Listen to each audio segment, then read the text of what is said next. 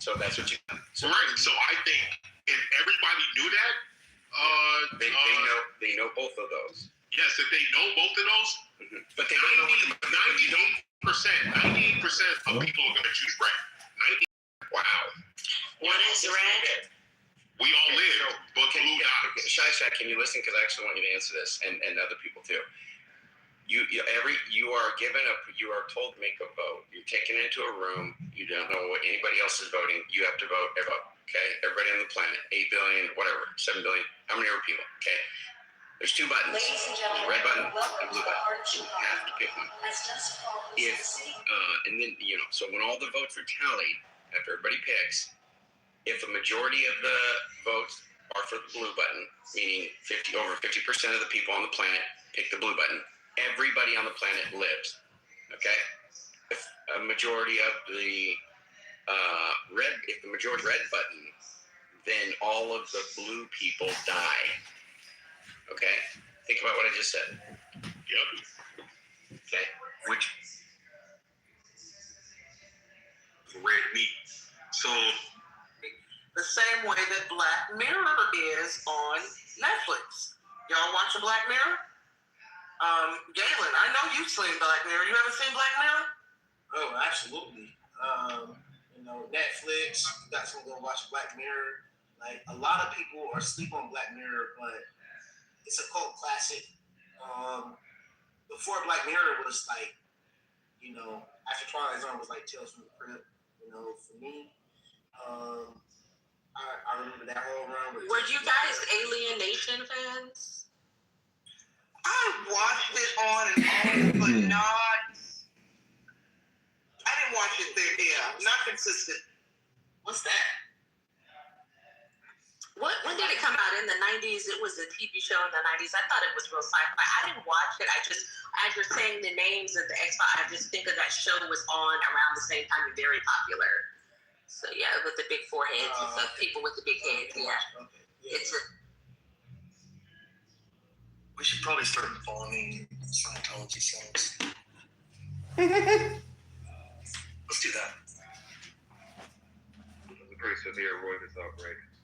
He would have to recover. Well, that's not something Hero says every day. I'm gonna bomb and then I'm gonna graffiti with this fucks.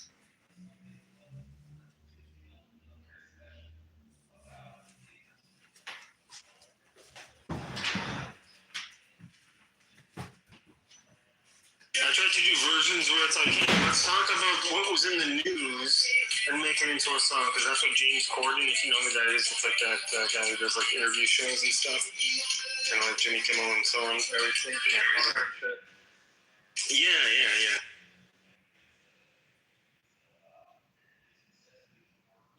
I thought he was canceling. He was kind of an asshat, like Ellen DeGeneres. He got some kind of like. I don't know. Did he? Oh, I didn't know that, but yeah.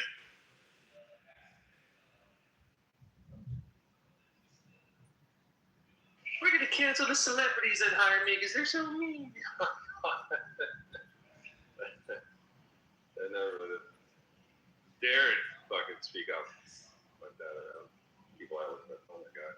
Where do they get the balls, these young people? It's crazy. Like, Ellen DeGeneres could just kick me in the balls for no reason every day, and then she'd be like, all right, yep, okay. Back to work here.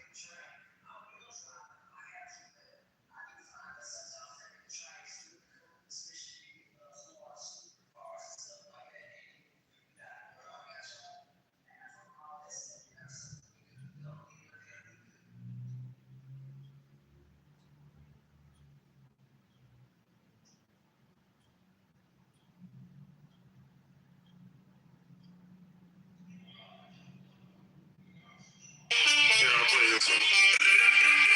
This is one of my favorites. Accident, completely.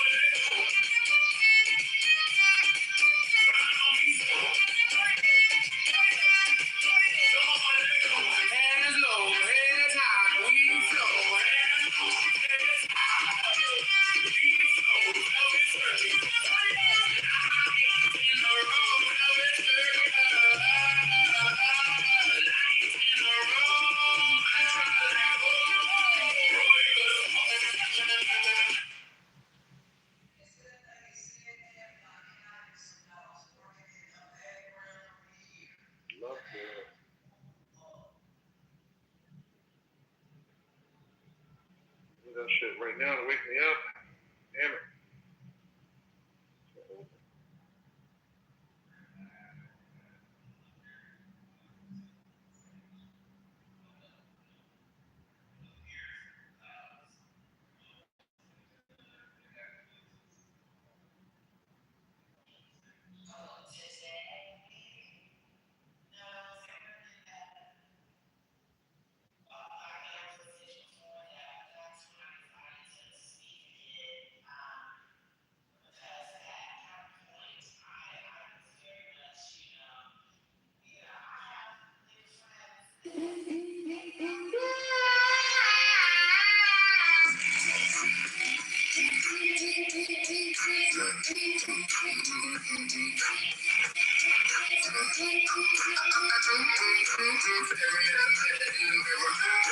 Sitting like the devil's on snare.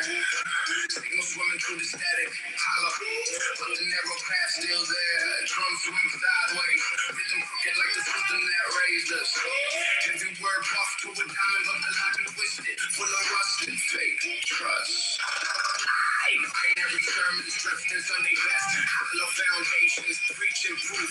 Algorithm got the crowd in their each post. Finally we move like we got no choice but to lose. Matter on matter, we chanted like creed. Every new bag, still planting the seed. False prophets in the feed, building towers out the creed. Mantra like hawk, ravers fox. Louder, louder, echo chamber harder. Burning down darker, rise up sharper. Crowd scream, scream, scream, never retire. He never dies, he just multiplies fire. Mantra like hook.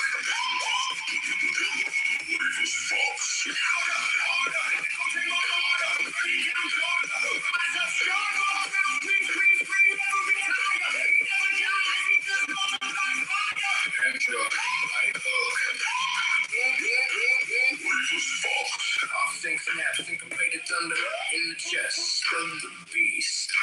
Baseline minimal pulling you under like the weight of the east. Lyrics coil tight like a pipe around the scheme of big damn. Echo the shadows of a dream, never be the same damn name.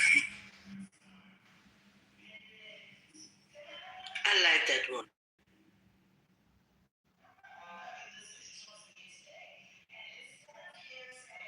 Sorry, what was that? What was the feedback? That I like this one. Yeah, it's not bad. It's one of my more, like, I was so surprised by how well it came out because I was going for like a Timberland purple Lamborghini kind of like sound or trumpets or that sort of thing. Yeah. But that was more Royvis. Fuck. Yeah, well, like there's 24,000 songs that have Roy this fucks in them. Just so you know. I'm not even kidding. 24,000 is what I think. That is a lot. And so Royvis is a muse that I tap into. So you could say I'm tapping that Royvis. Fuck. That fuck. That word doesn't work that way, my man. I don't think you're saying what you said. Royvis. Royvis fuck.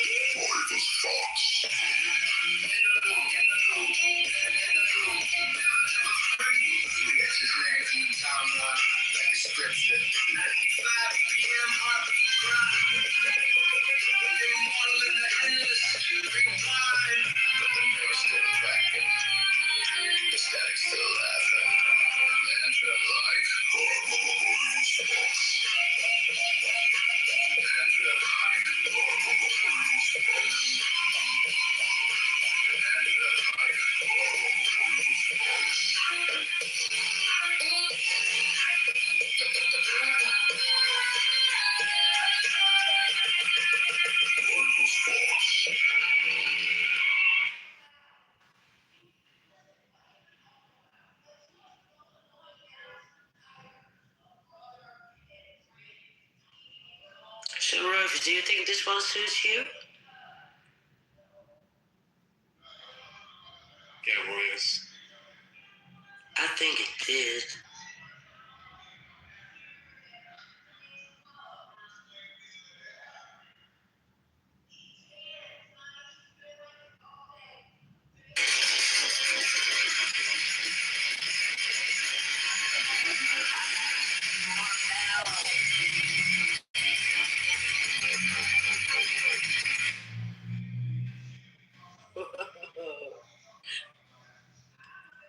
Very metal.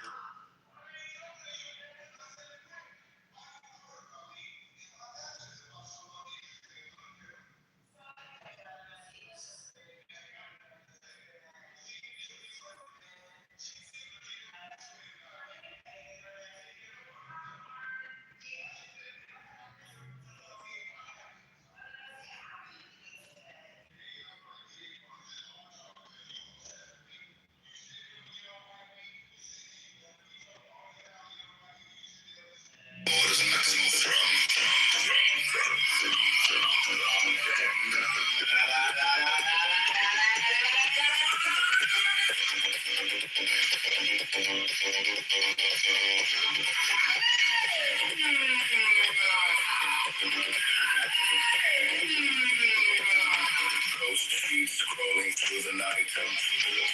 AI mirrors fracture human sight. Culture bends, identity sold. Every prompt a prayer. Every story retold. Hold, then drop. The sub goes boom. Hands like hammers. Feet like doom. Can hers can hers night. Can hers stop life. Can hers ocean in time.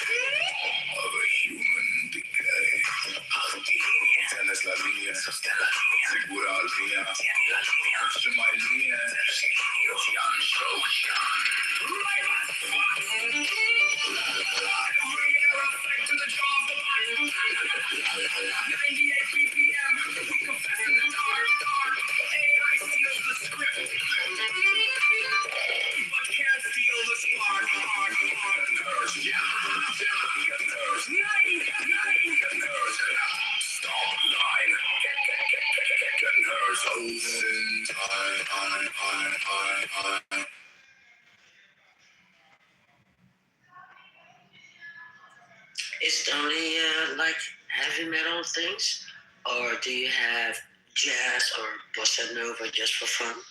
Like Rivers Fox instead of Rivers Fox. Okay, let me see if I can find one. Yeah, I'll take it. Yeah, would be.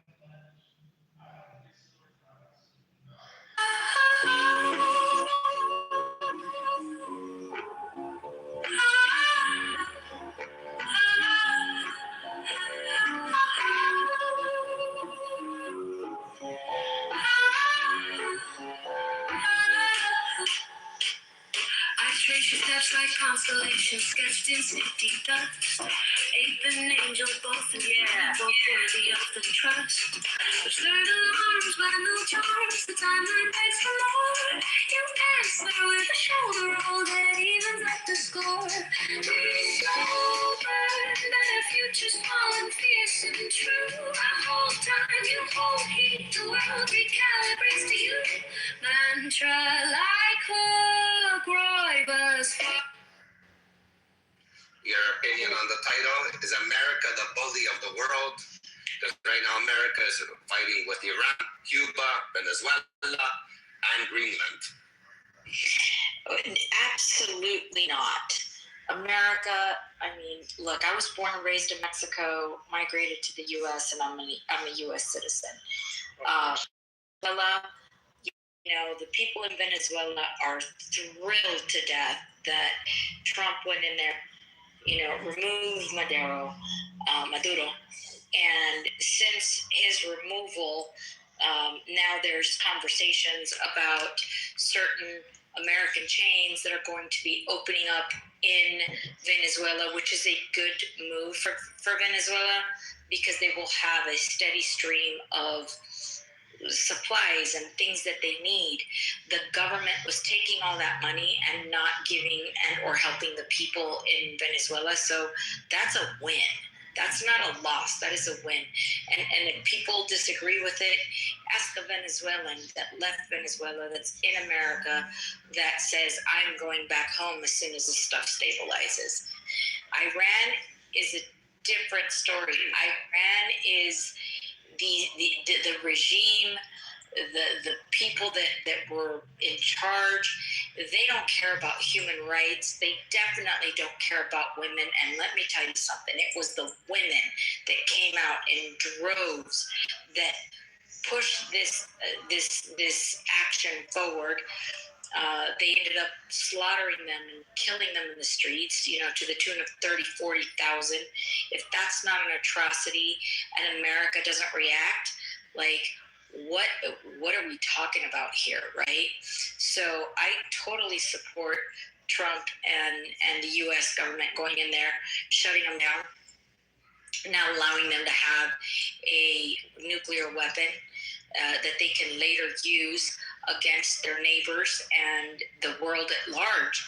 And Europe, shame on the Europeans for not jumping in and helping and refusing us access to their military bases when we needed them, so that we can position our troops in those areas and our military planes and whatnot.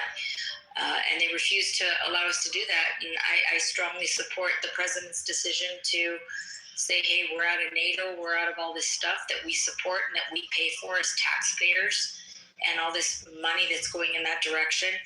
The previous administration, Obama, was delivering cash in pallets in the middle of the night, and that furthered their agenda and allowed Hamas and all of these radical groups to grow. So I am 100% in support of the United States government and what the president is doing. And no, we are not bullies. We have to go in and do certain things based on intel from Israel and Mossad. And it was great intel because on the first strike, we wiped out 40 people in their cabinet. I think the job is not done. They need to finish it, and then we'd be done with it. And then there. Thank you. Robbie, I have a question. Your question is, what? Is America is the bully to the people or to the world? Rafi, are you there? Now. Okay, Rafi is not there. Drew, go ahead. It would be America the bully to the world. Much like how we think about Iran as the top terrorist of the world. That's Drew, how, if you ask me, I have a different opinion, though. Yeah. To this topic. If you ask me, America is the bully of the world. Like every other empire, as the strongest, country and empire in the world. When it was their kingdom and they were empire, every other empire worked the same way. They were the bully of the world. But the question is, what is the difference? Yes, U.S., in my opinion, it is the bully of the world. But it's way different throughout history. If you check every other single one, this bully creates a good life, quality of life for all those nations who are a friend to them. Unlike every other empires in throughout history. And I think they're doing an amazing job. Because you can take a look at every single motherfucking country who's an absolute ally to USA. Look at every single one of them. Look at them. They're all doing good. Their people having a good life. Well, the latest one is Venezuela. Before Venezuela was with communism China. And they had a shitty life. The Iranians having a shitty life. They were communist China. North Korea, Cuba. Well, and that's what the Iranian people are striving for, is they want their country to be like it was. Yeah. Because they look at Japan, they look at Saudi Arabia, they look at Kuwait, they look at UAE. These countries are, with USA. Yeah. And they're all having a good life. Yeah. I mean, they could just go back into their history. I mean,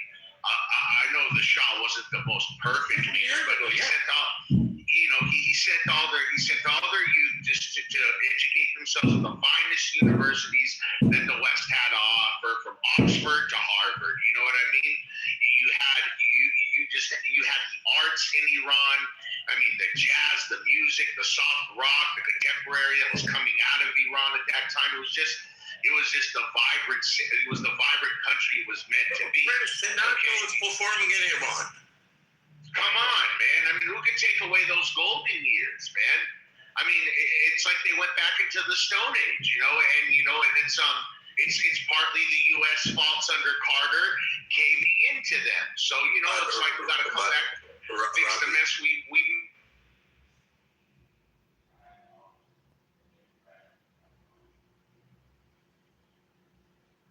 You guys, am I audible?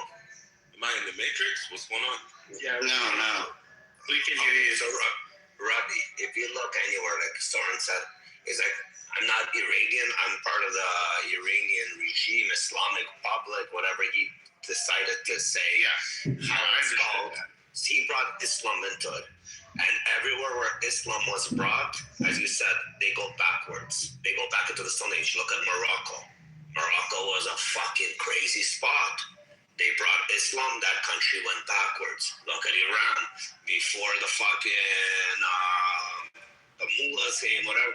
It was a fucking beautiful problem. As soon as the religion comes into the fucking places. Now look at perfect example, Dubai. They're kind of pushing themselves away from religion. Yeah, but they're prospering again. Yeah, but Rafi, there's a difference between Sunnis that were educated in, by the Brits and by Americans, as far as their elementary and high school systems go. They've done business with the oil. I mean, these Shia they're not even real Shia how they claim to be. This cult of killing that's there, it's not religion at this point. It's just a cult. It's just a sick cult because, I've lived in the Middle East. I've lived in Kuwait. I've worked in Saudi. I've been to Bahrain. I mean, they don't act like these idiots. And actually, because of all the idiots coming in their country because they were opening their borders, now they're paying for it. You look yesterday, Bahrain arrested a whole group of pro-IRGC motherfuckers in their country. And they were partly from Lebanon, too, so they had Hezbollah there, too.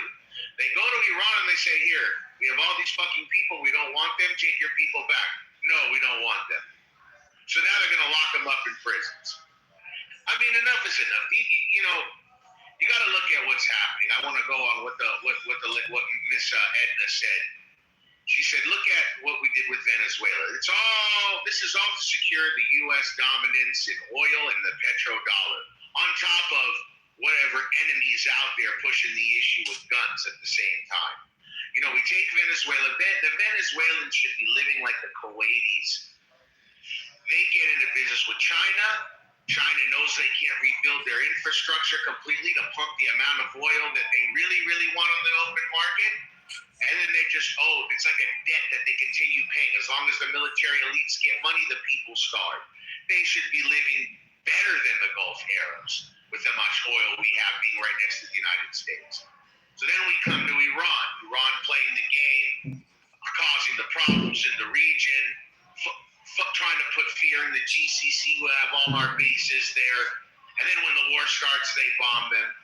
So now we say, okay, fuck you, Iran, enough is enough. We bombed the shit out of you. Now we've got the blockade.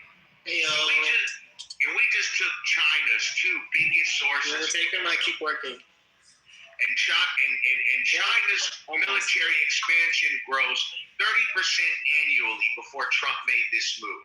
Now they're not going to get enough oil to push that little army to the top of all their air that they want to pull on the world. They're already doing it economically. So this stunts China's growth significantly. And they lost trillions between these two countries. Between the losses they're taking in Venezuela and now with Iran. I mean, when that strait's closed, people think, the idiot liberal will say, China's ships are going and coming out. So what are you talking about? They're getting their oil. What about all the Asian countries that rely on GCC oil and natural gas? What about the European countries?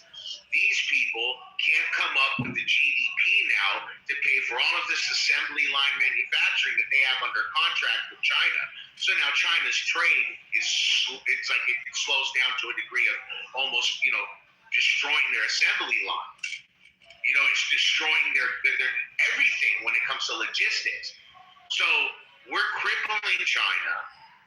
We're fucking Iran up. We're securing our petrodollar. Fucking UAE leaves OPEC. That's a big fucking move.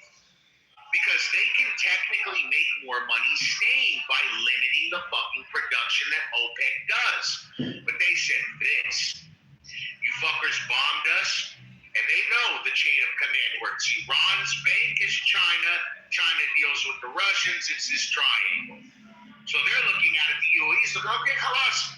We're gonna do, after this war is done, we're gonna pump as much fucking oil in the market as we want. And mark my words, they're gonna start sending barrels to Israel. They're going to flood Israel with UAE oil to make that little pipeline that Turkey acts like they want to control through Azerbaijan, like they want to limit the oil. This is going to change the landscape. And a lot of people, they say they hate the IDF, they hate the Jews, yada, yada, Zionists, blah, blah, blah. If we lost our petrodollar, we lost the ability to control the world with our petrodollar, you know what that would do to the bond market? Israel has been the only army, technically, other than ours in the Middle East for the past how many decades, fighting every insurgence that's backed either by Iran, and the monetary flow from China and Russia in the Middle East. So at the end of the day, we owe a big debt of gratitude to these Jews. A big one. We lose our petrodollar, brick soars, all that shit. Our bonds are through. We're going to see a stone age in the United States that you never thought that we wouldn't be able to sell peanuts. Like, you take away, because what's our currency backed by? The gold standard's gone. It's backed by our armed forces and our military might. And you're telling me we got this little army of crazy fucking Jews right here willing to fight with us from all parts of the world, whether they're from Africa, Iraq, fucking Yemen, Europe, and they're willing to say, fuck it, let's go? And they're dying. Their kids are dying in these wars. It's not like they're just being invincible. Go on the IDF page, follow it. They're taking losses. They're not just sitting there winning and just, Libya, the American government just subsidizes all parts of living in Israel. If that's the case, then why the fuck is gas so expensive in Israel if we're just subsidizing Israel every way we can? Enough is enough, man. We're securing our petrodollar. Can you imagine if Israel bombs the shit out of Hezbollah in Lebanon, right? And then the Lebanese come to Israel and say, you know what, we want to have an agreement with you. We want to have trade with you. We want everything with you. We're going to kick Hezbollah out. Do you know what that would do with tourism in Lebanon? It would change the fucking, there's people in Lebanon right now hoping for this to happen by the hundreds of thousands, not millions. And can we imagine a Middle East where Saudi Arabia has open relations with Israel as well? The UAE already put the first foot forward.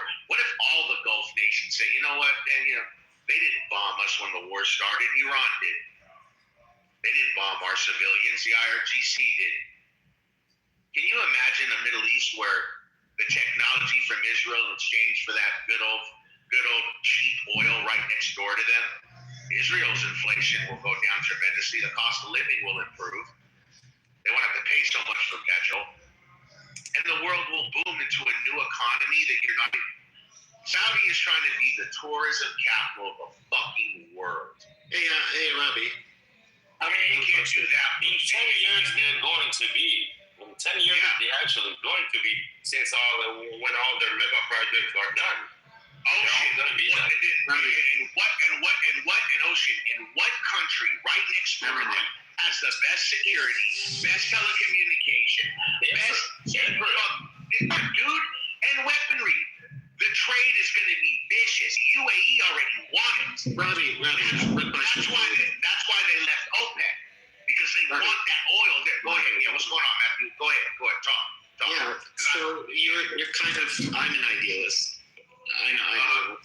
around BB, and they know I'm idealist. I don't like war. And for me, I spend quite a bit of time in Japan. And for me, what I really love about Japan is that it's a super high trust society. Yes, right? You can leave. Yeah, you can leave. You can leave your whatever $4,000 Mac, my MacBook, my expensive Mac thingy, anywhere in a cafe for like 4 hours, and you can come back and it's going to be there. You can leave it there all day. Yes, sir. Yes, sir. And you're talking about Israel, and it's really unfortunate.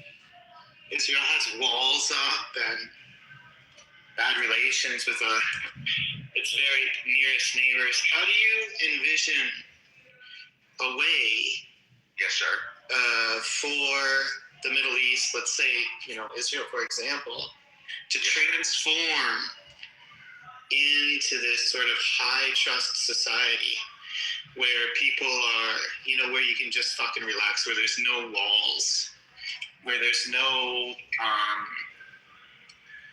need for any of that stuff, where you don't even have to lock the doors. Because that's okay. I want to answer that too. Yeah. So go ahead.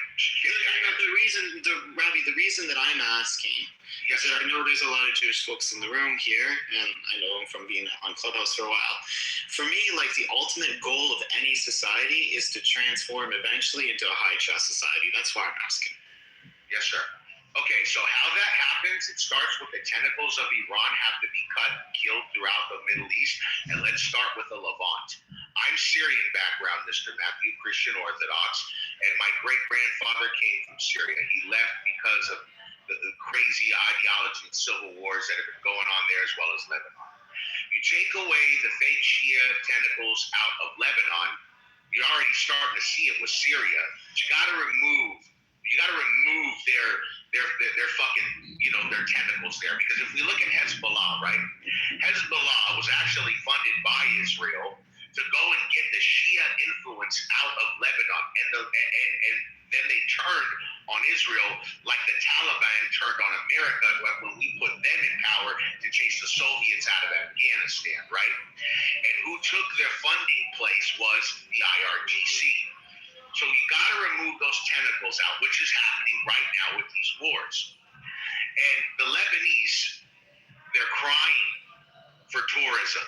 They know how beautiful of a country this is. And they know if Israel fucks these guys up enough to where they got to get the fuck out of here and they're destroyed, like we're seeing happening in the Gulf now with all these countries kicking them out, then now we have a chance to have a peaceful nation next to Israel. So you get Hezbollah out, boom, that's done. You're cutting the tentacle funding away from Iran right now. So that means the fucking Houthis have no fucking nothing to do shit with right now. So you don't have to worry about those monkeys for a little bit. Now the bigger question, the Palestinian-Gaza conflict. This conflict is what puts Israel always on the front page of being genocide, this warmongers that. You have to remove the tentacles of Iran and the Palestinian Gaza, okay? You got to remove it. Then you go to the Gulf Arabs and you say, look, come in, fund a new Gaza, we'll do trade with you guys. We put a coalition here of maybe, allied forces from, military from all Gulf countries, and we rebuild the Gaza, completely demilitarized, and now going towards a Sunni Arab Gulf upbringing of people. Can I stop you there for a second, Robbie? Go ahead. Really, if I summarize what you're saying, yes, in order for Israel to achieve, sort of, let's say, like Japan, just like a very, very peaceful, chilled out, really relaxed society where people's internal alarm systems aren't going off time and people don't have to run to shelters, and it's just very stressful life. I have friends in there. It sounds to me like you're saying that that southern Lebanon has to be rearranged, parts of Syria maybe, Yemen has to be arranged, Iran has to be No. I didn't say Yemen had to be rearranged. The funding just has to stop. Right. It's done. That's it. So, it's like 4 or 5 different places across a geographical area that's thousands and thousands of miles apart, involving numerous wars. And then finally, not numerous wars. No. I didn't say numerous. This conflict here is enough to do it. And then finally, Israel will be at rest. So the Iranians are in the wrong, the Yemenis are in the wrong, the Lebanese in the south are in the wrong. Lebanon is a country. And Israel's not doing a damn thing wrong. But Matthew, listen, because You didn't say that. You simply said they weren't. You didn't say they weren't doing it. Lebanon is like you have the Christians, you have Catholic Christians, you have Orthodox Christians, you have Shia, you have Sunni, you have Druze. I know Lebanon. Well, you see, if you did, you wouldn't have said what you said. But anyway, so like I said, so you have all this civil war already been there for years, and then you have these fucking Shia who destroyed Lebanon. The Shia, this IRGC bullshit destroyed Lebanon even more because Hezbollah got the funding to be militarized and fuck up everything Lebanon had. They became the unvoted in majority army of the country. No election, no nothing. All from the tentacles of Tehran, okay? And then you ask me, all these nations are in the wrong and Israel's just supposed to not be in the wrong. Do you know who else got hit by their terror during this fucking little fucking episode of halfway war? All the nations in the Gulf who have been allowing Iranians to come immigrate there, except for Saudi. They allowed them, they let them come, they let them even have some Shia mosques there. And they were the bridge of peace between the talks of the U.S. and Tehran. And what did they do as soon as the war started? They bombed civilians all throughout the Arabian Gulf. So now the Arabian Gulf is looking at it, saying the GCC is looking at it, saying, you know what? We need to be closer to these Jews, whether we like it or not, because these motherfuckers are the real enemy. These motherfuckers are the reason why we can't export anything right now, and why we gotta hope for shit to come through Saudi. You know who I think But Matthew, you'd be surprised by what I said. But hold on a second, though. You asked me how this happens. When you have trillions of Gulf oil countries willing to throw money in the direction of America and its allies to secure their well-being and their global economies, come on, bro. What do you mean, how can it happen? Israel just has to keep on being Israel, and the money's going to come in directly. Just like the money came in directly to all these terrorist factions back in the day from these countries, I'll give it to you for sure. But now they see, we can't sell oil, we can't have our GDP up, we can't do this, no, fuck it. We'll side with America and the Jews. Let's hang on. Let me.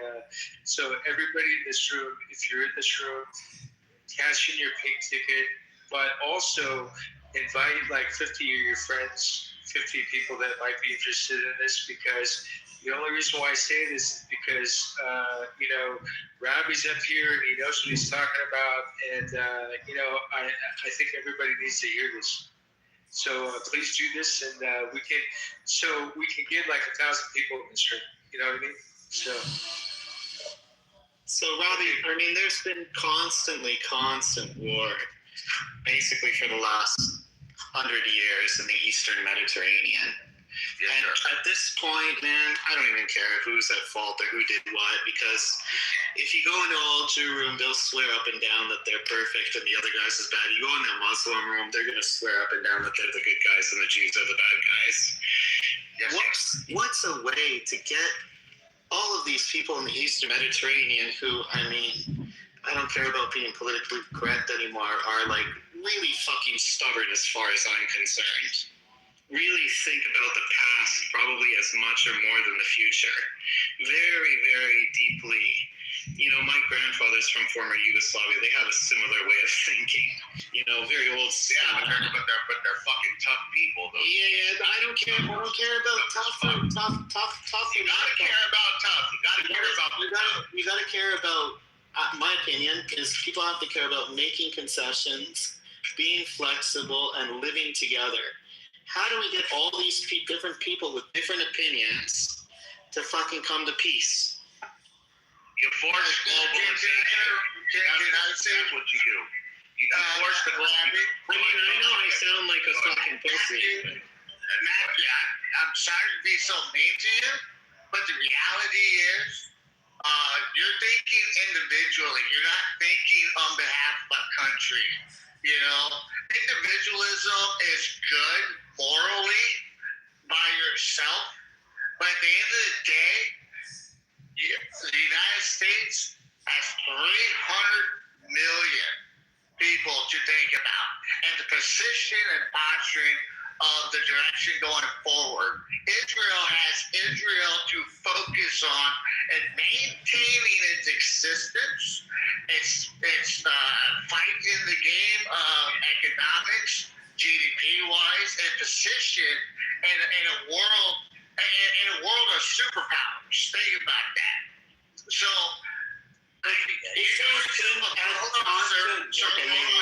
Sorry. You're calling yourself a pussy, but in reality is you're thinking morally as an individual. You're not thinking about 300 million people. I'd like to interject. I'd like to interject for a second. Excuse me, my good man. Matthew, how everything changes, how all these countries can assimilate and get closer, it's going to be pushing globalization and pushing good money and good business, number one, right? Let's just say in my theoretical example, we have an open agreement with Saudi. The UAE is already complete closer to Israel. We've got the Abraham Accords continue, and we got a peaceful agreement, and then we get a demilitarized state in Gaza. We have the Arab money come in, put that money there, rebuild it, and now you have to start showing the youth in all of these war-torn countries in the Middle East, you can grow up to be a doctor, you can grow up to be an engineer, you can grow up to be an actress, you can grow up to be anything you want. You don't have to just grow up, strap a bomb to your chest, or put a gun in your hand and go kill an IDF soldier or go try to kill a Jew, because that's how this changes. You have to make the quality of life better. Now the quality of life will be better. But Rabbi, I have to stop you there because the vast majority of Arab people are just perfectly normal fucking farmers or whatever, doing their shtick every day. It depends what Arab country you're talking about. Yeah. So the people that have the problems with Israel is its most local, closest neighbors, right? And then if you speak with them, a lot of them will say this has absolutely nothing to do with religion, right? They'll say it has everything to do with, look, there's people in the West Bank or whatever, they keep fucking taking over, my grandfather's and my uncle's farm. So I just don't know if the Jews or the Muslims or any of these folks will ever concede an inch. Maybe just give up on all these people because all they want to do is just kill each other. Matthew, what you also have to understand when we talk about this land moving and goalpost moving and border moving, we got to go back to the original agreements. Original agreements before all the unrest, Israel had a lot less land than what they had now. But every time a conflict arose, they pushed the enemy back. Every time a conflict arose, they pushed the enemy back. Every time another one pushed the enemy back to now the borders you see today. They had a lot to start with when they drew everything up. But when they want everybody to keep on fight, push them back. So now, you got to look at the Lebanese in this situation. They've lived under so many decades of this kind of fucking stronghold with the other thinking, like, we just want to live. Like, enough is enough. So you've got a lot of Lebanese who are praying and hoping Israel knocks the shit out of Hezbollah so badly that they have to be kicked out of the country because they fear for their livelihood, and enough of them are dead now to where, and they're taking the resources to where now whatever authority in Lebanon that can come up with itself has a chance to contend and kick out Hezbollah. I get your argument. I get what your argument is. Your argument is either side has to keep pushing until there's a clear winner, and then the other side gives up. right? Like that's basically your. But that's the. But I just not, okay. No, it's hold on 1 second. 1 second. What I'm saying, and I'm saying this, you know, again because my grandfather comes from a very part of the world, which is former Yugoslavia, is that people are so fucking stubborn. Each side is willing to fight until they're completely dead. And then there's never going to be any peace whatsoever. So what's the point of even getting involved in the Eastern Mediterranean? You know, I mean, that's what I look at former Yugoslavia, right? My opinion about that area of the region too is let them all just fucking kill each other because they're okay. Well, Matthew, Yugoslavia didn't have trillions of American oil assets right next door to it. Okay, the GCC, the Gulf countries, all have military bases with our troops there to secure their country from threats. So they sell our oil their oil in U.S. dollars. You're suggesting that the United States somehow needs the help of Israel for anything at all. That's bullshit. It doesn't. Israel's been helping us before we had an administration that actually wanted to come in and kick some ass. Israel has been a net, what do you call it, reliability, not an asset. Of course it's been an asset. Do you know all the technology we get for them for fucking free? Come on, dude. Like for no, come on, nothing. Come on, nothing. Hold on, Robbie. I disagree. Bro, hold up. You disagree. Hold on, Robbie. You disagree. The internet is beside your fingertips. Are you gonna pick and choose what you want to believe? Because you can go Google and see everything that Israel provides. Whatever Robbie's saying to you right now, you can fact check them. Go on the internet and check it out for yourself. Open up your. Not to believe that. You want to believe that you like fucking miraculous, super intelligent, creative people. Again, I don't need to believe anything. I know that might be good fucking. The information's there. Then who did it? Who gives all this information? Where do you get it then? Fucking Mashiach sends it. Allah, who the fuck gives it to you? Matthew. You don't want to believe it's the Jew. Then who fucking does it? Do you have an answer? Then who gives this technology to America? Bro, it's Yemen. Yemen has all the computer geniuses. I want you to. Yemen, okay, I got it. Bro, I'm just fucking with you. You know, but again, that just shows the point that you're arguing. Again, you want to have a genuine argument. Robbie's here spitting facts at you, literally. What I'm saying is that it's obvious. Like, look, the Jews and the Israelis and the Yugoslavians and the Serbians, they're all these people are fucking super stubborn. They're never gonna stop fighting ever. It's a lot of There's only a few bad apples in the Middle East that are stubborn right now, okay? The GCC is far from stubborn. They have trillions of dollars in Europe, infrastructure, businesses, commercial property, everything you can think of. And then they got all the money that the Arabs have, the GCC oil Arabs have in Europe is astronomical. The Qatari royal family owns more land in London than the fucking House of Windsor. There you go. Okay. So they like what I'm saying. So listen, Matthew. When their money is tied to the West, that's an issue, Matthew. Because if all of a sudden these people can't sell oil anymore, they have to pull money out, sell, take losses, and remove their money out of the Western economies like a flip overnight. You understand? They're invested in our infrastructure. We're invested in theirs. You take the fucking Arabian Gulf away and the power of the petrodollar away from the world. I mean, come on, what kind of? I'm just saying, Matthew. One hand washes the other. And second of all, if you look, for example, you're saying in the Middle East, the destabilization, everything that it's a shit show there. It's been a shit show. If you look at a perfect example, Morocco was fucking insane before. Morocco, in its times, was one of the leading spots to be. The popping spot. Religion came. 1 second, Stephanie. Religion came. It brought that country backwards. Iran is another beautiful fucking example. When what's it called? Before the revolution, Did you see the people, the academias, everything? It was one of the best in the fucking world. They have one of the largest natural resources.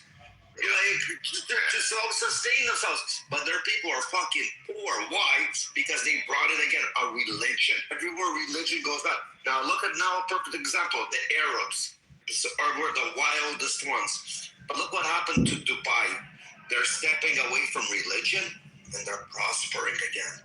Look at fucking Saudis. They're trying to step away from this fucking religion. They're prospering. So what is the problem now, Matthew? Now let's look at the big picture. Is it the Arabs or is it the religion that they're all following in that region that's bringing them backwards and making them in such a way? Because they were... Great. So the solution is like, hey, wait. Let me. So as soon as we convert all the Muslims, there's going to be peace. Great. All right. That's an easy task. That's an easy task. I never said that. But I got a question for Matthew, and my question is very simplistic, sir. I've been hearing you talking for like the last 45 minutes, okay? And I noticed some pretty good key words that you're using. Are you upset with the Israeli government, or are you upset with the Jewish religion? Because every time that you bring up issues regarding Israel, you always refer to the Jews. Now, the reason why I bring that up is because, listen, you can have issues with a country's government. You can criticize or critique certain decisions or actions that government made. And I can respect you for that. Even if there's guys here that will come up and never criticize the Jewish individuals or Jewish people, but will critique the Israeli government on decisions that they make. So which one, are you upset with the Israeli government?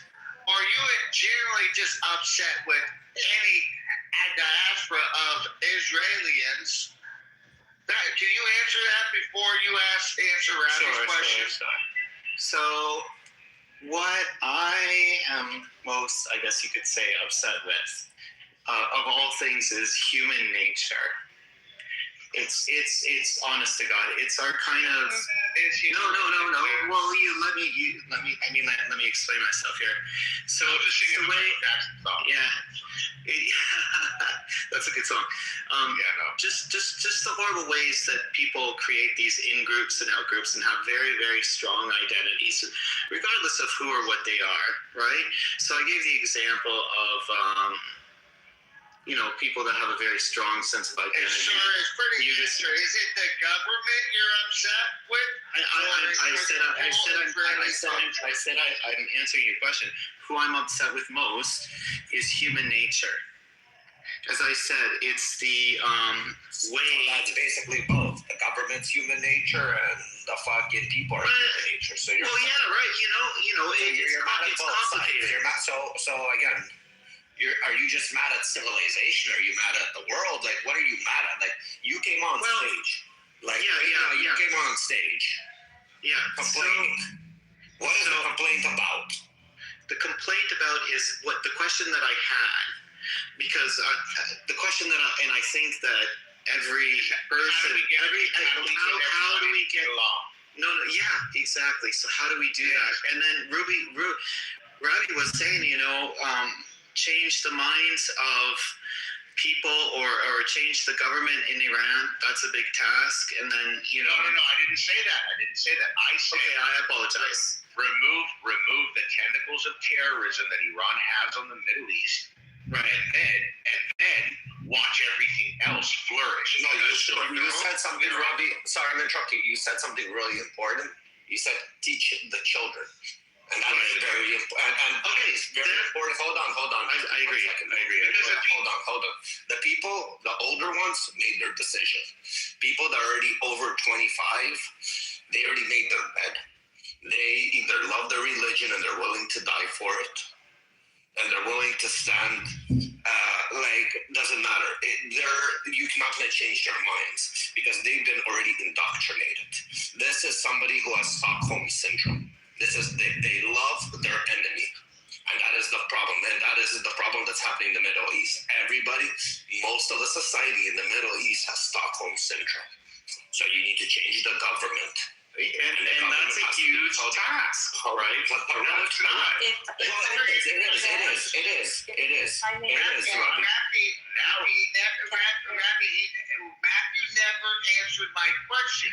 He gaslighted me. Listen, if you're upset with the Israeli government and how they do business, they say,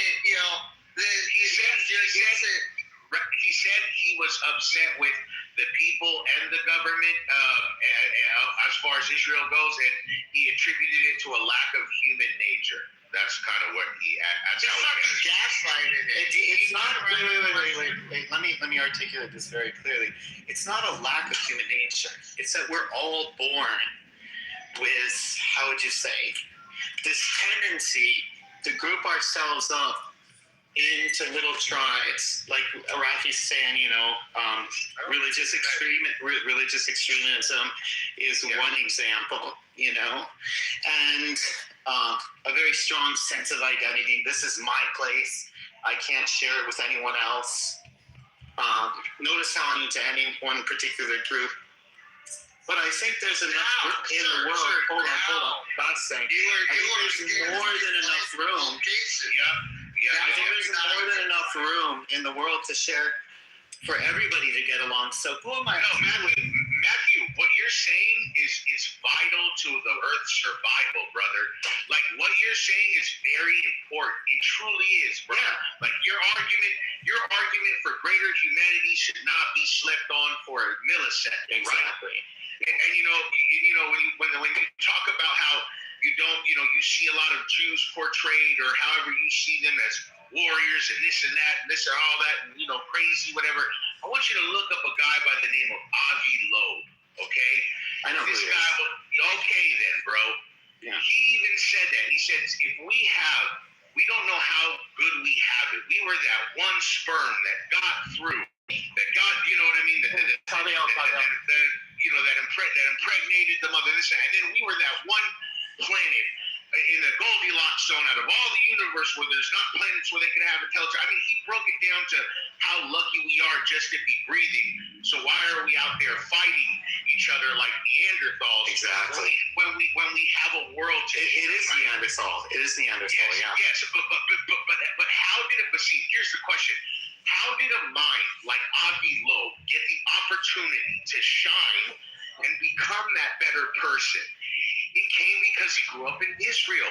He grew up in a country that had an economy, that had morals, that was good enough to breed a mind like this. And me as an Arab, I believe if the Israelis, who are really Jews, are just cousins to Arabs, if they can get it right, and they don't have the oil, why can't we get it right?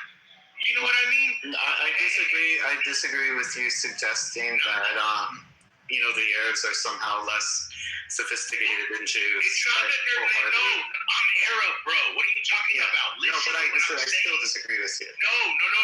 When I'm living in a war-torn country where there's not a consistent educational system and funding that's actually going to the people, the greater majority cannot grow up to be educated, my friend. I understand what's happening in these Arab countries, from Syria to Lebanon, all over the Levant. I understand that. But there's also very peaceful Muslim countries. If you just go into I know. I lived in them and worked in them. Malaysia, Indonesia, a lot of good places. Never mind Asia. Let's stay in the Middle East. I'm talking about South. But I do have to go eat now.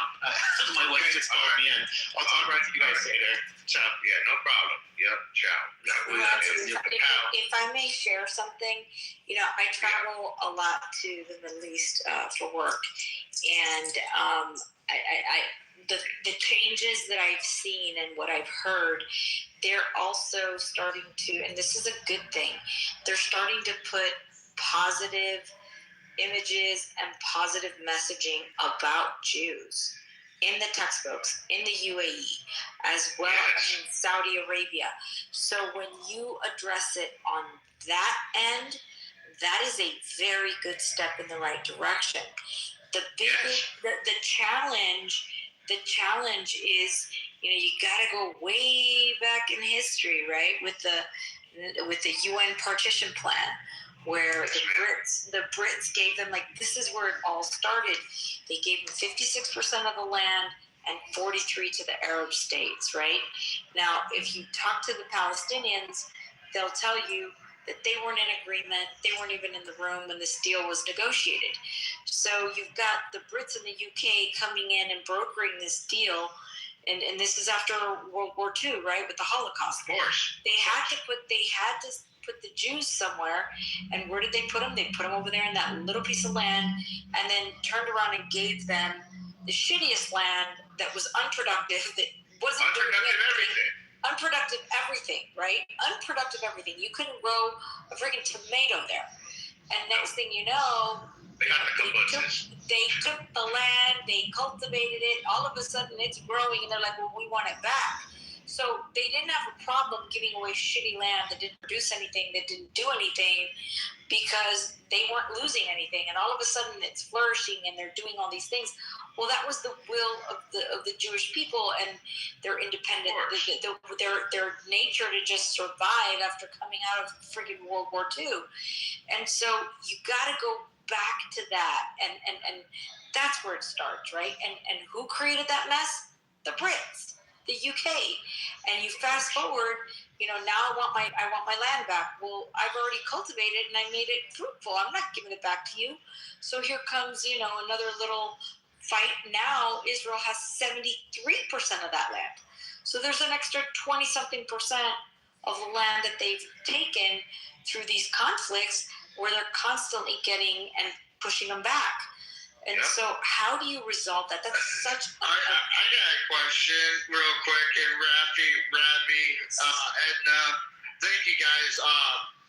Can we transition a little bit, Rabbi? I know Rabbi wants to say something.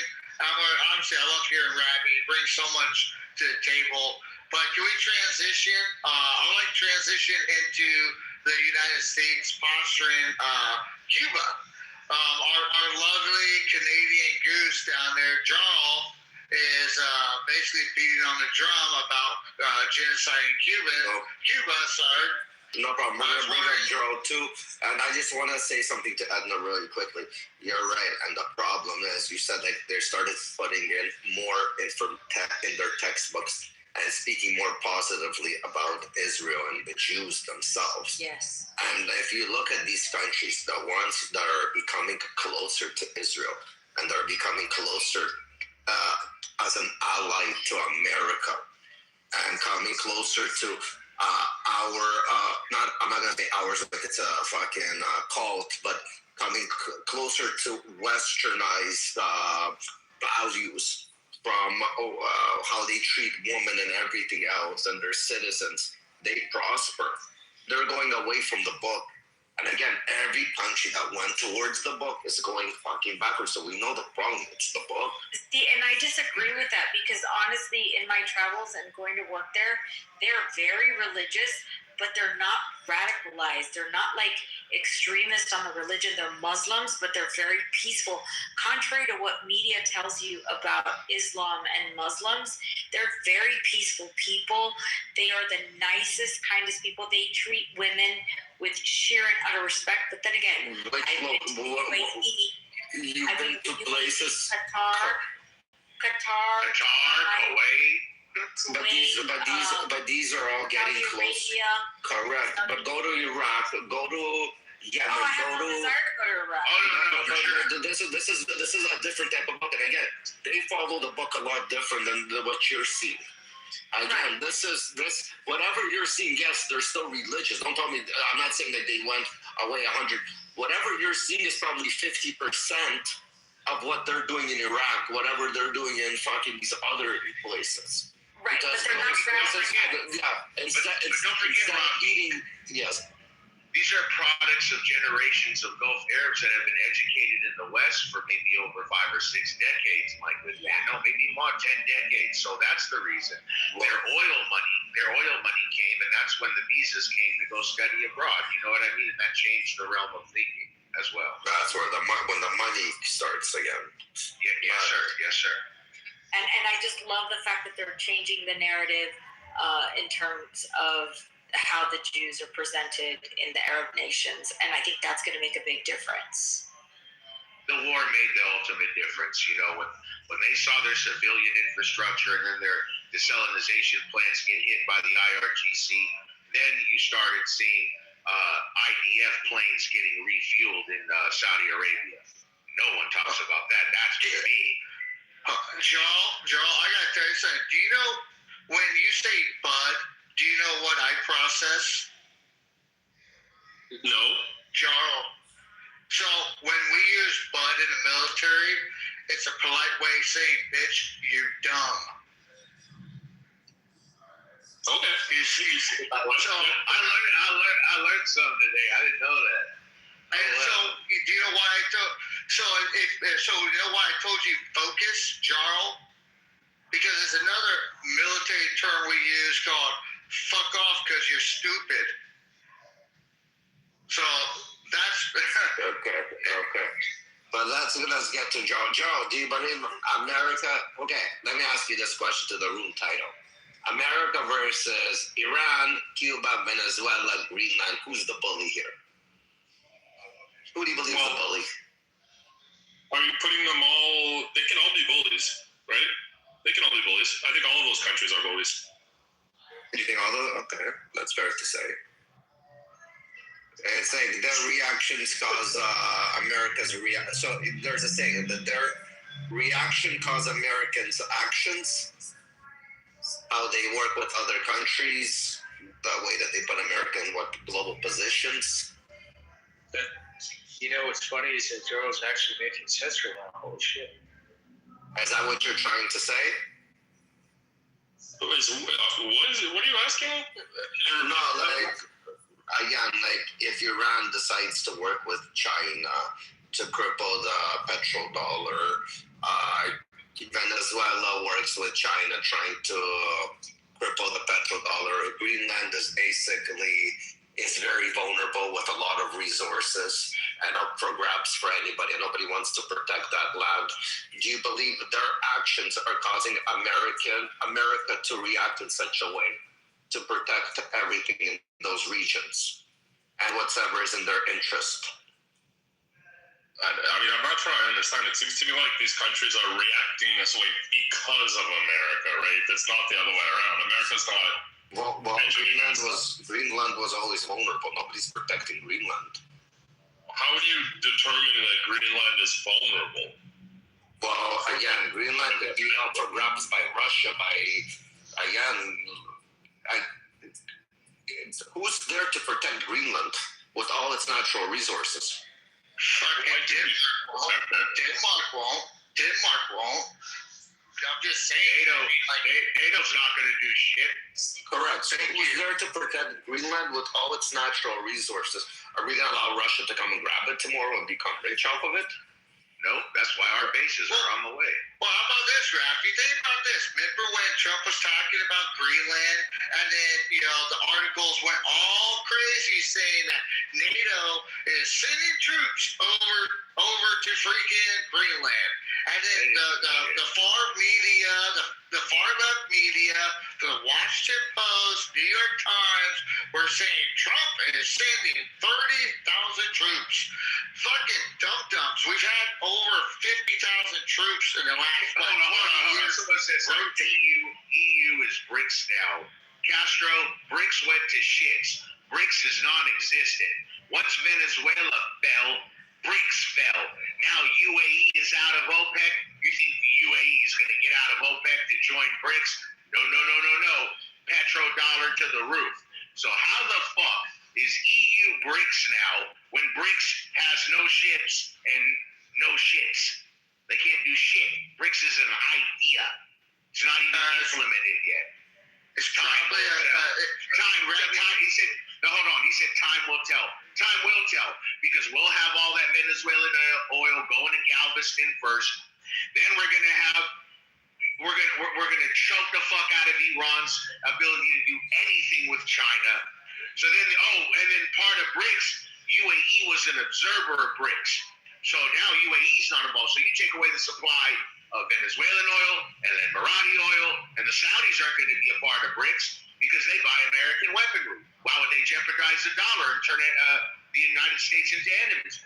Bullies ended up bullied. No, Castro, low IQ are low IQ, and you don't understand anything about geopolitics, micro or macroeconomics, and definitely war for sure, Castro. So figure that out. BRICS is nothing. BRICS is an idea. It is dead. Bye-bye, BRICS. You know what they all know? The only thing these people know is just hate. It's just he's just a dirty Cuban.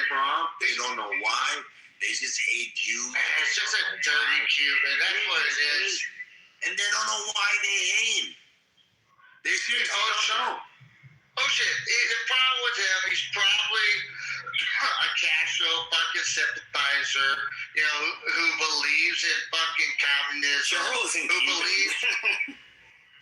No, not Joel. I know he's fucking. Joel's Canadian. Joel's Canadian. We're talking about a dude named Castro down there. That's who we're talking about, Pepe. But Castro's dead. It's forget the name of the leader now. The guy talking, dude. The guy in the chat talking, Pepe. My guy. Fucking. America, Italy. Pepe thought you were talking about Fidel Castro. I see the guy in the chat, Yeah. He's just probably upset because sooner or later he's going to get the fucking Cheeto. That's what it is. I mean, I'm not. Now, I spent years. You guys probably remember, even years ago, when everybody was dogpiling on Jews, and I was like, "You guys don't be faggots. Just stand up for yourselves. These guys are retarded." And I've never had a problem with Jews or Israel, but I do have a problem with this war, and I will definitely criticize those that are I guess you could say the Zionists that are trying to. This obviously this is going to help. It helps Israel a lot to defeat. No, it helps America. It helps America way the fuck more than it helps. I don't think so, but it's okay. I understand the stage has this. No. I've had this debate with everybody on the stage knows me. Okay. So you don't know me, so you get ready for it. Okay. I'm very sure that will happen now. But I mean, I don't see okay, what is it, a quarter, or I forget what percentage of the fuel that goes through not to the United States but other parts of the world actually comes from Europe for use. That's not an opinion. Yeah. No, Europe and Asia, you are right. Majority who rely on the natural gas and the petrol and the crude, the Asian economies and the European economies rely big on it, of course. Way more than the United States, of course. But that's not the reason. The reason why it hurts the U.S. for IRGC to be in power in the Middle East more than it hurts Israel is not necessarily, you're just thinking of war, missiles can hit Israel, they can't hit us. It's about the financial missiles, Mr. Pepe. What are the financial missiles? The financial missiles are this, Mr. Pepe. If Iran takes complete control of the area and has their dominance, now all of these Arab countries with U.S. bases will now have to be forced to say, you know what? If the U.S. aren't here protecting us, we might as well do a deal with the Iranians and fuck it. Surrender, in a sense of that. But if the U.S. maintain their control of the Arabian Gulf, defeat Iran, now the petrodollar is king, and all of these Middle Eastern countries that provide trillions of dollars to both the European economies as well as the American economy, all that doesn't get disturbed because China, Russia, and Iran want to play a fucking game. But I think you get what I'm saying? No, I think that's an asinine. That's asinine. Okay. What? No, you're not. No, Pepe. What happens if our petrodollar loses control in the region? What happens to our bond markets, Pepe? Our bond markets crash overnight. and you're going to see this country go into a recession that nothing can stop. I'm sure. Nothing can stop. So when you say it's easy for you to sit on your high horse, but everybody else climbing to the middle class in this country would get swallowed in debt overnight if our bond market crashed because our petrodollar stopped becoming being dominant in the Middle East because some fucking Neanderthals in Iran want to just start wars everywhere. Get the fuck out of here. Didn't start the war, but okay. But of course they started the war. Oh, sure. Of course Iran's been starting this war for 40 No, they've been funding terrorism. years. Yeah, they've been funding terrorism for 40 years. I know. Yes, they ruined it. They fucked up Syria, where my great grandfather came from. They fucked up Lebanon. They fucked up Yemen. They fucked up Central Africa. They fucked up East Africa. They fucked up Gaza. How much more do they have to fuck up? They're not responsible. Yes, they did that 100% alone. No, the Arabs. What are you talking about? The Arabs are the largest funders of fucking. The Arabs are the largest funders of fucking terrorism in Africa today. Why would the Arabs fund their own demise? Are you talking about in Africa? Like, look at Mali. Who's funding the people in Mali? It's not Iran. Iran has fucked in up. Nigeria. Like, this is literally Arab and Nigeria too. You know the IRGC fund.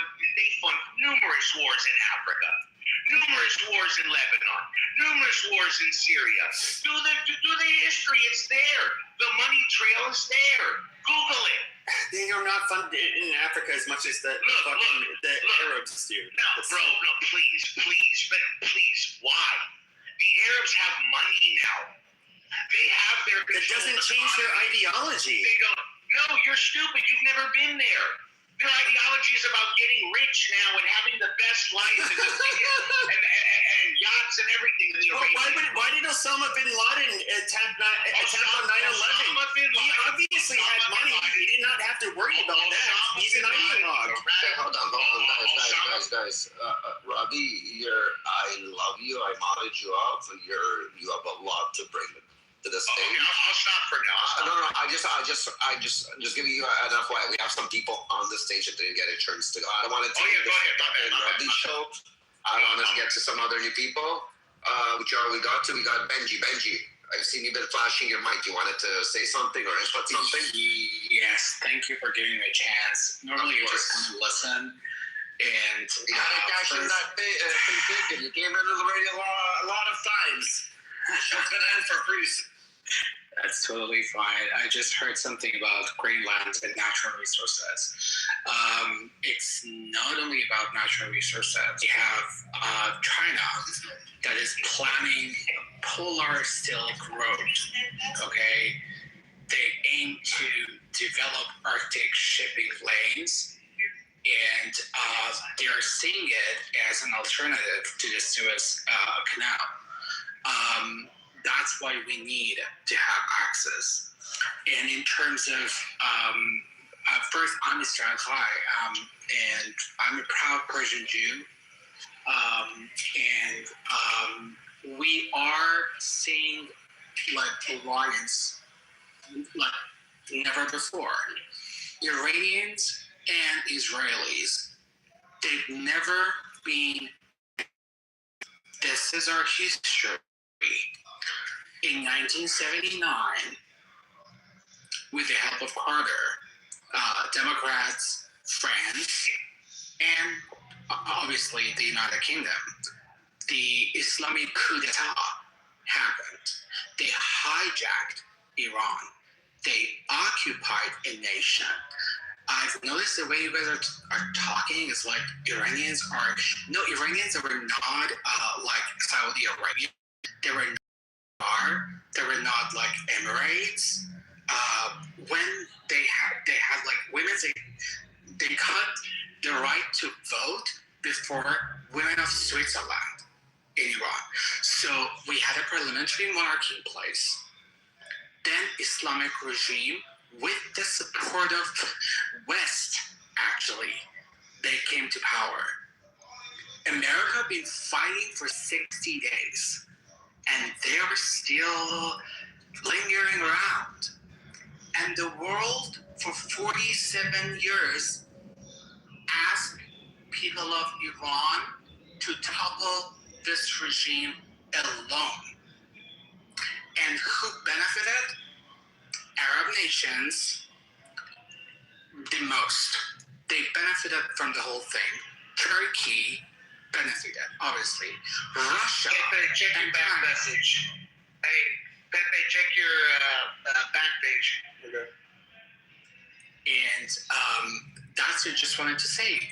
They also, Arab nations, they didn't object to our suffering. They didn't say a word.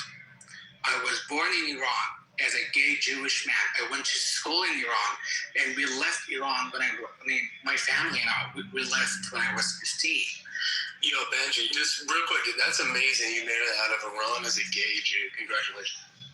Thank you. I mean, and people think like people of Iran, they're a bunch of like, no, if I was in Saudi Arabia or any Arab country, I wouldn't be able to survive. But people of Iran, they are not this, like they have nothing to do with their government. The Islamic regime represents less than 5%. The way I can describe the Islamic regime to you guys is it's a multinational terrorist organization.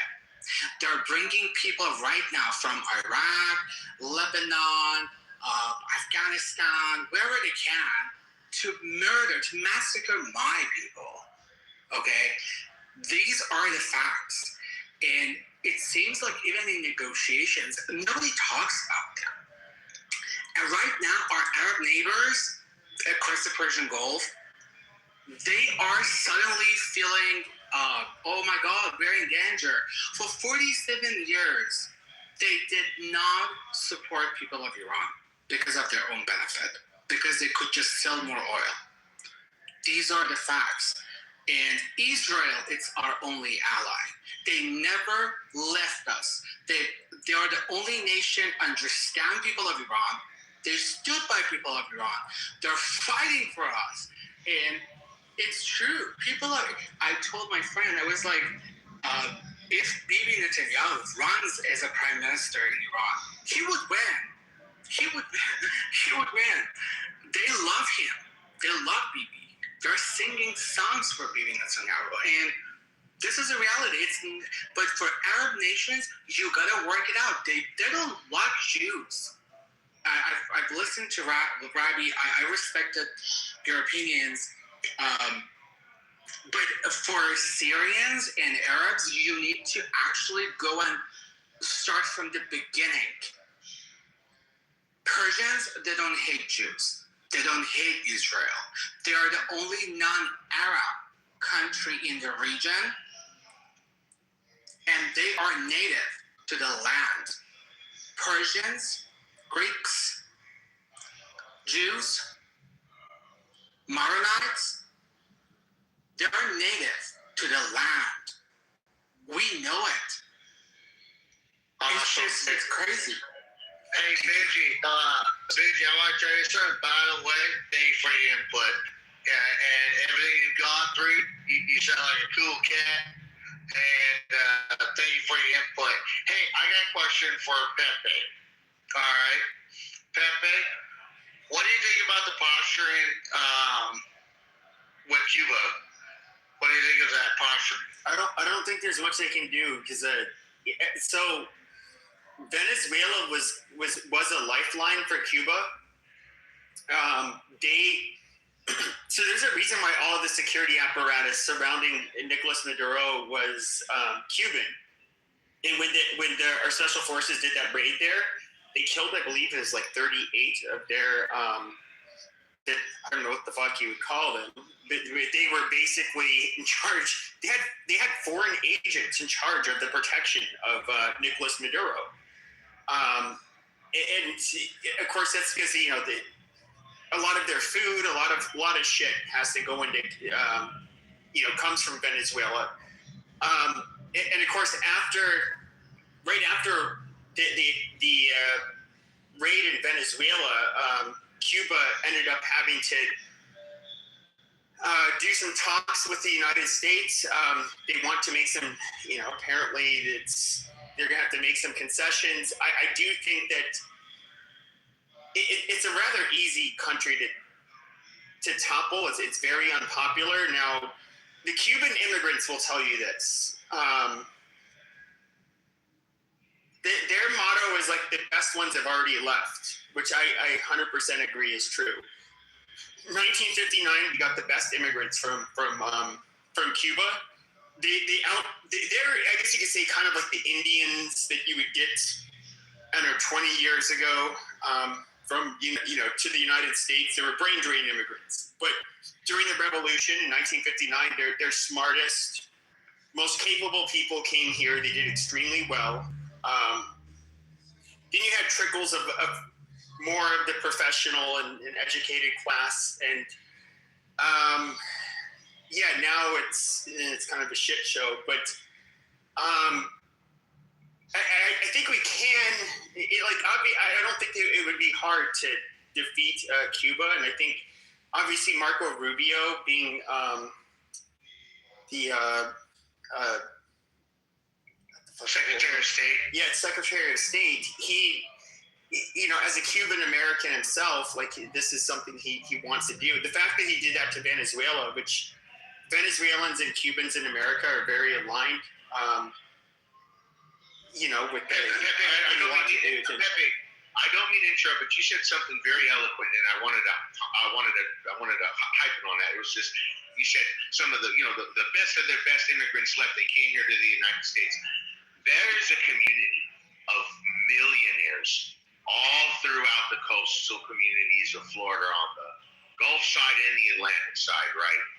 That if we had a moderate government overnight, that money would fly right back into Cuba, and it would make it's like a dark cloud over like a kingdom forever, and then all of a sudden the sun comes out and everything's and that's why I do think that like Cuba, the sooner the better with them, because while you still have this large class of I guess you could say elites in the United States that are Cuban, that obviously care a lot about Cuba, because obviously after a couple generations they stop caring about Cuba. You want these people to be around when the regime in Cuba falls. That way, they can basically invest, rebuild, take back their country, and it's not a belligerent state against the United States. And so I do think they need to. I do think the sooner Cuba falls, the better. Well, Pepe, the reason why I brought that up is because I want to say like 30 days ago, Trump, I'm paraphrasing, said that when he's reached a point with Iran, the U.S. he would consider transitioning to Cuba, and there was talks. I want to say earlier this morning about maybe having an LHA, which is dominantly used with like new units, and they use their smaller carrier classes, and so that's why I brought that up. With that being said, are we at a stage now with Iran that we're seeing transition points towards Cuba? I mean, Iran, it looks like Trump is nobody. It's hard for any of us to know, but it looks like correct. It appears that Trump is trying to distance himself from what happened in Iran and just move on from it, and try to make it so that, like, hopefully the Strait of Hormuz is, fully operational. At the end of the day, and I think people need to realize this, like, Donald Trump immensely cares about what the polls say, and he's very reactive to negative press, and I just think this has not worked out for him. I do think, though, that when it comes to Cuba, that's a way easier thing to deal with. I mean, economically, they were forced to their knees after we took out Maduro. So I don't think it would take much for Cuba. And of course, the Russians aren't going to do anything. Who's going to step up and protect Cuba? Nobody. So then the question becomes, why now? Like, why now? Because, there's been sanctions on Cuba for 50 plus years. So what's changed? Well, the Soviet Union was around until 1990, and then of course, even after that, there was Russia. There was, which of course was. Well, let's ask Gil. Pepper, what do you think about this? Let's ask Gil. Gil, do you think if the U.S. gets involved with Cuba, do you think Russia would abandon Cuba like they abandoned Venezuela, like they abandoned Iran, and same with China? This is just your opinion, of course. I don't fucking know. They have bases there, so maybe a little bit.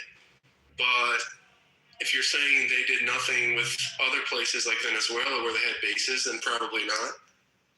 They didn't do shit when we went to Venezuela. What can they do? They're already stretched in with the war in Ukraine. They can't do anything. Hold on, Pepper. Let me ask Go a question. Go. What do you think of the title of the room? Do you believe it's true? America versus, I don't know, either of them. Iran, Venezuela, Iran, Cuba, Venezuela, Greenland.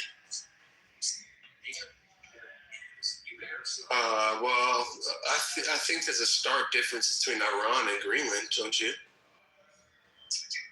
There's a what? A big difference between Iran and Greenland. Well, there's a difference. Technically, there's a difference. One at a time. Listen, we get excited. I know, but the title says who's the bully. So who's the bully? America, Iran, Greenland, and the other two. So it's America bullying all the nations, or all the other nations are basically putting America in a position that they have to act out. And somebody's actions cause other people's reactions. So your actions today can cause my reactions tomorrow. So those nations' actions that they chose to take and to align with certain alliances are causing America's reactions today. So this is what I'm asking. Is it bullying, or is it on them for the choices that they made? So who's the bully here? So do you understand where the title is? But it's a question that subjects the answer to be too rigid, because it's not that simple. Yeah, to be fair, he is saying we are bullying the Netherlands for Greenland. That is so much different than the Netherlands is not attacking us. But it's not attacking. But Iran's a whole different story. So conflating the two. Pape, by Netherlands not taking care or protecting Greenland the way it needs to be protected with all the natural resources and the route to the Atlantic. We don't want their resources. When it comes to the Northern Sea and us going. So if you look at basically, it's more saleable to go through the. You were just told about the Chinese Silk Road, bro. They're buying. This has been known. And so China a threat to America is Russia, because Russia can come and fucking set base there. Because once again, Rafi, you're comparing a country we can have severe war with, like Iran, compared to Greenland. Greenland is not going to. You could say that they neglected. They through some kind of ineptitude, they're just not doing what they should do. Fine, but nobody would consider the Netherlands a belligerent country towards the United States or its allies. They at all. If something happens to Greenland, do you think Netherlands gonna go and take it back? No, America's gonna be put in the position to take it back. America's the one that's gonna. Yes, Robbie. Yeah, Rafi, to emphasize on your point correctly, all it'll take is just one wrong political agenda to come in with financial benefit for the right time for Greenland to just sell off a bunch of their materials that they're allowed to mine up there easily to China or a Russian conglomerate. Easy. So Trump wants to go in and say, hey, this war to make the processors. And that's what he's doing. He's securing military assets on the ground there, and then at the same time, when it comes to these raw materials here that we need to make for these processors, that's coming to us. Yeah, so that's what you got to do. Exactly. The second part of what you said is completely true. That's why we're there. Okay. It's all money. It's and all you guys don't think that the United States, they will pressure or bully people for their own best interests? I mean, that, like, all countries do it to the extent that they can. But then it goes out to full-blown wars. You see, if we can take Greenland today without a war, or Russia or China invading, after if they start putting bases there, or having now you're putting, there's going to be a whole different type of war. Now there's more casualties involved, there's going to be more aggression, and it's going to be more hostile. So if you can stop it before it arises, so now the question is, are they bullying, or is it just because Netherlands is being stubborn and neglecting that? It's not Netherlands at all, it's Denmark. Sorry. I don't know why y'all keep saying Netherlands. You guys, sorry, I'm a little high too. That's okay. Okay. But Denmark's a little country. You have to realize this. They have this large country, but if you look at it's an economic drain. They're neglecting that territory. It's not that they're necessarily neglecting it. It's actually an economic drain on Denmark. Of course, he's 100% right. It is for sure. So then give it to the U.S. Let the U.S. deal with it. I mean, they can, but submit. Patty, welcome to the stage. First of all, you're new. We're going to give you the floor right now. Do you have an opinion on the title? I was just responding to the Netherlands. Got it. I just wanted to give you the floor for a second. You on the stage, but Rafi, either way, if it was the Netherlands or Denmark, they both could join and come and do anything about it. Well, Netherlands is its own country. It's correct. She's correct for correcting us. Yes. No, that was our mistake. You guys would say something about. No, we fucked up. We fucked up on that one, Patty. That's 100%. Okay, so now or even the neglect piece. I'm confused with the neglect. Okay, their military presence as of now is not powerful enough to hold down that land. But they don't need to be at this point, though. But that's kind of part of the problem. You know what this sounds like? Hold on, stop. You know what this sounds like? Iran hasn't created that nuclear bomb, but they're only 90%. So would you rather stop them at 90%, or would you rather stop Iran when they already have 100%? Yeah, but Iran never had 90%, so I don't know. But it doesn't matter. Even if they have 10, 20, they're on the way to do it. So it's not a justification that they're not at 90, 80, or 70. Once you start something, you will accomplish at one point. The question is now, are you waiting for them to accomplish to do something once they already have it? You would rather hit Iran when they have a nuclear bomb, or would you rather hit Iran before they have a nuclear bomb, that you can make sure that they don't get one? Or do you want to create another North Korea? But we disagree, because if they were a threat, Greenland is a threat to North America. If it was to be correct, it's a vulnerable. Yes, and so with the Danish want to sit back and not do anything. No, they want the world superpower. No, they don't want Donald Trump to do something. That's the problem, because they're European. They're very nice. But hold on, to use uranium. They only need to enrich uranium to, I think it was 6.5% for energy. You guys don't find that it's a problem that it's at 6? Yeah, but we know that they were trying to get nukes. We all know that. I mean, but when is the time to hit them? Is it a time to hit them once they have the nukes? Is it time? Or should we allow another North Korea? Okay, sure. So the time to hit them. Are you good with North Korea, Pepe? No, I'm not. But here's the problem. There's a reason why. Pepe, I love you. One second, I want to hear from Patty. She is new on the stage, and we haven't heard from her ever. So I think it's still a different story when you try to compare what happened in North Korea to what's going on with Iran.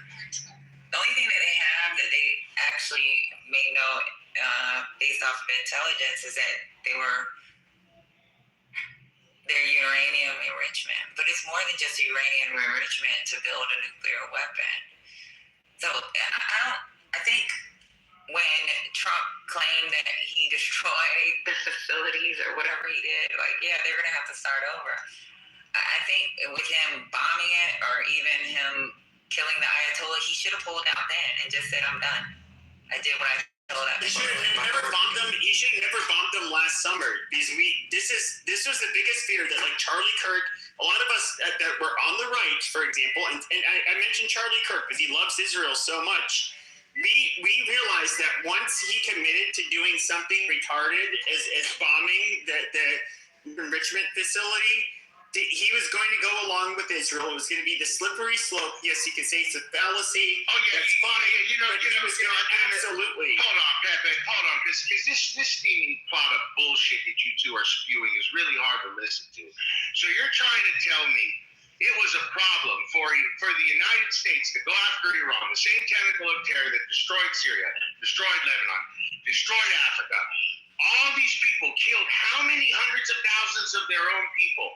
And during the conflict, bombed innocent Muslims, little 6-year-olds in their beds in Kuwait, and killed them with drones. You're trying to tell me it was a problem to go after them? If you're talking about humanitarian rights, Iran isn't even in the top 10. Humanitarian? What are you talking about, humanitarian? You're talking about saving look at the blood. No. Listen. Okay, I'm glad you brought up Sudan because they funnel terrorism to destroy South Sudan and Sudan. Iran helped with that blood over there. No, do you want to listen? Do you want to have a debate? And you talked over me, and you know what? Pepe gets on my nerves, but I totally agree with everything he said. I don't care what you agree with him. But Randy, you talked like right over her. So no, because it has to. Because this kind of rhetoric has to be stopped. It's not It rhetoric. is. You don't give a shit. No, you don't give a shit. Why don't give a shit about the Jews. You don't give a shit about the Jews. Listen. No, you gotta let me land on this one, guys. You gotta let me land on this. Simulations go ahead. Why is it? So even in 2002, they did an exercise, a mass exercise, and we couldn't even win it. Okay. It's a war we would lose, right? So if anybody ever read the Iran Doctrine, you'd know there's 3 pillars. Part of those pillars destroys the global economy. The United States can't afford to do this type of war. We can't. Of course it can. We have no choice. We're not asymmetric. Yes, we are. You see, we have no choice. Okay, in World War II, okay, for example, there's some wars where you had no choice. Yeah, we had no choice.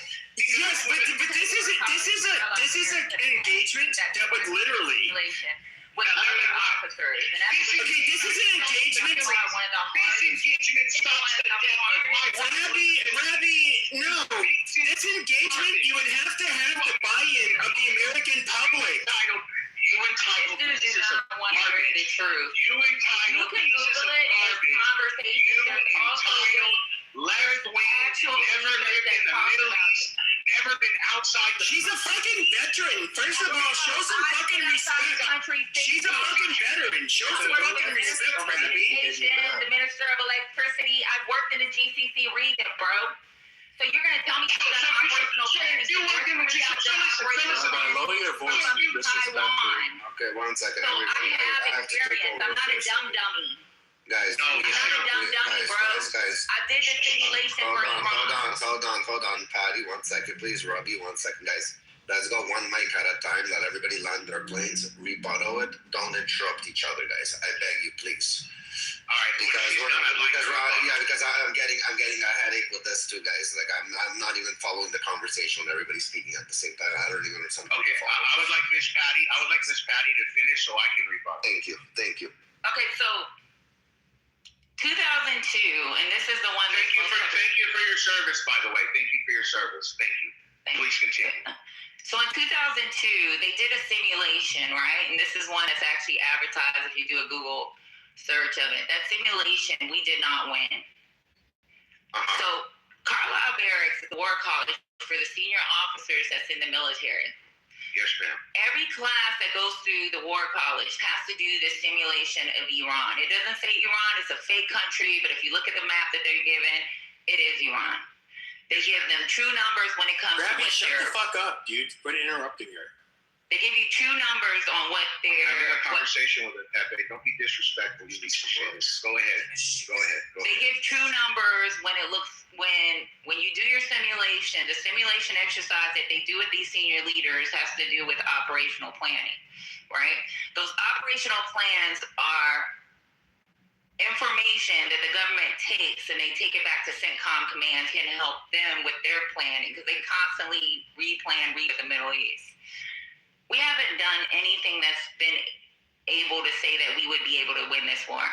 Some of the stuff that's coming out now, like with the economic collapse, the freaking Strait of Hormuz having an issue with getting goods or whatever, oil, whatever the fuck we need to get through Strait of Hormuz. That's already been predicted. Robbie, let her finish. Robbie, please mic up and let her finish. Please, I love you. When they do these simulations, it's not a play game, right? So what they do is they intel that we have based off of what their equipment should look like, what may be happening in the region at the current time that you're going through school, what their ammo looks like, how logistics would run based off of the class that was before you, and they give you the information that that class did, and they want you to come up with a great idea. The problem is not one single class has been able to fucking win that war. Not at all. And that's using your own troops. Like the RFIs or request for information, the RFFs, when you do the request for forces, not only include the death of 1,000 soldiers per day if we were to invade, it includes memorandums where you'll leave people behind that if they die, they're going to die there. It also includes memorandums of fucking requesting for forces within the population.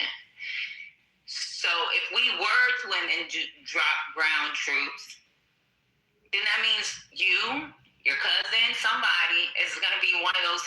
They're going to be soldiers, and they're going to be bodies. You're just going to shoot, move, and communicate because you guys don't have the experience. So the problem, y'all think this is like an easy war. It's not an easy war. There's a reason why you don't want to send ground troops. Presidents have not gone into Iran and they've used diplomacy because there's nothing that they have printed that says that we can win it. Can I rebut, please? Yes, thank you very much, Patty. Now this is all you, and then we're going to go to KK. KK, welcome to the stage. Go, Robbie. Okay.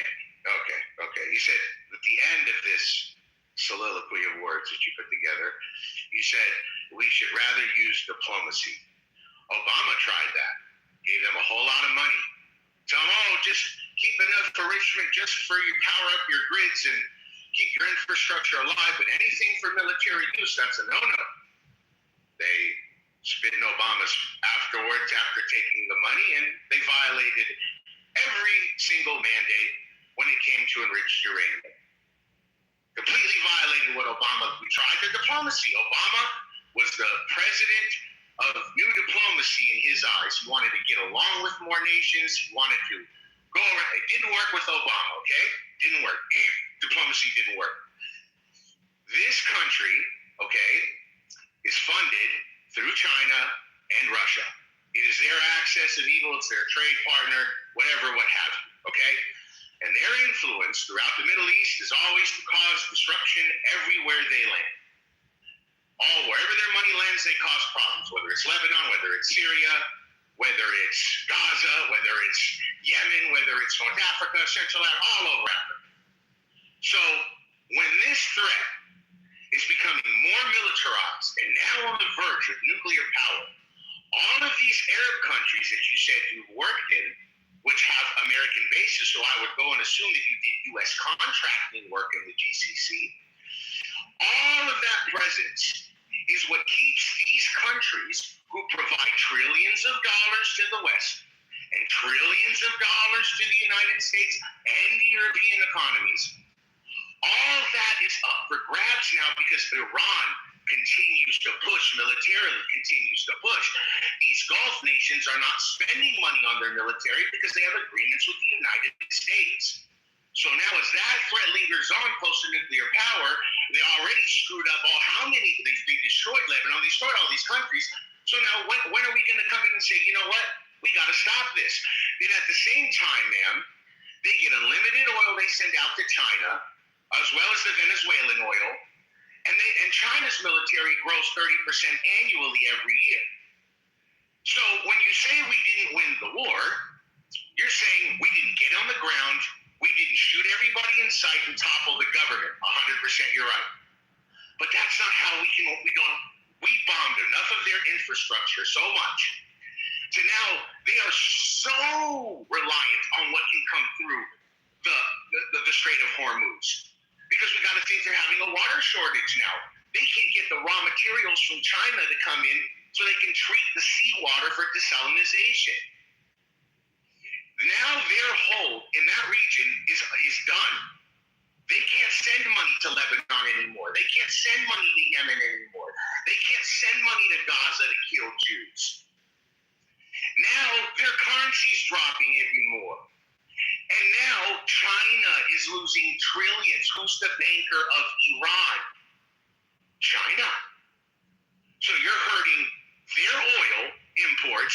You're hurting all of the money that can't be spent in their economy because European countries and the Asian countries can't get their natural gas from Kuwait and Saudi through the Strait and the UAE.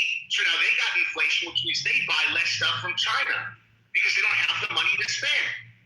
So China's losing. So we can, within weeks, China's going to step in and say, look, hey, Tehran, surrender. That's it. Or we're pulling our money out of you, and then the lights are off forever in Iran. So to say that we lost, how did we lose?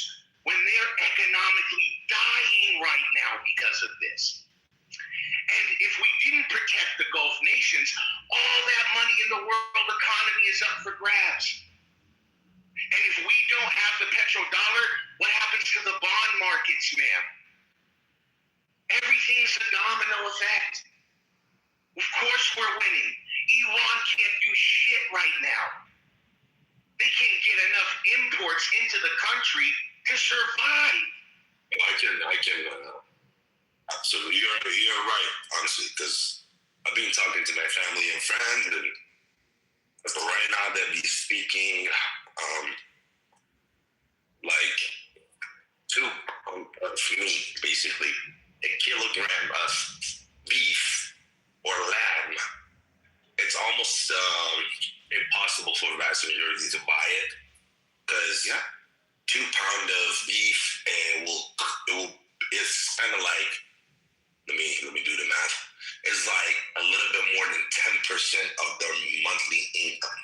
So if they want to buy 2 pounds of meat, they have to spend about 10% or a little bit more than 10% of their monthly income. And this number, it became like this since the war started, and within a couple more months of the blockade is going to get worse and worse and worse. It's really not. Let me just correct. Maybe Patty was saying militarily boots up, because she did mention boots on the ground, and we're talking about strategic, like for gunfire and stuff like that. So Trump you're not your ordinary president, Patty, and he is more hitting them with them. He's using the military to hit them financially. And that's what's basically crippling them. So maybe what you're saying is correct. Maybe the strategies that they were looking for is to be on the ground, looking at the mountain terrains, everything, like the different outcomes. Maybe you are right. I'm not going to discredit you for that one. But this is not the war. Again, this is not your typical warfare right now, what's going on there. And this is not your typical president. So the outcome here is totally different than what they were probably running these simulations and everything. So Rafi, this is all we can do is just This is basically like sanctions 2.0, actually 200. Yeah, this is sanctions. Like, no, this is I not your average. participated in this stuff in college in an organization called SCONA, Student Council on National Affairs. Now, my war game was different. We did the Pacific, what was supposed to then be called the Pivot to the Pacific, which is this idea that we shifted 40% of our assets and 50% of our naval assets over to the geographic called PACOM. And the United States had a hard time keeping themselves reinforced with supplies. Now, the reason this is important is because military games are not just done once or twice every 10 years. They're done every couple of years, and they're done from formats with solely military members to formats with college students, like the one I participated in. And they have found that unless America invaded and spent a ton more money, we would have a hard time because the regime controls everything from Ayatollah to dog catcher. And it's very hard to root that out. It's not like rooting out the Ba'ath Party in Iraq or disband the army. And then we got the Fedayeen, the people that came up. It would be a very, very hard thing, and it would take trillions of US dollars. And I will say the Wall Street Journal put out an article the other day that noted that we're at 100% GDP to debt ratio, which means there are going to be some extreme financial measures coming to the American budget in the next decade. Extreme financial measures. I am not entirely sure what Patty said, but I know her well enough to know that if she said it, it's probably a good idea. So I will back her and say that the games that we've conducted do not say we win this. They say we lose this. And maybe we're somehow exceptional, but America didn't become an exceptional nation because we somehow weren't endowed by it, by God. We became an exceptional nation because we did the things nations have to do to become exceptional. Right? We won. We won already. We got all the Gulf nations wanting more military assets as we speak. They already approved the budget in 5 more GCC countries to expand military bases. We're going to control the region. We're going to control everything. We're going to secure the petrodollar. We're on top. And then we're going to have Israel in peace with the GCC nations. We're going to have a brand new look at the world. Lebanon's going to get crushed, and the Lebanese government's going to come to Israel and say, you know what? Knowing her well enough, I doubt that was her point. I think what she meant was I think what she meant was direct military confrontation, which is exactly what these war games do, and exactly what people who are in the service of the country, that's what they do all the time, right? Yeah. Right? So if you hadn't done that, I would just think there would be, I don't know, a modicum of humility for maybe somebody who has. But Marsha, I think but you're missing one step beyond that. Is that what my belief, maybe it's not yours, I don't know whose it is, but without the United States being I think we could in a war if we wanted to. In other words, the overwhelming percentage of the population is willing to commit to this war. Yeah, we would fucking destroy this. But we're destroying it. Hold on. We have destroyed that. Guys, let Pepe land for a second. Yeah. Pepe, land quickly because I just want to go to Jason too as well. He's on the stage. We got Alan. We also have Max Finity who has joined us on the stage. And Edna, you've been with us for a minute. Great help, and I'm going to make you a moderator with us. The only thing I was saying is that, like, we could defeat Iran, obviously, but you would have to have a buy-in where we'd have to look at, like, post 9/11 within those couple of years, where we did go into Iraq. Of course, Afghanistan was a no-brainer for Americans. But of course, we can look at other wars with popular support, like World War II. I mean, Yeah, with that kind of buy-in from the American public, sure. Otherwise, like, no, we're not going to go in and really. What are we going to do to the IRGC? We killed their top leadership, yet the IRGC is still in power. I mean, that's kind of it's dysfunctional power. It's not really power there the way it was. Well, it's not power there the way it was, but it still aligns with exactly what I said, which is they controlled everything from Supreme Leader to dog catcher. I understand, but what matters is the military right now in this time of hour for them, and they can't afford to pay their soldiers. Again, they're getting crippled from within. As I said, this is not your average fucking fight, guys. They're literally not paying soldiers. So why would the soldiers go risk their fucking lives for a fucking regime? Not even for the country, for a regime. There's no money, Marshall. It's fucked up. I'm not saying unless there's some sort of miraculous thing, the regime is not toppling on its own. The problem is, Marshall, the problem is we don't know what's happening there. The problem, this is not a conventional warfare this time. There's an internet blockade. We don't know what's coming out. We don't hear from the people saying, listen, we're seeing a lot of people deflect. We don't hear none of this shit that we would usually hear. Here they kind of they put a curtain over us, and we're all sitting in our stage right now guessing and sharing opinions. Well, Matthew, that's the same exact thing with Palestine. Don't you support Israel? I will tell you, I'm just going to defend Patty. I think when Patty makes a statement, she says she knows.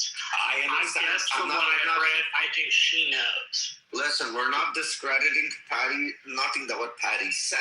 But as I said, Patty, the information she was stating, I'm not saying it's not factual or anything that matter.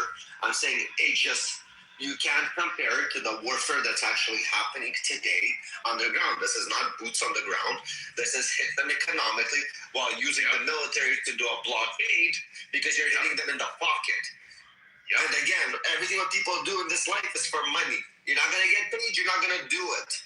So this is going to be a different outcome. Again, this is not your average president. This is not your average for like 3 hours. This is completely something else. We're all guessing. But I do want to go to some new people. We did get some new people on the stage. I do want to say hi to Manfinity and Jason. Manfinity, you're first, and then Jason will go right after you. So the title is America basically a bully? And what's your opinion on this? Well, I can't speak to what you guys were just about because I wasn't listening too closely. But in reference to the question, America a bully? They have been a bully. I think through the various administrations, there's been overreach, there's been overreaction, there's been meddling in business that business meddling into. But in this case, I tend to believe, and I don't know for sure, I tend to believe Donald Trump ordered this military strike in Iran because he saw a gathering threat around this nuclear and the nuclear ambitions of the Iranian regime. And, it's hard to know if he was, pushed into this by Netanyahu and all this other stuff that people like to say. But I would just say that I tend to believe that he was very hesitant to take this action.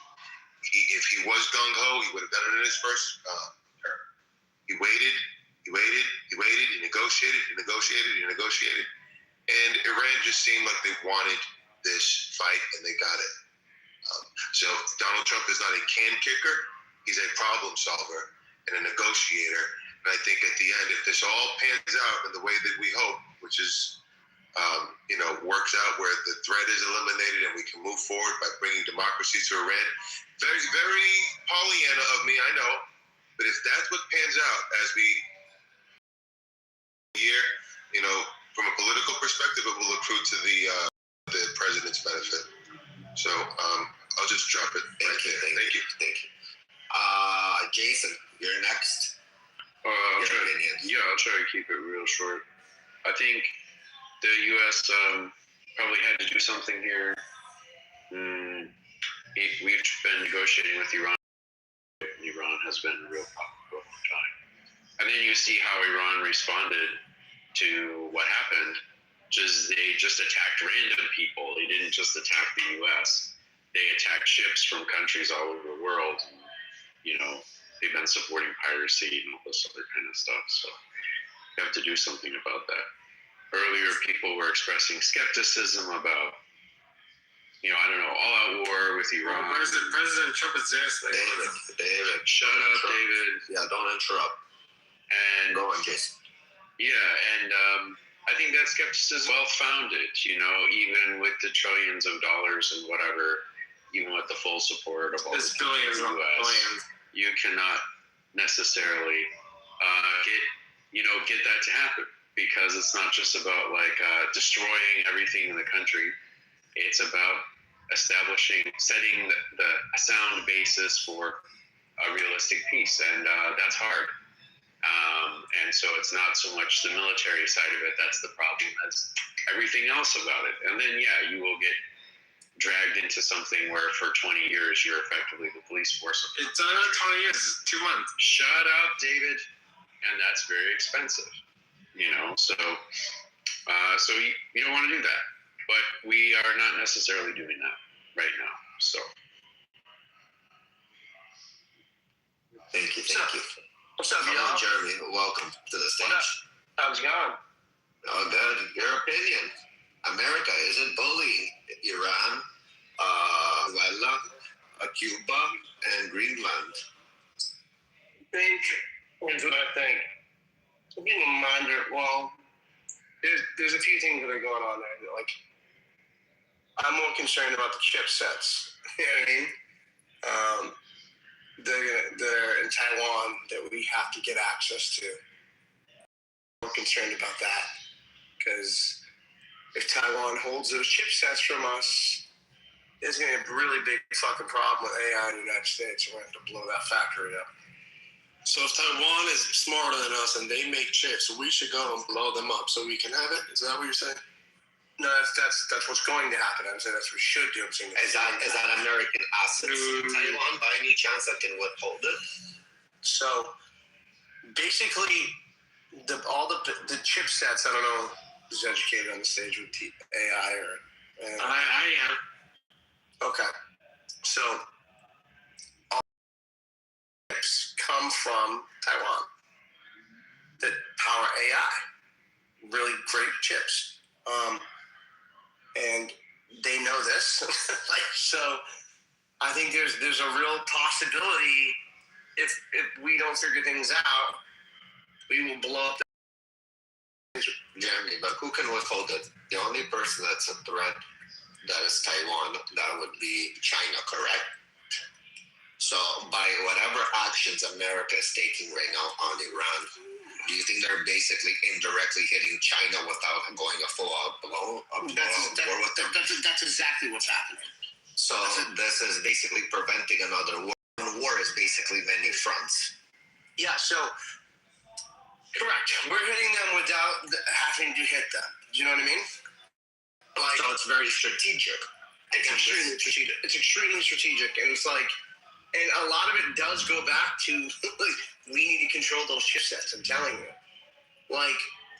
if we don't control those chips, right now, I'm in the aerospace with the stuff that I'm building, and price of gasoline has gone crazy. The chipsets that were $50 are now $250.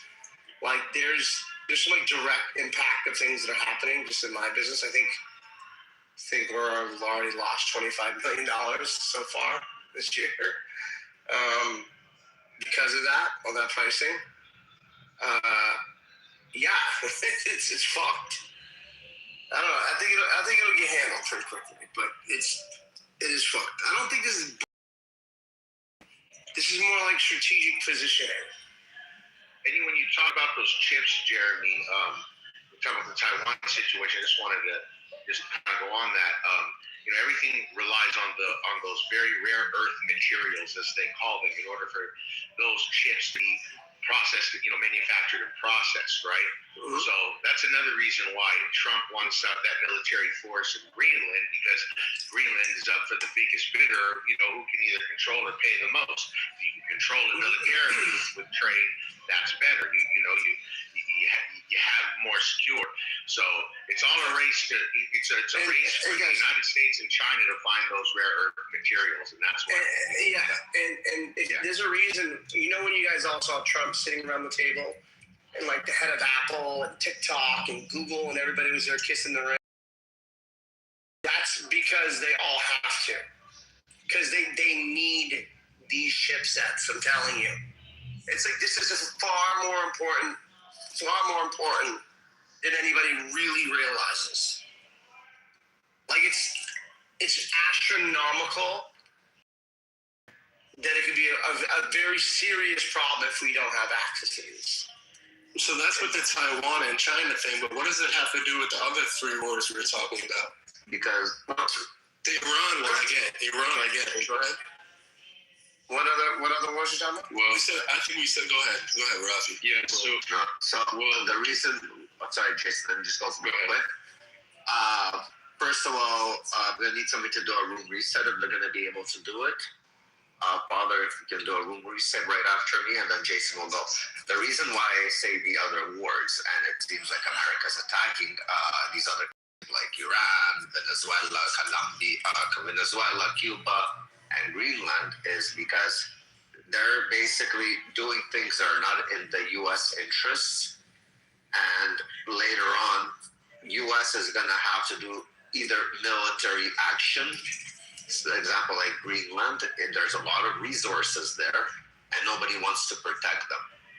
And God forbid something happens to that region, who's going to have to come in and then rescue it? It's going to be America. So America wants to take it. And the question is he bullying, or they're just doing what is right now to protect the American soldiers later on down the line? You should ask yourself this question. Ask yourself why every billionaire in the entire planet has emergency bunkers in Greenland. Well, every billionaire in the world has emergency bunkers in Greenland. Yeah, they do. I'm not. Yeah, how do we know that? Is what I'm asking. Listen, hold on. I'm not doing this. Listen, Jeremy, this is already conspiracies. No, but this is not the rule. This is not a conspiracy. These are facts. Okay, I understand. How do you know that? Like, what's your source for it? I know this because some of you are my friends. Okay, so you're asking us to take it on faith, not because you provided something. Jeremy Green is very successful technologically. Like when it comes to tech, he's well known. That you can Google his fucking name if you want. I'm not what's it called? Discouraging. This is public information, guys. It's public information. It's just. I just wanted to look at something. That's all. It's just Google it. Google what CEOs emergency bunkers in Greenland. Bro, I just Googled that. Aren't you the guy that academically made that claim in this discussion? And aren't you responsible for providing a list of that stuff? Like, why do I have to go look it up? You're the one that made the claim that they did that. Well, because you're challenging me. So if you challenge me, that's bullshit. No, that's backwards. Look, if you make a claim, that's not the way that works. If you make the claim, you're the one responsible for backing it up. Nobody has to back it up. Okay, you can just not believe. So then don't make the claim. Don't make the claim. I didn't make the claim. You did make it. No, you did. I did not. No, I did not. No. Okay. We just now living in the same reality. Marshall, you can just not believe him.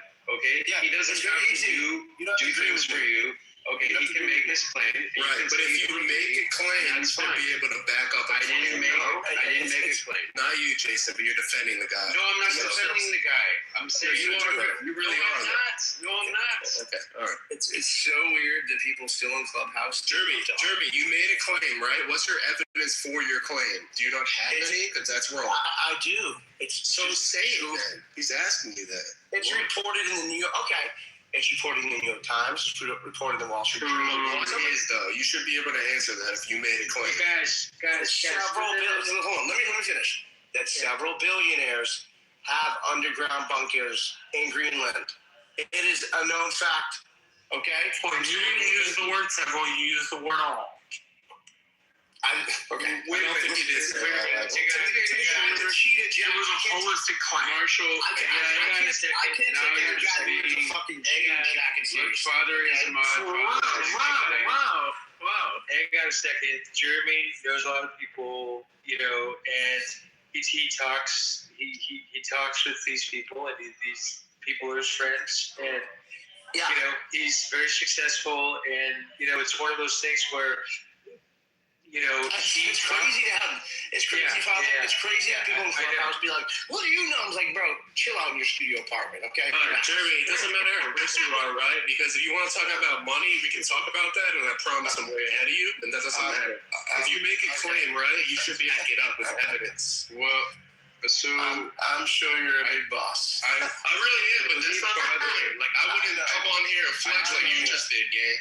But if you want to make a point, you should have evidence. I am literally God. I am literally God himself. And all right, now you're just you should listen to me. But Father was supposed to reset the room, right? Yeah, we gotta have some order in this house. Quickly. So I feel like we have some order now. We're not being too crazy. It just Jeremy made a claim. Father has got to reset the room, So guys, be quiet and let the Father reset the room. Sorry about that, guys. Appreciate that. Don't you got a life course to sell? I'm good. God bless you. Hold on. So I'm just gonna be the stick in the mud because I looked this up. Marshall, you're disrupting. Marshall, Father is resetting the room. Let Father say guys, so we can flex on them later. Father, go. Hold on. I just removed. We're letting Father talk. I just removed hand raising, guys. As Marshall resets the room, guys, just join the stage if you have something to say. Or you guys have an opinion on this topic? Yeah, and if we have an opinion, make sure you have some evidence, right? Marshall looks like everybody's speaking their opinion. We're setting the stage. And Father's going to reset the meanwhile. Hey, by the way, this is the war room. We talk about war. We talk about that stuff. But war's really the main thing that we talk about. And the title of this room is America versus these four countries. Who's the bully? Okay, so in this room, in this house, we're not a democracy. It's a dictatorship. So basically, if you do not align yourself with the same ideals and morals and all the stuff that we do up here at the top, you get the fuck out of the room. Well, fuck you. Then I'll be leaving you, fucking loser. Bye. That's pathetic. Are you kidding me, though, Father? Are you being serious? You can't disagree. You're a fucking bitch, bro. Bye. That guy he's definitely selling crypto somewhere, I promise. So one of the deals is me and Jeremy know each other from Clubhouse back in the day. So it's one of those things where we used to run shit. This shit awesome. What happened to this shit? Absolutely. Yeah. What the fuck happened? There's like 3,000 people in a room. Yeah, totally. Yeah. Now you got a bunch of crazy lunatics just yell at each other, stab each other. Absolutely. So, Jeremy, why don't you tell us more about what you were talking about? Just continue. And then, chipsets? Chipsets or... I think abortion. Well, hold on. Before we go back to the chipsets, we do have a new person on stage. Let's go to Joe real quick. Hey, Joe. What up? How are you doing? I'm good. I'm very familiar with the topic. You're familiar with the topic. Do you have something to say about the topic? Please, about the room title more. Not the topic on the chipsets. Oh, I hate the chip shit. I think it's stupid. Hey! It's temporary. Don't invest. What? I got it. Interesting. Okay, I was wrong. I was wrong. Don't. There's no way that voice does not match that picture. No shot. That's me. Since I have a list, but that's her. That's her. That's exactly what she is. She'll be fine. But Joe, please, your opinion on the topic, please. The floor is yours. I don't think we're the bully. We got to defend all the weakies, the weak ones. We have to protect and provide. Thank you. Guess we're back to the chipset. Oh my God. Well, people were saying, like, what does this have to do? What does Venezuela and all of this have to do with China? Venezuela and Cuba and Iran are all supported by China. You know, that's what it has to do with it. China is getting oil from Venezuela. China is using Venezuela to avoid sanctions. China gets resources from Iran, in particular oil. And for whatever reason, China imports a lot of oil. They need a lot of oil.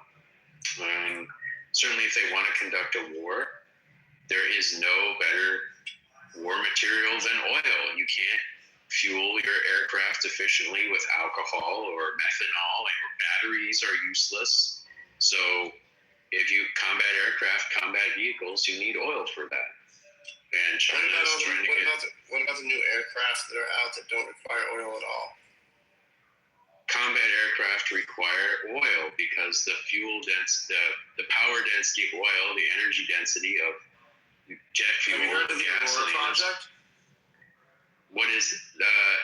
There is no material with the energy density of gasoline or jet fuel.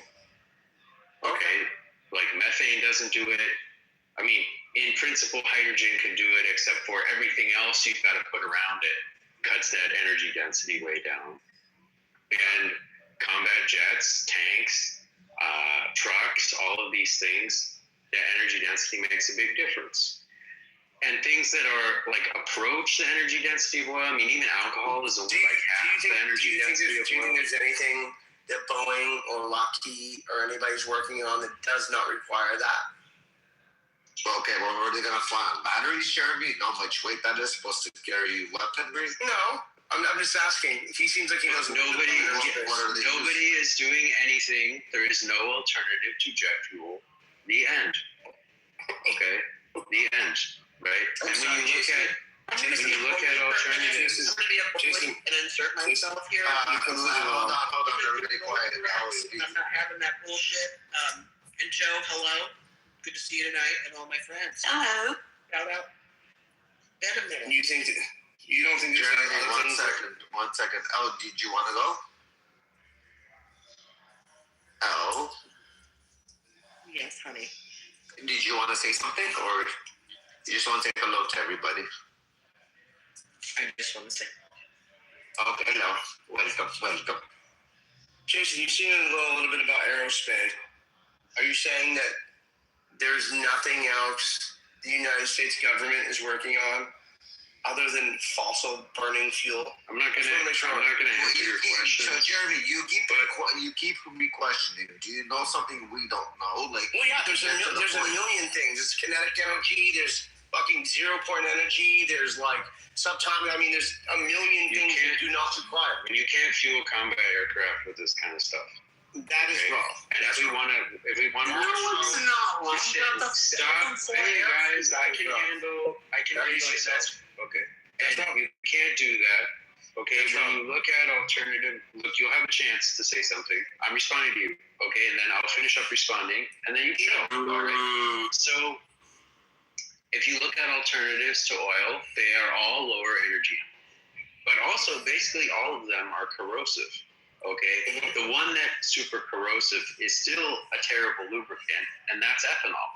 And that only has half the energy density of gasoline and JP7 and whatever else, okay? So there's not viable alternatives. Okay.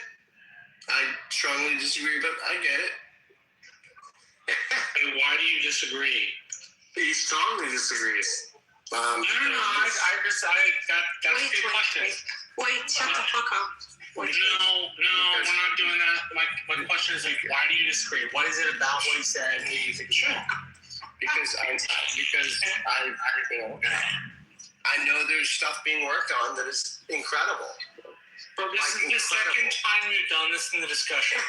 You can't just reference your own opinion without something. Jeremy, this sounds like I'm honestly, it's confidential. It's confidential. So then you can't use it as evidence in front of a bunch of people. Jeremy. No, guys, I don't. I agree with Marshall and Jeremy. This is not how it works. You're not gonna just come on stage and throw out a bunch of. But I can't. Hold on, Jeremy. Because I can say I have a fucking 30-inch cock. Does that become valid or factual? You can say whatever you want. But this is how it sounds. What you're saying right now. Of course, people are saying. I understand that you live in a very small world and don't understand. I'm not saying That's not what that means. Jeremy, the difference is you heard this from somewhere. And I did not hear this from anywhere. I live next door to Palmer Lucky, dude. I fucking live it. I'm in this fucking. I represent these guys. I see what the fuck they're doing. Oh my god! Stop with this stupid shit. Just say no. No, you guys. Marshall, you are taking the bait. Marshall, you are taking the bait. Dude, just do some research on Andrill and just see what they're developing. Just do that for a second. Wow. And then you guys know what that is. I'm not going to do any work for you, Jeremy. Okay. But look, if you want to share something with us, you can. But if you came on stage, But if you came on stage explaining all this, if you can't share anything, Jeremy, you don't have to share secrets with us if you don't want to. They're not secrets. That's fine. They're not secrets. Okay. They're not secrets. Jeremy, if I go search for a 30-inch cock, I'll probably find it somewhere on stupid Google. Guys, don't take the bait. Somewhere an article. Again, what is fucking factual as of now? Nobody. Again, Jason is saying. If you can provide us some sort of information or fact, whatever you're saying.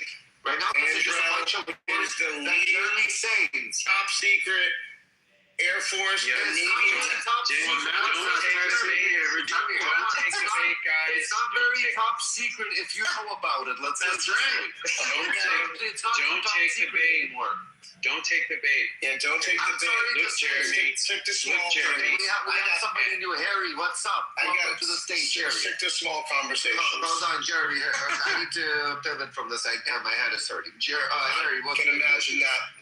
Must take 2 IQs. I understand.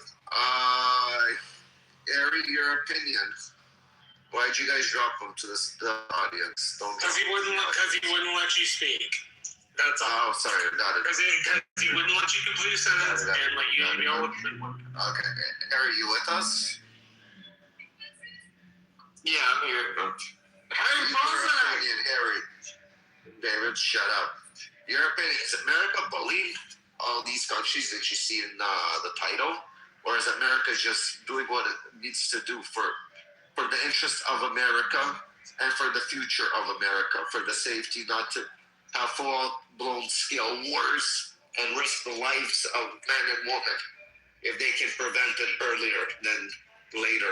Or Fred them. Don't forget them. David, you're one fucking annoying person when you're drunk. Well, I think it's a good thing what they're doing, and I don't think they're a bully at all. I think this is what America's meant to be. That we need to have this type of country in the world like America, because if we don't, then the country would be even worse, a worse place than what it is now. Cuba, this is going to happen to Cuba since the 1940s.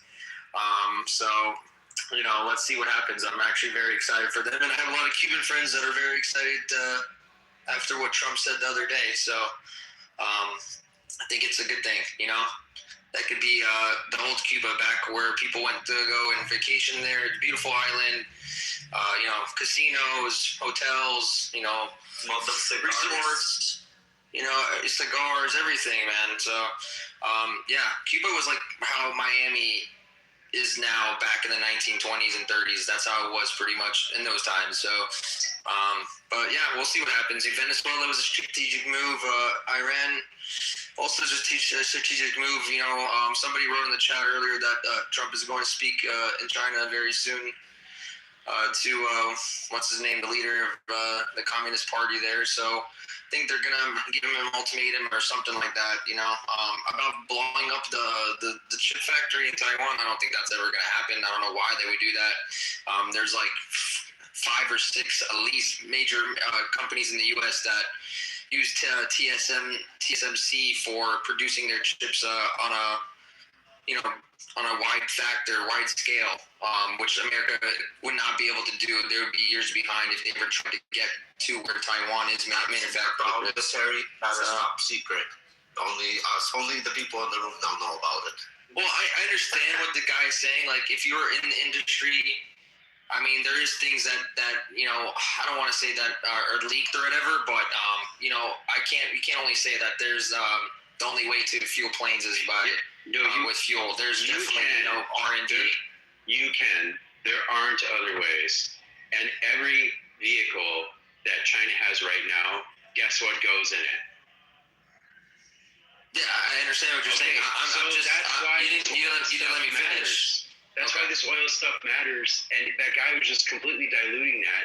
You are getting confused. Jason, let me finish. China needs oil to run their jet fighters and all that other stuff. It's fine, but let me finish.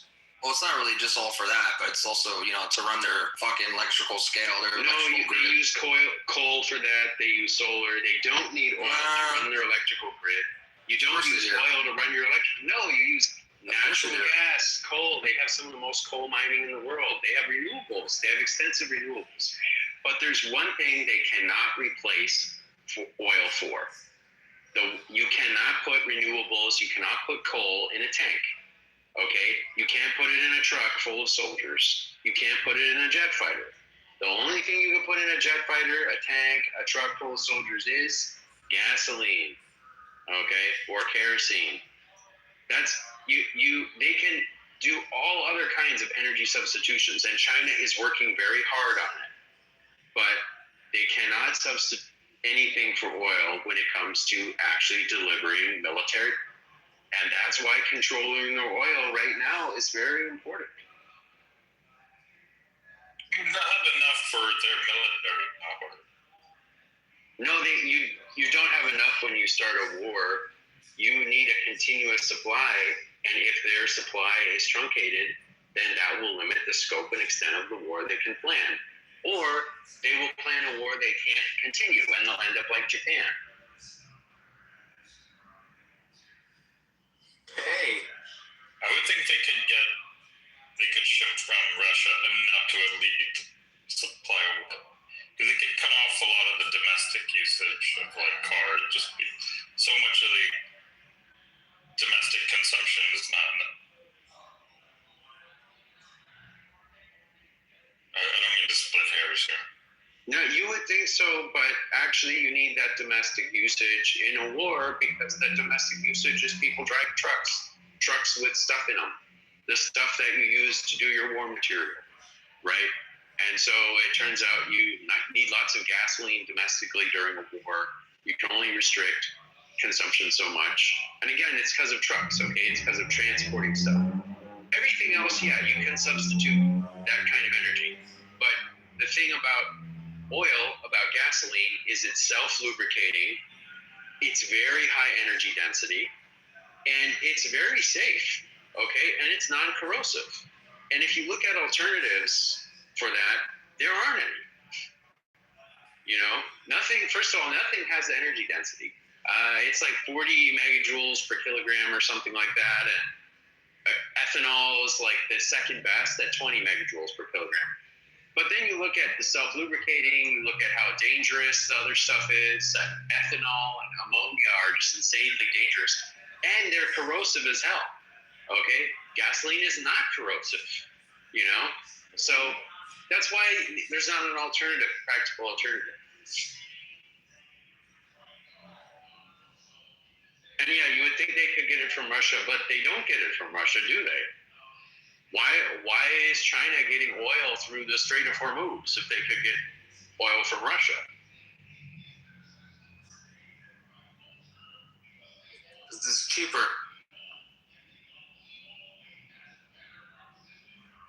Why would it be cheaper? I mean, Russia is sanctioned. they can get it as cheap as they want. Okay, enough about this shit. What else is going on, guys? We have David. We actually have Agent. He's new. He didn't really. He went straight into the topic. So he went straight into the topic.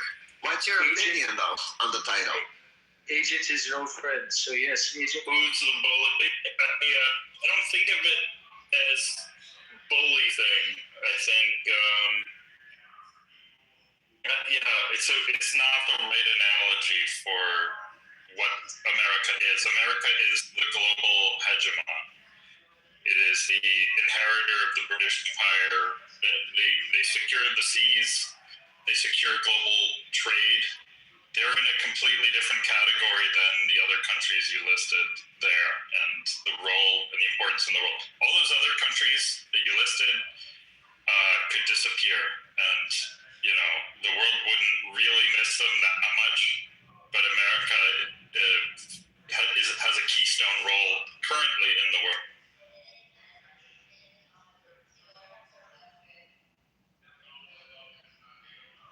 Thank you.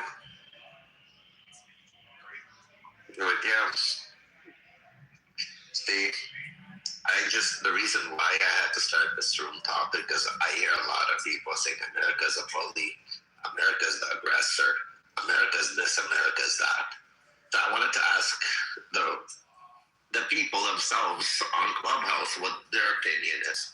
Is America an actual bully in their eyes? No. Or there's a cause for it? America's nice. Well, again, not everybody believes what you believe. And again, it needs to be explained to many. Well, I just tell people this. Well, then, would Cuba be a better place if America took over than it is now? And people that say no don't understand what it's like in Cuba right now, right? Or what it's been like for the last 70 fucking years, 80 years. So that's pretty much, all you really need to start off by, right? Is Venezuela better to have Maduro as their leader, right? Yeah, I would say so. Depends on how much you like. Ever since Maduro left Venezuela, it's been a better place. Don't fucking fool yourselves. We deposed Maduro because he was a criminal and he stood in our way and he made the country untenable for us. But Delcy is no fucking better. She continues the exact same shit that Maduro did in the first place. Yeah, but she's even make a deal with it, at least. Okay, then say that. Don't say she's awesome. Say, hey, America decided from the least of all bad options that was still bad. There's a lot of prisoners in Venezuela who are now free because their only crime was opposing. Yes, because they're going to take more under Delcy too. My point is, don't pretend it's some sort of altruistic good. What it was it was a dictatorial regime that didn't do what we wanted it to, and because it's our hemisphere, we said, fuck off, now you're going to do what we want to. We don't care if we have to just replace one guy. As long as you guys cooperate, we'll let you do what you want. But let's not pretend it's some haven for human rights, because it's fucking not. Well, no one said that, but you can't deny that the people in the streets in Venezuela weren't cheering and were proud and happy that it happened. Because there's plenty of proof to show that. Correct. You could say the same thing for the Iranians. I'm never saying the deposition was a bad thing. I'm saying this presentation that we somehow brought democracy to Venezuela. No, we just put the second lady. Nobody said that. But nobody said that though. That was the implication. No, it wasn't my implication. I didn't say that. Well, hold on. Again, it's the same exact example you could use for the Iranians. I've never seen America bomb a country and the civilian population come out clapping and cheering, dancing, and being happy for it. I've never seen that anywhere ever happen in any nation. While they were getting bombed, rockets were flying, the civilian population coming out and clapping and cheering for this. Same thing with Iraq. Both times. I don't remember Iraq this happening, to be honest. I'll tell you the truth. Maybe I didn't see it. But again, with Iran, I saw it. With Venezuela, I saw it. Okay, so let's kind of change this thing up a little bit because we're talking to too many Americans, and what we really need to be talking about, the people we need to be talking to are the Iranians, are the Cubans, are the Venezuelans, are the Greenlanders. So if you are a Iranian or a Cuban or a Venezuelan, you know what I mean? Greenlandian, yes. Come up to the stage. Or even Persian. If you guys are Persian, Iranian, you have something to say, more than welcome on the stage. Or if you're Muslim and all that stuff, you know, whatever. Let's change what's going on because anyways, it's Saturday night. Let's rock. Yeah, everybody's opinion matters, and yeah, let's hear you guys out. We got somebody new on the stage. Welcome, Shah. What's your opinion on the title? Is America bully? Shah, what's going on? How are you? I'm good. So I'm Iranian, but I just joined. So let me just listen and what's the subject, and I will give you guys my opinion. So we're gonna ask you this question, and basically it's is America the bully? Iran the bully when it comes to world affairs and stuff. So we want your. With all the tension that's happening in the U.S., between all these countries, between Iran, Cuba, Venezuela, and Greenland, all the threats that are being, and all the actions that are happening by the UN, do you believe they're bullying, or do you think they're doing it for the better or the greater nation of America, and to stabilize those areas and regions for the future? Well, I am not going to give you guys any opinion about Venezuela or the other country, Greenland or whatever, because I don't really have that much information. But about Iran, that I just want to give you, I don't know if it relates to this subject or not, but this is my take. I just want to say it as simple as possible. In my opinion, when in 1980s the Berlin Wall broke, it didn't really break. It just replaced from Germany to Iran. Although we don't see any physical wall, but Iran became the wall between east and west of this world. So, if I want to say it simple, this is actually a war between China and America. So it is taking place in that geographic area in Iran. And Iran is such an important place for the world. And I think the simple question is, they survived by selling oil for last 47 after Revolution 79. So the question is, why the Western countries, they didn't really do anything for last 47 years except just buying oil and giving this country, this regime. So let me just say this. There is a difference between people of Iran and the government of Iran that is right now is in power.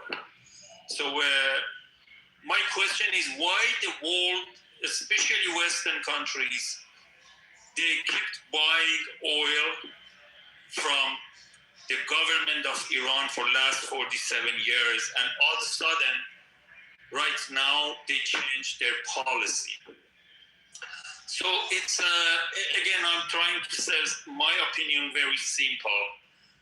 I think because they needed this person, this organization in that country Like if you are familiar with the sales, an insurance salesperson starts to scaring the prospect buyers first, or if you don't buy the insurance, this is going to happen, this is going to happen.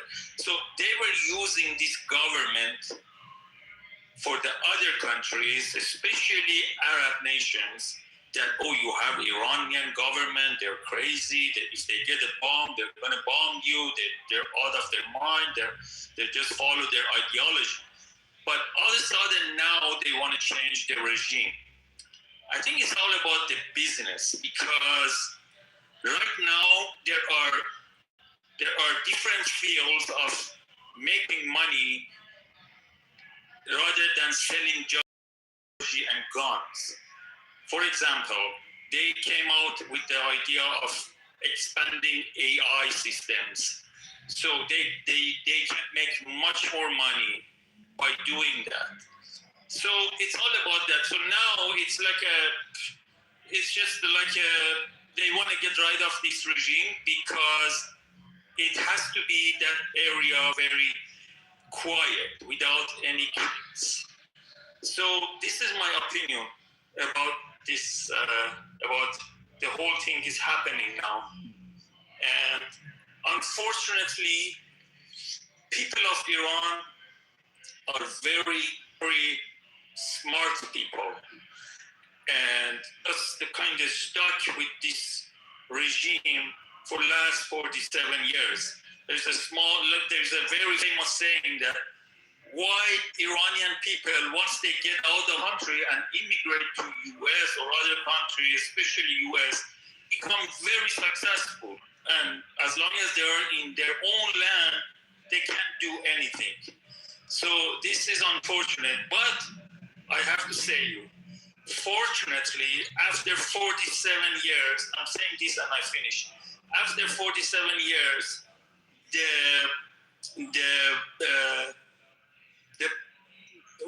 people of Iran's benefit is kind of aligned with the benefit of the U.S. and other Western countries. So that's a fortunate thing is happening now for the Iranian people.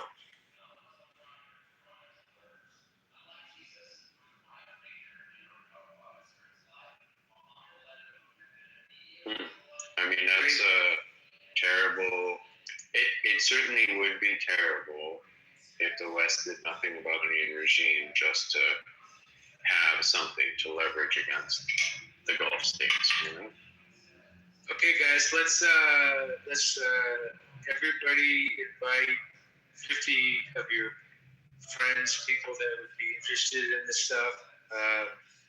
We already have a lot of people here. If you are new to the house, cash in your ticket, because if you're into talking about war and about your geopolitics and stuff like that, this is the place to be. And it's Saturday night, and we're trying to talk about whether America is the bully, or are all the other countries the bully, and that's really what we want to know. And if anybody has some knowledge about this, or some, their own views on this, let us know. There you go. Dr. Jedi, what's happening? How are you? I'm good. How are you? Doing all right. What's your take on the whole back? I think America is obviously the bully in the situation. I think America is obviously the bully in the situation in regards to all these countries. I think a lot of things America has done is unnecessary first strikes on a lot of countries. They don't really have. I haven't seen an evidence metric. A lot of these threats that are being proposed have existed for 30, some of them 40 years, and have not manifested into anything or any concrete evidence to prove the threat necessary, or at least a threat to match the amount of force that America is using. If America truly believes through some back channel intelligence agency that something's going on, they told us that. Yeah, they have the skill set to do things quick and quiet. So if you have the skill set, we tried that already once. months ago. David, stop. He was talking. Please don't interrupt. I think America has a skill set to do things quick and quietly. Just like many situations that happen around the world, the United States tends to, to me, I think they more so go for an image, a public display a lot of times, more so than actual efficiency. I think this Iran war is a perfect example of being inefficient. But it was to be a show of force. It's a bunch of loud threats. It's just embarrassing. You know, it's inefficient. David, hold on, Dr. Jeremy, give me a second. David, this is the second time I'm asking you if there's not going to be a third. I was not going to risk my life on Pakistan. I love Pakistan. I was about Pakistan. Right on, Savage. You just got shot from Pakistan. Pakistan just shot you. Yeah. But like I said, Go ahead. I just think it's inefficient.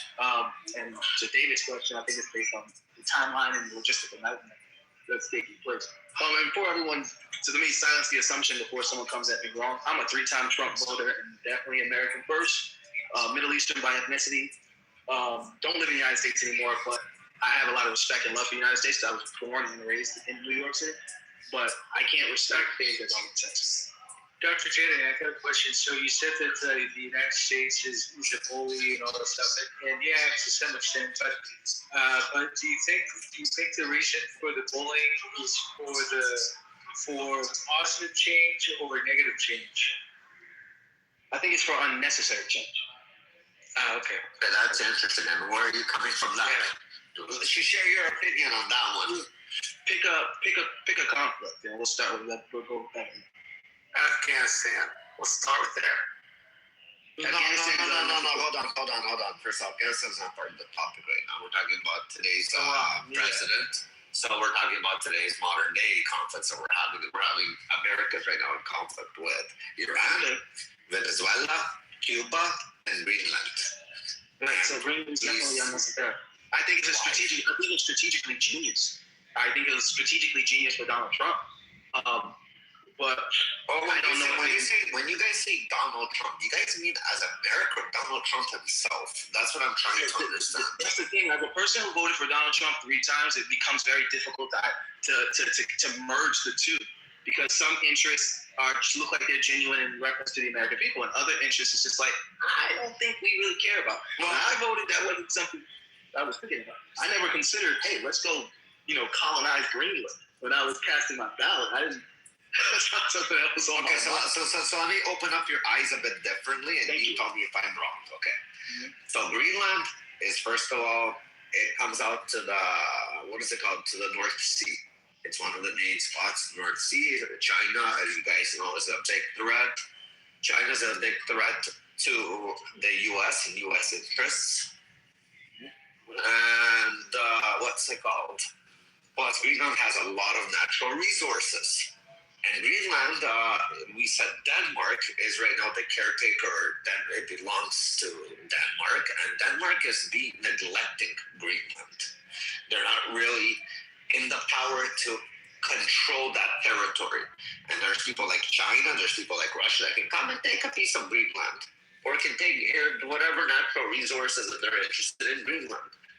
And my question is, God forbid they do that, then it becomes more dangerous for America tomorrow to take back Greenland on behalf of Denmark, because Denmark wasn't able to control that territory. They're being stubborn because Trump is requesting to take Greenland. And again, nobody really likes Trump. I think that if Trump says, even if he's correct to go left, everybody's going to go right.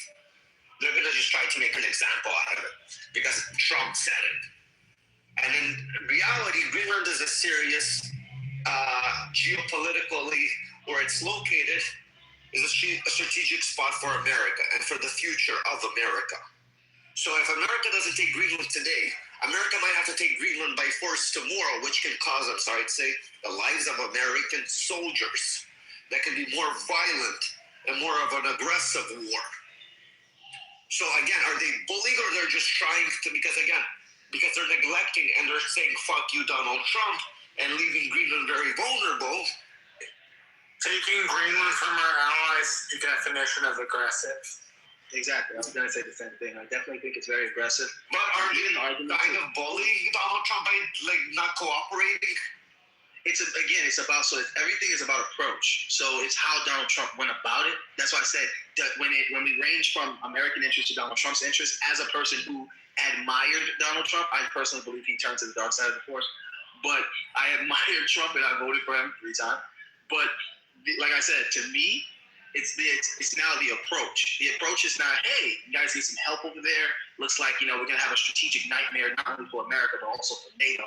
We want to maximize our troops. We want to build some more bases. And hey, by the way, you got some uranium. We got perfect. I think it was like uranium. Or they got some resource that was vital, very important resource. I can't remember which one it was. But and then you start diplomacy that way. But to drop a map that basically says "fuck you," like fuck you, like that map is "fuck you." It's mine. Doctor, if as Denmark, they're part of NATO, correct? Denmark, if I'm not mistaken. Yes, they are. So if Denmark tomorrow loses Greenland and puts themselves in a position that they're in a war with Russia, doesn't that kind of drag America into a war because of their negligence? Because they were America's already in a war. America has troops already. They already have troops stationed there. This is different. No, this is different. If Russia or China, or even China, if they come try to extract minerals or natural resources out of Greenland. You're speaking in a way as if that can just happen. Like they're just gonna pull up with mining equipment. America has. But what do we all wait for? Are we all waiting for shit to happen to actually do something? Why can't we put this before it happens? Why can't this be a Yeah, but acting out of fear is exactly what a bully does. That's the definition of a bully. A bully's afraid of being exposed for his or her own weaknesses. So they attack other people first. So that what you're saying is a first strike. I'm not saying don't get Greenland. I said it's the approach. This is how you approach your friend. This is your friend. If my friend is a drug user that constantly they're doing something stupid, Denmark and I'm driving around. Denmark is not stealing from us, Ralph. I'm not saying it that way. I'm saying Denmark is putting America in a position that America might have to go defend that land if Denmark loses. That's not the way you get what you want, though. We already had the agreement to expand leasing agreements on Greenland without having to impose military force. Here's the problem. People in the general public think it's imposing military force. No. We got an expansion of basing rights. So you don't need to invade Greenland. It's irrelevant. You don't need to own it. All it serves is inflaming tensions with European allies who has dropped off in importance because Asia has gained in importance. Like, this isn't something we have to be hostile about. It literally backfired. Literally backfired. I wasn't making that comment, but you can. I think it backfired. I think because, again, the threat that other countries are looking at America is financial dominance, control over trade routes. People fear America logistically more than they fear America militarily. And Donald Trump, in my opinion, again, as a person who was I got 3 MAGA hats in my house. I lived in Palm Beach, Florida before I moved here. And it's just like, dude, like, he's a logistical nightmare. He's a liability at this point. I wish we had a Mitt Romney right now. Someone who actually is going to talk business, do business. That's what we want. I wanted for the business. Let's explore that and with people who are very, very supportive of Trump. Rafi, if you'll allow me maybe, I don't know, 3 minutes? Yeah, of course, go for it. Yeah, we can do this for like 3 minutes before it gets boring. Like, do what turned you around? What made you think like this was the bad way to do things? Like, I'm not asking you for to defend your views of the sword or anything, but like, what switched you from being a 3-time Trump voter to being somebody who's like, God, we're really fucking up here? Again, the approach. So me, like I said, I'm from New York as well. So I went to college in New York. I read The Art of the Deal when I was in college. Donald Trump was someone I've always admired. His first presidency, I felt like he was the most attacked president.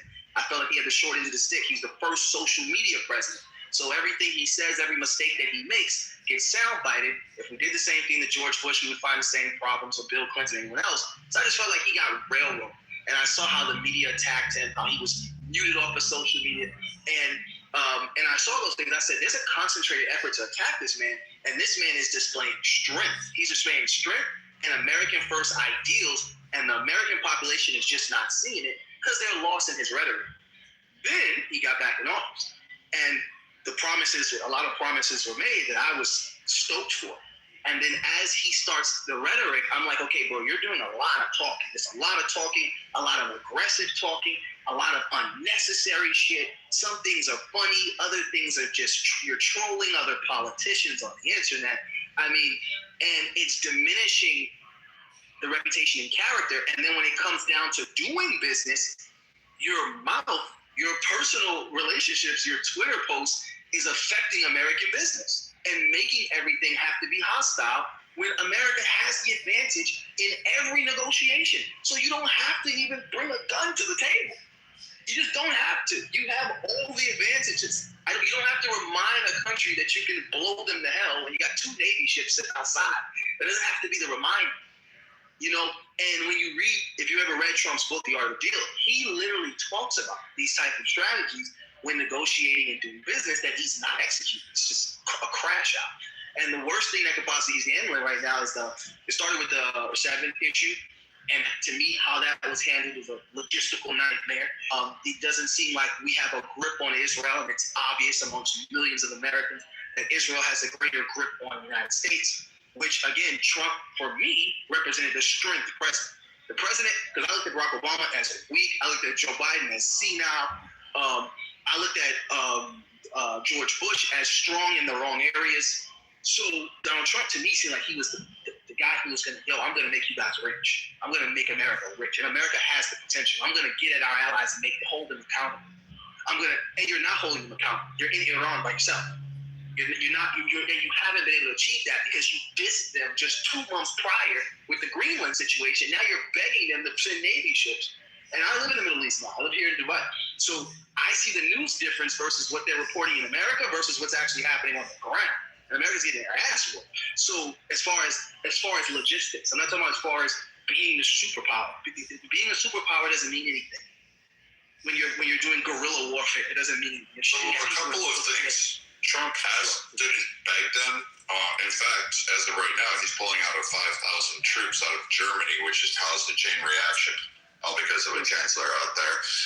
Spain and Italy themselves are very nervous. In fact, the whole EU is actually really nervous. England's having basically parliamentary breakdowns because they're about ready to, I guess, pull out their prime minister right now because of his inability, because they said, no, we're supposed to stay with our allies. And, I mean, Trump got him up to 5%, which already caused, a fucking little shockwave through him because Spain, Portugal, and Italy were just twat waffles, still couldn't make the 5%. I think they were still operating at 2%, still can't contribute. And so, in effect, the U.S. is typically piggybacking it. They have, what do we have over there? 86,000 number of bases, Rheinstein, Stuttgart, just in Germany alone. I know it's the preeminent hospital outside of the United States. It's the largest one.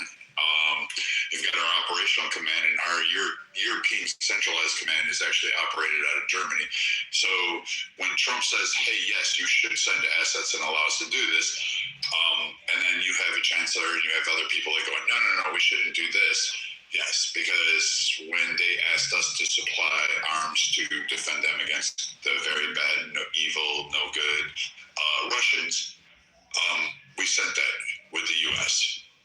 We sent them more than all of Europe combined, or maybe it's about even now. I'm not quite sure yet. But still, the U.S. has been doing it. And if you're just looking under one administration, you'd be a fool because it's a multi-term administration, including going all the way back to Bush. So Europe has a problem of its own. It will not regulate its own defense. Germany just, this morning, started issued orders to ramp up production. We are not sending them the long-range Tomahawks that they asked for. So now they're going to try to push out whatever they can right now and try to develop theirs. So, no, they needed us. We asked them to partake because they were our allies and because Trump probably, and the United States usually says, hey, we do a lot for you. We don't want to spend all of our money on this. We want you to share some of this. That's a NATO ally. You're supposed to be there. We do it because we come running when you call. And we've done it. We've proven that in the past. So again, I'm not disagreeing with those premises. My point is that there's the absence, regardless of the reasoning, the absence. And I just personally believe that there's more reason than one. So we can look at the logistics, we can look at the headline, or we can just look at the absence. The fact that, this is what Trump's point was when he was running for president, was that America does more for its allies than what it's getting. Well, you're fighting an ally war, and America is doing more against Iran than Israel is doing. Israel is great. America, you got Iran. Let me go back over here and go back to fighting Lebanon and Syria for no fucking apparent reason. And it's just, to me, it's really stupid. Israel doesn't receive very much money compared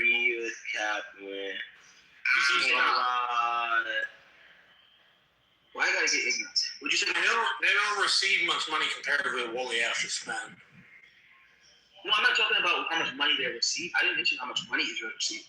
I'm mentioning what they're doing. The war with Iran is Israel's battle. However, America's doing the majority of the fighting. Israel has pivoted its attention to invading Lebanon and Syria. Unless you think of it as a backlash to 47 years of Iranian predation upon U.S. citizens and military personnel. Unless you consider it that way, in which case you can consider the U.S. lost its temper. But okay, that's fair. So if you say the U.S. lost its temper, we're dealing with the president who said he wouldn't be born. So we're dealing with the president who said he's not interested in any. He's interested in commerce. So I didn't vote for the temperamental president. I didn't vote for the revenge president. I voted for the businessman president. Yeah, you voted for the guy who was going to get shit done. Yeah, I didn't. Yeah, and I wouldn't have voted. Either way, I always tell people, if I could do it all again, I'm still voting for Trump because Kamala Harris is like the dumbest person on planet Earth. But at the end of the day, I'm just like, damn, Trump. So I just didn't vote for it. I didn't vote for you to say, you know what? Fuck it. That's not what I voted for. I voted for commerce. Barack Obama had a decent deal. I was under the impression that Donald Trump was going to get a better deal. I don't think killing the Ayatollah was necessary. I think it was absolutely stupid. Hold on here, because first off, the JCPOA wasn't a great fucking deal. No one, even on the Democrat side, when they sit down and actually discussed it before Trump, they didn't say it was a great deal. Even Barack Obama didn't say it was a great deal. It didn't have restrictions. It ran out in 15 years. It didn't stop the ballistic missiles, the weapons development. It didn't stop the long-range weapons development. And that was actually the one concern they had is, while, yeah, maybe there's some inspectors and there's some compliance going on that people are going to cheer on, they were still kind of concerned about the weapons development and, that little thing they like to do, use proxies. That didn't really stop. Yes, it did pause for a little bit under against U.S. shipping for a brief period, but it still attacked other allies that we had with commerce. So it still, in effect, did shit in the seas. It did shit in the straits. So it wasn't like Iran just sat back being peaceful. Oh, by the way, they also bombed the fuck out of Israel. They kept launching missiles there. So they were in the right to bomb out of Israel. No, they do? Okay, yeah. So you make a peace agreement. Obama makes Israel stand down, and then you think somehow or another they're just right to kick it up? I mean, if that's how you view it. That's exactly how it happened.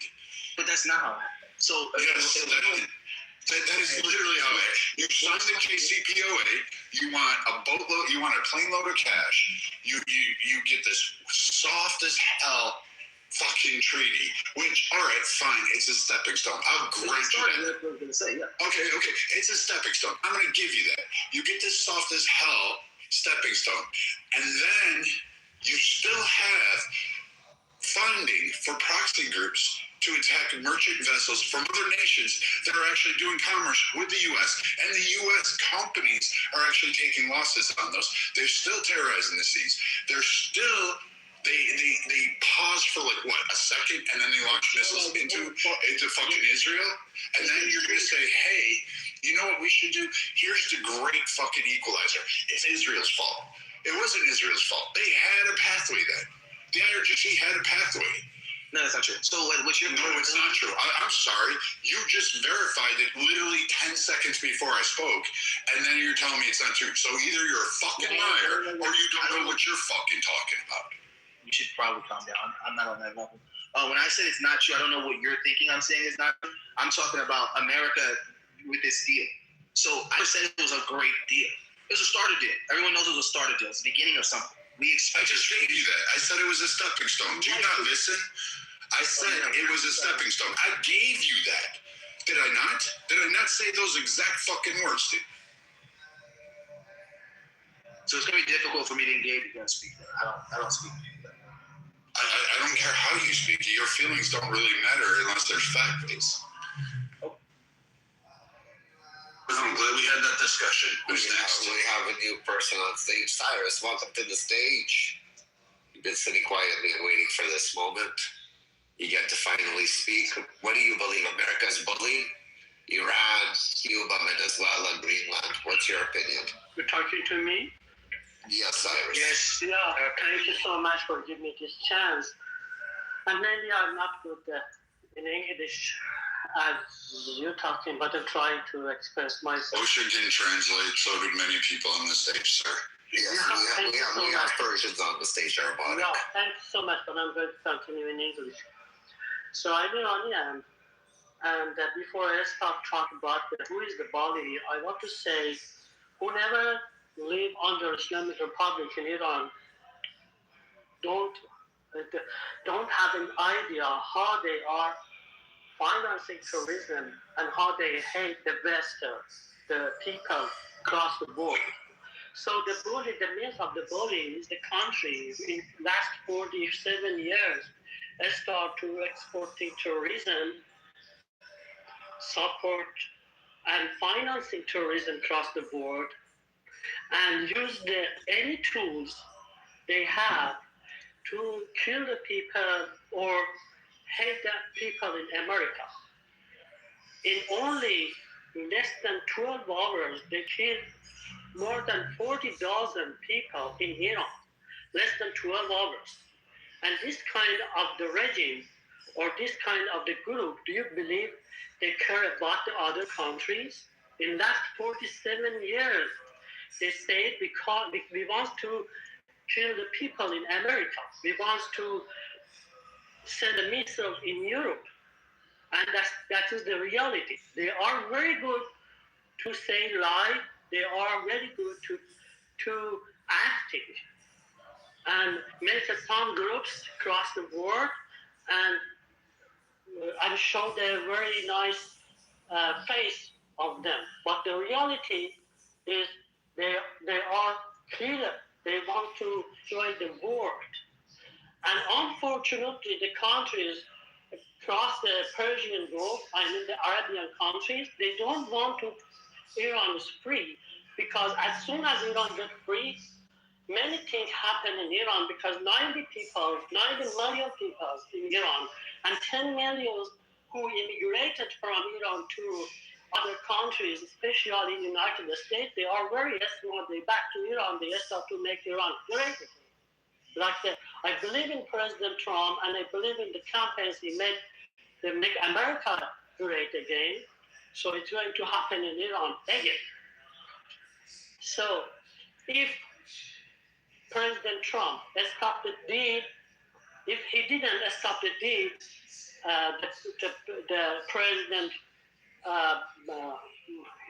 the President Obama made a deal, nuclear deal with the Islamic Republic. If he didn't stop that deal, today Iran has the nuclear missile and no one could anything. That's the very important part. And the war, not because of the Iranian, everyone, everywhere, have to support these things happening in Iran. United States is not the President Trump, is not the bully. The bully is the Iran, who wants to destroy everything.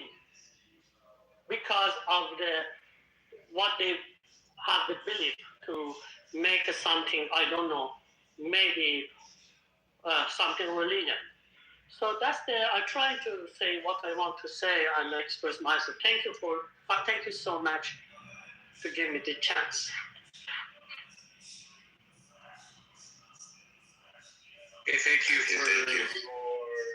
Yeah, that was good. Let's go to. Actually, you know what? Are there any other people? Yeah, we actually had Viking come on the stage. Oh yeah, Vikings. Yeah. I made it like Marshall's like little chance for a minute. It's fine. No, you came on the stage, you started defending, but we never got your opinion. Do you believe America's a bully? In this case, between all these nations that have been threatened by America? No, I don't believe we're a bully. Do we exert will? Yes. And do we make allies go to the nth degree? Yeah, we will. But at the same time, look at what America has had to give for Europe in particularly, and for the Middle East. You've had multiple administrations, 2 world wars. I wanted to remind people, like, we are still suffering because of 2 world wars in Europe. And after the first one, it wasn't the United States that was carving up North Africa, the Middle East, and doing a bunch of shit. That was Europe. And then, of course, they went so far and they thought, hey, our shit don't stink. We can do whatever we want to. They created a second one.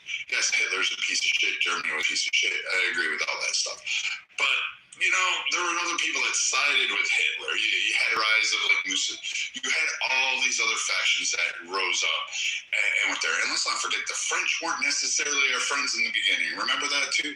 So it wasn't until Hitler crossed over. Russia wasn't our allies. They were on the side of fucking Hitler. So, I mean, a lot of that dynamic was directly caused by the main countries, England there. And in terms of the Middle East, Eisenhower didn't side with Israel, post that, where, the alleged, the coup occurred. I'll grant the coup. He didn't side with either Israel. He didn't side with Iran. He didn't give a shit. He wanted the Syrians to back down. He wanted everybody to play nice in the sandbox. He really didn't give a fucking. In fact, he insulted Israel. He insulted Iran. He insulted everybody. And he played his game because he's like, hey, you know what? You're going to screw around and you're going to say death to Satan. We're going to be this. We're going to nationalize oil and we're going to cut you off. And Eisenhower took $100,000 and said, I'm going to replace your government. And he did. Well, it was $1 million. But, I mean, he was able to do that. He bought a couple protesters in the street, sounds like BLM, and then he basically bought a couple politicians and some generals to say, hey, don't go out in the streets and shoot people. And he was able to overthrow a government. He was able to turn it into a more friendly area, to bring more conventional, and to try to put some roads and stability. And we've been dealing with crap ever since. So, I mean, I don't know. Like, I don't think it's a bully. More along the way of saying, hey, we are the biggest guy in the block. We don't really want to have to engage. But if you really want to fuck with us and you're not getting the lessons that we're teaching you, then we're going to do something that's going to hurt you very badly. And you can't slap Americans and then say, oh, you can't touch us because it's unfair. Like, I don't think we're a bully, especially since we brought the longest period of peace to Europe. We've brought stability to multiple regions. We kept other powers in check. We've supported. We have done some bad shit, but we've also done some great things. Japan is a thriving economy now, and they've been pulled out. China, to its point, was made whole. Like, the U.S. helped China. So, I mean, I don't know. I don't know why people think America's a bully. It's just a great saying when you actually look at how much charity comes out of us, how many times we send our men and women to go rescue people when there's a hurricane or a typhoon, how many times we're patrolling the seas, protecting the seas, because piracy is a real fucking thing. The nation's killing your shipping. It's a real thing. I mean, I don't know. Someone has to really make that case that we're just a big bully.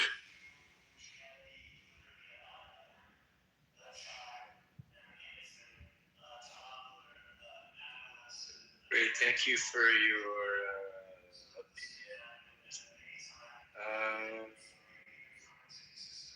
Father, do you disagree? I mean, let's look at it this way. Donald Trump isn't the first one to say, I want to spread. He's not even the first one to bring up Greenland. Would the United States have taken Greenland at any point in time it wanted to?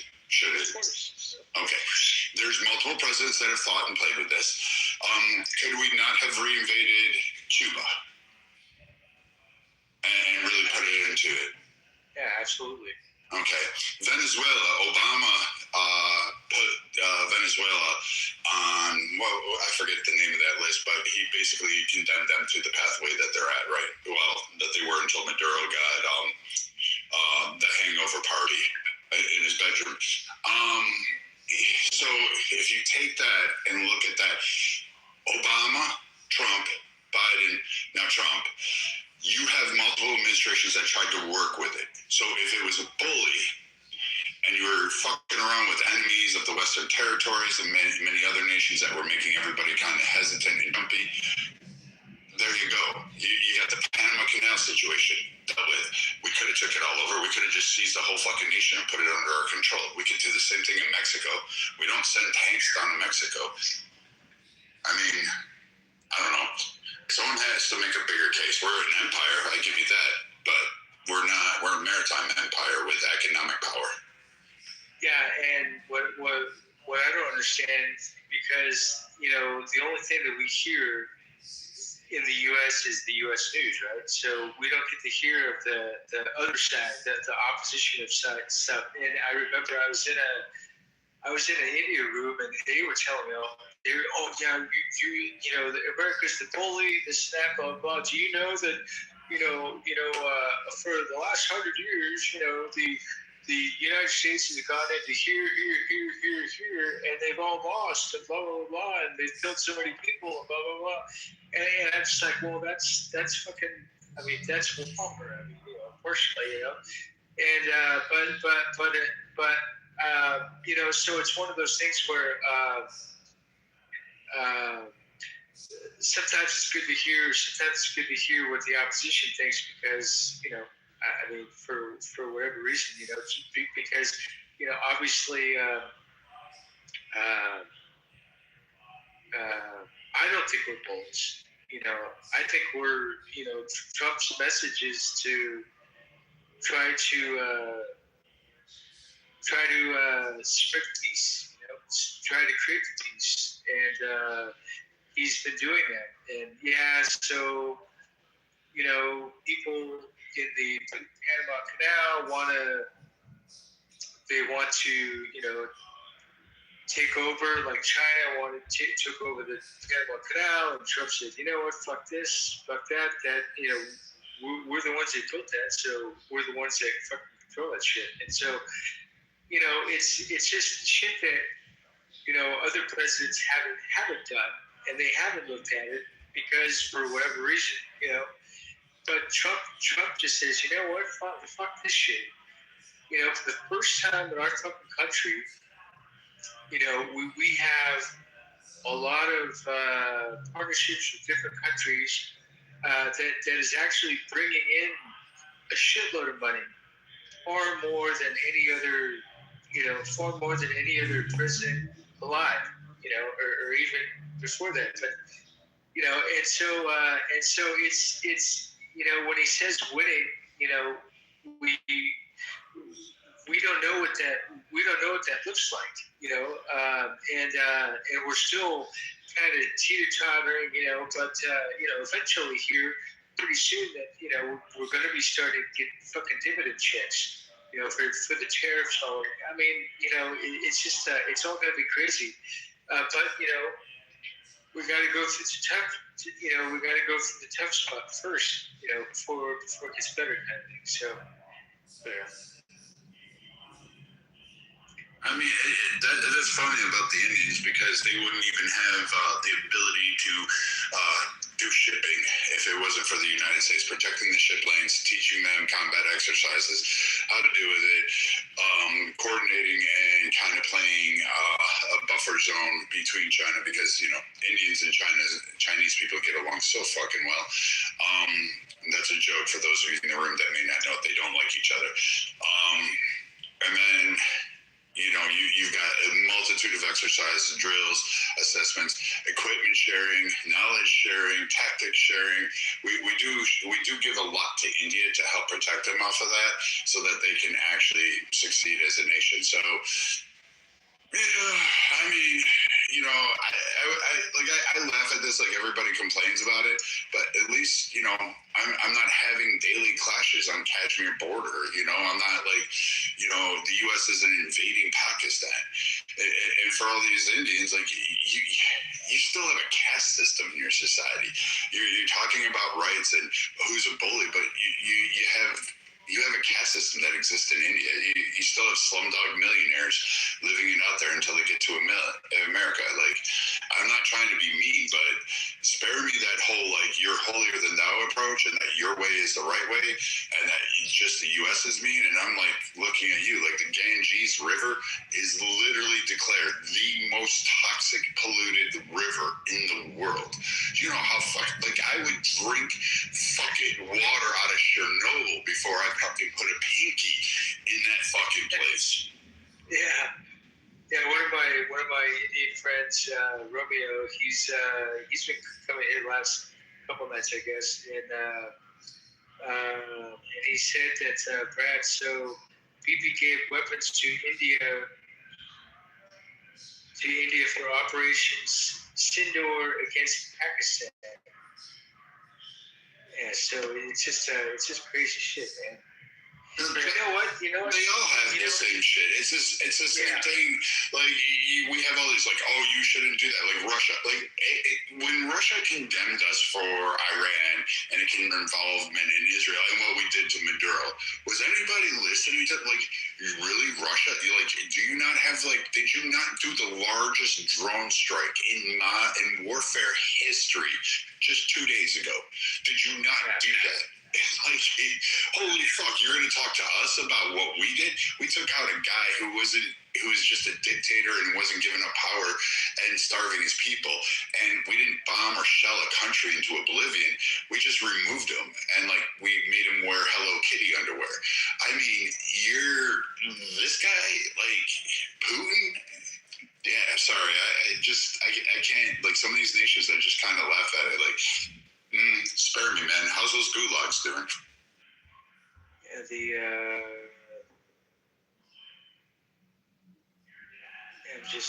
let's see. Yeah, and he said the caste system destroying their society. And they think Putin is their ally when he's not. Yeah, so, yeah, that's another thing, too, is that,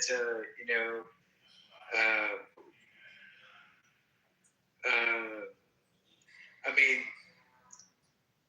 I guess to some extent everybody pretty much lies, but Putin is the ultimate fucking liar, I guess, if you want to call it that. Just like the Iranians, the Iranian government, they're a bunch of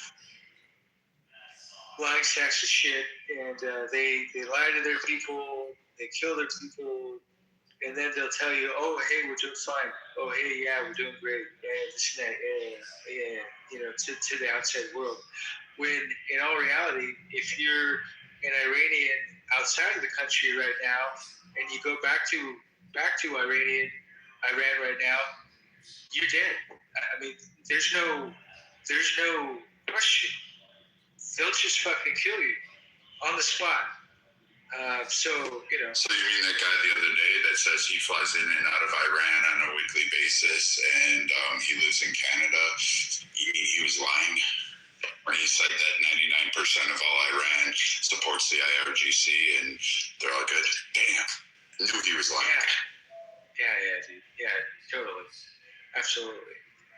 There's, I mean, maybe he had a government job. Maybe he's getting paid by the IRGC. Who knows? But but I would just have to say that you're lying your ass off, because I actually heard it. I didn't hear about the killing, but I did hear about what they're doing with people that go back to Iran. and they are putting them through some serious, serious questioning too. So, it's just one of those things where you can't really believe really any of these people.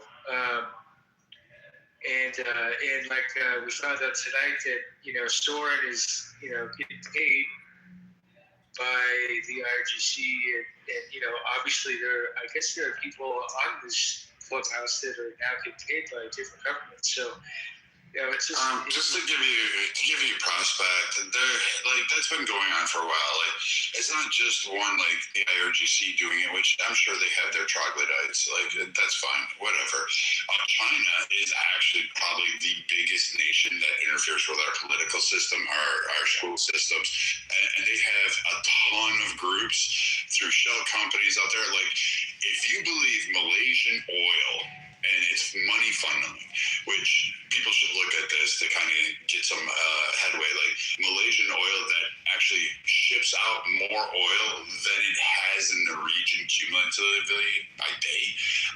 You should really, reassess, like, well, that's probably a Chinese shell company that's like operating from a Malaysian flag.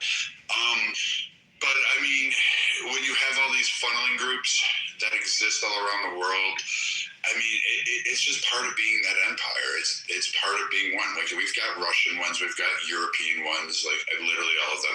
We have Egyptian ones, we have Saudi Arabia. Like, I expect it. It doesn't even really bother me to that extent because I'm like, it is what it is. I mean, yeah, you're not having somebody go down to maybe Chad and trying to invest heavily into their political structure. But in the U.S., yeah, here's the crazy part. You think all our NGOs, all that USAID money that went abroad, you think all of it was for, like, the noble good of America? Fuck no. We funded money all around. We do some shit. How do you think we overthrew Shah, like, for $1 million? I mean, I'm just saying. To convince Russia to spend $1 million rupees on a fucking AK-47 bullet, 7.62. Like, come on. I mean, shit. Well, and the thing is, there was no oversight. There was no accountability at all. No auditing. No any of that shit. And it's just that's just how crazy the government is. And I found out years ago that the government, whatever administration is in power, they lie about certain stuff. So it's one of those things where you can be gung ho about one candidate and all that stuff, but maybe in the public it looks like they're going doing good and all that stuff, but on the inside it's a different story. And but that's true, I guess, with every government, every administration. So it's just, I don't know, it's just interesting to hear other people's opinions. So, anyways, we have a new guy, Loki. What's happening, dude? How are you?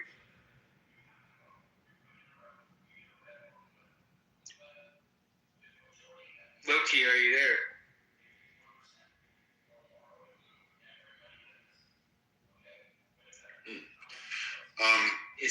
Is it that time of night? Jesus Christ. I don't know. Maybe people are just listening and chatting. But what I find funny too, like, people get upset with things, and if this is the Patty that I think it is, she'll even attest this. Like, the DOD has never passed an audit in the U.S. Like, there's a reason for that. We waste a lot of fucking money. You know what? I believe our national debt is probably offshore in a lot of Cayman accounts and hidden around the world by the CIA. And I'm joking, obviously. I don't think they have trillions of dollars tucked away somewhere. But I do think they have millions of dollars in operating budgets and monies invested in places like the Caymans and, I don't know, fucking Malaga or wherever it is. So, the idea that we don't do certain things, it's just part of it. And people have to look at geopolitics as a 4D chess match that never ends with no queens. Like, you either take the king or you don't take anything. So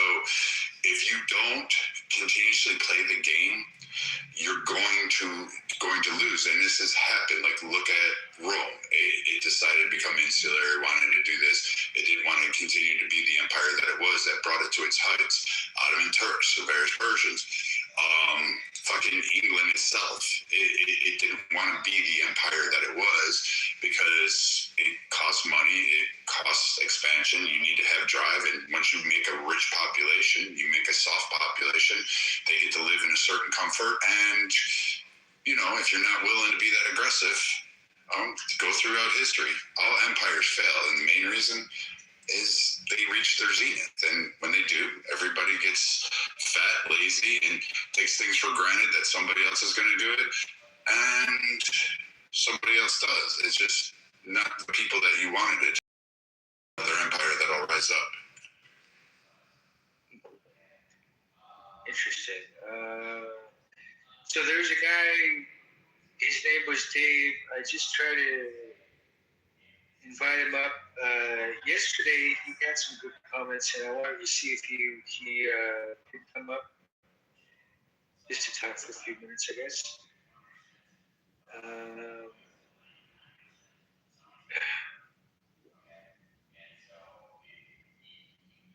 Is this Patty from Politically Correct over here? Yeah, there's a lot of these. No, that Patty, is that Patty from Politically Correct? Oh, Patty. Don't know. She did serve in the military. Then that is Patty. So she can tell you, now, Patty's obviously got her own beat. I'm not going to say what she is. Patty, I have a lot of respect for. Not only is she gorgeous, but she served, and she scares me a little bit. But KK still terrifies me. There's a big difference, though. Patty just scares me a little. But, I mean, when yesterday, you should have saw Patty. She was in rare form. There was literally a lot of talk about weapon systems, geopolitics, strategic maneuvers of nations, what was going on, which fleets were going where, what was being done. And I'm amazed because this room was huge, but Patty dismantled, I want to say about 500 people. And what was funny is when she got done, because she only spoke for like 2 minutes, but when she got done, the entire course of the room started shifting. Some people went back to like their retarded talking points, but Patty had shifted the discussion and had shut down and actually shifted positions because everybody's screaming before, and I believe it was about nuclear weapons design and all of this stuff. She was able to tell people, hey, this is boom, boom, boom, boom, boom, boom. She was able to rip it apart. And it was beautiful because even those that were on, like, let's say the left, started changing their rhetoric. And it was really brilliant to see. And, you know, it's good that you invited her in this room. She's actually a good addition. Well, we're hoping she cashed in that ticket so she can join us again in this room.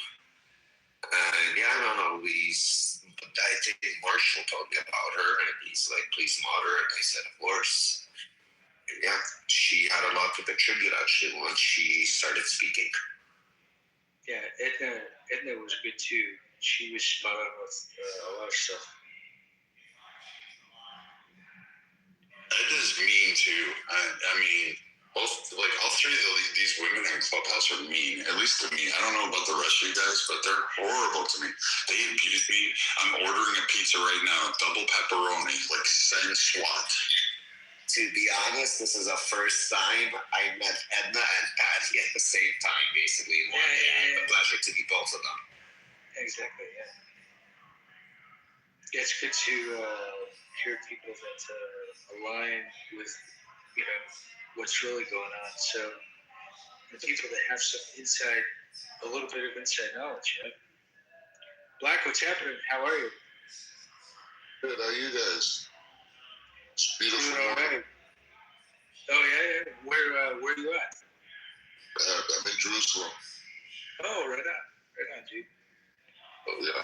Well, so happy Sunday morning. So basically, the conversation today is America the bully, or are all the other countries that basically is going on right now? Are they the bully? Iran. What's that? Iran, Cuba, Venezuela, or Greenland, right? So, correct. Yeah. So we're just gathering people's thoughts and their opinions. So, go ahead. Yeah, the thing is, it's like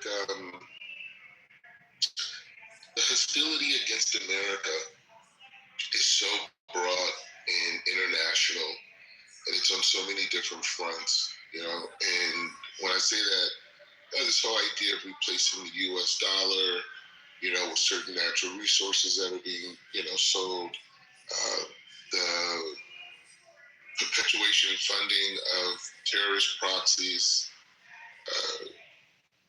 the consolidation of power interests between China, Russia, and some countries like Iran.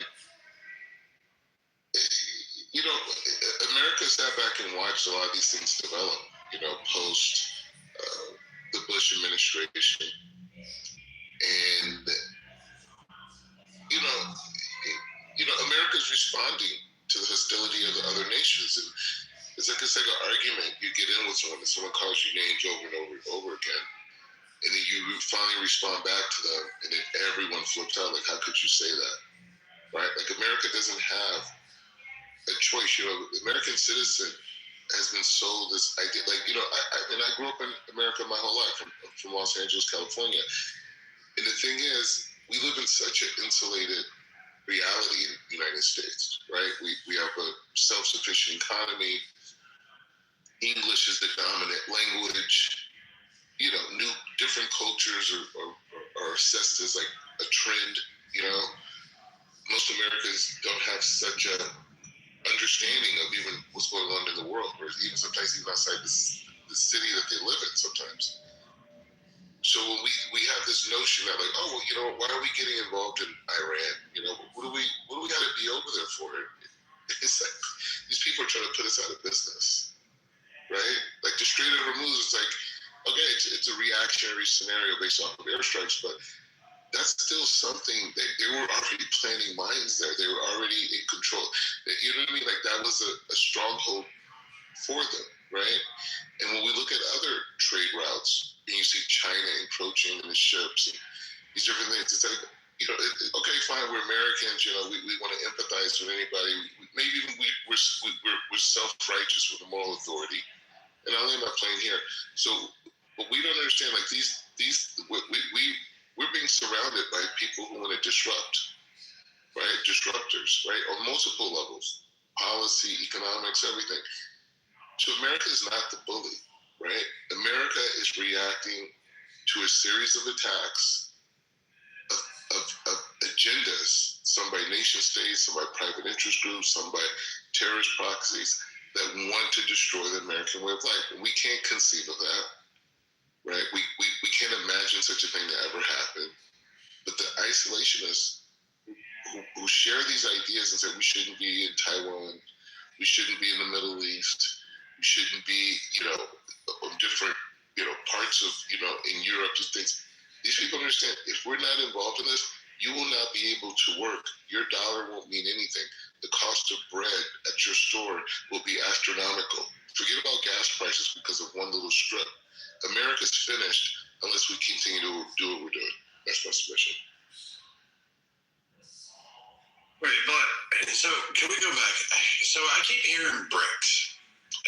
In BRICS, we got to be fearful of BRICS. We got to watch out for BRICS. And I'm always confused by BRICS. Like, on one hand, I hear the fear mongering. I understand we don't want an economic attack on our own currency. We do want the U.S. dollar to hold as the world's currency, and we want to be able to enforce it. I understand that. I take that from the empire perspective. But the idea of BRICS, cumulatively, all the nations together still cannot equal the value of the GDP and the strength of the dollar that the U.S. has. They're not even close to developing it because they don't have a single currency. So they can't even decide on that. They can't decide on who's going to be the leader. They can't decide who's going to be the head honcho. They can't decide what trade agreements because, quite frankly, even though China and Russia are making inroads, I grant you that they are making inroads on trade deals. They do have some swapping back and forth. These are two nations. Well, Russia, we can put. I don't think China fully trusts Russia, particularly with Putin, and there are concerns. Putin is old, and once he's gone, you're looking at, what is it, Zilla something or other, and then you had the guy with the X name for a half minute there, and you never know who's going to be taking over in that power. Like, once Putin goes, who's going to be in control, and what is their determination going to be? Are they going to make inroads to the U.S., or are they going to kind of hold their typical Putin position? I think so. They're grooming Medvedev, to be honest. That's an interesting take. I don't know if he's strong enough to hold that together, but it's a take. I mean, that's a good one. He's been there from day one, and when there was a transition where he had to be the president, he made Putin the vice president. Realistically, he was running the show, right? Medvedev was abided for whatever the term was. Yes. But Putin was still pulling the strings. But I don't know if he can hold like all the Russian political classes together. Do you know what I mean? Like, he's not as ruthless as Putin. You know what I mean? Like, do you agree with that? Like, he's not going to go poison all of his enemies. Again,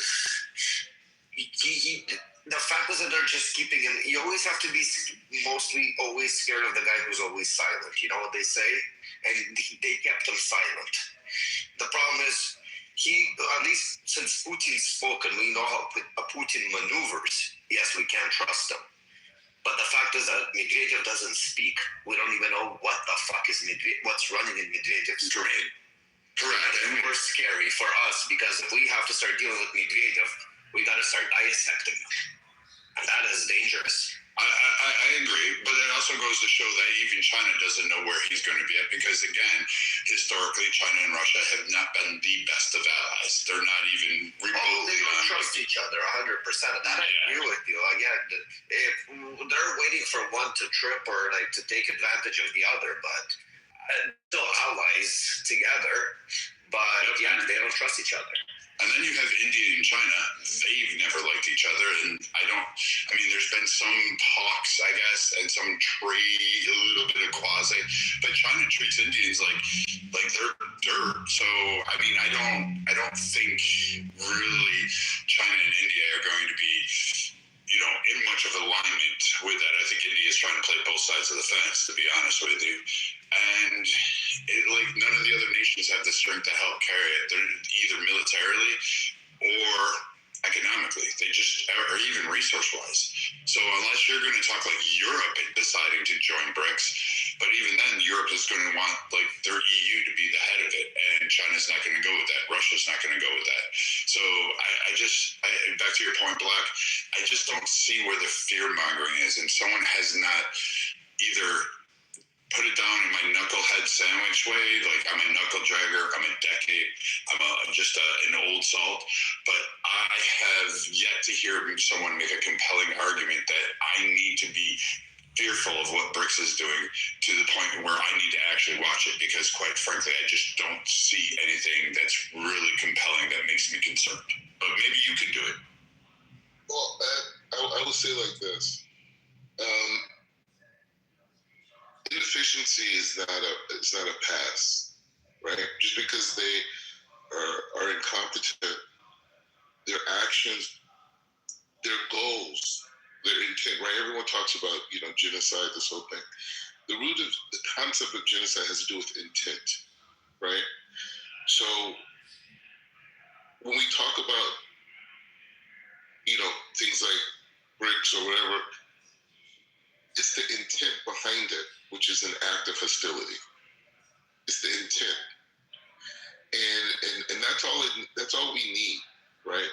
To deal with a threat on this magnitude. Maybe they're competent, maybe not. Maybe they figure out. Maybe some new technology comes out in the next 12 months that changes how we exchange currency. Who knows? But the intent is a national security issue, right? And that's what we're addressing when we talk about it. It's not that. It's funding proxies, right? Sending them missiles. They may not fire them, It's the intent of why they gave it to them. That's the issue, right? And anyone who has an intent to disrupt American way of life is an enemy to the free world, right? And that's the focus point, is the intent.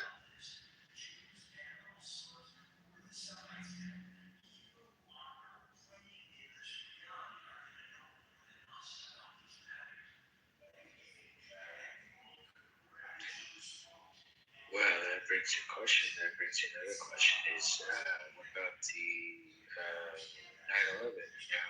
9/11, was that an inside attack or not? I mean, everybody's got an opinion on that.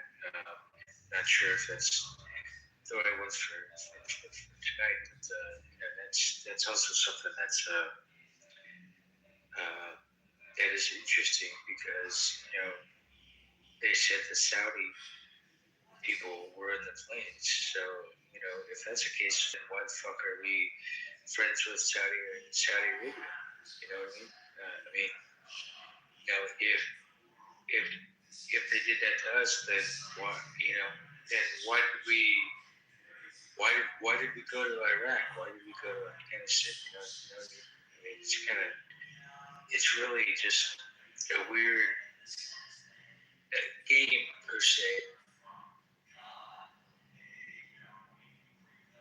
I think that would be for another night, but I mean, I was really curious with Black's response. So, like, how do I put this? So, for me, the BRICS competition is, like, I actually think it might end up being good because it is driving U.S. innovation, particularly in use of AI and other factors. We have become very much a tech-producing company, although most of our, quote, manufacturing and production isn't here. Most of our designs, our tools, our repairs, our knowledge, all of that is kind of here, which is why China's trying to steal out of our IP. But I digress. We go back to this. The U.S. does have like long-term strategic planning in terms of this. It is using, like the SWIFT. It's reinforced some of that. It's helped out there. It's got the new development bank. It's done a few things that have really basically ensured that the U.S. is going to be able to have a lot more economic pull, and it has decreased China's and Russia's influence. Where? So we got 70% of the platinum on Earth. South Africa. We got oil. We got everything. Who does? Us, me, South Africa. South Africa has it? Me, I. You do. You own all the platinum. Us. White people own it in real life. But Trump cannot do shit for us because we're the slaves. What? We dig. We're the slaves. Yeah, real life. We dig. Okay. So. Like artisanal mining or just mining in general? It's like kicking out the Mexicans, and then you're going to be like, yo, Black Americans, you don't get the fuck down. Same shit to us. What? It's so you, Donald Trump. Okay, I'm Donald Trump. Okay, I'll be Donald Trump for a day. I'm Donald Trump. Well, Mr. Donald for what? Yeah, I'll be Donald Trump. I'm Donald Trump. I'm just sitting here as Viking Brad. I'm Donald Trump in real life. Let me tell you. Okay. Well, you haven't talked with the President of the United States. You're controlled, okay. Controlled by England. We are still under the British control. You are. Would you like to be under? Would you like to be? Hold on. Would you like to be under Mr. Donald Trump's control since he's on stage right now? Donald Trump. We don't give a fuck about that nigga. No, since he's on stage right now, we can ask him. Maybe he can assist. We can add one more flag here. Man, Donald Trump is not here. You're not true Trump. What do you mean? Trump, real life. Donald J. Trump. This is Viking is Baron Trump. It's Donald Trump. It's the next closest thing in power. We've got good trade deals with America and South Africa. We even give you food everything, food, whatever. That's why we actually don't really talk. Where the hoes at? Where the hoes at? Oh man, hello. Wait. But it's all like we need each other. We do. Let's give it a stand. Let's give it a dialogue. We do need each other. Well, we've got all the minerals. We've got oil too. We've got oil there. We've got oil there. But we got along. That's why you don't see some analysts talking shit. We're gonna get along. By the way, are they so I respect Donald Trump on that part. At least it's not that crazy. Yeah, I respect Trump for that part. Yeah, what you want to say, my nigga? Are they done killing the white? Man, there's no goddamn genocide. My neighbors are white. I live in the burbs. My neighbors are white. White. I live with white people. Where is this fucking genocide? That's literally South Africa. Like, where? Yeah, I don't know. And I'm the name of color too. I know you don't like that term colors. You know, but the news, that's what they tell us. They tell us, that the government's killing white people. For what? Man, that's a lie. Hold up. Why would they kill you? This is me. Who made peace in 1994? Who made peace? Yeah, it is. Like, who made peace? You're like, okay, you know what? Fuck what happened in What? I can't hear you, Rafi. 1994. We made peace. So where's this genocide? I don't understand this shit. Where is it? Come on. Yeah. Bro, go to Cape Town. White. Johannesburg. White. My neighbors. White. Come on, man. Where are the black people in South Africa? Like, where do they usually hang out? Me? You, yeah. Like where? Like everywhere. We're the majority. Oh, I got you. Yeah, so we're everywhere. Like so hold on, let me ask you, how are you guys with Boko Haram? Nah, we don't fuck with Nigerians. We don't like You guys don't fuck around with Boko Haram. South Africans do not like Nigerians. No, fuck Nigerians. Listen, I had to ask, right? I would choose a white man before I choose a Nigerian. No, they don't. Nigerians aren't welcomed anywhere in Africa, really. Nigerians are full of shit. Is it scammers, they rape, they kill, they kidnap? No. Family, please, never ever trust any Nigerian in your life, please, family. Are people in South Africa, are they honest about stuff? I mean, do they have morals and everything else? What you mean morals? Well, like, what you mean by that? Like they know the difference between good and bad. You know what I mean? Killers. Well, not necessarily. Gangsters. Yeah. Like Chicago. Yeah. Man, gangsters everywhere. Yeah, there's a lot of thugs there. Even our president is a thug. Yeah. Our whole president is a gangster. Listen, Father, the rules are the same everywhere, just the playgrounds are different. Thank you. That's how it works. Smart. Yeah. The rules are the same everywhere. Nah. Same shit. They're like Nancy Pelosi. You guys want Nancy And then you go to America like free Palestine. You need to starving here. What's your name? Free Palestine. Elon Omar? They won't take it because in fact they just some in South Africa is foreign minister to Nigeria to answer for the attacks on Nigerians and other entities because South Africa does not like immigrants, particularly from other regions in Africa, and most assuredly, Nigeria is no bueno on their shows. They will literally beat them in the street. It is not even. Viking, you're not lying. Let me tell you something, Viking. You know what they're telling us? Nigerians are telling us to kill the white people. I'm like, for what? Why would we kill the taxpayers? Why? Why would we kill the white people? Just like you killed the white people in Zimbabwe, look what happened. Real life.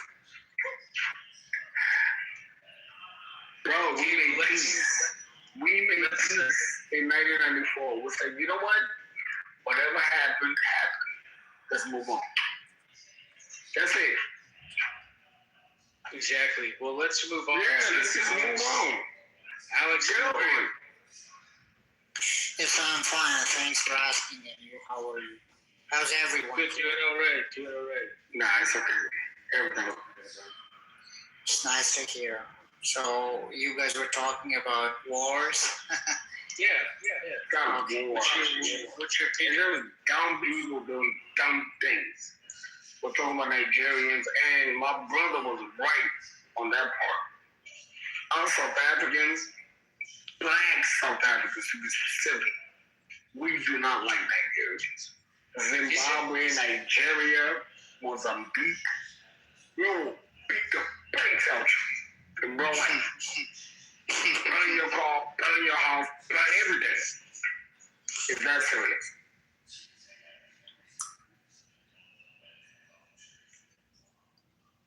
So one thing about what's going on. Let's cash in our tickets. If you can go up to the top of the room, click the join button. Therefore, we can invite you up a little more, and everything else we can give you some more airtime and all that stuff. Because there are people on the stage that haven't done that, and we can only limit it at the time. So, anyways, let's go to let me see. We have Alex joining the stage. Oh, Alex, yeah, what's going on, Alex? How are you? Yes, I'm fine. Thanks that guy. He was talking over, so that's why I just muted myself. Yeah, you were asking about my opinions on wars, like what's going on. Okay. Yeah. I think,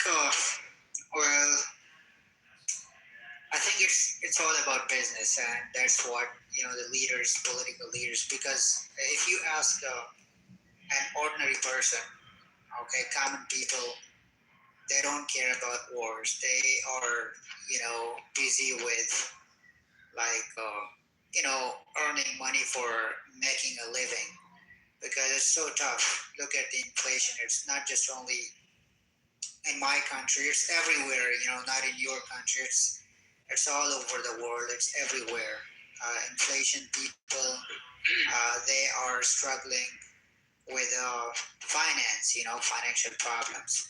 So I think war is not in the interest of anyone. It's only in the interest of those elite group of people, because they know how to make a business of out of these wars. So this is my opinion. This is my take on this, and I think common people, they should stop supporting those political leaders, and only those people, they will support wars and those political leaders that they do not have any problems. They do not face any financial problems, like they have enough to eat. Those people, common people, they do not have something to eat. You ask from them, they will complain about paying bills, okay, day-to-day grocery, and all these stuffs. They won't complain about what's going on in the world. So this is the thing. I think first of all, these problems should be addressed properly. Then afterwards, you can go for wars. if that is, you think that is, it's in the interest of humanity and common people. So that's.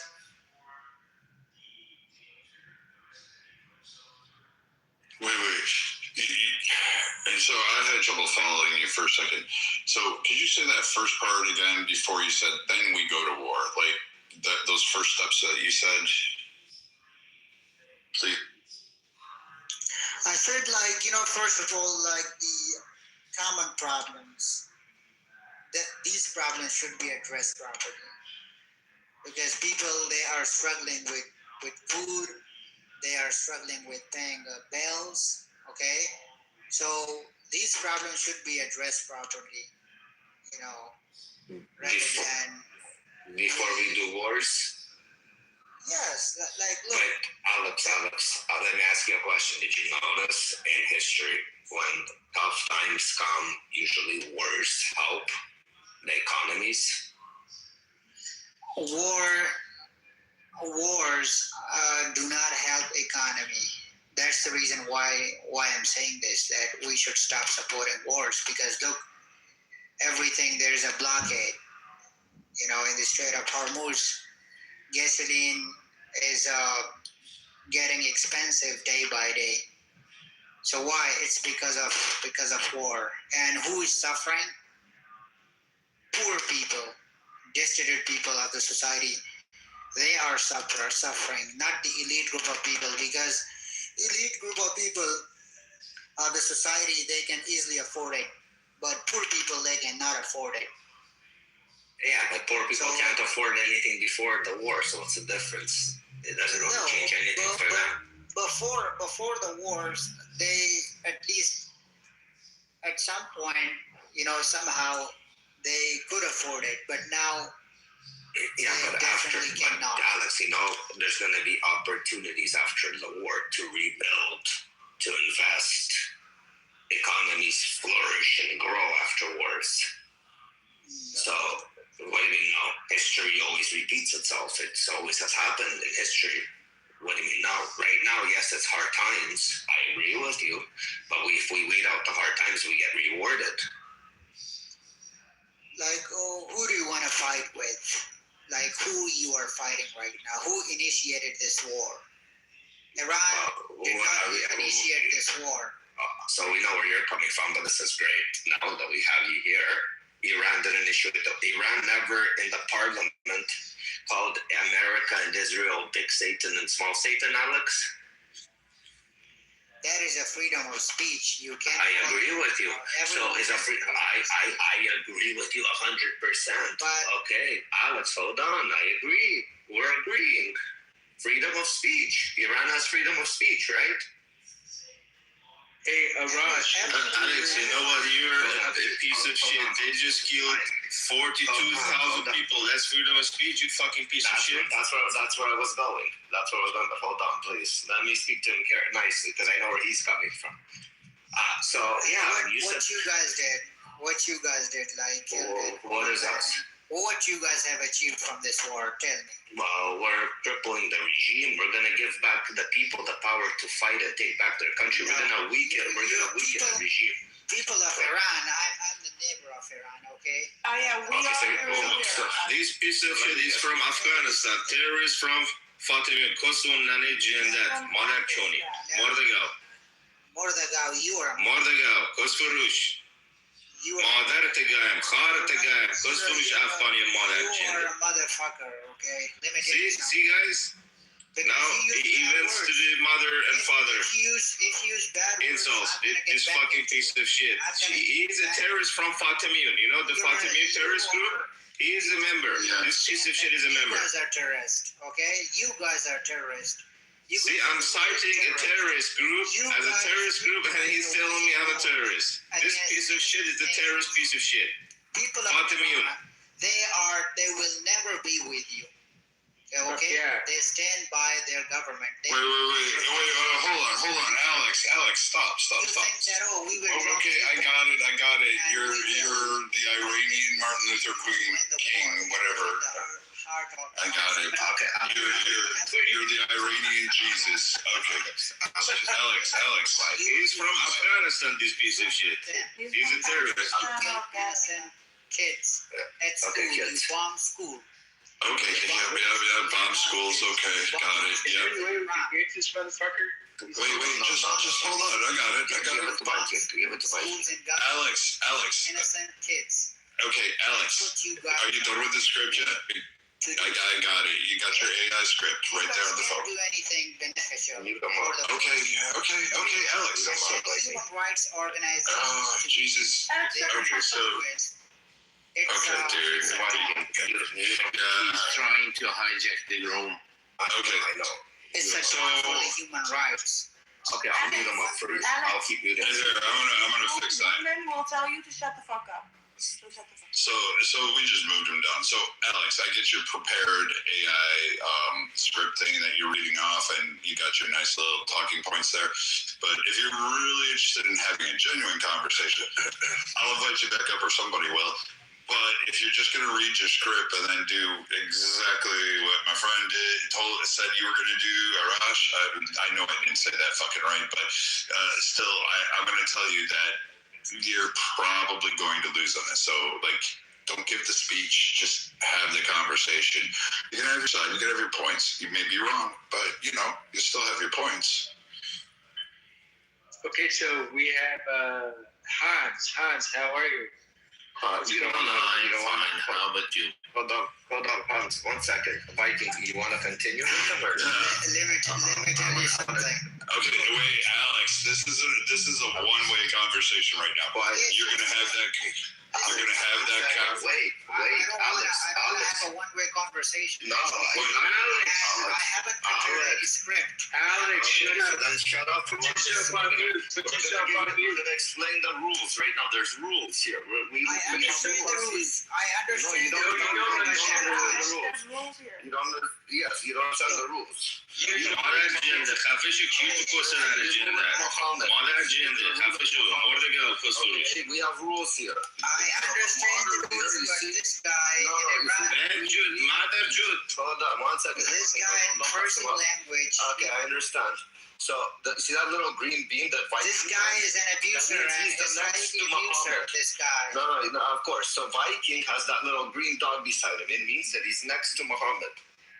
There's nothing closer to him than Muhammad. Okay? Okay. So what you're going to see, there's the rules here. Like the Quran. There's rules in the Quran. There's rules in my room. Okay? And Viking is Muhammad right now. That little green dot, that's what it means. From Donald Trump to Muhammad. Yes. So you're going to listen to Muhammad right now, and then you can respond back to Muhammad. Muhammad, please go first. All right. Alex. So let's take your initial point. You said, and I quote, what are we going to get out of this? And the goal eventually is to bring some stability to the region. Because let's be honest, Iran is not the pillar and the beacon of fucking stability in the region. I will grant you that there are other political constructs at foot there. There's a lot of other dynamics. Not everybody's actually 100% innocent, nor is anybody 100% evil. But Iran is not necessarily the best player on it, and nor are they the victim when you're the victim now. But you can't always say that when you've done for 50 years, you've done attacks on other nations. You're as the IRGC, you've done exactly what everybody is accused. This is why multiple nations kind of were like, we don't really care about Iran. They care about the oil. That is all they cared about. They don't even give a shit about the bombing in Iran. And the sooner you realize that, the sooner you come to the grips with, oh, okay, so now maybe we aren't the best players because we don't have the world support. They just want the oil. They just want the energy.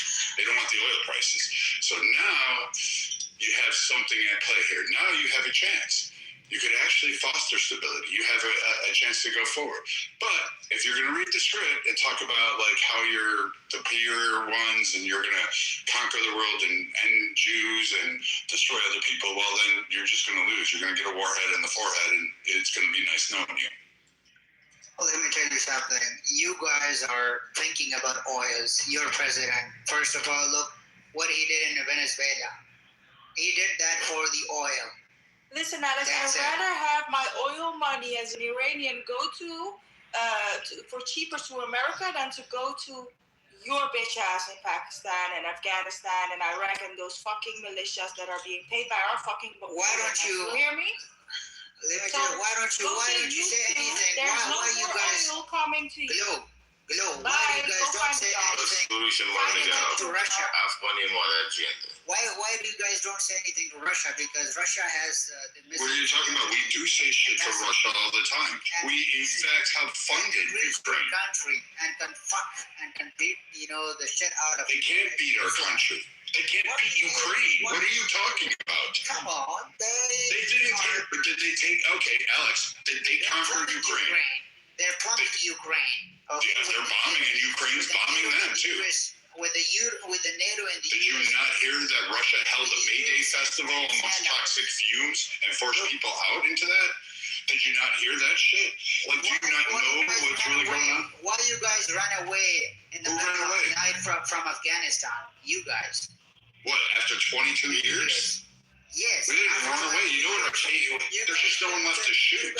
You guys left there $85 fucking billion worth of equipment, and now Taliban. Yeah, and it didn't really matter. It gave jobs to Americans. Go rebuild them. You guys still can't fly. What you guys do? Yeah, look, people there are dying on the street of. Yeah, you brought slavery back to Afghanistan. Hats off to you. Of California. Yes, we did. Those people, like they are giving their heart. Okay, do you not have people dying in Iran? No, they are. No, there's nobody dying in Iran. And paying taxes. Not from missile strikes. To the U.S. government. Not through bombing. Not through IRGC kidnapping them when they go out in the streets. And they're plumbing back. They're plumbing back on their ass. If that's what they're getting by those wars. Who's getting what? They have created a chaos in the region. Yeah, okay. And so I'm glad you picked up California. Okay. The United Nations. And you were fun for about 30 seconds. Okay, great. So I get that you want to pick on California. Right? You know what? Yeah, go there. So I get that you want to pick on us domestically. We have a shit ton of problems. No, you can stay down now. You bored me. So, listen, I've been Muhammad, Donald Trump, and now I'm Satan. Like, you know what? The circle is almost complete. You have to fix your act up then. If you've been called that 3 times, that's good. But. Yeah, right? Must be true. And my pagan ass is going to go out there in a blaze of glory. So there's a couple of things. The U.S. has massive internal problems, domestic problems. Sometimes we don't even know our ass from a hole in the ground. You're right. We do have people dying in the street from drug overdose. We have those drugs being imported. We have people that we do have shootings in our street. We're trying to control that. Even though our crime is reaching record lows, it's been precipitously decreasing since the 90s. However, to sit there and turn around and say, hey, you know what's really great? We're going to go gun down protesters in the street. The U.S. isn't doing that. We're not kind of like, taking little children and marrying them. I mean, we did have Epstein Island, I grant you that. England is pretty much all of Epstein Island. I mean, literally starting from the king on down. So, I mean, when we look at this and say, hey, you got problems in your street, damn right. But we also have extreme wealth. We have a very potent military. We have more people wanting to come to our country than at any point in time in Iran. In fact, we have more Iranians wanting to come to fucking Western civilizations that want to stay in fucking Iran. So because there's a war going on right now there. It was probably leading up to. It's probably a little bit more than that. Come on, be real. It wasn't just a fucking. Mikey, when you're done, I'll respond to you. But go ahead. Okay, great. No, you won't. Okay, I guess I won't. We're going to add snacks. Hand raise for after I can speak. So, but I mean, again, like this whole thing of like you're going to pick on California, do what you want. But I'm going to tell you what, that's not going to solve any of your problems. You're not going to win. You're not going to win in a military fight, and you're not going to win with the oil because right now you're sitting there with 19 vessels of about anywhere from 250,000 gallons to 500,000 gallons sitting right there, blockaded in the Hormuz Strait, all listed under Malaysian oil. You've turned their transponders on, but unfortunately we can still see them. They're stuck there because the U.S. is uncentered. China's trying to work on the back channels with Bassett and all these other entities, trying to get them to allow them to have it go out. Your Karg Island has actually reached full capacity, so you can't store anymore. So now you're losing massive revenue in Iran. So this little, you're doing great over there, is just going to show that it only took Donald Trump or the U.S. pretty much a few days to put you in a precarious economic situation there where you can't store it. You can't fucking sell it. And all the ships that are laden with it are all blocked in there because you blocked anybody from coming in. But the U.S. has blocked everybody from coming out. And it particularly wanted you to allow those Chinese ships in so Trump could put the economic pressure on you. That's how dumb this game really was. And you didn't see it. So while you're sitting there focused on Instagram models from California doing fucking whatever else they want to do and shaking their ass, you got played in Iran. This occurred within 24 hours, but maybe I know more than you. How are you? What's going on? Hello, pretty much. How about you? I know that this. Right. Yeah, go ahead. Go ahead. No, go ahead. Go ahead. Hans. It's all you. Okay. So tell us. Thank you for letting me to talk. I'm not talking about behalf of myself. I'm talking about behalf of my people. I came to the U.S. 2 years ago, so I'm really, as I can tell you that I'm deeply and Persian people. So based on these facts, I can tell that someone is. Yeah. Based on this fact, I can say that I'm talking on both behalf of my people. Right now, in the Middle East, we have two different players. One thing is Iran, the other one is Qatar. By the way, Qatar is a good player before this war, and the leader of the Qatar was respectful about their international laws, everything else, and working with most of the part of the world. But Iran is not a good player.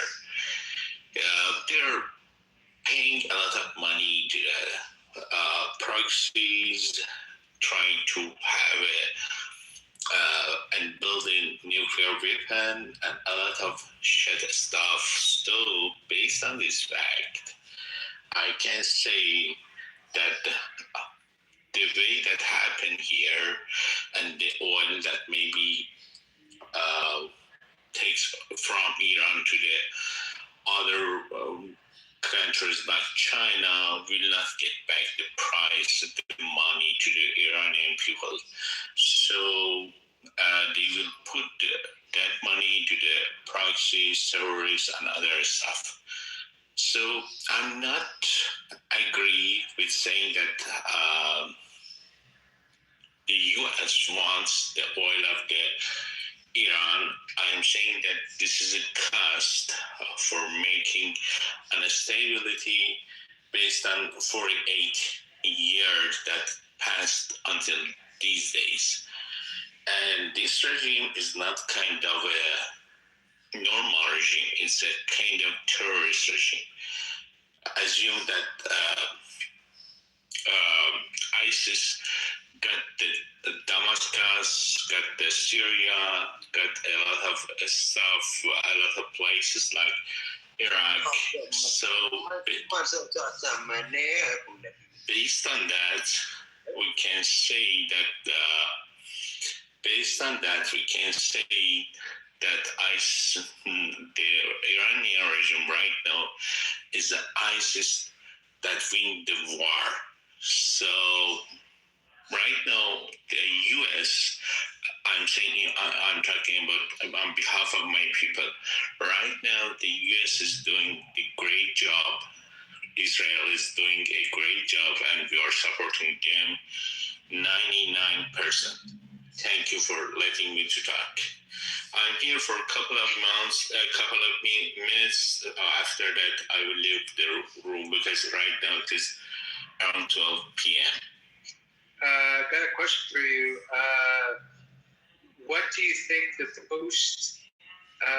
post-war Iran is going to look like? Like, is the regime going to be done, or is it going to still be in power?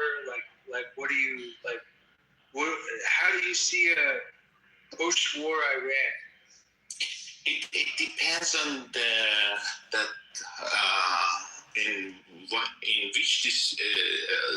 it depends on which part of the war get ended. So based on this fact, based on what do we have on the table right now, this regime is more radical rather than previous regime before Khamenei get died. So, but after maybe the next war that is coming in, I think, and I hope that that will coming very, very soon. If we have a good change, a good regime change, so based on that, we can vote for every parliament, every ministry, or even more for monarchy. We if you get back to the history of Iran, you can see that we are a country more than 2,500 years ago, monarchy. So based on that, in the Persian culture, in the Persian politics, the monarchism is one big and huge step to build a nation. So based on this fact, I can say after changing this regime and going to the voting system, and every single vote can have a good effect to the parliament, to the monarchism, to the ministry or whatever, we can say that we can have a very, very normal country. We would be something much better than Turkey. We would be something much better. Most of the European countries. Can I just interview one second? This terrorist piece of shit just said Hitler did a great job. Kick him out. This Alex terrorist Pakistani. He just said Hitler did. He's from Afghanistan. He just wrote Pakistan because he wants to dismantle Pakistan. You're a mod, and I see you chatting with him in the chat, so you can simply remove him if you want. These hands continue. Good. Oh, sorry. Yeah. This just a shed. Yeah, maybe. Okay. Yeah. I can say after the origin. Hello, did what? Who was that?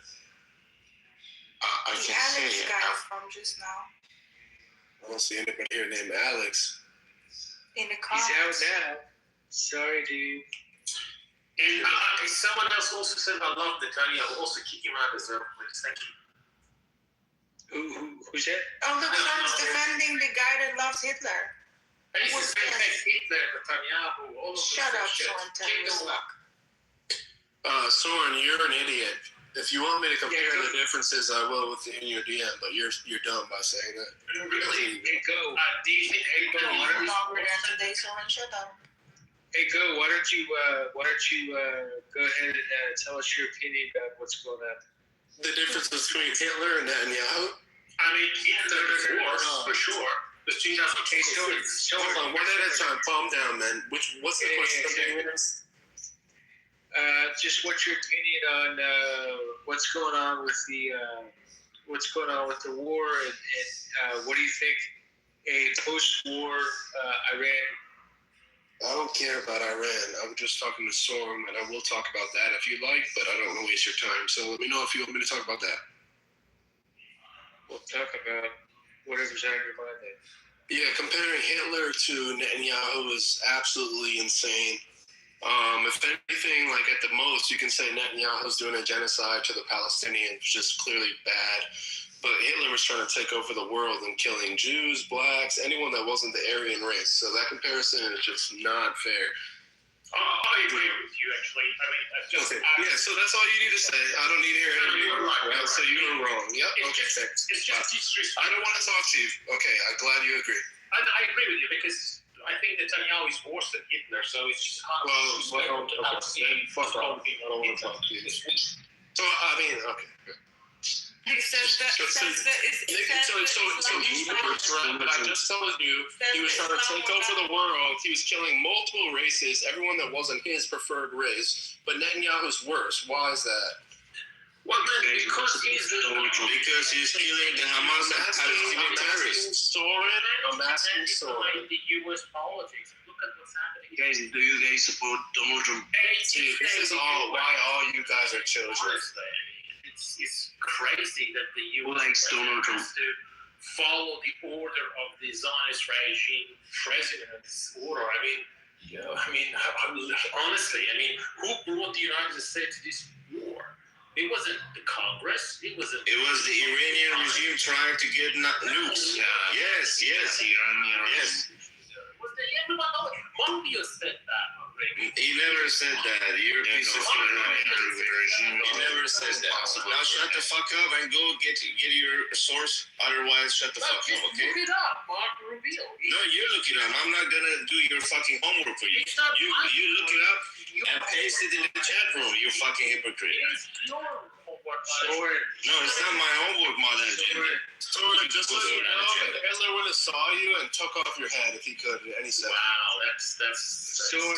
No, that's just the truth. That's just the truth. I want to know, but that's the truth. You're gonna be off the app very soon after. Yeah, okay, so make me get off. Wait. He said Hitler would take... I dare you to try. I dare you. Wait. Hold on. Soren, you just came up here and said Netanyahu. Hold on. Jesus Christ, dude. Soren, I don't want to talk to you because I think you're stupid.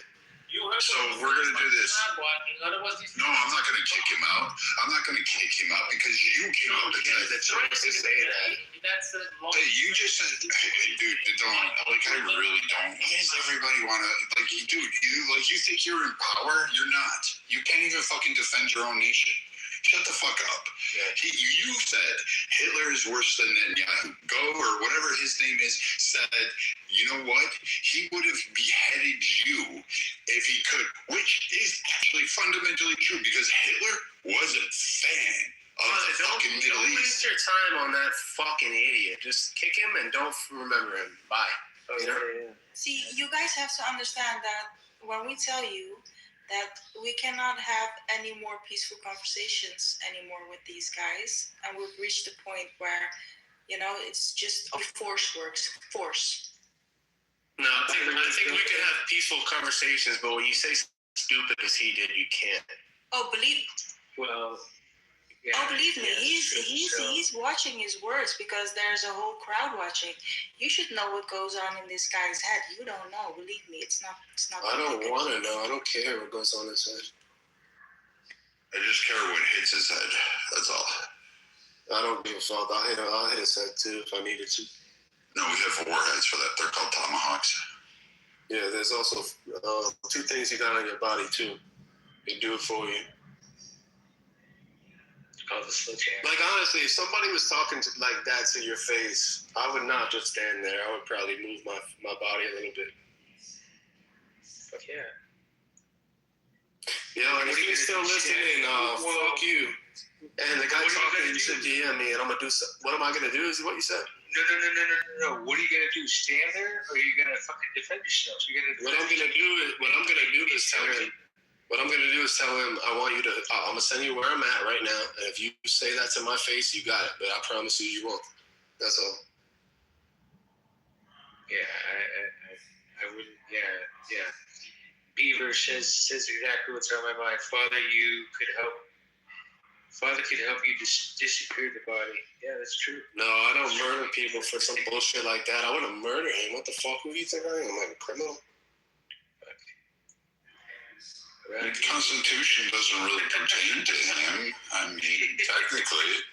But either way, I would not murder the guy. Come on, he's family. Like, I'd probably just teach him a lesson.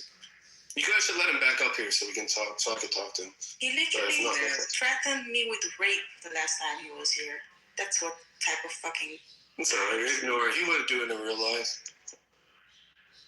By the way, Arash, what's your? Have we heard from you yet? Hi guys. Your opinion? Yeah. Yeah, go ahead. So it's pretty funny that these terrorist guys come on these peaceful stages and try to talk about humanity, moral, and all of a sudden they turn out to be the regime supporters. They turn out to be the terrorist supporters. I mean, this guy Alex, his name is not Alex, by the way. He's from Afghanistan, and I've heard him multiple times on other stages, and he claims he's from Fatamun, and Fatamun is a terrorist group that the Iranian regime created from the Shiis, from the Afghanistan. They have built up the same militia terrorist group in Pakistan. They're called Zainabiyun. And they have brought all these terrorist groups in Iran in order to be able to kill thousands of and tens of thousands of people if they try to come out again and try to get their country and land back. So this is the type of these are the type of guys that are supporting the Islamic regime right now, and they're not only working here. They are also very active on TikTok. They're very active on Instagram, and it's I think that's amazing. important. Like, how many Americans do you see doing that same type of bullshit? We don't really. I feel like we don't do that as a North, right? Because like we're not. To be honest with you, I've seen there is a room.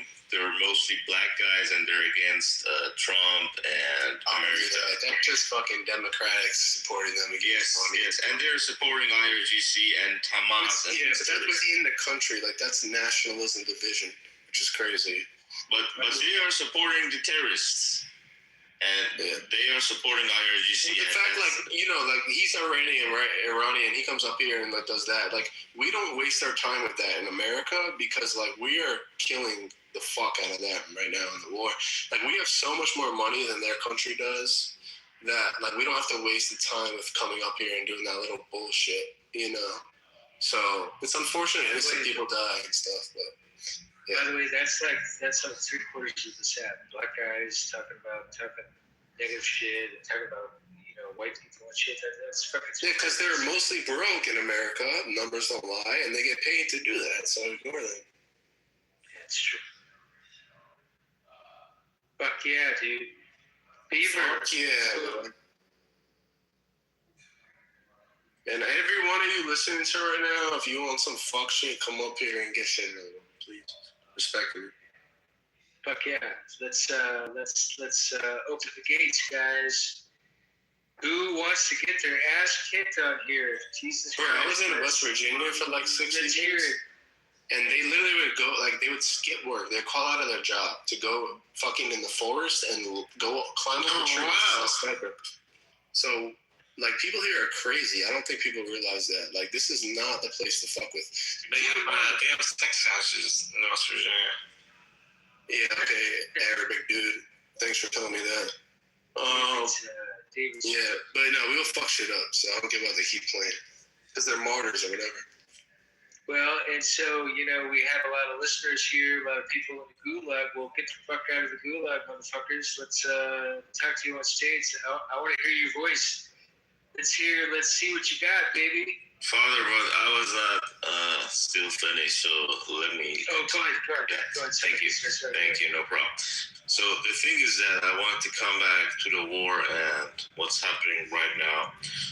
From my point of view, Donald Trump is going to wait up until the World Cup, the football, soccer matches are over, and I guess he's going to start this helping campaign, this military aid to the Iranian people afterwards. Some guys say it's going to be in the next few days, but I don't think so because Trump and Netanyahu, they already try to just hit the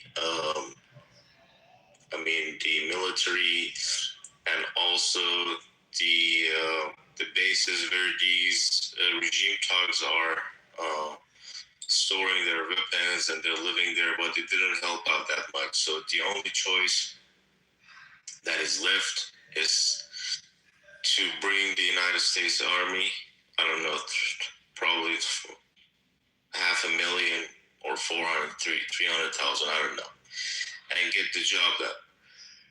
Because it doesn't make any sense to go to war and also suffer this Iranian regime. I mean, they're not just fighting against America and Israel. They are bullying and threatening the Arab nations, which, I mean, America has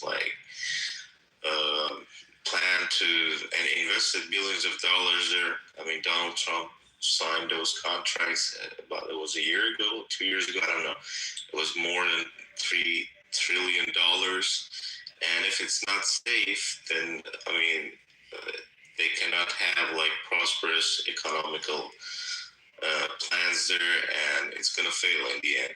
And before the war, we didn't have any problem with the Strait of Hormuz. Now, a new problem has added up. The Iranian regime claims the Strait of Hormuz. They say it's ours, and if you want to go through, you have got to pay. So they are trying to play pirates. And the dumb European nations, just like Germany, France, Spain, they already paid them. So they know it works, and they're getting paid. So they're not just going to leave that anymore. Unless you force them. The only way you can force them is to bring the military. Otherwise, I mean, Donald Trump hasn't achieved much, and he doesn't have much time because we don't know what's going to happen in the next elections. Is it going to be another Democrat? Who's it going to be there? What policies and plans is going to follow? We don't know anything about that. Probably the Democrats are going to cheat. That's my guess. But I mean, we have these 2 years, and if Iran and this regime stays, they're gonna definitely get a nuclear. Even if they can't build it themselves, they will buy one or a few, and also they will make better, stronger proxies around the world. They will start bombing and attacking the U.S. citizens inside the United States, and this is what they're already talking about. They said if they are coming to our region, we're just going to go to their countries, and this is what I'm telling you. I heard it on the news in Iranian television. We're going to go into their country and make it unsafe for them because they have made our country unsafe. We're going to retaliate. So you're going to have multiple 11th of September attacks on American soil. This is the problem. By the way, what channel is that on Iranian TV? Is it it's no, it's not international. It's just I mean, you could watch it. It's in Farsi, but it's called Kanal Khabar. I mean, it's a news channel. It doesn't matter what it's Iranian state TV. It doesn't matter what. It's kind of national. What the Iranian state TV is just telling the people what's their plan for the future, and this should scare you. Yeah, okay, but look, why? Because people in Iran, they like the idea of martyrdom, because not the people around the regime. Okay, people in Iran are against it. I know, so it's bad, right? Because yes, the government will do. Yeah, but the thing is that they've got the weapon, they've got the media, they got the money, so they will. Okay, bro. At the end of the day, how many people will die in Iran compared to the U.S.? We will kill the fuck out of that country. So it's not good for anybody. No, it's not about killing people. You're missing the point. What's the point? I'm telling you after Trump's good in office for just 2 years, right? Or maybe a little bit more than that. After that, the Democrats, guys like Barack Hussein Obama and John Kerry, okay, they're gonna come and take these places in the White House and your foreign policy, and they're gonna help the Iranian regime just like what John Kerry and Barack Obama did. The U.S. is not gonna attack them; they're just gonna sit back and take it. Yeah, you're probably right, but that's why Trump has to go as hard as he can now. Yeah, this is what I'm trying to tell you. As hard as you can means military operation bringing the United States inside the soil of Iran. You have to bring in the army, otherwise you're going to suffer way more than before, and you're going to have Americans killed on the American soil. Like I said, they're planning big for terrorist attacks, just like it's unfortunate if people, if innocent people die, like 9/11. But in the grand scheme of things, unfortunately, that's something small compared to what the U.S. will do to Iran. Yeah, the thing is that I'm trying to tell you, if a guy like Hossein Obama is on the power, he's not gonna do shit. And they're planning this for the time that Trump is gone. This is what I'm trying to tell you. They are planning this. They're just going to keep their mouth shut. They're going to say, okay, we don't need nuclear power, this and that. We're not going to support the progress. They're going to wait up. This is called, by the way, taqiyya. In Shia, in Islam, that means lie. When you are weak and when you are more powerful and you're able, then do whatever that you want to do. Yeah, you're kind of right. But at the same time, the reason why Trump's doing it now is for money. There's been the same threat for 40 years from Iran, from Venezuela, from Cuba even. So the reason Trump's doing all that now is... No, you cannot compare Venezuela and Cuba with the Iranian regime. You're right. But I'm saying... They never have proxies around you, nothing. Yeah, the Iranian threat is way worse than Cuba and Venezuela, but there's all been threats. You don't notice how Trump is turning. All right, go ahead, Father. I guess you feel the need to interrupt. Yeah, I'm sorry for it. Well, you interrupted me, by the way, a few times, but to wrap it up. Sorry, why don't you come up here and talk rather than using your fingers? Just leave that guy. I was just gonna ask you, tell you guys, I'm gonna bring him up. And when I bring him up, you guys have the full authority to fucking go to town with this motherfucker. I will, even if you didn't tell me that. I'm just listening to President Trump about Iran. He's actually had a very famous speech today. And then we landed on top of it. On top of everything else, we then landed on top of it. And we took over the ship. We took over the cargo. Took over the oil. It's a very profitable business. Who would have thought we were doing that? We're like pirates. Yeah. So your point is that he's doing it for money. We get it. Yep.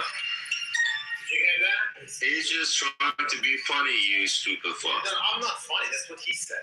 No, that's what I'm trying to say. Trump is just trying to be Trump. He's trying to be funny. Are you stupid? No point in playing that clip. 2026. What do you mean by funny? Remember Joe Pesci? Yeah, this is his way of making jokes. This is his make of making jokes. If you know Trump, you know this is the way he makes jokes. Because it's funny. Because Trump doesn't respect Iran. Because he's funny. That's why it's funny. I mean, what the fuck is so funny about that? It's funny because it's funny. He's a big boy. He knows what he said. What do you mean by funny? I don't have to be a big boy. It's fucking hilarious. No, that's it. That was a take from Goodfellas. Obviously, I haven't watched it. All right, well, I don't want to play games with you. I don't really like you. So, no, it's funny. Do you? Anyway, so what do you mean by funny? There's no way. I mean, when I hear him say that, it's funny to me. That's it. Soren, I have a question for you. Go for it. You're in a European country. Does your country where you are residing, have they listed the IRGC as a terrorist organization? Well, let me just check. My mother is from India. Yes or no? Yes or no? Where you're domiciled, have they listed the IRGC as a terrorist organization? Just check. I'm just curious. Honestly, I don't know. Let me just check. India has it, and my father is Chinese, and China hasn't done it. But in the European country that you're in, have they listed it as a terrorist organization? Because wouldn't that be interesting, Soren, how much you support them, that would be living in a place where you'd be breaking the law? Just say. Well, it would be. Would be interesting. Have they listed it as a terrorist organization? IRGC? Congratulations, that's a surprise. What do you guys think? What do you guys think? Well, Germany did declare terrorist sponsor globally. Germany did declare IRGC a terrorist organization, so there you go. Yeah. So what happens with people that support it when they're in countries that have listed it as? Do you think most of those countries have laws like we do? U.S. Code 18239. Do you think so? What happens? What happens? I'm telling you, they arrest the IDF soldiers. And what do they do if someone who supports IRGC Why don't we in focus on Germany? what we're talking about and not try to push the subject from Israel? Yeah. I'm just asking about the IRGC in the place you're domiciled. The actual terrorists. What do you guys think? But why can't you talk about the IRGC? I'm talking about the Spain. It's a European country. Let's talk about the IRGC. You're not in Spain, though. Isn't that a shame? You're not in Spain. No, I'm talking about So, in the country that you're domiciled in, is the IRGC a terrorist organization? You're such a fucking child. It's honestly embarrassing, man. Why don't you just talk like a man to her, at least? Try to do it. He can't understand that he might be in violation of the law as we speak in the place that he lives. Don't you feel ashamed of yourself that you can't stop? They go after people. They dox people. Because you don't I need to dox you, sweetheart. I just asked you in the place that you live if the IRGC is a terrorist organization. Well, literally all countries under the EU. All countries under the EU. The EU has declared the IRGC as a terrorist organization, so that pertains to all. Thank you, Viking. That was actually where I was going. Thank you. Yeah, so like all the countries that fall under the EU have IRGC listed as a terrorist. Because Iran is the biggest terrorist sponsor in the world. So, Sora, what do you have to say about that? Besides For how many years have you openly supported the IRGC on this app? Maybe just talk. I mean, by the way, you guys have full authority to just butcher this guy. Okay? It's pretty easy, Father. All you have to do is point out that he's in violation of the law. I don't give it that because this guy doesn't care about the laws. He just wants to paint the narrative that he's somehow a victim through his Kamala Harris mother and his Chinese father. The Chancellor of Germany actually calls the United States humiliated by Iran. That's the Chancellor of Germany. Literally said that. Did you actually? Wait. Hold on here. Because I just went through this. So, dipshit, you don't even follow.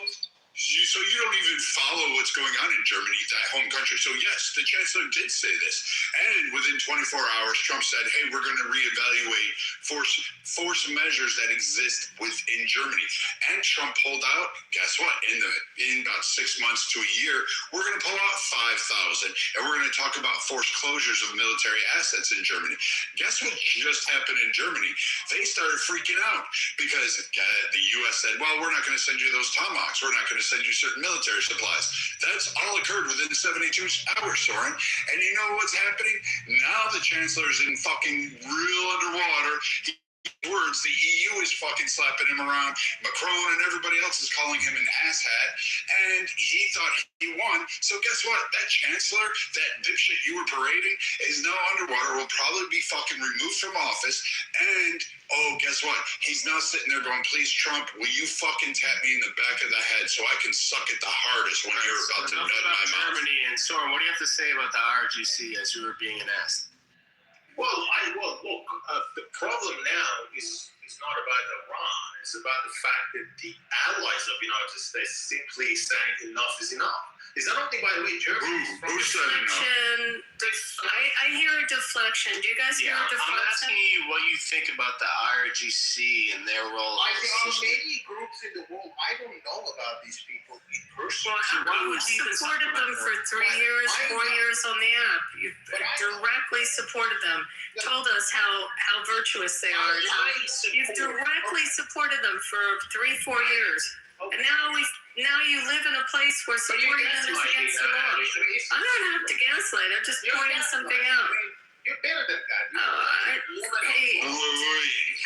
She is better than you, like any day of the week. You're just some piece of shit that said Hitler was not as bad as fucking Netanyahu, but somehow you thought you were going to get away with that shit. I said Netanyahu. And like, Go already told you were a bitch, and you were like, yes, I'll take it, please. Wait, sorry, you didn't say that? What did you say then? I said Hitler was in 1945, Netanyahu 2026. Yeah, still wrong. Because Hitler is dead.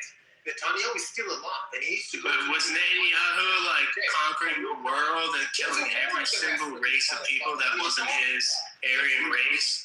Well, what I'm talking about is a lot of the Israel stuff is saying that targeting, Palestinians. Go. Did he not say to you, like literally 10 minutes ago, that Netanyahu was worse than Hitler? Yes, he is. Did he say that? He just said it again, apparently. Hitler is in a fucking hell. Soren, bro, like, you have the privilege to say that because you can. Like, Hitler would literally kill the shit out of you. I know, but he's in a hell.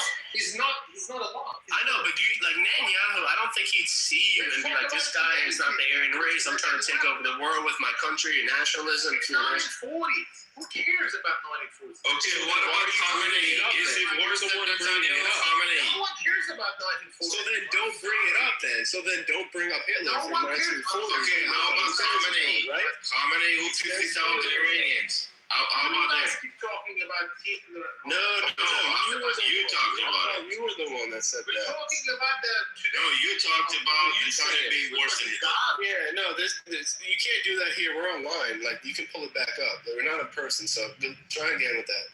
You said it yourself, so don't lie. Wow, level of gaslighting. Imagine what you're telling me. Who did he say that or not, panel? I said Netanyahu is definitely worse than Hitler. Okay, that's what I'm saying. You said. By today's standard, he's worse. And that's not me alone. 60% of Americans. 60% of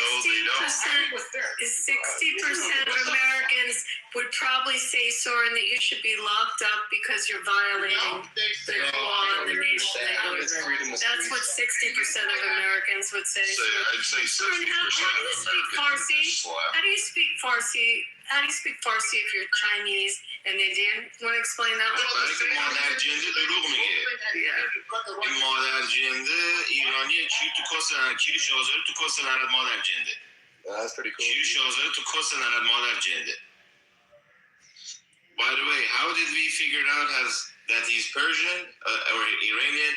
He has taken a vote. It says which one is more important, and he said that the life of King Reza Pahlavi. Okay, this piece of shit is IRGC member and from the propaganda division. They get paid to come on social media and just spread out shit and the IRGC propaganda. Probably, but that also seems like he's Iranian. I mean, why would he lie about his? I mean, but when you throw it, mother from India, father from China, this couple would never happen. I mean, this is bullshit. Did you ever see anyone from India and China to make love together? Not that talks a lot of bullshit like you have. Well, the problem is, Soren, that you've been on the app for at least 3-4 years talking about the IRGC. People have reported it. People know. People in the rooms. No, you have, Soren. Why are you trying to hide your nationality? Why are you trying to hide your Iranian? Why? Why? You guys keep talking about them. No, why are you trying to hide? No, bitch, listen to me. Why are you trying to hide your nationality? You're Iranian, and you have voted. You have voted in Persian. You have to understand the text to be able to vote. Okay, and since you said, the King Reza Pahlavi's life is more important, that means you're Iranian. Why did you lie? What are you talking about? Who's talking about? I'm talking about you big fat liar. I'm talking about you. I'm talking about the Crown Pahlavi. No, you have voted. You have voted for him, and you're Iranian. Crown Pahlavi? Yes. I can see it under your profile. You voted for him, not me. No, you did. Oh, did I? Wow. Yes. It says hot takes. Is Iran in trouble? You have voted not at all. And then there is another vote that you took part in. It says which, I mean, it's in Persian, but I can translate. It says which one is more important, and it says the life of King Reza Pahlavi, and you voted for that. So Yes. you're obviously Iranian, and you fucking lied to us, okay? I didn't say I'm probably under. No, you said your father was Chinese, your mother was Indian, Father can be Chinese and Indian, but and you can be from Iran. So are you trying to manipulate the narrative? which man? No, I just didn't vote As for an Clown. IRGC supporter? Yeah, we know Do you. you like Pahlavi? مادر جنده چرا دروغ میگی؟ کی رفت اون مادر جنده که به ادبیات نداد دروغگویی رو یاد نداد؟ مادر You جنده served میگی. in IDF in the Persian department. Is that what you do? 3 years in IDF? Is that what you do in Farsi speaking script? Is that what you do? For 3 years. Everybody knows I'm Iranian. By the way, I'm living in Iran. Is that what you do? Not just like a piece of shit like you. Living in America, hating in America. Moshe found the audience. Don't worry, he would never be in the U.S. He wouldn't come on our soil. Moshe Not is the even guy close. training you guys. I know him. Well, he's living in Europe. It doesn't matter. But Moshe is the guy. But he's living in a place and where I can detect that Persian accent. Pulling the string down. He's trying to hide it, but I can detect it easily. So Same. you cannot hide yourself. Anyway, 60% of the Americans are not in. So what do you think about Khamenei, who killed 50,000 Iranians? What do you think of it? Is he worse than I'm talking about the fact that the American voters. the American voters are perfectly fine. It was a 3,500 person poll. Like, you gotta be kidding me. Abby, don't be Hey, I don't get paid. Doesn't 90% want like the IRGC gone? Isn't that like a fair point? Absolutely. There we go. I mean, what happened to Hasbara Fellowship Program? You're not doing your job well. 60% My dear, I don't work. I don't work. I have lots of leisure time that I spend on Clubhouse finding people like you. Well, you guys, people like you should support Israel. You could create narratives, but obviously you're not doing your job. I don't have a job, Soren. You gotta sack these people. They're not doing a good job. I don't have a job. I'm not like you, Soren. I don't need to be paid by a foreign government like you do. $450 million Israel is spent on Hasbara last year only. Come on. Back channel me, Soren. $150 million. That's I'm very interested. Yes, Soren, when I'm not to know all this, Soren, unless you work with the IRGC, huh? It's amazing because these are the same quotes on Instagram or TikTok that seem to exist. Yeah, this is what this guy. With a whole lot of You see how he deflects to Israel because he can't. You see how he deflects? He completely deflects the fact that he lives in the EU and he's breaking the law. Personal, Abby. I'm talking about the fact Hey, I'm not here to talk about Israel. We're here to talk about Iran. Directly about Iran, right? Talk about your. Hey, my people play slot machines. That's what my people. Your people. Yeah, my people actually. Hey guys, did you see the Sixers? Like how they won tonight? Hello, go Sixers. That's my people, Soren. You wouldn't know what. You can hear it shit. Hey, no, Bear just left. Yeah. No, I moved him down. He was being retarded. Anybody else want to go to town on? Yeah, Soren. So you do take back what you said about the Hitler thing, or you still stand by that? Well, Netanyahu needs to go to ICC and ICJ. We have to wait. If the ICJ says he's not a war criminal, I'm happy to take it back. But he needs to go to ICC and ICJ. He needs to go to Hague ASAP. If you guys know where he is, please take him to the Hague because he's wanted in Hague for war crime and genocide and guns. So your opinion, whether he's Hitler or not, is going to depend on what they decide about him? And people like Putin and people like Netanyahu. Poutine, isn't that what you eat in Canada? Vladimir Putin, that's how you say it. Yeah, isn't that what you eat in Canada? It's fries and poutine. Oh, whatever the shit you call it, the French fries. I don't know. I'm talking about Vladimir Putin, the fucking president of Russia. Vladimir Putin, yep. And Bibi Netanyahu. These two individuals are wanted by ICC and ICJ, and you need to take them to where they belong to. But I'm focusing on how you said there were some Hitler who was trying to take over the world and got like U.S. and all access, all their what was it? I don't know, but all their allies to go against them and basically save the world from being taken over. And you say that's similar to Netanyahu? Absolutely. This is according to Mark Rubio. He said that we went to Iran's war because of Israel. So he actually was a spit coming out of his mouth. He didn't actually meant to say it, but he just said it. And we all know why we're in the Iran's war. It's because of Israel. And that's a question asked not by Democrats, by the way. So Netanyahu has killed millions of people? Come out of your balloon. This war is not popular. No one wants that war. But that doesn't really matter with the question I'm asking. FDD or your fucking Zionist, I don't know what you are, but this war is not popular. It's going to take Trump down and Republican down. And people Sure. No, I'm going to shock you, Sword, but Israel's not a party to the Rome Statute. They're not a party to the ICC, nor is the United States. So you can take your ICC, which, by the way, also is the International Cricket Council. Maybe that's what you're focused on. The International Cricket Council. You don't respect the international law. The Cricket Council? I don't know. You know what cricket, by the way, guys, is in the Olympics for the first time in 128 years? And you guys like cricket? That's what you do, Abby. You're supporting a regime that for fun. I am supporting the regime. I'm supporting the 76ers, and they won tonight. Do you support Israel? You do. Do you support IDF? So they are more. I support that Israel has a right to live where they do. Do you support the IDF? Yeah, but he's deflecting about it. He won't talk about the IRGC. No, Soren, you have a point. When you say the IDF is a little bit out of their boundary, they are doing too much offensive, and I'm against that, yeah. Thank you. At least you have got a bit of consistency there. Not the rest of it. Yeah, but can you also contend that Hitler is way different than Netanyahu and whoever else you say, or you still stand by that? 100%, unless the ICC and ICJ come up with a different findings. Now they're wanted. They want them to be in ICC and ICJ for the famine, for the war crime that happened in Gaza. So if you can... Yeah, but so are we is there a ceasefire going on right now? And why is there, right now as we speak, rockets coming into northern Israel if we're in a ceasefire? You want to explain that? Well, you're there. You explain I asked you a question. If there is a ceasefire, why are rockets coming into northern Israel right now?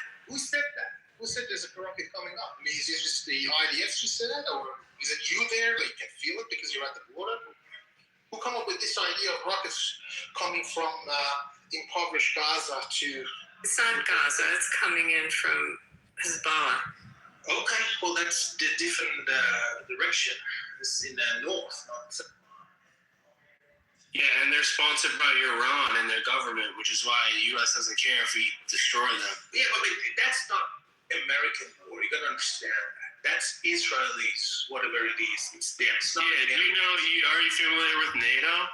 Yes, the very same. Are you familiar with how countries have allies? They want to pull out from NATO, according to Trump. They want to pull out. I mean, even Mark Rubio said that. Yeah, you're right. But also, so countries have allies, right? And so Israel is the U.S.'s ally. Listen, it's because they don't have allies. That's why they don't know about allies. No. Yeah, also, Soren, on the same type of vein of the conversation, how come no Muslim countries, including Iran, accept Palestinian refugees? If how come that? Who said that? Lebanon.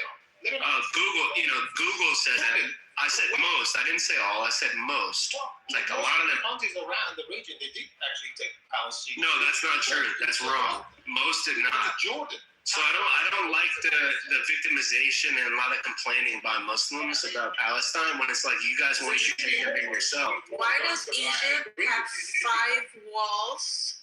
Why does Egypt have 5 big ass walls back to back to each other and a whole fucking buffer zone and military people all around it to make sure that the Palestinians don't... The Egyptians are, with respect to all the Egyptians, if there are any Egyptians, but they're still out. They come up with those stupid... Right, everyone's still out. But most Muslim countries don't accept Palestinian refugees, so they mostly sell out? The regimes in these countries, they don't. regimes of Kuwait, which is a no democracy there. So then focus on them, right? This is a dog-eat-dog world, so don't be complaining about why the U.S. does this and that. Why don't you focus on your people, right? And help your people out and yourself rather than relying on others. Because this is real life. This isn't like it's utopia. That was not the promise of what Trump said. Trump says no more war. He said America Well, first. are you an American citizen? Are you an American citizen? Well, it doesn't really matter where I am. I'm not going to. It kind of does, because at the end of the day, he was talking to American citizens when he said no more long wars to get their vote. He said no more war. Right. What does it mean, no more war? So you're right. That's our conflict here in America. Yeah, exactly. When you bitch about your country in the Middle East, you should focus on fixing yourself. There's no war in the Middle East. Yeah. And he actually criticized. But so maybe focus on your people. I'll focus on my troops, right? We have to understand this. Or it's because we're so powerful, you need to focus on us. No, you're gonna bring the Zionists gonna bring down the. And he's how come so many people like you are in these American chats and no Americans are in your chats? Because we have the power, right? You guys come in here and do what you want to say, but it doesn't affect anything. So, yeah, it's a dog-eat-dog world for the right or wrong, and they do what they want to do, right? So why don't you fix your own peoples, right, before complaining, because it doesn't work in real life. I'm not complaining at anything. All the Trump's policy was toward the Middle East caused the Arabs to think twice about having a American military presence in the region. So then Iran should have accepted our deals before we had to bomb them, no? But I mean, listen, the CNN piece yesterday, there was a CNN report about the 16 U.S. bases in Middle East. Go and watch that. The documentary of the CNN. Sure, I will, but go and look up how many times the U.S. negotiated with Iran before we bombed the shit out of them, and they didn't accept it. American base has been destroyed in the region. Do you understand that? Do you understand that Iranian soldiers have been killed tenfold as the U.S. soldiers, and Iran is getting fucked up? The Arabs, they're asking this question to themselves: why do we have the American military presence here, but they can't even defend themselves? Because they can't tell themselves we're more than 10 times richer than Iran, and they don't care.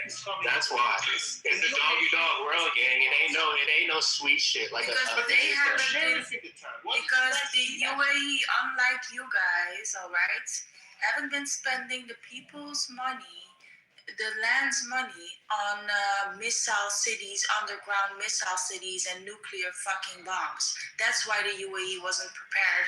They didn't spend their fucking money on that. They spent their money on building their country, on their people, just like Israel does for their people. Building and protecting their people, building up their country. Why should other people feel sympathy towards your country? What's the defense budget of UAE compared to Iran? It's like 2 times more. Yes. It's 35. Why does the UAE not accept Palestinian refugees? But they've got American military present in UAE. They've got it also in Kuwait. Because they're smart and they don't want to get fucked up. I understand, but they did fuck up, didn't they? In the past 40 days. Yeah, by Iran, when Iran shot missiles at innocent places where civilians were, U.S. did it. What was the use of having Americans when they couldn't defend even their own military base? This is the question, not by me, it's by Arabs themselves. And they asked their own people, well, hang on a second, why do we have all these Americans who pay them a lot of money? What for? They can't even fucking defend themselves. Look at the bases. CNN report yesterday. There's like 16 American military bases literally being destroyed out of commission. They have not been destroyed and out of commission. This is propaganda that you are listening. You guys, now you're hearing propaganda. Yeah, you had a good first point. Your second point is very incorrect. Like in terms of numbers, the U.S. is killing Iran. Like we have only like hundreds of service people died. Iran has thousands. Like we're not getting beaten. Like you said, the first point you said was true. What was that again? The first thing you said was kind of dope. What was it? Just watch the CNN report. It was just yesterday about the American base. Oh, CNN? Yeah, no, I'm good. I'm not watching nothing of that. Okay, then don't watch it. But if whoever wants to know what's happening, just watch that because he's actually. Well, the UAE is going forward, building new projects. The UAE is developing more and more economically as a power in the world, and is business as usual. So it just didn't work, Soren. You didn't take out the UAE. I hate to break that news to you. CNN is news 100%. Like, there's no doubt. 100% fake shit. So is MSNBC. So is Fox. These people would rather have our country be burned down into flames than to admit that they're not going to win this war. Yeah, Soren, that shit won't fly in America. You come over here and be like, watch CNN. Like, we already are past that. It's not 2016. Like, we know that's all bullshit. Right? So don't try to... So the Democrats and the CNN and all that stuff, what they want to do is they want to have another 9/11. And, you know, it's just one of those things where we're still at that point where, you know, there still might be another 9/11 here coming soon. I mean, you know, that's what yeah. So, okay, so understand. We just have to. Okay, you don't like CNN, I get it, but whoever likes the CNN, I'll put the link in the chat. Just watch it. Watch it. What's called that CNN, by the way, not some of that is American news outlet. It talks about the American military bases in Middle East, what happened to them in the past 40 days or 50 days. And CNN also was the biggest supporters of BLM, whose creators are now in prison. So no, I won't listen to that. It's CNN. And it's time for you guys to... Wait, what happened to our bases? It's crazy. It's crazy that... What happened to our bases? To quote Soren, our bases are completely decimated. That's not true. Are you fucking crazy, Soren? Yeah. You know how much money the U.S. has compared to literally, which base are you referring to? He said 16 bases. I will now quote Soren. He said 16 bases have been decimated. He said our Kuwaiti bases, our Qatari bases, anything we've had in We're the still running outside of Kuwait. We're still running outside of Qatar. So that's bullshit. We're still running outside of all of our bases. None of our bases are destroyed. That's just a patent lie. It's propaganda that you like, Soren. Take it to the CNN, not to me. Your CNN article. There's actually 19 military bases in the Middle East. So if you ding one, big whoop-de-fucking-do. So if you actually know anything about the U.S. military assets in the region, they're always prepared for that, and they have backup. Why do you think there are 19 military installations within the region? It's because if one gets hit, they go to the next area and then pick up more and bring it back in. So it's 19, and none of them have been decimated to what you're trying to say. Have they been hit? Yes, but so has other countries as well. Listen, this is not me saying that. This is CNN has been completely destroyed and out of use. Just look up this fucking CNN. It's not true. It's not true. If you look at the Cybernet will share. Listen, you civilian uninformed military cuck. The U.S. Cybernet. Just watch this. What it says, and it does not have that at all. Oh my gosh. Soren, let's say I believe you, and they're right? Like, let's say that happened, right? Do you realize that doesn't matter because of how much more money the U.S. doesn't give a fuck, bro. I know. Look at them as Epstein. I know it doesn't care. American doesn't care, but I'm talking about the Arabs in the region. Like the Qataris, Kuwaitis, they have to come up with a new regime. So. All right. So, Soren, I already proved you wrong. I looked at your article. They don't even say what you're saying. So, first off, you should read your own fucking sources beforehand. Secondly, Al-Assad Air Base and Erbil Air Base, they're still being used, but we don't have most of our assets in there because they are, guess what, pretty close to drone attacks. So, all we did was relocate. Shut up or I'll move your fucking ass down and I'll make you the goat fucker you are. God, I swear to God. I'll rip your spine out through your rectum and beat you with it. Oh my God. But the sites in Syria, we also drew back. They're smaller, but guess what? We're still running SOF operations out of there, and we're still running intelligence operations and air assets out of there. So none of those bases have been destroyed. They've been hit, just like KK said, and they're not there. You're just a fucking liar because we can see that. That's the topic of the CNN. You read the whole. And with respect to protecting the UAE, Israel sent the missile defense systems to the UAE. They sent the laser systems to the UAE. They sent missile defense to the UAE. So, all of your... And the second part to this is they have been damaged by drone attacks, fallout, debris, etc. That's expected when you go into a conflict. But they're not destroyed, dipshit. So either you don't know how to read your own fucking sources, or you don't know what you're fucking talking about. No. Because again, no wonder why you guys are fucking throwing fucking goat balls and thinking somehow you're gonna win. Because you IRGC fucking twats can't fucking fight. You can't figure out. The only thing you can do is go around to a population that's unarmed, fucking raping and beating them in the street, and then somehow think you're tough. But when you meet men on the street that say, you know what, I'm gonna say something else, you bitches cry like you're the fucking biggest victims. You know what? I think we should let the Iraqi Kurdish forces in there and let them just rape you fuckers all the way through to fucking Tehran. Wow. And then in the article, it says that, or excuse me, I'll put the article that talks about it that's outside of CNN, and from India Times, maybe you would like that source. And it says that CNN is doing their own investigation. So you tell me, how does CNN actually have the resources and access to be able to clearly be able to identify what has happened on each of those military bases? Welcome to America. CNN and MSNBC, we don't listen to here. That satellite image for your information that they could compare what happened prior to 28th of February and after. So they could see what happened today, for example. I know it's hard for you guys. That's not what you guys want to hear. But it's not tough on us. Exactly what you want to hear. It's what you want to twist as a propaganda statement, but it doesn't work. You know what?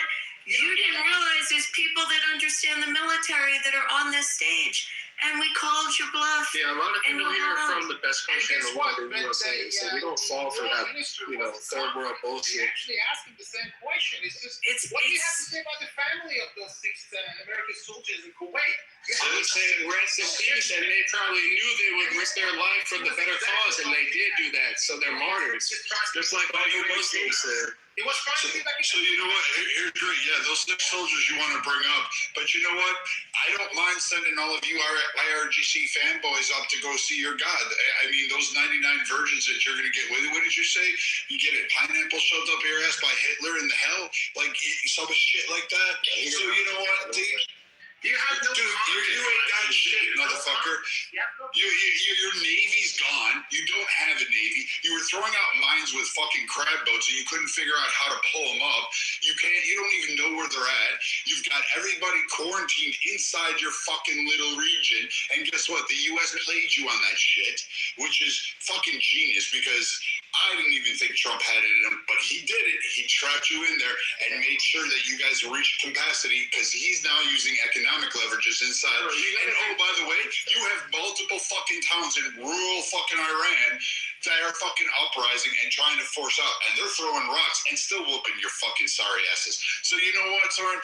Take your fucking jihadi wannabe fucking Bahama Mama fucking shit. Go sip on a pina colada somewhere because you're. No, he's not Bahama Mama. These motherfuckers, man. I'm sorry I missed one when I was over there. I'll go back and finish the job. That's good for your heart. You know what is interesting is you're focused on this one report, but there's a whole contingency, 2 different Marine Expeditionary Units, another carrier group from the Navy sitting right there. They haven't been hit. Why would that not? I mean, come on. If Iran is still that powerful and their army is still that lethal, then why have we not heard one single military incident or hit on any of our ships and naval? That's a good question. How come? It actually happened. No, you didn't. And if you say the Ford, I know you're full of shit. That's why they ran away. No, you didn't hit the Ford. It was a voluntary fire. It was confirmed. It was fucking verified. It was an internal fire, dipshit. It wasn't done by you. I ran. You know what you Irans did? All you fucking little faggots, you run to another nation and then you scream from fucking Germany or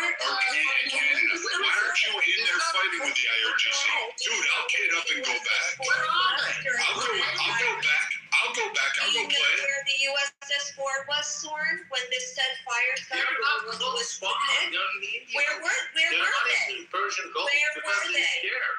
Do you know where they were? Yes, they were in Indian Ocean. They're scared. Where? They're scared. They're scared. Dude, you couldn't even destroy the coal when you fucking tried. You couldn't. This is the second time we've actually beaten your fucking Navy to the ground. Operation Praying Mantis took us a day. We took out your Navy in a day. We did nothing. Bradley Cooper fucking sank everything you had. We bombed your shore sites. You had your guys fucking running and hiding in tunnels, and that's the best you got. You're throwing out fucking Radio Shack drones from 1980, thinking somehow you're going to win this war, and you're doing your Allah Akbar stance. You're not. The people aren't with you. The fucking people that have fled Iran aren't with you. Their money's all going in for resistance. Fucking Israel's not with you. Saudi Arabia's not with you. Qatar, Jordan, Egypt, fucking UAE, fucking who else is out there? The fucking mom, pop, and whatever fucking lollipop shop is out there is not with you. Nobody supports you. China can't get their fucking oil, so you know what's going to happen there? They're going to start saying, hey, we don't support you because they're not sending in military assets. They're not going to fly in. And oh, by the way, you don't have the airspace because the U.S. controls it. Who else is going to? Oh, you're going to reach out to Turkey? Turkey's not going to fucking help you because they want you to fall because they'll take that fucking region. They don't want to deal with your fucking twat waffle ass. What are you going to do? Pakistan? Pakistan's trying to rise up. They're like, hey, we're good peace negotiators. We want to be good with the United States. We're tired of this shit. We want that economic bubble. So guess what? They don't want to fucking get mixed up into that shit in the wrong way because they don't want to be on the fence, and they sure as hell don't want your fucking sorry ass coming over there. They don't want their country flooded with the IRGC fucking goat fuckers. They don't want any of those fuckers. So you have nobody. So you can scream all you want to. The noose is tightening around your neck, and not a single nation really supports you except for saying, go Iran all the way back into Beijing. That's the best support you got without any financial, economic leverages, or military assets. You have nothing. Respond. Y'all better let him respond after all that. Okay, so you asked me about Gerald Ford. He's actually looking at my PTR, my photo. That's where it is, actually. It's in that below. So we know where it is. We keep it there. I'm sorry to disappoint you. No, where it was. Hey, what the fuck does that mean? What the fuck does that mean? I asked where was it located when it was hit. You said it was hit, and I asked you where We should let Soren go ahead. Well, not fair to Soren. Bro, this guy is a cunt. Let Soren respond after you just went off. I mean, the whole thing, he's just keep yelling and shouting and preaching and whining. But again, straight and foremost, it's still closed. What exactly did you do to open it up? We didn't open it up. We're blocking it off, you idiot. We blocked everybody in. You're not letting anybody in. We're not letting anybody out. It's not doing anything. You don't do shit. We have 21 warships circling it. Laugh at you. Who's laughing? Who's laughing? Because it sounds like you're crying. But guess what? We have 21 fucking warships surrounding your fucking strait, and we're not letting anybody out. Dipshit, did you understand what a trap is? Do you understand what it is? Do I have to sit there? I don't have to listen to dipshits like you who've never served, never picked up a fucking weapon, tell me about military battles and how they work. Some idiot who fucking quotes fake fucking headlines from CNN, and you can't read the shit and trying to tell me that you got your military knowledge based off of CNN? Get the fuck out of here. Well, you're not even as good as James fucking Clapper, and that guy was a fucking moron. Jay Tapper. So we're in question and add more agenda.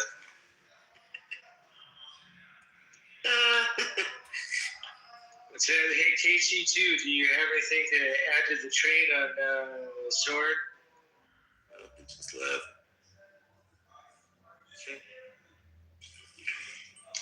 Viking, you cannot unblock an already blocked train. That's just stupid. Well, you can suck a dick. Dude, first off, you have no idea how naval warfare works. You have no fucking concept. Here's what they did, dipshit. Because they already knew, and it was already stated. Brennan even came out with it. He did all the one-liners. And guess what? Here's the best part. Some fucking twat waffle in the administration leaked out to the press, 3 journalists, information about it. We are aware of 19 Chinese vessels flying under Malaysian oil flags and papers that turned off their transponders. You guys let them in, and you're like, no. We're going to block it off. We'll determine it. And so the U.S. just quietly let that go on for a couple days, and they went in there to get their oil. And then the U.S. set up 21 ships, warships, destroyers, and various other craft to basically block it off. Then they encircled it and said, that's fine. We're not letting anybody out. You may not be blocked the way you think you are, but dipshit, you're in a cage and you don't even know what's going on. You're North fucking Korea right now. You can't get out to the water. You can't do shit. And oh, by the way, your reserves, that was the best part was to have U.S. has fill it all the way up, and now you have nowhere to store it. It's going nowhere. And you can't pay your people. You can't fucking keep your workers. You can't keep your population on. You can't fucking pay your soldiers. You can't fucking do shit. And no, by the way, there's dissent in your regime because we're aware that sometimes we don't even know who's in charge at this moment. So your fucking little piece of shit toy boy who's getting the Eiffel Tower on him by whatever fucking cleric of the week it is down there in the basement of fucking Tehran is sitting there going, hey, we want this, which is why you've already revised your fucking peace proposal, which is why you fucking backed out of trade talks, which is why you sent multiple people up there to do this, and you're still trying to coordinate because even your leaders up there get shit because you're not even on with the current topics or understandings. They're already recognizing the fact that this is probably not going to go our way, and the only thing we have to do is try to win it through CNN, which is what you're fucking trying to do. But thanks for being a fucking video warrior on fucking Clubhouse. Fucking coward of a fucking man. Hey, Abby, are you there? I don't know what to say. A man of your age using profanity. What's my age, motherfucker? What's my fucking age? Could you read your back channel? What's my fucking age? Oh my God, your pearls about my age? Is it what you do for a living? What do I do for a living? What do I do for a living? Let me see. I do search and rescue. Let me see. I work in a major insurance player, and I've spent a fucking dozen years fucking hunting you fucking bastards down, making you see pink mist before you went and saw fucking Allah. That's right. I don't have any family, motherfucker. Nobody loves me. Let's not get there. Nobody. How about you, Storm? What did you do for a living? He's such a dick. Sorry. Dude, yeah, I have no family whatsoever, dude. Nope, none, nada. No one loves me. That's fine. You know why? Because I'm going to get there. Because you're going to go to Valhalla, and I'm going to beat you fuckers out all over again. You are something else. That's what happens. You know what? That's the issue. You cannot trust. So, wait. Are you the one that's sniffing cocaine off of camels' asses? Is that what you do for your free kicks? Like, what? Are you fucking goats in the backyard? Like, is that all you do? No. It's haram. It's fucking haram. I can't go on. I really wish I could go back and wrap my bullets up in bacon and just kind of fucking hit you guys with it. I want to hit you with a pork ham butt. So good. I want to make you suck on that bone all the way. Paul, I'm going to put a pig dick up your ass just so you can have fun with it. You ain't drunk because you're old. I'm drunk. I'm old.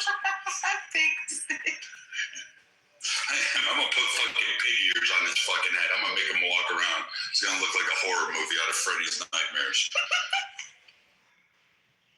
Yeah, so that's what I meant earlier by if you were thinking about invading the U.S., you might want to reconsider because we have people here like that, and it's insane to think you would try to go against them.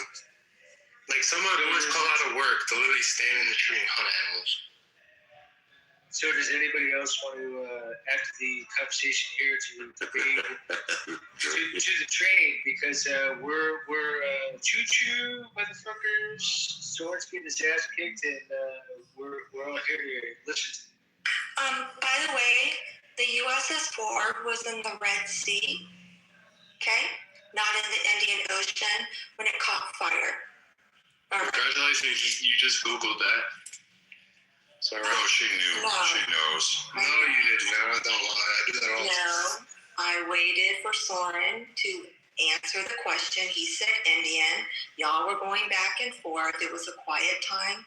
I'm not going to be yelling over you guys. By the way, KK knows her shit, so yeah, don't even. All right, thank you, Simp. That's my Clubhouse wife.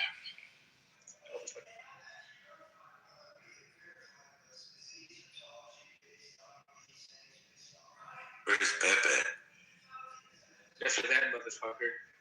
Fuck you, jackass. Call me shit, you fucking loser, jackass, you motherfucker. You know what? You don't want to get started. You don't want me to get started because if I get started,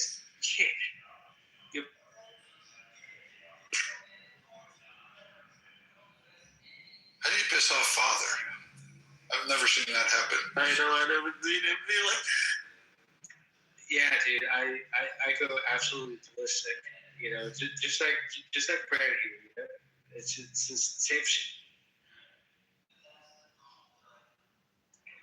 It is right though. Like these guys, like, oh, we're gonna come take the USA. Like we would make the Geneva Conventions a to-do list. We would, like, I kid you not, we'd have fucking like suburbanite fucking moms with fucking Chardonnay fucking wine glasses walking out and sending Roombas with IEDs on them out there. It would be fucking there. The U.S. government would come back and actually have to give us a tag limit on how many of you fuckers we'd shoot out of the sky. It would become fucking a cakewalk. I mean, please, for just fun, shits and giggles. I mean, fuck, just come invade. Like literally, black and white people, they would be like, nah, we ain't taking this shit. They would unite, man. By design. The fucking urbanites would be like, hey man, we know where this is. These motherfuckers are hiding by a dumpster. Let's blow this shit up. Oh, over here, yep, these fuckers are, yep, there's a 7-Eleven. That's where those fuckers are. Who took me over? I don't recall anybody ever taking me over. You haven't learned when your dad is don't fucking stop with your father. We already won. We already won, dude. We destroyed you. You know what? Here's the crazy part. Father, bitch. Israel actually is supported by us. We support them. We choose that. Now, some people may feel a certain way about that. That's fine. You can have that political stance on it. But here's the best part. Israel on its own still mollywhooped your ass when they started. They were starving, outnumbered. They had Czechoslovakian rifles, and they still beat your sorry asses.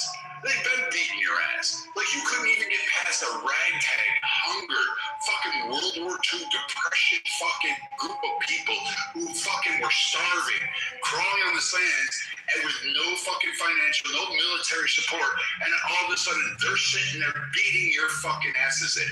And somehow or another, you want to champion it. For 50 years, you've been able to do shit. You haven't done shit. And you cry every time. And then you want to say, oh, we're going to take over America. Bitch, please. You couldn't fucking fight your way out of a wet paper bag, you camel dung. You can't fucking do it. You're nothing. You're nothing. You IRGC guys are good at one thing. Kidnapping kids, raping little girls into brides, and then telling the rest of the people we're going to shoot you. You can't even handle protesters in a fucking normal way. Fucking A. You can't even, like, fucking just... like, allow protesters to go down the street saying we want a government. You don't even have a government. You have a group of fucking old men who circle jerk each other off in the fucking back rooms with your fucking jihadi. I wrote it in the back. It's not in the back room. It's in the hammam and Suri. It's not that place for them. Yeah, like, dude, I would literally, you know what? You're right. You shouldn't us men from the U.S. You know who I'm going to send? I'm going to send the Canadian women because that may be even more of a fair fight for you fuckers. Like, Jesus Christ. You know what? You're dude, like, you can't. There's nothing you've proven, anything out there. Where's your economic leverage coming from? Who's an ally of Iran? List the countries that are fucking aligning with Iran. Give me that list. in the past is Jews taught. Who's it? Oh, I got it. You hate Jews. You IRGC people hate Jews. Like, you leave that off the table. Like, we'll accept that as fucking reality. Tell me who supports Iran. Tell me who supports it. All people like you. Who's sending you aid? Who's sending you fucking food? I salute them to all people like you because you're fucking. You know what? You know what? That's fine. Whoever owns me can own me. I went from fucking, what was that? Donald Trump to fucking Muhammad to Satan to now I'm a slave. All right, fine, fucking good. I'll ask for reparations later. So now, tell me who is supporting fucking Iran? What nation is sending you military aid, fucking money, and fucking food? Which one? Give me one, Soren. Hey, they have to work a whole day now and then spend the entire money they make during that day to buy a dozen of eggs. Jeez. Not a single Arab nation has supported Iran. 1 dozen of eggs will cost them an entire day of work. Dude, you guys better start opening some 7-Elevens over there so you can get 2 for $1 hot dogs. Oh, no. Is that halal?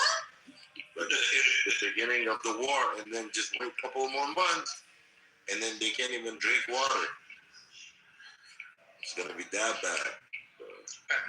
Their mom is sucking a dick for some eggs right now. Is the train about ready to go off the train? Go off the river? Oh, I'm sorry for wrecking your room. What are you sorry for? Go keep going, bro. Yeah. I just like these guys that come on here and like I'll argue with people on Clubhouse, and there's people in other rooms. Like there's this room called Chillism. They're a great group of guys. I like a lot of those guys. I'll give them shit. They give me shit. It's fine and good. Like there's this guy Concrete. There's a Line. These guys are all fun. I like. Some of the shit they say is just completely off the wall. But I like giving them shit. It's a good time. But I swear to God, like everything, every core of my fiber, you hit a fucking American, I don't give a shit. I want to fucking bomb your country. I want to take you out. Because I feel a particular way about Americans. Like, it don't matter to me. You could be Asian, you could be Muslim, you could be Jewish, you could be fucking purple. You could believe that fucking mercury's in your anus. I don't give a flying fuck. But you touch a hair in an American, I will fuck you up. I don't give a flying fuck. But here's the difference between me and you, Soren, is I will protect all of my people. I'll stand up there, I'll take that shot right to the chest and still fucking rip your soul out. You, however, are a fucking coward. You won't fight for the fucking country you're from. You'll fucking go to Germany, you'll hide there, you'll hide in Canada, you'll hide behind fucking women's skirts, and you'll scream, I'm a victim. Meanwhile, you're throwing IEDs out there trying to fucking take legs off. Oktoberfest, though. Yeah, you'll sit there and attack fucking kids at a fucking concert. Yeah, these guys will go to a concert and cheer on attacking little kids at a music festival who are smoking dope, fucking their brains out, having a good old fucking time. And these fucking guys are like, oh my God, we deserve to do that. We're oppressed, so we reached out the only way we could. You cowards initially were going to attack military bases, and then you couldn't even fucking stand up to the IDF. You didn't attack the IDF. You attacked fucking kids. And then fucking act like you were some fucking men of honor. You're not. You're just pieces of shit. Bring that fight to the real men, and then there you go, because you're scared. You're cowards. Yeah. The only thing you can do is hurt women and children. They went after soft targets for a reason. Yeah, that's the only thing they're good at. I mean, they're not even good at that, to be honest with you.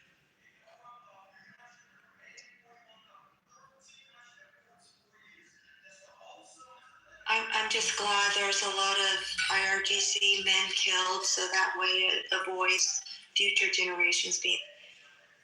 AUB and KK. I'm fine, thank you. But here's the worst part, like KK, you guys. Iran has potential. Its people have potential. They have the opportunity to go ahead, manifest their own destiny. You could be wealthy. You could be one of the wealthiest countries in the fucking world right now. You could have prosperity beyond measure. You could have your artwork sold from fucking America to Europe to Russia to China. You could have absolutely a universities again that rival Harvard, Oxford, Cambridge, all of these fancy names. You could have absolutely all of that. 100%. You can live in a peaceful world. You can coexist with the rest of the Middle East. You can follow Allah, Allah Akbar, Buddha, whatever the fuck religion you want to do, whatever sky daddy you believe in, you could follow it. And I hope you do. I really do.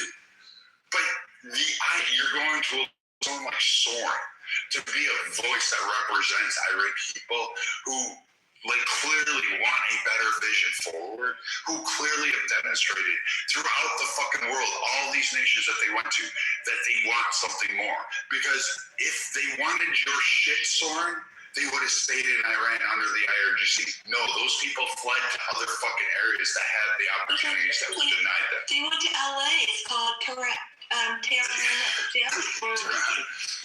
But I mean, if the IRGC disappeared, they'd be fine. Hell, you can keep the IRGC. No one gives a fuck about it. Just govern like normal fucking people and just stop fucking doing your dumb shit.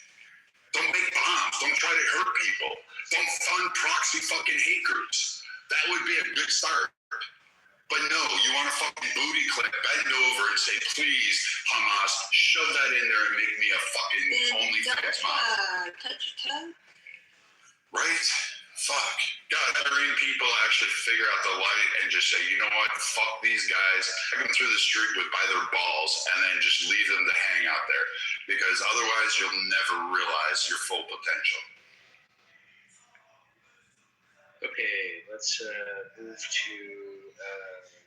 By the way, Brad, were you done?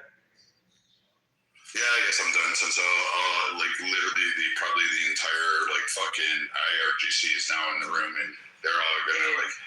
And by the way, Brad, I'm not cutting you off. I'm just saying we have some a couple more people. Go ahead, they'll jump in. I know all of these guys. Yeah, sure. I know Rich. I know Casey. I know Howard. Howard, what's going on?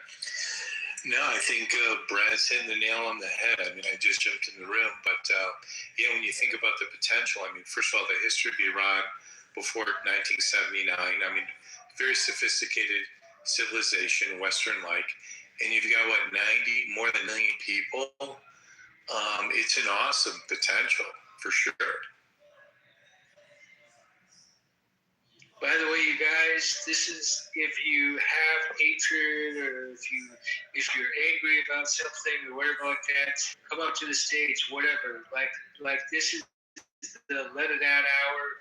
I don't give a flying fuck what you're mad at or whatever. Just this is the stage for this.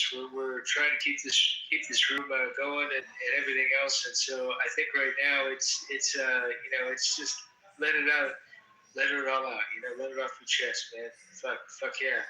Oh, Don't forget to join the room on the top right, guys. Thank you. Sorry, this is my burner. Yeah, I was just gonna say I'm a big supporter of law enforcement, but tonight, fuck the police. Rich, by the way, I kicked you out of the room yesterday, and I'm sorry. I do that as a joke. Anyway. Why? I don't know. I guess you typed something and I was like, what the fuck? So. I don't know. I was probably crashing on a BB or something. My apologies. No, you're fine. It's hard to keep track of all my accounts. Oh, yeah. Well, you know what? I can't even. I've been having a hard time with following people lately, so.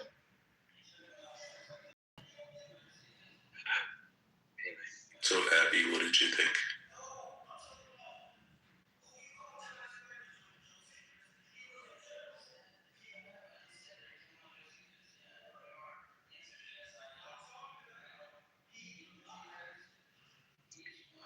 KC2, what's going on? How are you? You're up on stage. Are you listening or you want to talk? You want to say something?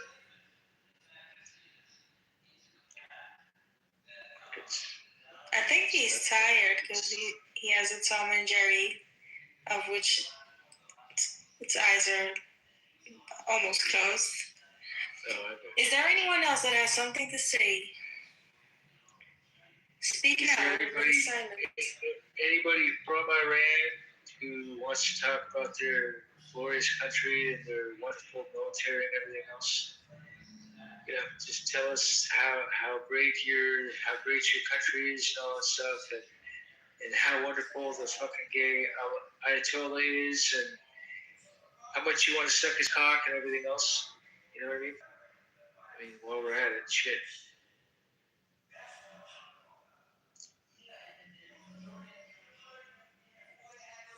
It's you know what? It's weird because over there it's in the morning, so you would think that more people want to talk in the morning, right?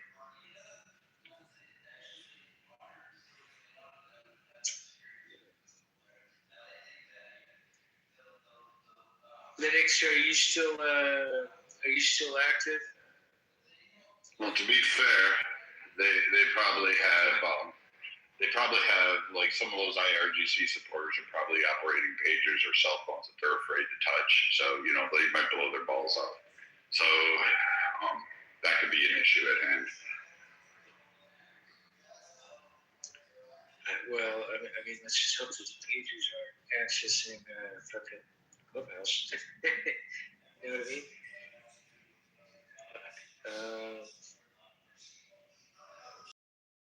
I mean, seriously, like, do we really, like, what is the potential outcome again? Like, what is the end goal of this whole thing? Like, who's the who's what? And I really don't care. I don't care about 100-year-old beefs. I don't even care about 10-year-old beefs between nations. Like, literally, we're 2026. Everybody wants to fucking move on. The entire world is like saying we just about and you can blame the U.S. Like, the U.S. fucks up all the time. We do. We're fucking Americans. We fucking eat too many cheeseburgers. We're fat. Well, we're not really fat. We're getting healthier. But we love our toys. We love our military. We absolutely do. Europe, they have some shit there. Like, I just don't get it. Like, between the immigration fight,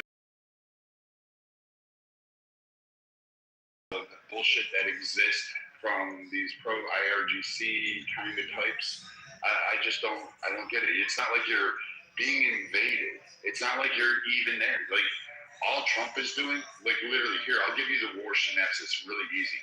Trump is killing off each of your ayatollahs and killing your leadership until he finds a leader that's willing to work with him on the table. That's literally Trump's strategy. It's not really fucking hard to figure out. He's just knocking heads down until he finds the one person that's going to be like, hey, I don't want a warhead on my forehead. I want to work with you. That's all he's doing. Literally. It's as simple as that. And he's allowing Pakistan because he doesn't fucking care. Like, Pakistan is irrelevant to him. He doesn't even fucking care. He's not really about massive wars. His fucking entire presidency has been strategic fucking kill zones, and he's not afraid to go after leadership. Like, like people have said, you wanted to change the dynamics of war. You wanted to hide within civilian populations. You wanted to create this new kind of war fighting. So the U.S. has taken a more technical approach. It utilizes more AI, a lot more strategic targets. It'll hit you on the front, kill your outer perimeter. Meanwhile, it's hitting your fucking leadership head on. And it's just decimating, because why do they need to go into fucking urban areas, injure women and children, kill them because you'll hide behind them, you'll fucking use shields, you'll do all. Doesn't need to do that anymore. All we have to do, realize this, all we have to do is just kill your leadership. You taught us that. Like, as soon as one of you guys crumble, that's it. Your leadership falls off. You start to get weaker, just like you're becoming discombobulated now. It's that simple. It's a fucking old strategy. Hey, Lee Wong, what's happening, dude? How's China? It's pretty good. It's good times in a good position, thanks to the American empire crumbling in plain sight. Not bad at all. You know, they have till June 8th until they run out of oil. It's gonna be amazing. June 9th is gonna be awesome. Is this an American man defending the IRGC of my country? No, he's an American guy who lives over in China, and he let me see if I can remember. He just say he's an idiot. I'm going crazy every day, bro. Just say he's an idiot. No, it's mind blowing. Honestly, it's like, what the fuck? Why don't you go live under them? Go ahead. I do. Thank you, bitch. Go ahead. Lee Wong, I have a question for Lee Wong. Lee Wong, have you ever seen the whitening laundry detergent commercial in mainland China, where the girl takes the black guy And she looks at him and she goes, ew. And then she puts him in the washer and then she shoves him down and then she throws the detergent in there and she slams the door and then it pops open and it's a white pasty Chinese guy and she goes, yay, like that. Have you ever seen that? That's Yeah, awesome. it was based off of an Italian commercial, actually. It was crazy how racist the Chinese are. When they take Crazy what they're going to do to your people and your civilization, too. I know. I'm trying to ask you a question. Lee Wong, calm down. Don't crash out. Don't crash out. It's okay. Have you ever seen in mainland China that they take African Americans and they put leashes on them, and then they call them in Mandarin, they call them black monkeys, and then they walk them around, but they pay people, so it's like almost like actors and stuff, and they just need the money because they're starving black actors in mainland China. They're mostly like Somalians and Sudanese, but they put like a leash on them, and then they walk them around like monkeys and stuff, and they call them little black monkeys. It's hysterical. Yeah, I bet that gives you tremendous joy and fulfillment. To know that the Chinese are a bunch of racist piece of shits, yeah. I mean, most mainland Chinese people are piece of shits. I love people from Hong Kong and Kowloon, Chinyi, Olympia Park, Macau, Taiwan. I love those Chinese people. I just want to mention, without the USA, China would be in very, very weak position. Oh, yeah. Because of the USA, China had the capability to produce, right? So, Li Wang, you have to be a stupid motherfucker to support China. Be black and living in mainland China, that's fucking wild. Like, they're some of the most racist people on earth. They're worse than the Klan. And that being said, actually, without he's racist as fuck to black people, so I don't know what the hell he's talking about. They have like 8 million Uyghurs in concentration camps where they kill them and stuff and indoctrinate them and steal away. I don't even like Islam, but that's pretty fucked up to have like in concentration camps where you make them like pick cotton for Nike. For Nike? Yeah, makes sense. Yeah, Nike actually had to come out and publicly apologize and say that no longer any of their cotton's going to come from Western China, from Xinjiang, because of the Uyghurs. It's like pre-1865 in West China. They have the Chinese Uyghurs, the Muslims out there picking cotton for free, and they're in slave camps.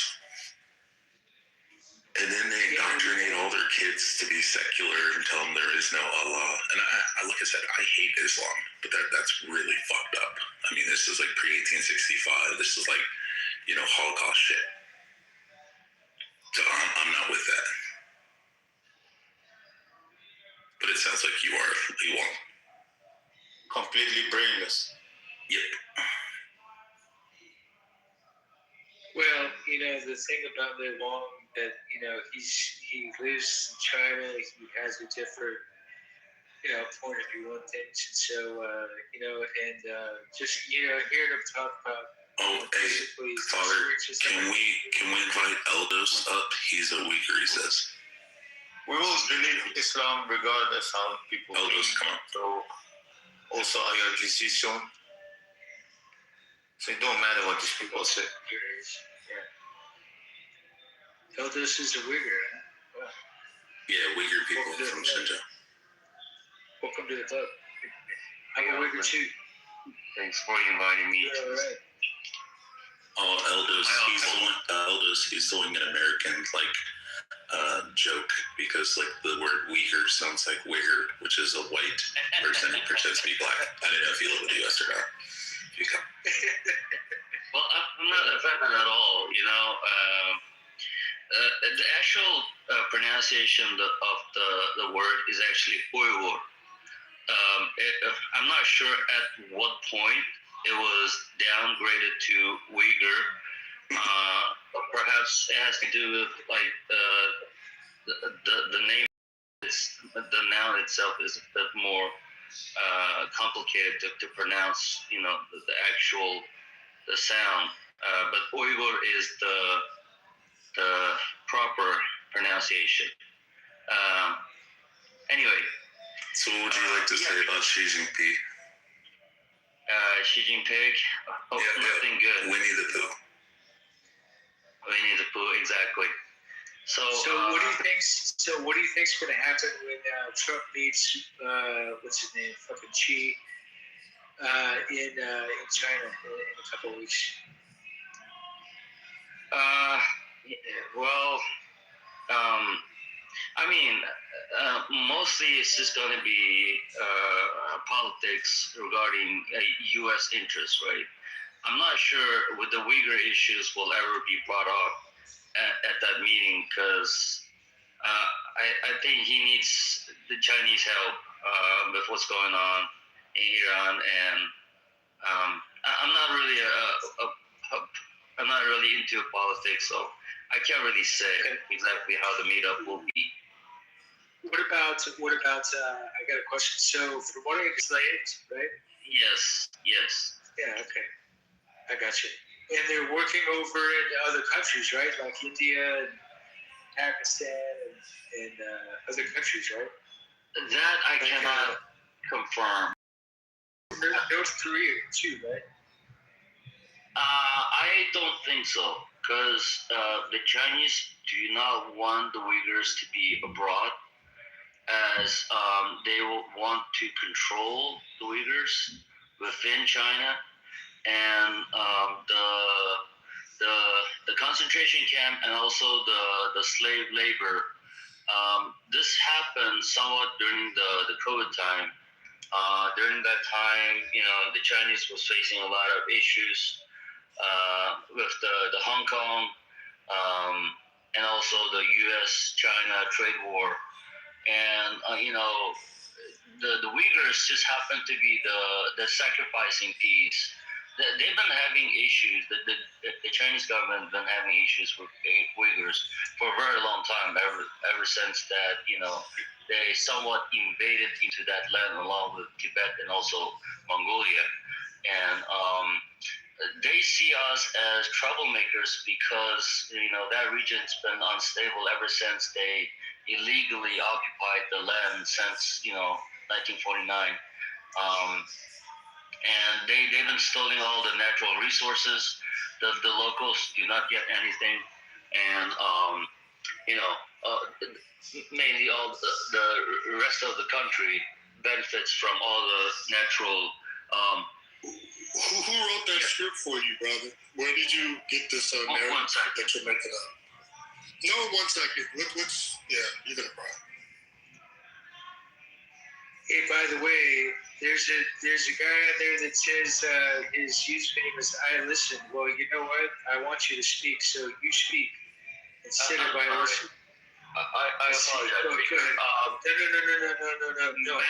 Who was the person who just interrupted me and said that I was reading off a script? Oh, Lee Wong, the black guy who lives in. For your information, I just happened to be in this chat randomly. I did not pick to be in this room.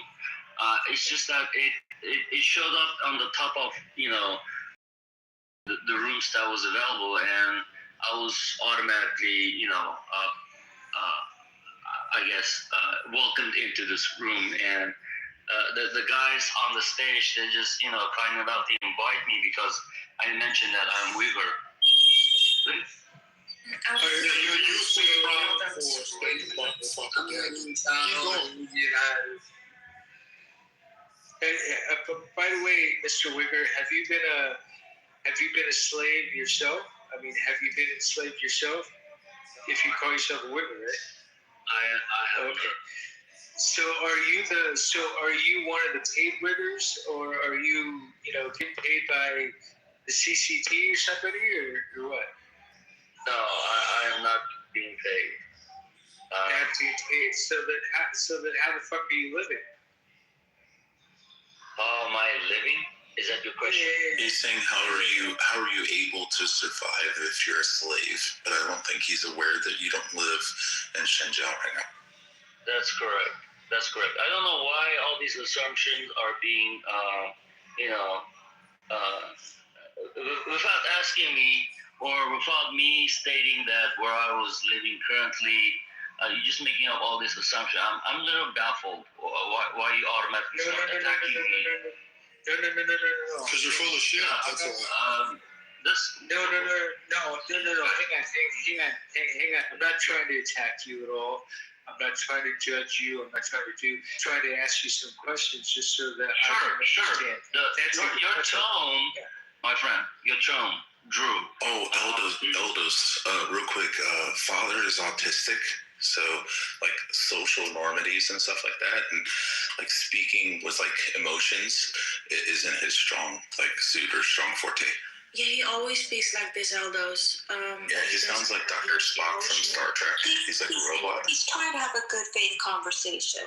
Yeah, but he's like super autistic. He's more computer-minded. Talk to him later. I cannot stay too long on the stage. I'm actually still working at the time. So, but to answer or to say everything that Mr. Numu mentioned earlier is 100% accurate. Our people have been suffering for a very long time, but especially since 2007, the Chinese party, I guess they just decided they have to resolve the Uyghur issues once and for all. And they've been going through serious amount of works that they have started with this concentration camp. Main goal is to detach the Uyghurs from their old ways of Islam, of terrorism and extremism and killing people in Syria and child slave labor camps. How do you feel about the Uyghurs committing genocide Muslims in Syria? How do you feel about that? Do you care? Do you care about the Uyghurs? Like, who cares? I don't go fuck. I would suggest the moderators start, enforce some kind of room order. This person. You need special privileges to lie. This person. No, we allow for people to express themselves openly, and then when he's done, I pushed him down because I think he was very rude. You're talking about quite a sensitive subject here, so a little bit of respect, I'm sorry. I mean, if you were dumb blonde, I kind of understand, but okay, I understand. Father, he doesn't live in Western China right now. He lives in the Western world. You can tell by his accent. He's probably been here since he was a kid. His family got out of there. But the point is, there's like 8 million people in literally fucking slave camps, pre-1865. Literally enslaved by the Chinese government. And they force indoctrinate people to leave their religion, and they get the little kids when they're 5, 6 years old. And instead of their parents allowing them to teach them about their culture and their religion, they raise them to be like Eastern Chinese. And they're like, no, you're not going to be Western Chinese. You're not going to, learn about Islam. You're not going to learn about your culture. You're going to be no different than anybody in Beijing. I mean, it's the same thing they did in Louisiana, where they forced people not to speak French, but also enslaved them. Well, I do remember, what was it, Hurricane Katrina too, so, anyways. Yeah, I'm not saying that Uyghurs are 100% innocent, but I don't think you should, genocide in a sense of, putting people in internment death camps and forced labor slaves. I think you should deal with, the specific individuals. I would be okay with Israel taking all the Gazans and then putting them in slave camps and fucking figs and olives and shit. That would be fucked up. If they're fighting a war, it's one thing. They can fight a war, and even if innocents die, there's a casualty of war. But you don't then turn around and enslave the entire group of people. So this part about war, it's certainly debatable. There is no what may have happened, events, right? All these terrorist attacks and whatnot. Could be the actual events, but whether they were actually, carried out by these terrorist groups, or perhaps it was a co-op within Chinese, intelligence, just so that they can have a legitimate reasons to occupy and do what they've been doing so far since 2007 to the Uyghur people. it's just, you know, it needs serious amount of investigation, and Chinese are not very much open about that. How do you? If I may, thank you. But what the world, and they have been doing their own homework. What the world have seen so far is the with the satellite image as well, and also their own, you know, their own infiltration. That the concentration exists. The people are actually being, locked in the encampment, and they're being forced to do all this labor without being paid, and also a lot of death. The family members have lost their loved ones with no crime history whatsoever. All these people are being locked up illegally, and some of them, you know, possibly being involved in organ harvesting and all that. And these are not, you know, studies done by me. I'm just a Uyghur, happen to be in exile, and well, if you want to put it in context, like they have the body museum in mainland China that travels all over the world, and it's the one where they like slice people into like 1,000 pieces, and then they like stretch their entire body, and they've actually DNA tested some of the bodies and stuff, and found that some of the people who are part of this museum exhibit that goes all over the world and stuff are actually people that were imprisoned for life for like things like importing illegal things into the country, like cell phones, or, you know, like American products, or doing like anything illegal, you know.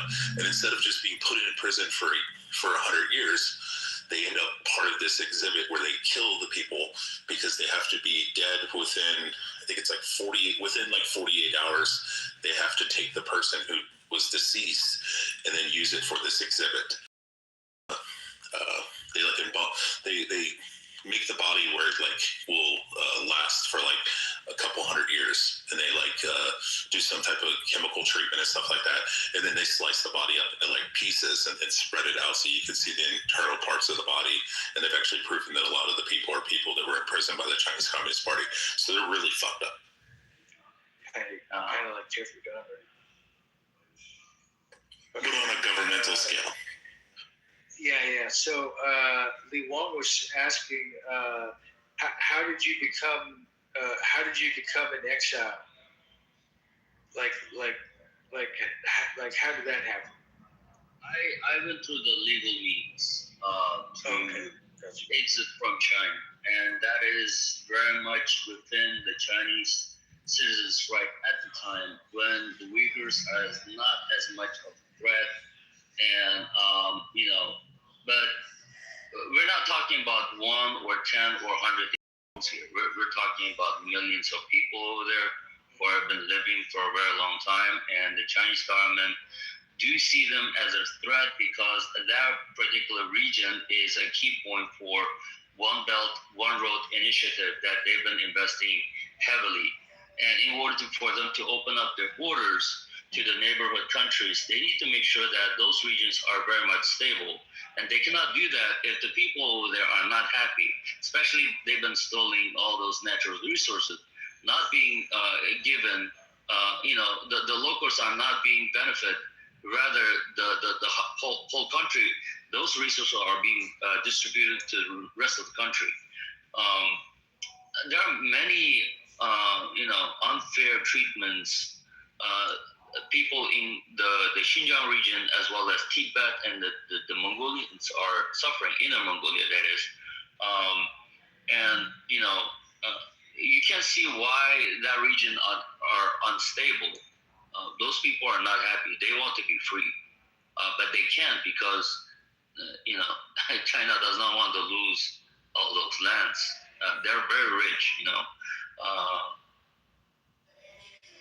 So, Father, I know how your brain works. I know your next question, or where you're going to lead to. Or is that for like the first 20 years of this situation, they allowed all the Uyghurs to leave. They were like, yo, you want to get the fuck out of here and go to Japan, go to the US, go to Canada? feel free.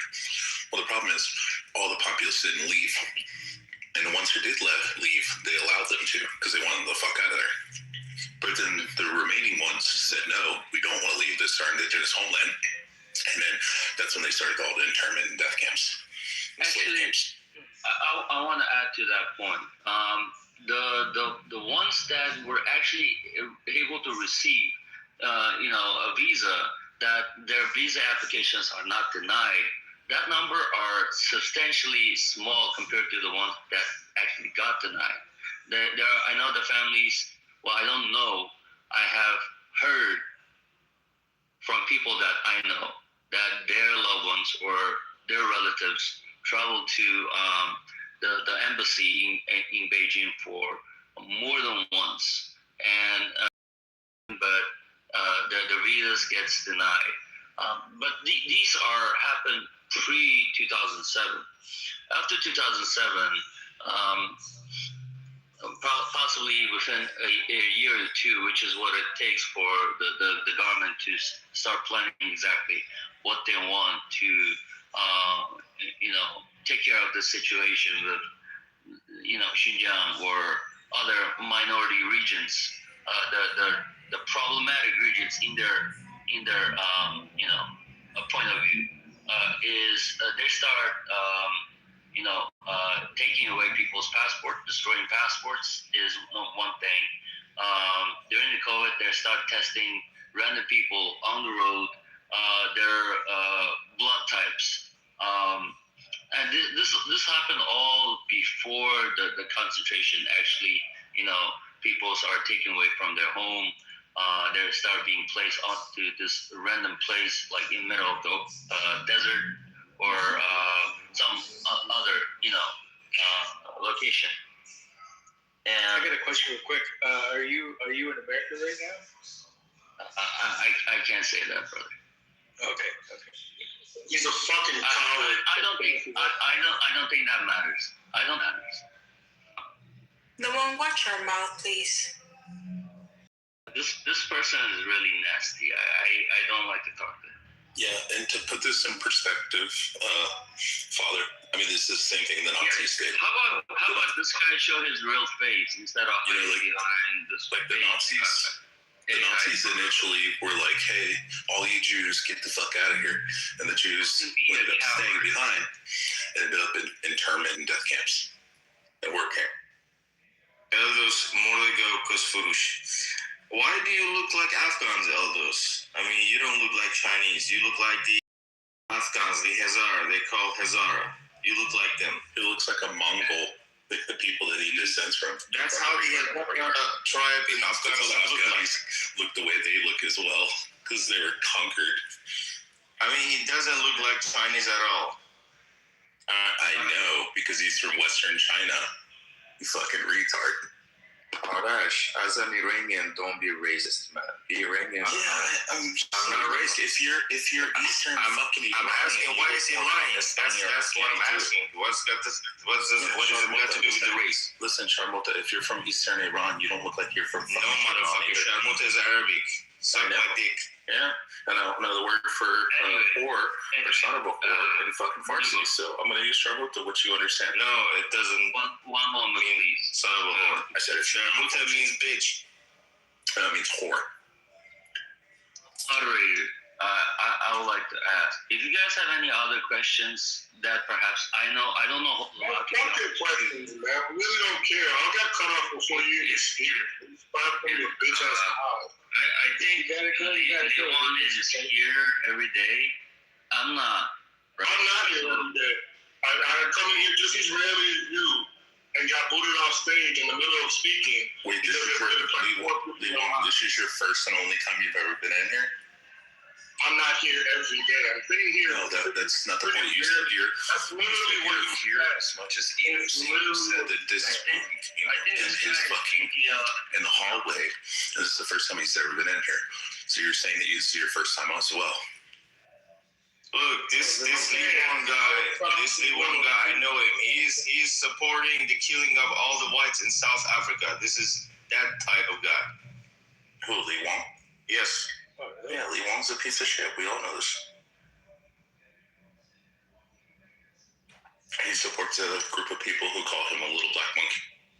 No, he's supporting talk about the Chinese Communist Party. the racist Africans in South Africa who say kill all the whites. That's what he's for, stands for. He's a little see how he went silent? I've heard him multiple times in different rooms. Is he black himself? Yeah. Because, they did say back in the day when there was slavery, it was a lot of black slave traders that were selling their own people, so it makes sense.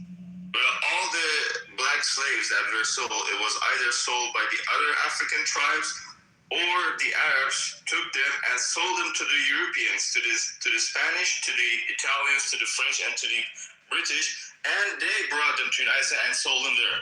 So it was just themselves and the Arabs who took them initially as slaves and sold them to the Europeans.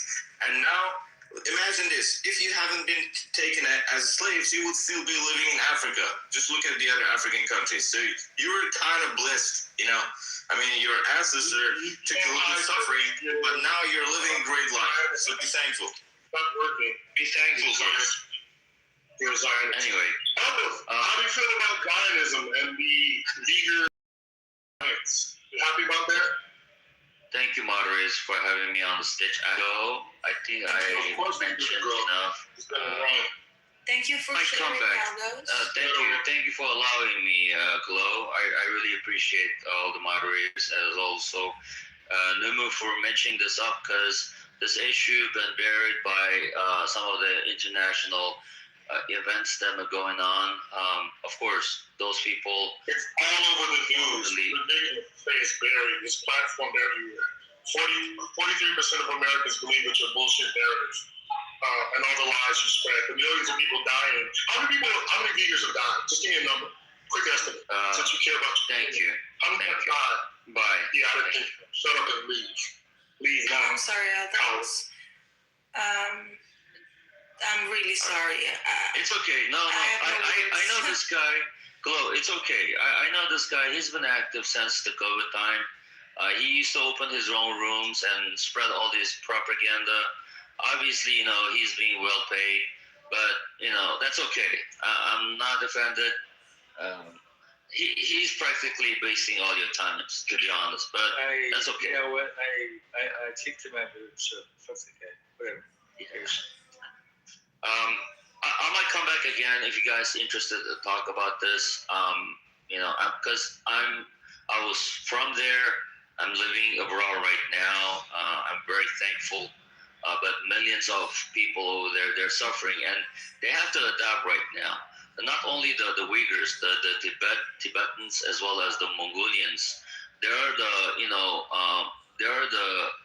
the minorities that have a very strong history, and that history is slowly being erased because they are no longer allowed to practice their language freely. By that I mean their educational systems are completely terminated. They are forced to practice mainly in Mandarin Chinese, and the ethnic cleansing has been going on for quite some time now, and all this series of actions on these minorities, eventually their people are going to stop practicing in their own language. With that, they're going to start slowly put down their barriers where they're different from the Han people, right? And they're gonna start, have no choice but to accept the Han culture, even though you guys are looking at me and you're asking how come you are not you don't have that main Asian features, because I am not the Han people. We're completely different. We have completely different backgrounds. Our backgrounds, the Uyghurs' backgrounds, we have the Turk backgrounds. The Hans, they are very much Asian features, and we do not, right? But eventually, with all these actions that the mainland Chinese are taking, especially the CCP, we have no choice but to just lie to ourselves or people over there that they are the descendants of the whatever the Han Empire or the Qing Empire or whatnot, right? This Chinese identity is more of the Han identity, and the rest of the country, that's what they're gonna adopt as well. They have no choice because their own culture, something that eventually they will have less and less to say about it because they don't have the access to their own country, own culture that were taught by their own people before. Now it will be taught by the Han person, right? Supposedly who is expert in history, like fabricated history that the Chinese are love to spread, or you know, yeah. These Uyghur people, the identity itself, not the actual person, they cannot kill all the Uyghurs or the Tibetans or the Mongolians. Their solution is more of, we're just gonna erase of who you think you are, and that pretty much is gonna do the job. And the people are gradually, if they have nothing to learn about who they are, they're just gonna adapt to whatever the Chinese are prepared for them, and themselves, although not physically from the features, because you cannot, cover how you look, right? You're gonna obviously look different, but I want they to can change. Okay, so why don't you land your plane real quick, and then because we have other people here. Of course. Yeah. I think I'm pretty much done. Thanks for allowing me to speak. Okay, good. Thank you. Ali, what's happening? What's going on? Everything fine. War does not go into the States. It's a really, really good news these days. So I'm doing my own stuff, trying to have progress in my life. It's fine. I'm studying these days. For the last 3 or 4 days, I never came to Clubhouse, and I was busy with my own stuff. Yeah, everything fine. Well, how about you guys? They'll have Trump in your profile. Why though? Doing all right. We're just hanging out here, and we were talking about I guess we're still talking about it. Is America a bully, or is Iran, Cuba, Venezuela, or Greenland a bully?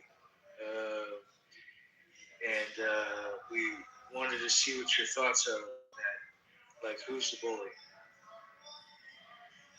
Yeah, in modern days, every government is a bully. So you see people coming, talking, and just complaining about their own government. So America is the greatest bully. The others are, little bullies. So everybody is a bully. So this is the real problem in the world. Like the great Satan and the small Satan. The big great bully and the small.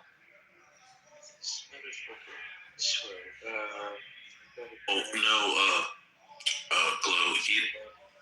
He's a pacifist cuck, so he doesn't like the IRGC, but he also thinks that Israel and the United States are worse. Yeah, right. I believe it immediately. Yeah, and Ali was just here yesterday, so I don't know what the fuck he's talking about. He's been gone like 4 days or some shit. I wasn't. He was just here. Yep, he was here yesterday getting berated and harangued by Steppy. I wasn't here yesterday. You were. If I were in the clubhouse yesterday, the other members like Paddy would know that. I was not in the clubhouse yesterday. Okay, so let's move on. Ali, great conversation. Thank you for your insights. We have Beaver here. What's going on, Beaver? How are you? Oops, I missed that. Beaver, you're on. Well, I can answer for Beaver. He supports the United States, but he hates Israel and the IRGs. You good? Well, why aren't you talking, Beaver? So, Numa, what do you think? Beaver, what's your point of stand? You're on mute. Take yourself off of mute. Read above. What are you talking about? Well, why don't you just speak, Beaver? You're on the stage already. In fact, you asked me to be. He said he wants a green bean so he can remove me from the room. Yeah, bullshit. He's not getting a fucking green bean. There's no fucking way. Even if he kicks me, I just come back. And you know what? If anybody were to give him a fucking green bean, I would kick him out right away. So, because anytime I was in his room, he was always taunting me and everything else, and he wouldn't give me a mod badge, so fuck you. I agree. Bullshit. He said, I just wanted to remove Rich. Yeah, that's what we were just reading. Yeah. You can't remove something that can't get with that Beaver. It's funny. I'm like the Borg and kill me. I mean, if he's not going to talk, then later, dude. Guys, let the BB come. He's mad because Matt was on his period last week and he got real butthurt. Oh, yeah. And I want to remove brown people. Oh my gosh! Wow. From my land. Are you a proud racist, or is it just you're on your period? No, it's about position. Your position is I want to remove all rich people. And I want to remove. Oh no! My name is Rich. I'm the person. He wanted to remove me, Richard.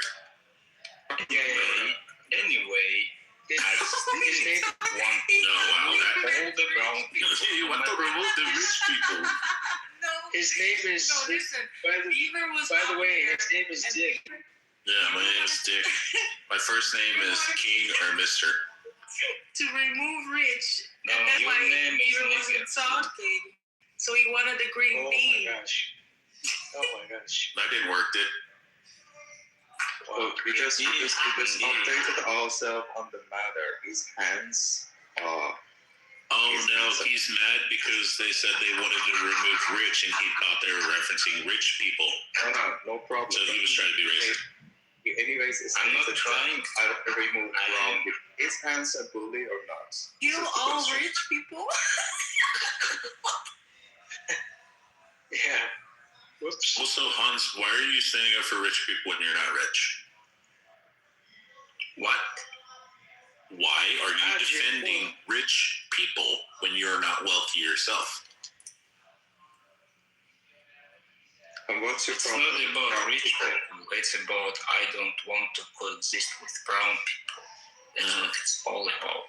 So what's the matter with brown? What's the matter? Are you white? Are you white or something, or what? Are you like pure white? I'm a white supremacist. Gosh. You know what? I remember meeting some of you white supremacists over in California, and they were all about German and being Nazis and everything else, and it was just fucking crazy. Heil Hitler! Yeah, exactly. That's exactly what they were talking about. And I hung out with them for maybe about 2 or 3 hours, and then I tried to get the fuck out of there because I couldn't stand it. Because they were all retarded. Yeah. Yes, they are all retarded, but not liberals. They aren't retarded, right? Wait, Hans, you're espousing Hitler, but you're Eastern European. Many times, just because they are black and commit crimes. Hans, how are you Eastern European, but you're supporting Nazism? Criminals, because they are so nice people and not racist. Bravo. You are retarded, indeed. Hans, your accent's giving off distinctively Eastern European, maybe even Baltic. Why are you supporting Nazis? So what? Your people fought the Nazis. No, I have a question for Hans. Hans, what would you do? What do you think Hitler would... No, okay, what would you do to Islamists, Islamic terrorists? What would you do with them? I will nuke them. Hitler loved the Nazis. I mean, Hitler loved the Muslims. I don't don't give a fuck what he laws or don't. I know, because your Eastern European, because your Eastern European grandparents were fighting against the Nazis. My support of Nazis, you and me, You fucking Ukrainian, Hungarian-sounding piece of shit. Your family was fighting against the Nazis. Have you heard the music of Kanye West? He's saying, yes, I'm Hitler. You hate what you hate the most is the Hitler. So I am the Hitler. Hans, can I ask you a question? Hans, can I ask you a genuine question? Hoy. Go ahead, say it. Respond. Respond to Hoy. People like me. Respond to Hoy, you fucking idiot. We saying, fuck you to liberal system. That's exactly what he Hans, are you in Buddha or are you in Pest? Hans, are you gay? Hoy.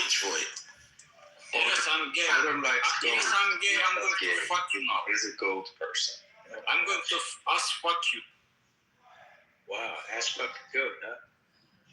I assume you're gay too. No, I'm not gay. So why are you asking that? Why are you asking those questions then? Hans, is your real name gay? Hans, is your real name like Chaba or Istvan? Vladimir. That's Vladimir. Hans, I got a question. How big is your dick? Mine's 9 Bigger than your tongue. How much do you guys need? Oh shit. This is funny. Wow. Wow, we have two of quite the same people on stage. Yeah, Glow and Hans. Mass deportations, remove all black people, send all black people to Africa, back to Africa. You should live where you belong. That's your home. You don't belong in Europe. You don't, especially in the Europe, yes, and the Western Hemisphere. Hans, what do you do for Hans, what do you do for work? People comfortable, they're gonna move back to Africa. I would also do that. Africa is beautiful. So why wouldn't you move colonizing Africa? Instead of bullshitting, why wouldn't you just take a ticket and go back to your fucking Africa? Why wouldn't you do that? If and only if you stay in your fucking place. Hans, I wish your grandparents would have died in Stalingrad. Yeah, me too. Yep. Hans, what do you do for work? Like, what industry? He sucks off the government's teeth.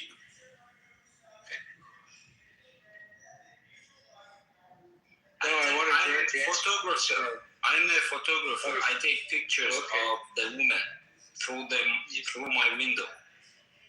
What was that? You take pictures of gay dudes sucking you off? Yep. No, I take pictures of beautiful women through window of my bedroom. I'm a professional photographer. You're a professional photographer. Why haven't I heard of you? Because I'm a special photographer, not many people know about me. I'm too expensive and exclusive. Oh, you're expensive now. How much do you charge for prints? Or for your time and all this stuff? Like how much do you charge? $1 million. $1 million. Oh, okay. That basically means you sit for girls. Do you want me to take your pictures or something? No. Father said yes. He wants you to take a picture while you're sucking his dick. It seems like he's asking me if I'm gay. No, he wants you to suck. Father is gay, and Father wants you to suck his dick. You all Americans are, by the way, fucking gay. He lives in Mexico. He's not American. Fucking cocks and cowards. That's no, he's Mexican. You are, by the way, cowards there. By the way, I'm a Mexican guy. I'm a Mexican. Mexican invader of the USA. That's what you are. No. I don't live in the USA. I live in fucking Mexico, jackass. No, you Mexicans invading USA, obviously, and white people were there 50 years ago, 90%. Now they are 56 or something. You obviously turning USA into the shithole. Congratulations. Oh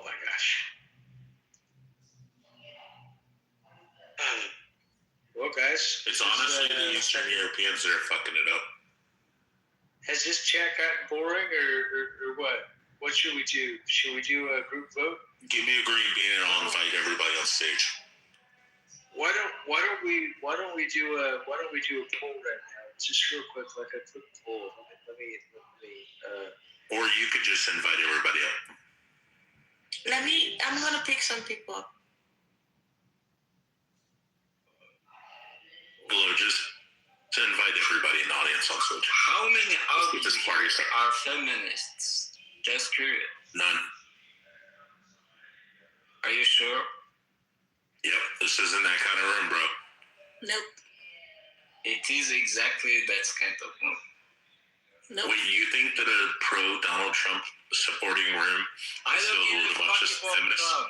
I don't give a fuck about Biden. I think the most progressive person that you could. MAGA here. Who is MAGA here?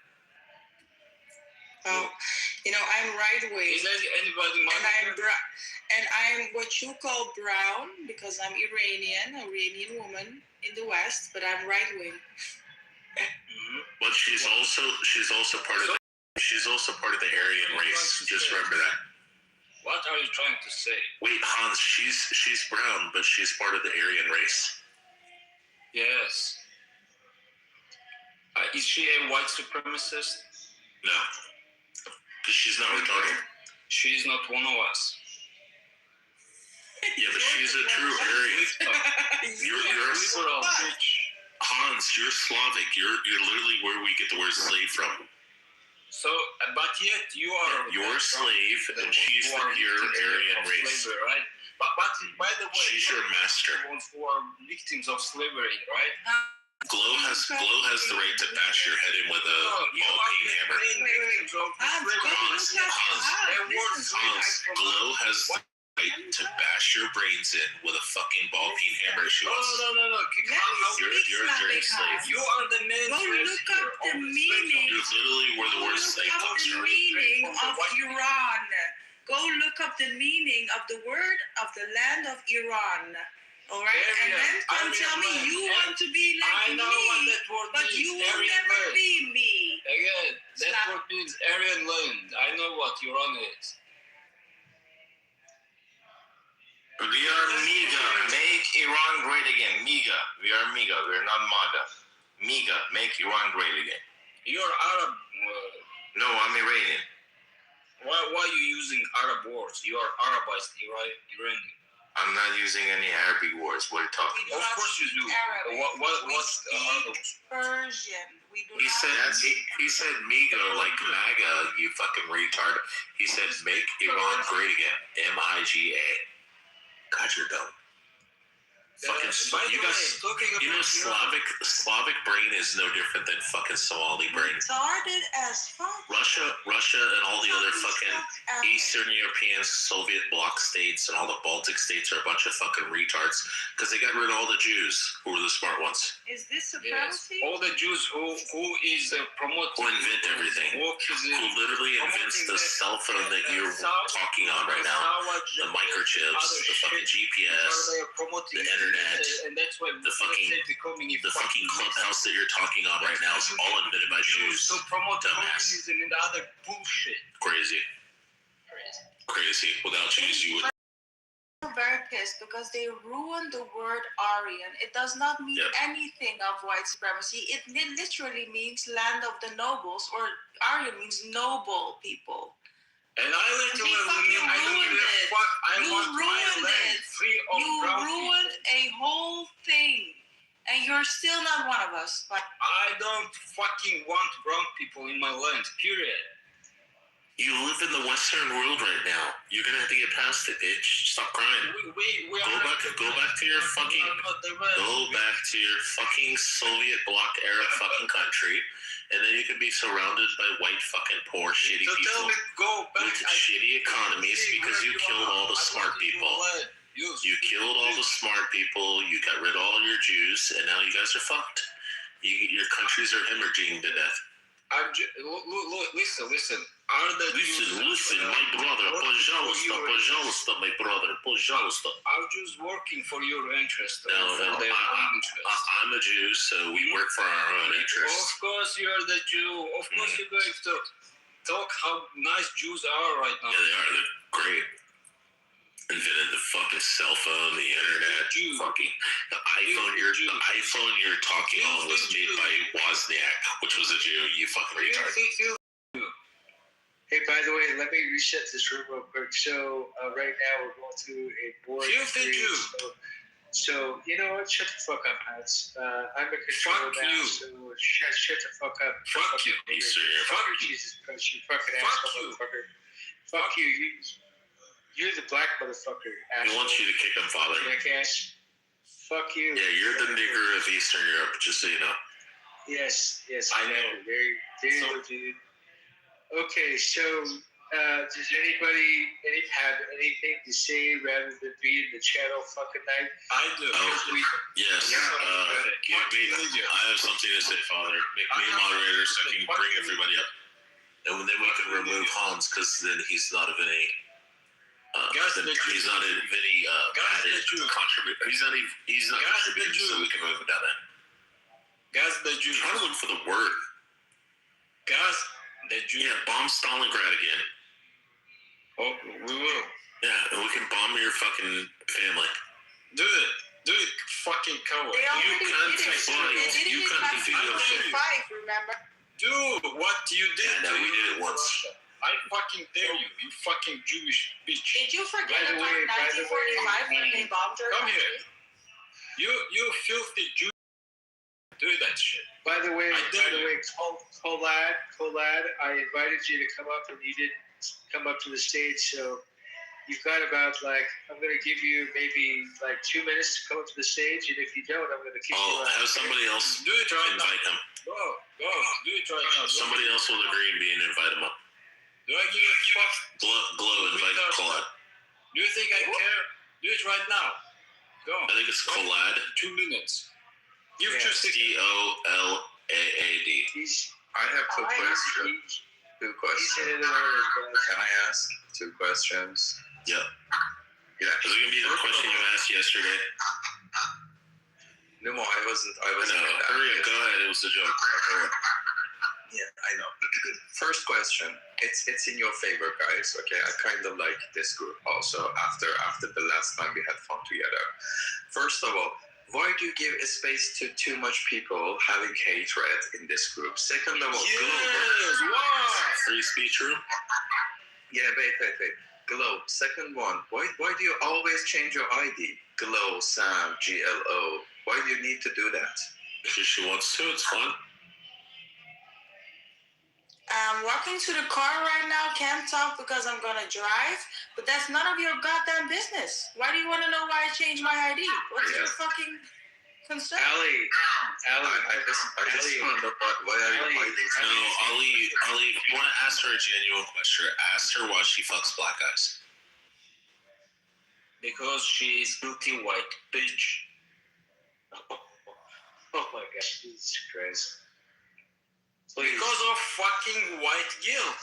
Those fucking white chicks I knew that was for bad reason. Fucking with black guys to show how non-racist they are. There's nothing that sets off a racist more. Yeah. The thought of a whitish chick banging a black guy. Look at it. Worshipping fucking niggers. That's what it's called. Father, you know, I was asked that. I mean, granted, my daughter's 8 years old, but people ask me when they're trying to get at me, and they're like, "What if your daughter comes home with an N-word?" And I'm like, "Well, I would disapprove." And they're like, "See, I told you he's a racist." And I was like, "No." I'm like, "Now ask me if she comes home with a black guy." And they're like, "What if she comes home with a black guy?" I was like, "I got 2 questions. Is he Christian? Is he conservative? If he is, then I have no problem with it. Why the fuck would I care?" Because you're a fucking Jew. If you said, "Hey, if your daughter comes home with a poor white trash hillbilly," I'd be opposed to that too. The ideas you're promoting, liberal fucking ideas. What? It's conservative values. It's conservative values, you fucking retard. It's literally conservative values, Hans. I said my main priority, my main thing that I would question is he Christian? Is he conservative? Hans, why are you fucking retarded? Because Jews are breaking that concept. He has Slavic brain. Yes, Slavic brain. And you're telling white people to be guilty. It's like the white version of Somali brain. You're telling white people to be guilty and open their borders so they would be invaded. Yeah, if she came home with a guy that's a practicing Hindu or practicing Muslim or an atheist, when I would be opposed as well. white English people were kicked out of the India, they weren't called, far right racists. They were he's so drunk. So drunk on the vodka. English people want to deport Hans, how many bottles of vodka have you drank? Hans, shut the fuck up. Father, just give me the beans so I can shut him up. Fucking Jewish I just want to shut him up. That's all I want. I'm not going to move him down. Oh, yeah. I did. Fuck the guy. I just like muting. Oh, yeah, muting? Fucking fire. I don't know, can't find him. Too much pickle. Oh, no, he left. Yeah, he did. Oh, no, there he is. He's next to Vincent.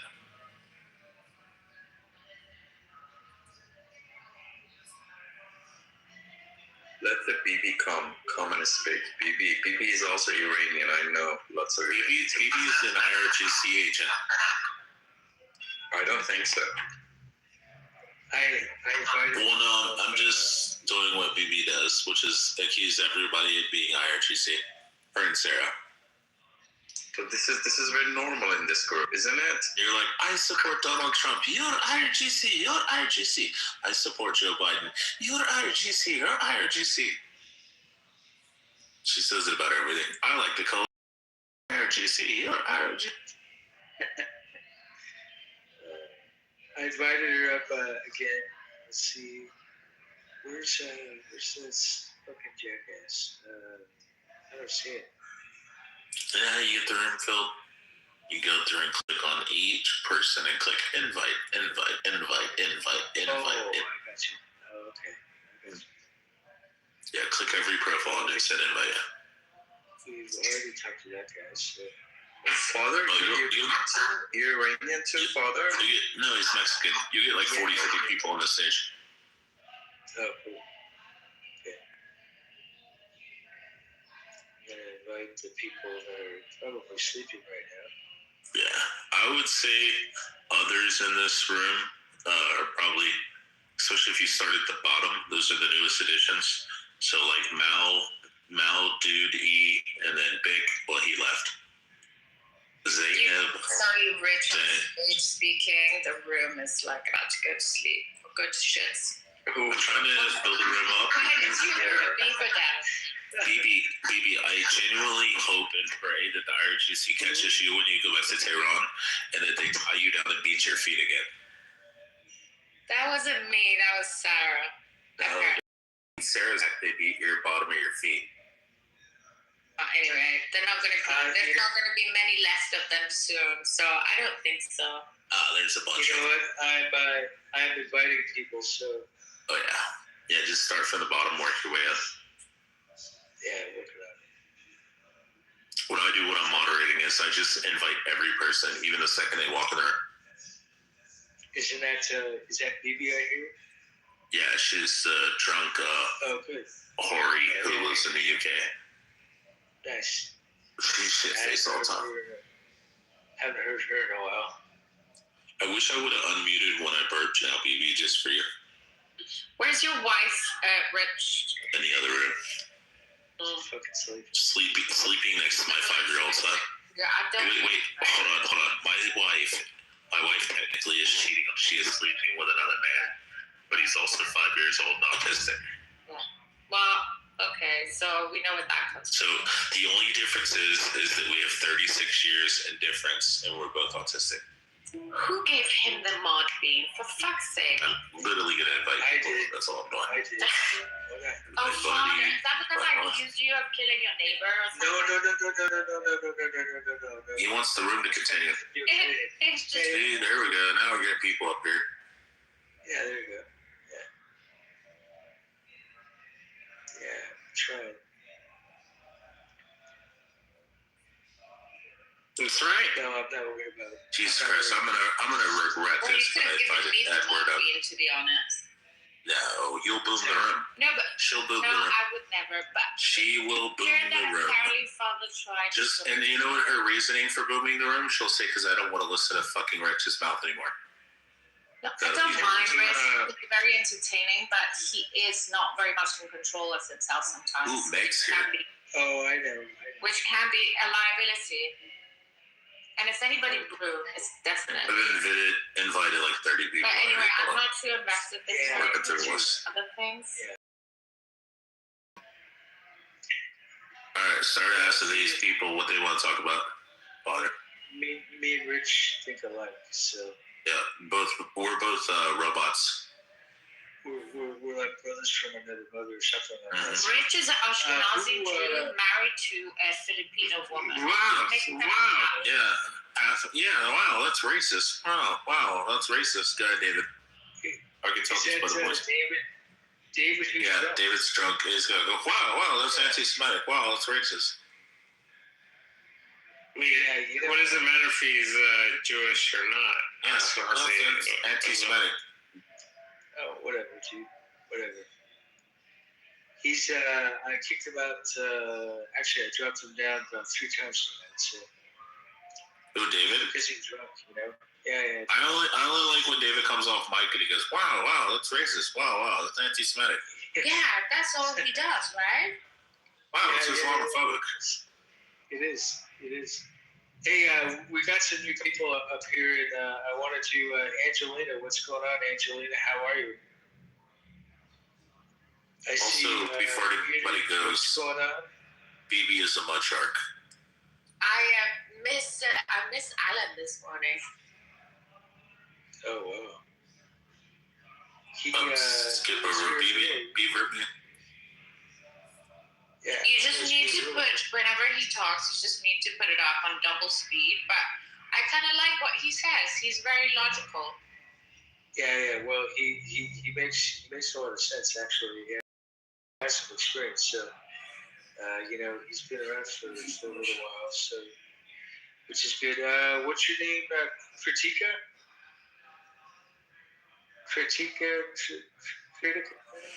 Hello. How do you say your name? Hello, how are you? Yeah, my name is Kritika. Kritika, okay. Yes. Where? I'm from India. Oh, cool. I know a few people from India. I speak to Where are you from? Speak to India people in the house, I guess. I'm in Mexico. I'm on the beach in Mexico, but I have a few friends in India. I talk to them all the time here in Clubhouse. So, in fact, I don't know if he's still here. There was a guy, old guy, 7 years old, and I talked to him all the time. He was here. We got into a conversation last night about the world affairs and everything else. He makes a lot of sense too. He's another one of those Allen guys. So great guy, love the guy. Like a brother from another mother kind of thing.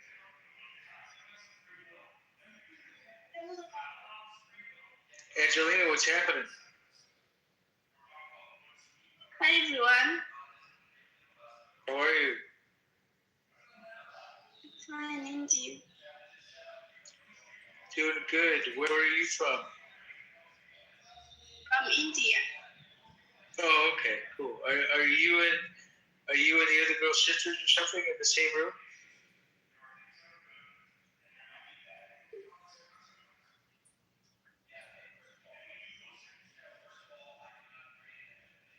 Did you say? Okay. I don't think she heard you. Are you sisters with Kritika? Or Kritika? I don't know her. Am I audible? Okay.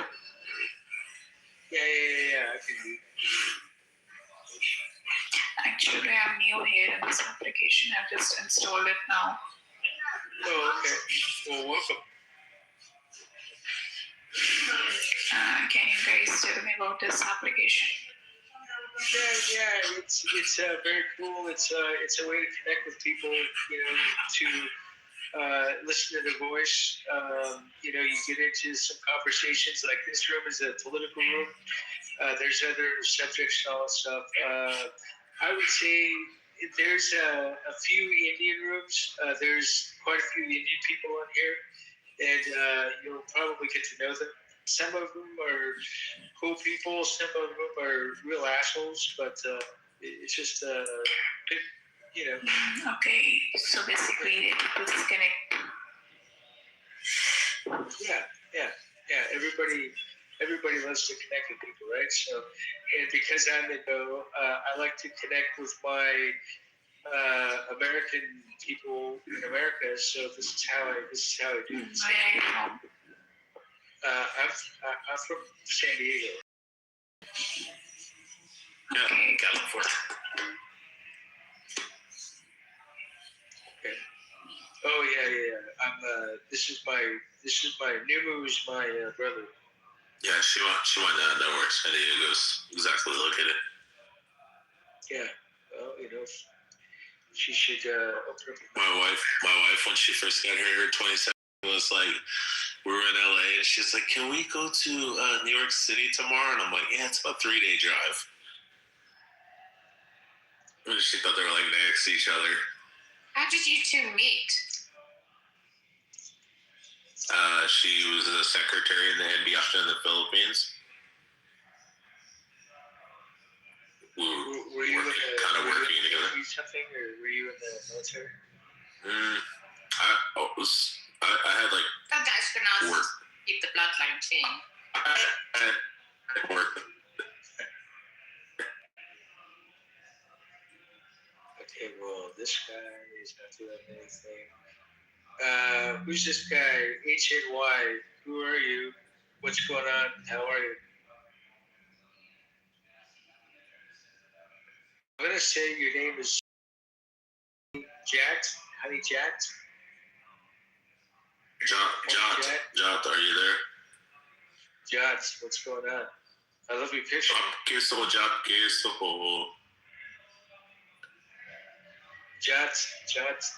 me some.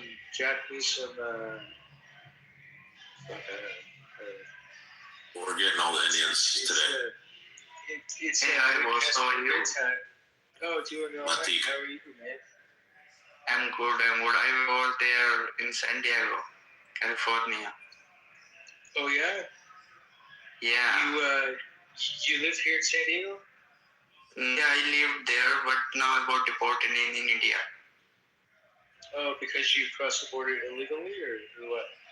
Yeah, illegally. I was on non-domiciles.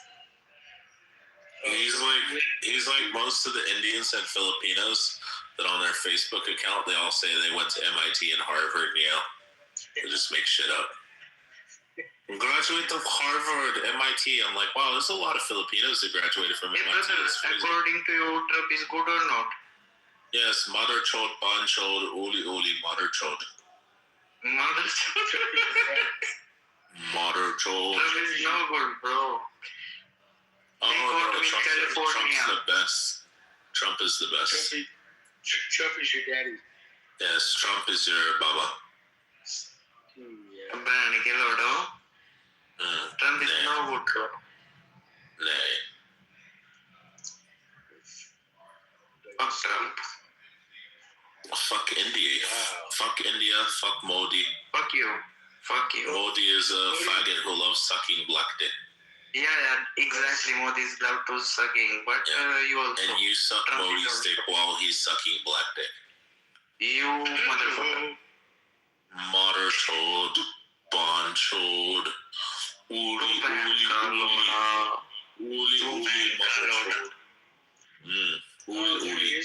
Yeah. You are the son of Trump? So Yes. Trump, both? Yes. So Beaver's been wanting to suck your cock. So Peter Beaver's been wanting you to, I guess, suck his cock, have him suck your cock, something like that. So it's everybody, good to have you out here. Everybody, Trump fucking your mother, bro? Fuck my mother. Yes, your mother is 80 years old. Sex with Trump? My mom's like 80 years old. You might like it. This is not our food. American pussy is very bad. This is for money. She has big titties, you know. Hey, mother chode.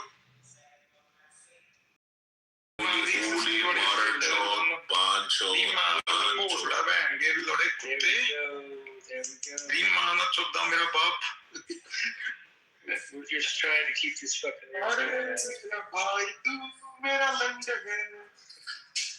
I remember back in the day. Biden was good. Trump is now. Hey, brother. I remember back in the day. Where do you live in San Diego? Trump is the best. Trump is amazing.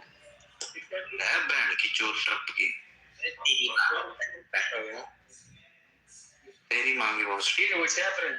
Trump is best. Oh my gosh, you guys. East or west? The Indians are like Mogwai. They're like Mogwai. If you feed them after midnight, they multiply.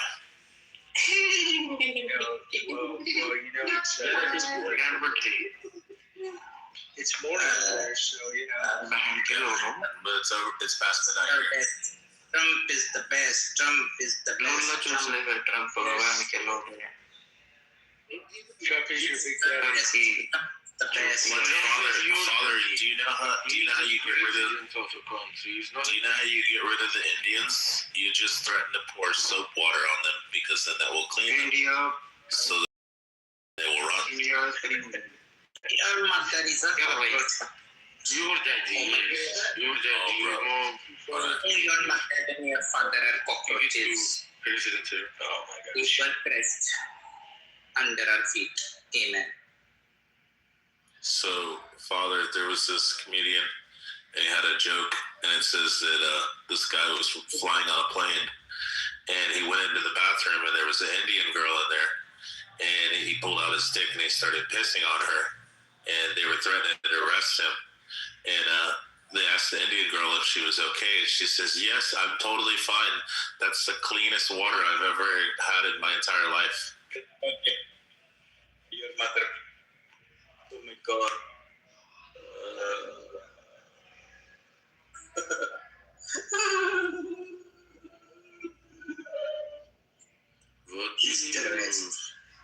It is true what Dave Chappelle said.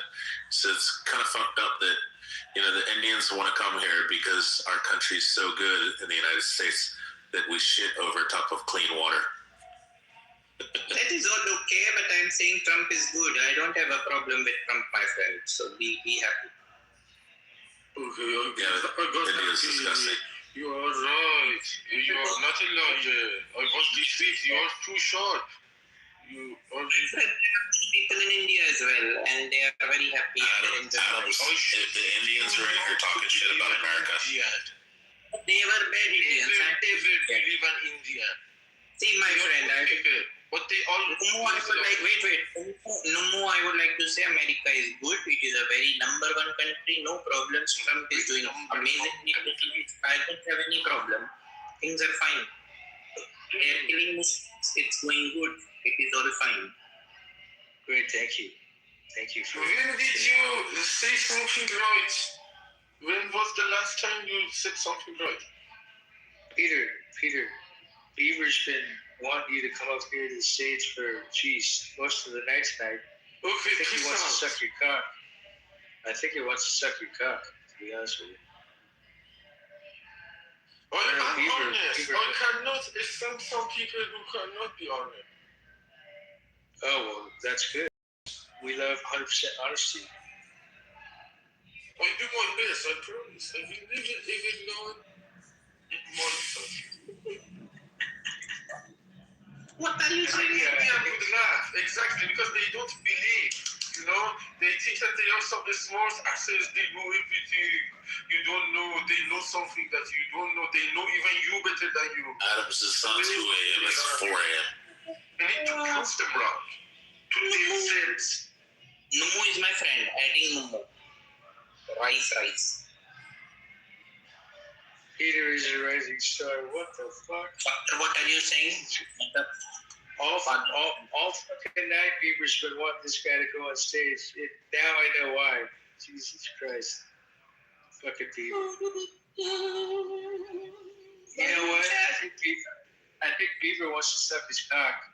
I think that's Oh shit! Somebody left the door open. Somebody left the door open. All the smelly Indians are coming in. Oh my God! All that curry fart. What to do now? You'll have to protect your land. Smell like shit, bro. Terrible. Yeah, they're already there in your country. I never came, but the other smell like shit. Hey, guys! We have a girl here on stage. How do you say your name? Tauriro? Donald Trump is now kicking all Indians out, and I'm very happy about it. It is perfectly done now. Tarico? Puerto Rico. I can't see shit. Wow. Tari. It's Tariro. Tariro? Okay. Yeah. Okay, thank you. How are you? What's going on? Yeah, I'm good. I'm good. I'm in London, in the UK, so it's morning here. Oh, nice. Tariro, there are a lot of Indians in London as well. Do you like them? Do you hate them? I'm open to all races. Yeah, I'm not Indian. Tariro, listen, it's totally acceptable. Hold on, hello, mother chuds. Listen, it's totally acceptable in this room for you to say, "Shut your fucking Indian mouth and don't talk to me." It's totally fine. We're not gonna hold it against you if you say, "Hey, don't fucking talk to me, you dirty fucking, smelly Indian." Tariro is not like you. She's better. I think she's thinking it though. She may not be willing to say it out loud, but has some good Indian friends in London, and she's fun. Your woman's pussy smells like curry, just so you know. An Indian. I cannot independently accept them. Alright, I want to invite the Punjabi up here because I know Punjabis hate Indians. Come on, Punjabi. No, it's Chinese. Numu is also an Indian. Kamsho is good writing. Hold on. Chinese. Is an Indian. I want the Punjabis because they hate the Pakistanis and Indians. What? An Indian. I like Pakistanis. Why are we attacking Indians now? What happened? Oh, because they're like smelly little cockroaches. Because they sound like Indians. They are from Pakistan. Look at them. It sounds like Indians. Oh, I'm sorry, not look at them. Smell them. He wants to be Indian. He's from Pakistan. Pakistanis are worse. The Muslims with explosive strapped to their chest. Numu is an Indian. Numu is an Indian. Fuck. You are curry eating farter. Holy big eye baby owl, it means you nosy bitch. That's what hey, by the way, Tariro, you're fucking hot. So just take that and now they're hitting on you already. Oh my God, what is happening? Thank you. I'm not Indian. I'm not Indian. I'm from Zimbabwe, but I live in London. Oh, cool. How is Zimbabwe? When's the last time you've been to Zimbabwe? Like 2 years ago. Not last year, the year before. I went for Christmas. How is Zimbabwe? Is it getting any better? It's okay. It's getting a bit better, but money-wise, with like politics and everything, things are still not that great money-wise. But it's a bit better than it was previously. Oh, that's good. Yeah, that's good to hear. Yeah, I remember hearing stories about Zimbabwe. It's an interesting place. Oh, it's nice. The weather's always great. Yeah. I've got friends. I can't remember. I think he was in Ghana, I think it was, and then there's I had a few friends from Nigeria. I had I talked to a few people from Chad. It's just an interesting place, man. Yeah, it's a good place to visit. And I actually have a friend of mine that was from Africa, and she moved to London too. And me and her used to talk for hours and hours and hours in private rooms, and she was a fun girl. Okay.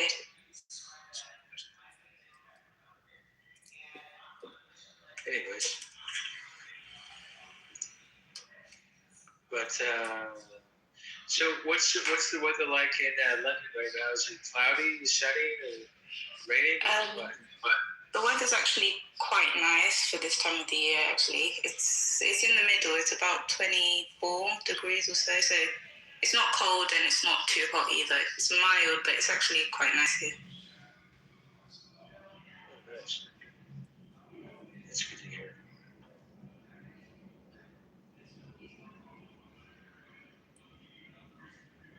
Mexican music playing. That's kind of fun. All right, Vero, come up on stage. You know who I'm talking about. It's not Vero. There she is. I'm not Vero. We all fucking know this, Pockets. I'll leave it as a joke. Like I am Vero. That's my name. By the way, Pockets, while you're here, why don't we, since we have quite a few people in this room, we're not gonna play her shitty music, are we? Oh, shut the fuck up. No one asked for it to be played. Shut the fuck up. It's about to be. No one gives a fuck about you right now. Shut up. Yeah, anyway. But yeah, because, yeah. No one gives a fuck about you. You might as well promote your music while you're here, right? Oh no, I'm good. I'm good. It's in my. She said the ask it. What are you about? No, I'm good. It says it's in my bio. People want to fucking live. Shut up, Rich. Stop. She's on her fucking period today. You, Rich. Shut up. But by the way, so annoying, bro. Oh God, you're so okay. Like no one cares about you. By the way, I thank you for adding me in as an admin of it. Of course.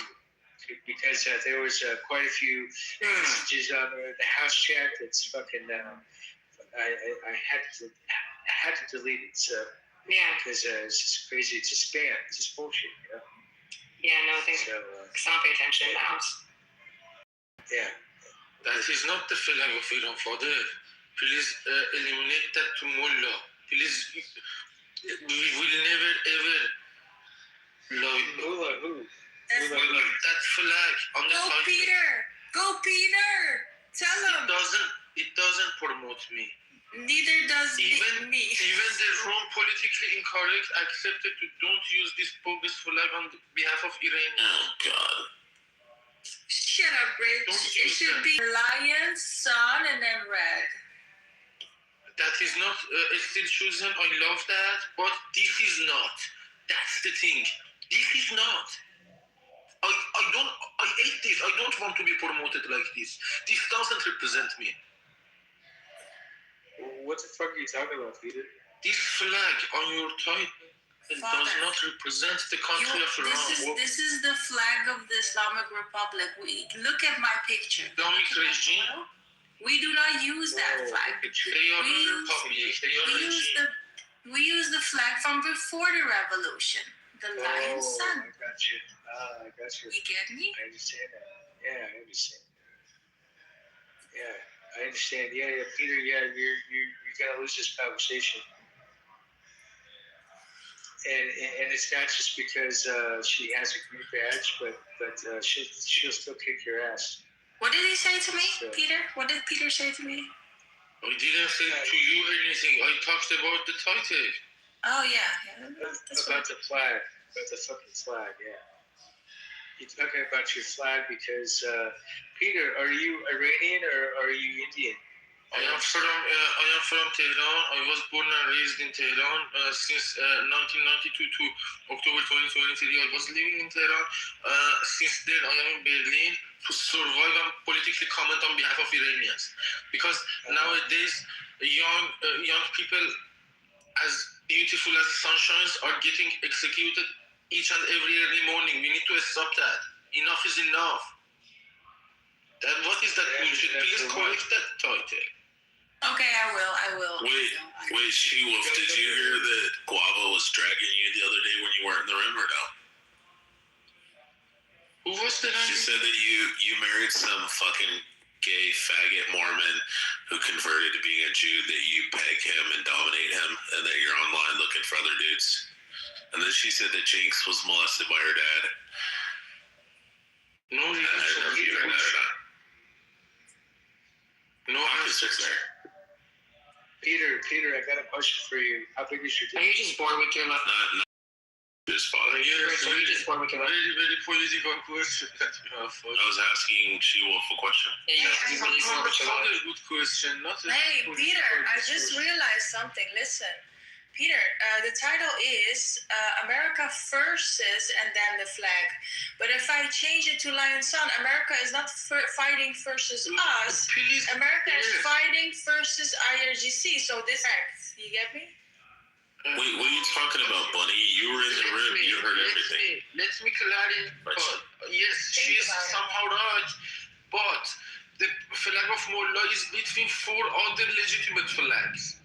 Yeah. That is not acceptable. Oh my gosh. Listen, They don't have flag. Put the flag of Hezbollah or the name of Mullah. That doesn't represent. That shouldn't be used as a formal flag. I get It's it. not a formal You're right. All right.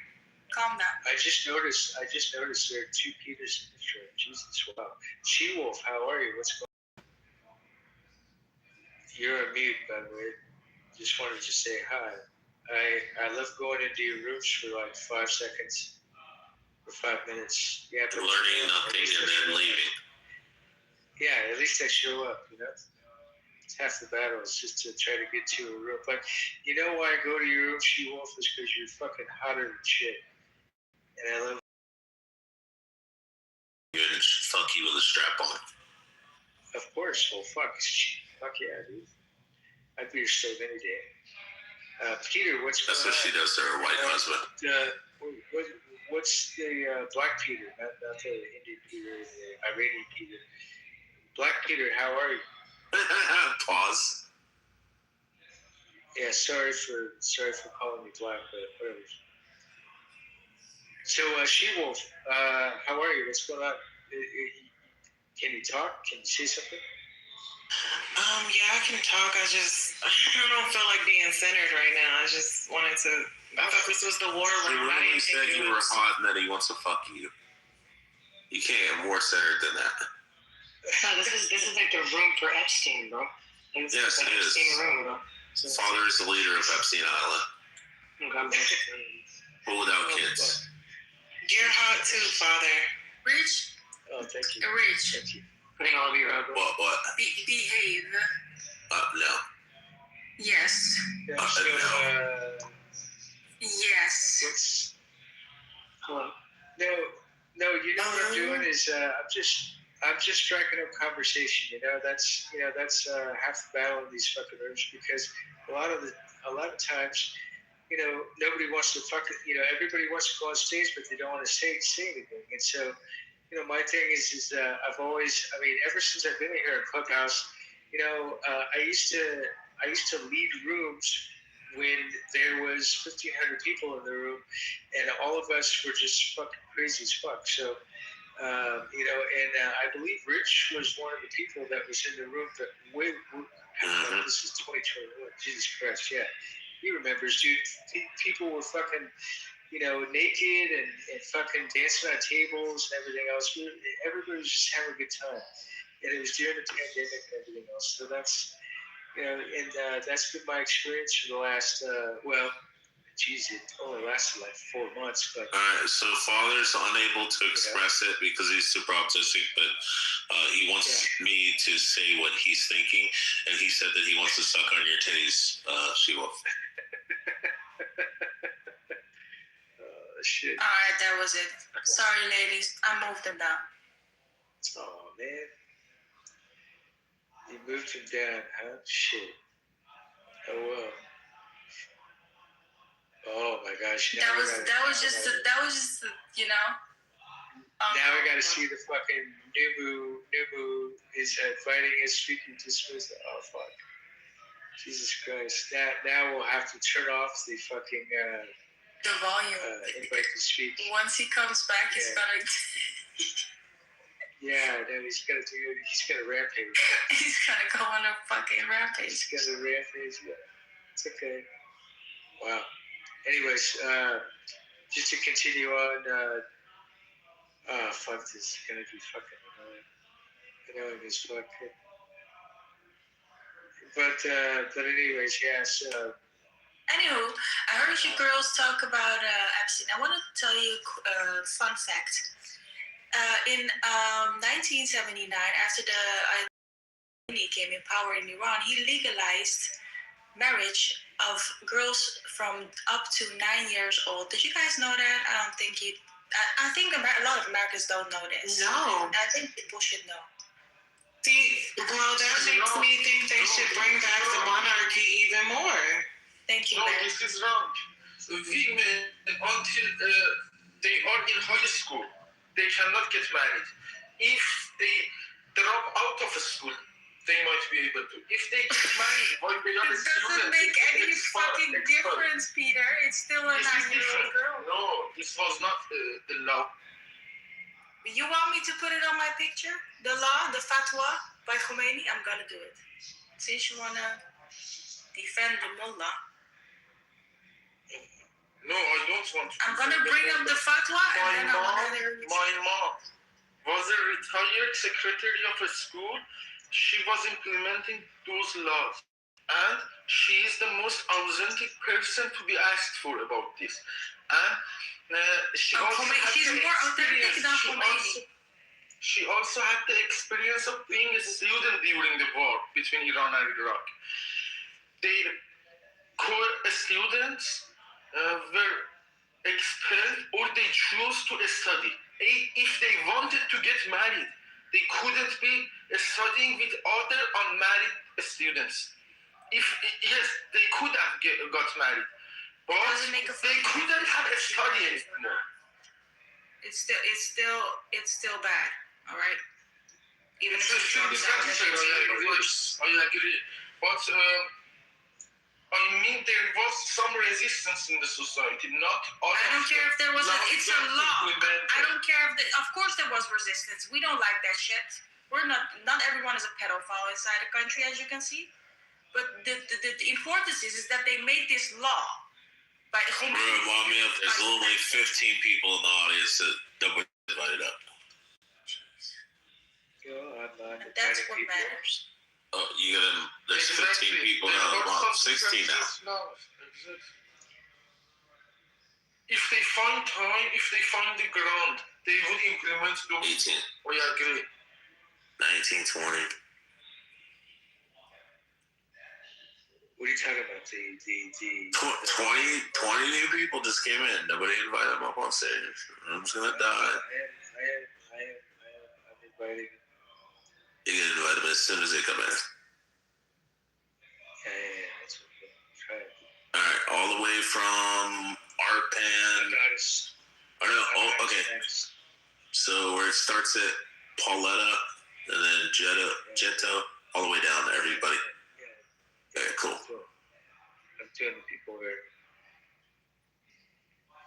I don't want to stay in a room by myself. Mm-hmm. And with just thoughts. No, I agree, but J-Lo had to be all sensitive to be a liberal. Nature of the business, I guess, right? She's like a fucking glows like a fucking Bernie Sanders supporter right now. Shut up, I'm not. Fucking Sure. menopausal. You know what, Sam? You're fucking hot too. Sorry, I forgot to mention you earlier. I just like giving girls compliments. You know that. Life doesn't matter. So did Rich said you were gay, is that true? Who? Rich. He said you were gay. No, I said that father wants to have Hans suck his dick while Hans photographs. That doesn't make him gay. He was gonna make a neo-Nazi suck his dick. No, Rich. This guy was crazy. I said something to Rich, and he said, "Yeah, let's kill all the rich people." I was like, "What?" Oh, yeah, Hans, yeah, he's a neo-Nazi, even though he's Eastern European Slavic.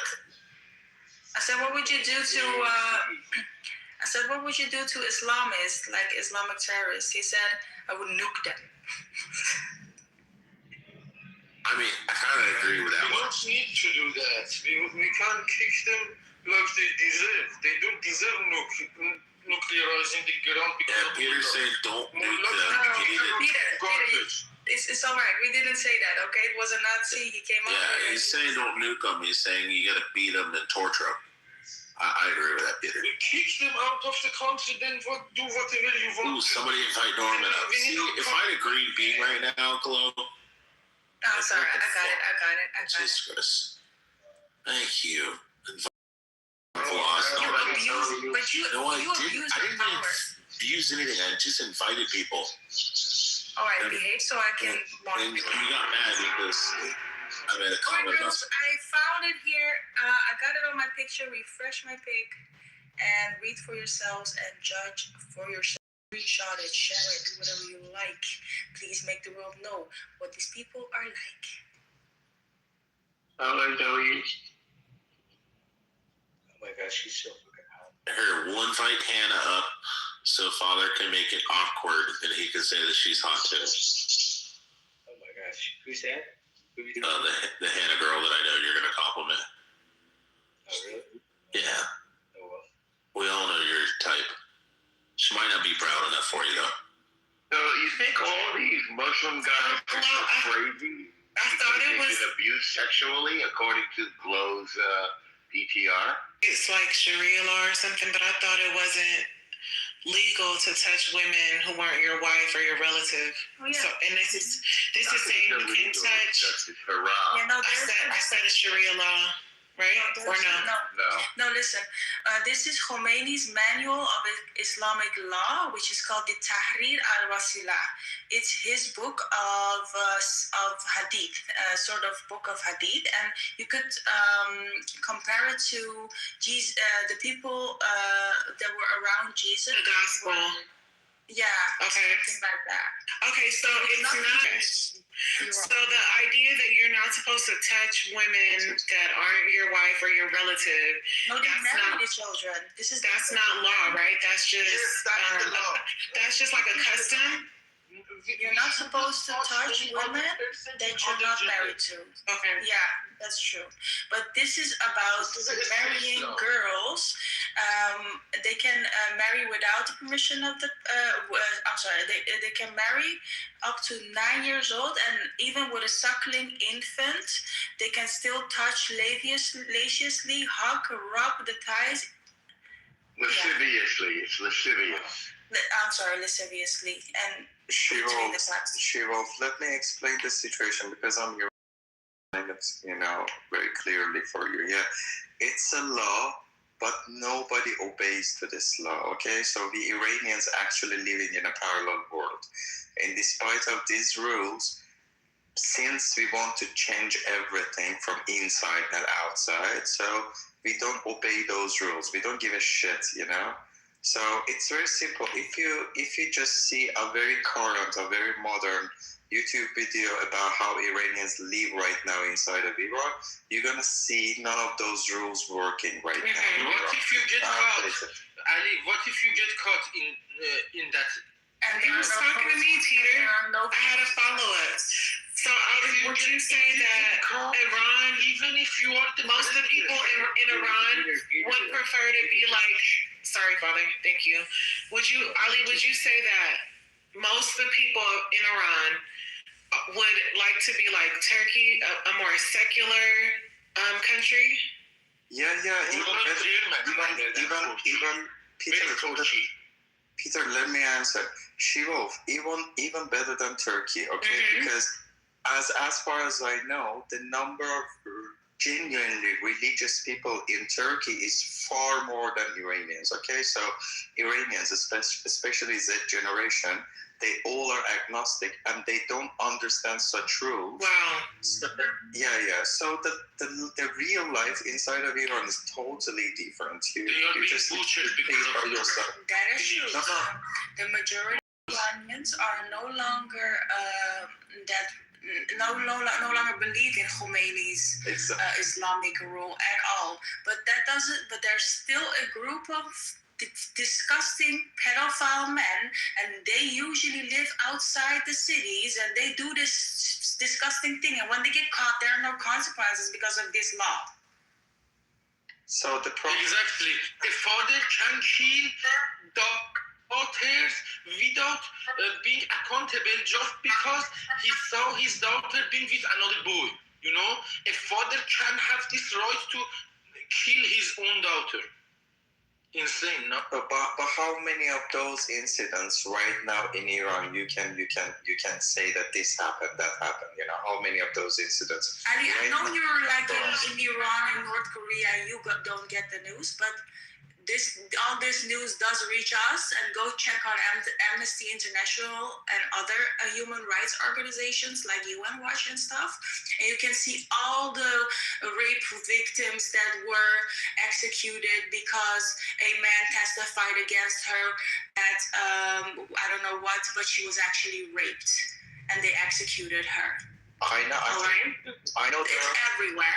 It's on Amnesty. I know you're in a North Korea situation in Iran and you want to defend them, but can I respectfully tell you guys my opinion? Not here. No, I'm just talking reality as a person who lives inside of Iran. Okay, I just want to say, well, show the all our reality. families live in Iran. Can I respectfully? And Amnesty International does not lie. Neither can I respectfully share my opinion, please? Hang on.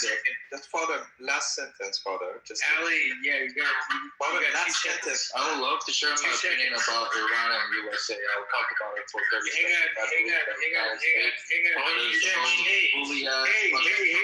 Ever in the fucking world. Dick for this shit.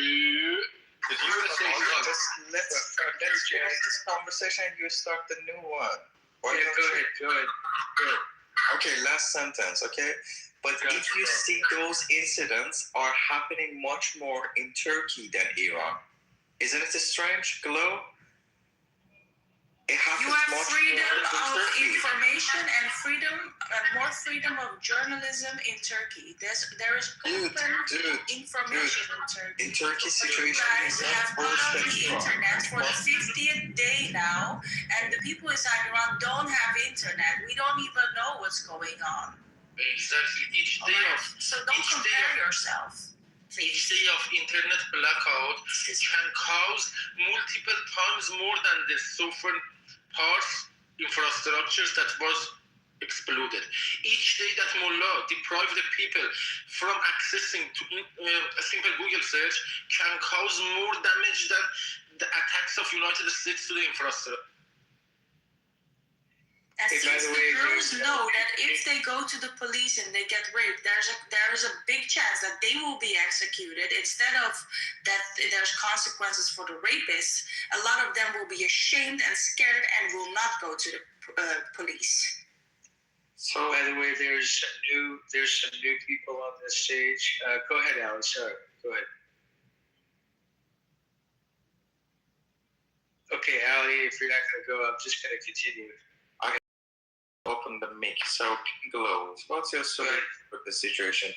You want the United States to continue bombardment to to bring, liberation to Iranians or fix them?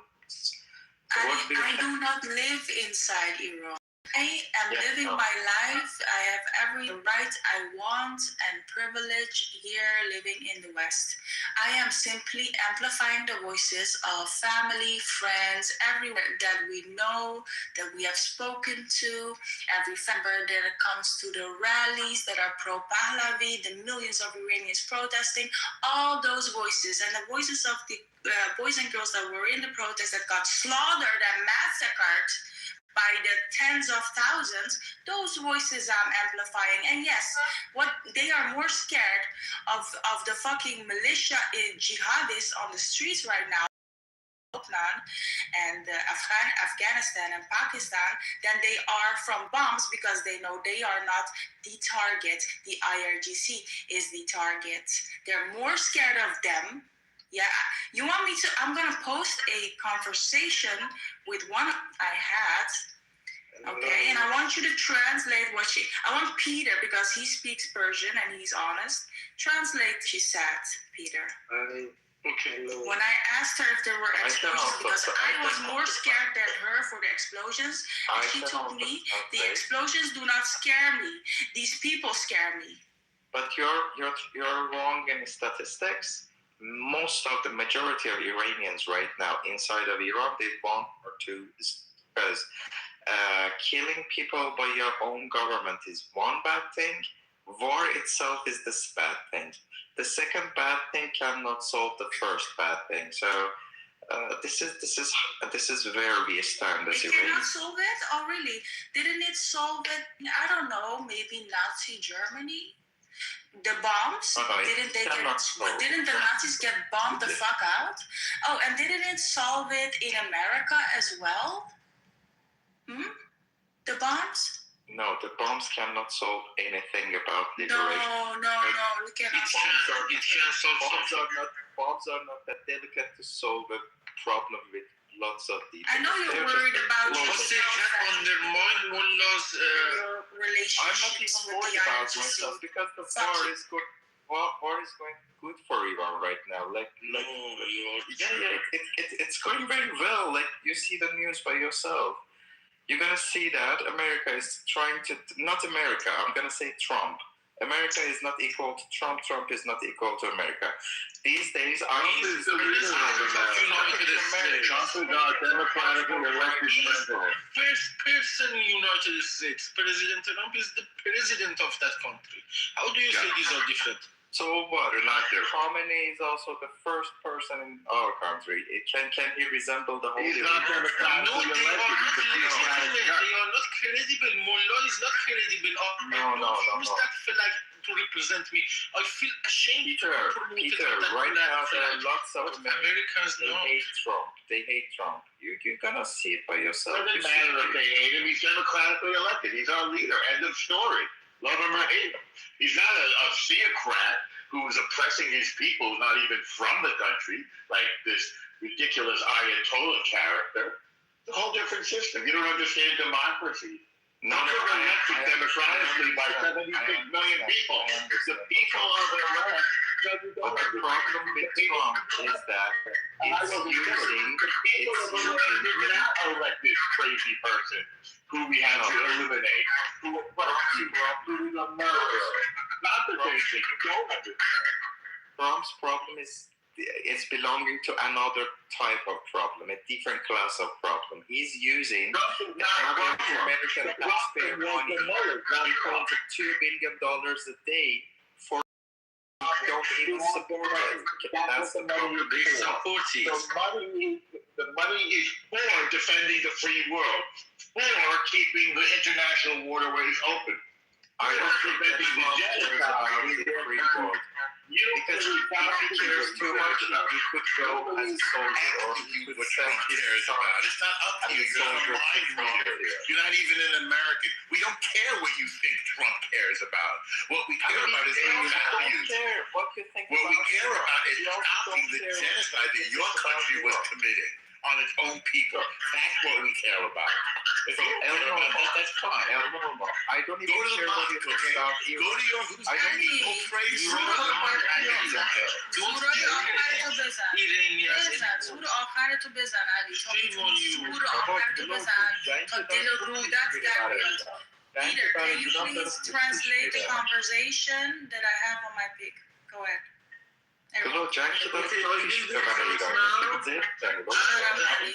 ایران که داره برنده میشه Shut up, Ali. Peter is going to ایران و ملا نه ایران برنده میشه بعدش هم خود ایران. You have a chat on your profile. I see a chat. Yes, Peter, can you please He was dumb. He was saying that the mullahs are winning this war. Some people asked Gulu, are you fine? He said, she asked, what's happened? She answered, nothing. I woke up. I couldn't sleep. I can't continue. Sorry, this is something personal. So it's probably a sexual assault. I'll do it Sexual assault. Listen, someone said, I said, hi, sweetie, are you okay? Because I was worried. And she said, what happened? And I said, nothing, sweetheart. But I woke up because someone said that there was explosions in the northwest of Tehran. And but it seems that it was an explosion that they did themselves and not a bomb dropping. And I couldn't sleep, I told her, and the sun is out and I'm just falling asleep. And she said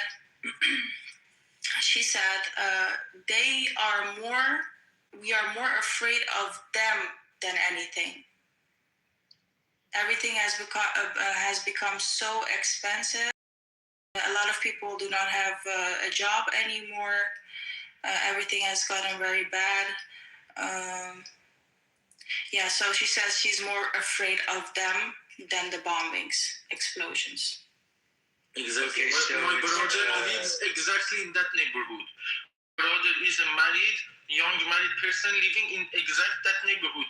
He feels the same. I am sometimes in video calls with them, and they feel terrified to go to a street even past polices. Rather than they are waiting to be exploded by, for example, President Trump, like he did, to explode those people who are policing the streets and trying to search each and every inch of your car without any reason, without any explanation, with aggression. Peter, go on mute for a second, okay?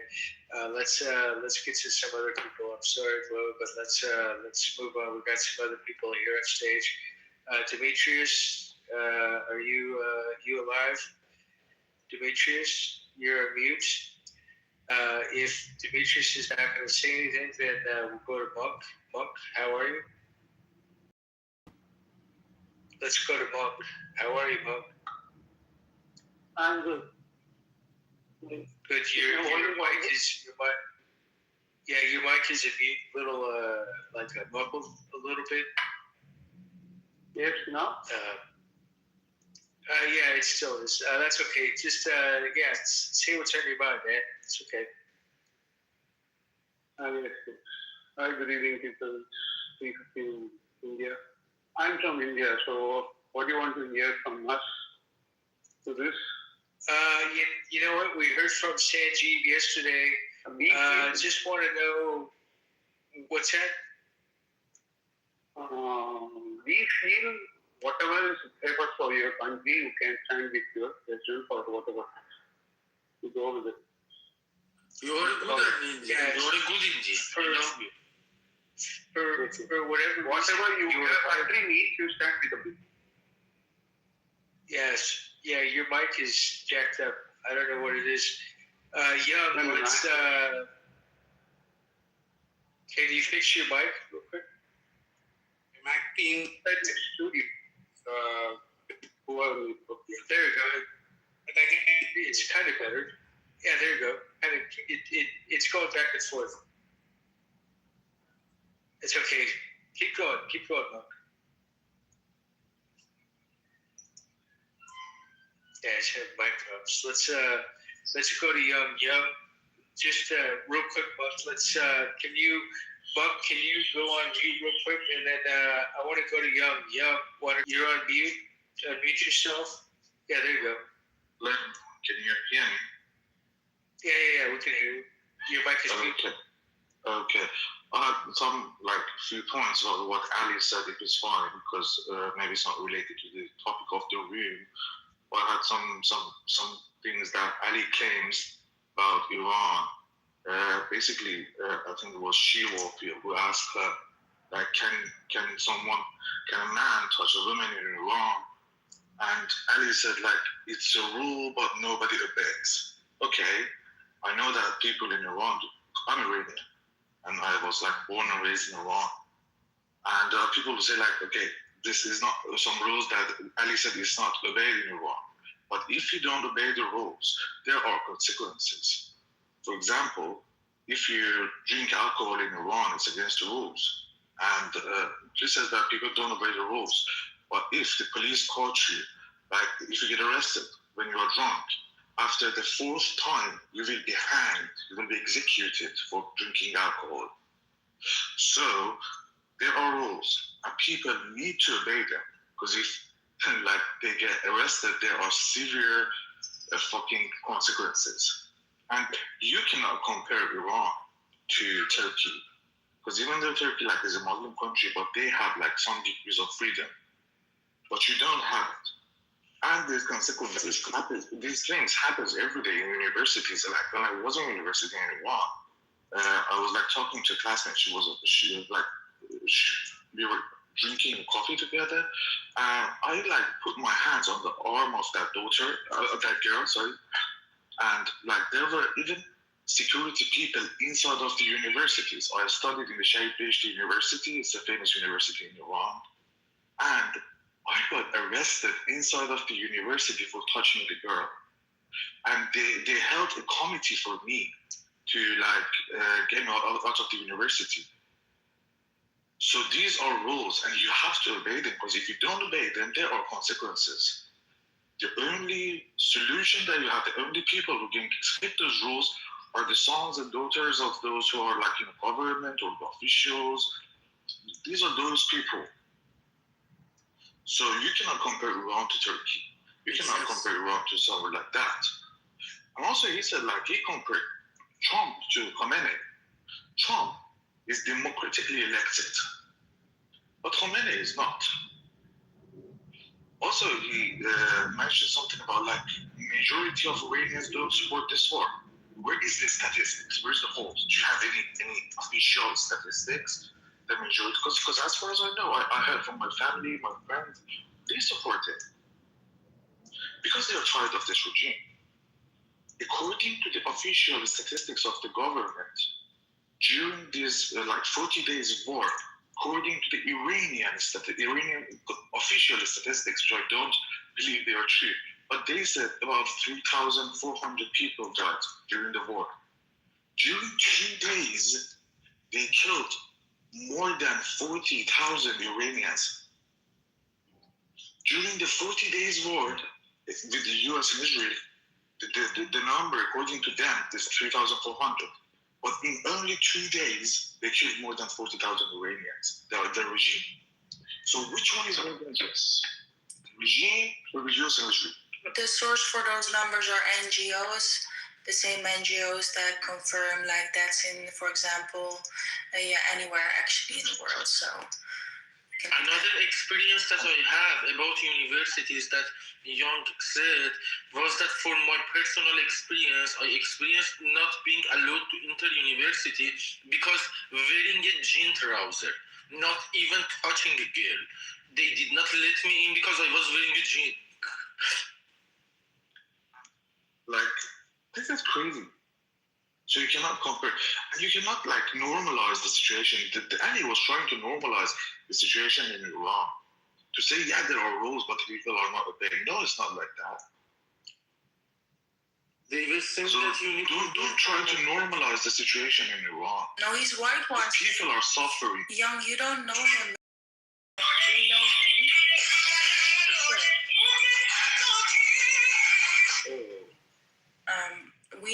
Ali longer, and he's been here a lot of times.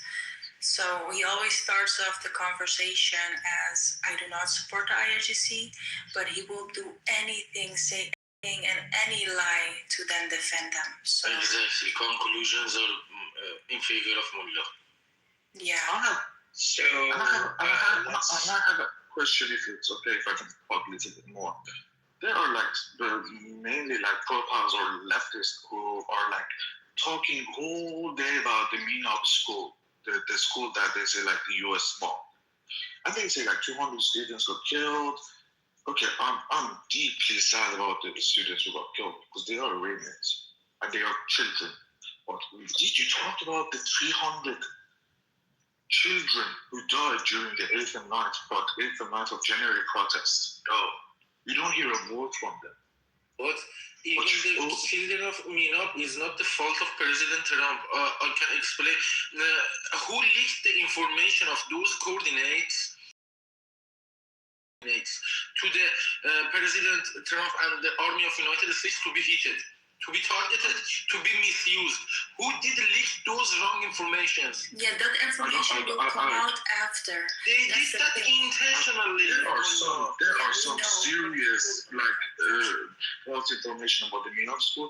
I think it was one of the parents who had a phone call. There's this is in Persian. I don't know if you can find it online or not. But I will try to find it and put it in the chat, in the chat of the room. But one of the parents called one of the televisions and said they loved the girls inside of the school where the bombing started. Why did you like the girls inside of the school? It is the responsibility of the government to take care of the citizens. It's not the responsibility of President Trump or Netanyahu to protect us. Young, are you landing your plane? If you are you on the landing strip at least? Sorry, I didn't catch that. Are you? He was finished talking, father. So basically, yeah, we're gonna move on. Who's next? Is it Driz? Driz? Who's just saying something? Who's just asking? There was a lady that's asking. I was Joe B. Oh, Joe B. Yeah. Go ahead, Joe B. Go ahead. So millions of dollars being poured into this situation while people in America are struggling as well. Are we involved? Why the F are we involved? I'll rest. Because we are the leaders of the free world by our design and by our fate and by our destiny. We're the world's policemen. We're the ones that have to defend the open waterways. We're the ones that have to defend the internet. We're the ones that have to defend the world financial system. Like it or not, that's who we are. There's no link between our defending our values, as we do in Iran most recently, or in Venezuela. There's no link between our use of the military, using funds that were already expended for that. It's already been appropriated, and the fact that you think that people in this country are suffering. There's no link between those two. Not as if we can throw money at people in our country and their lives. How much money? How much will it take? How many deaths? It's already been appropriated. Take what it takes. If you want to get involved in the military, get involved in the military. It'll take what it takes to get the job done. There's no prediction. Okay. Maybe your kids, not mine. Hey, well, you do. If you want your kids in jail, send them off to jail. That's fine. Send them to Canada if you prefer. Or vote for somebody else. That's the way democracy works. But stop trying to second guess the leader of the free world in the military like you know something. Because late-breaking news bulletin, you know nothing about what's going on. So I guess the other countries that save America we're having a dialogue. Can we have a dialogue? We're having it. This is the dialogue. I have a question. Should they just I lived in Turkey. I lived in Tiramisu. Didn't America get saved as well? Should have they just left you guys to bleed? What are you talking about? In Turkey? What are you saying? I see that America has gotten Peter. about Iran. They think that because Turkish people think that they know something about Iran. Peter. I asked you a question. Should have they left Americans to bleed, or should have they bombed America into freedom? If I want to put it that. Go ahead. What does that mean? Leave America to bleed? Who's leaving America to bleed? I don't understand the analogy. Didn't America get saved as well? By what? In the war. She said, isn't it also in favor of United States next to the Iran's people or not? Of course it is. This is the point. Yes, it is. Yes, it is. Of course it is. You know, this IRGC has been a terrorist power for almost 50 years, and they're only getting worse. We should have stopped them a long time ago, and now we're doing what we should have done long ago. They cannot be allowed to push their oppression, their hate, their terrorism, their proxy wars, and their subjugation of their own people. They need to be stopped, and we're stopping them, like it or not. Exactly. Enough is enough. Human being shouldn't be living under that level of fear. Sorry, cowards, Joe. Sorry, Joby. Tell your Turkish fans that human beings shouldn't exist under this level of terror and being terrified. Y'all fight your battles over there. Keep those battles over there. We don't need to fight your battles. Not their battles. It's our battles. We're the leader of the free world. If you don't want to fight, if you want to be a coward, then go cower in your closet. Behind your closet. No, shut up. You don't even know. I'm not going to shut up. You don't know. I know. I know, and I'm educating you. I'm not going to be a coward. I know I'm in the military. You don't need more cowards. I know you're not. You're not in the more military. cowards like You avoided the military. I never avoided any military. You're full of shit. Oh, right? Where did you serve? How? Just don't keep changing the subject. I served in Bosnia, you asshole. You pathetic asshole. Go shrivel up somewhere. Go into your closet and hide. I'm not hiding. I have nothing to hide. I'm glad that Julie was not alive during the time of the history. As if Julie was during the time of the history. Why are they not fighting Hitler? I'm American. There's a Nancy Pelosi. Period. Nancy Pelosi.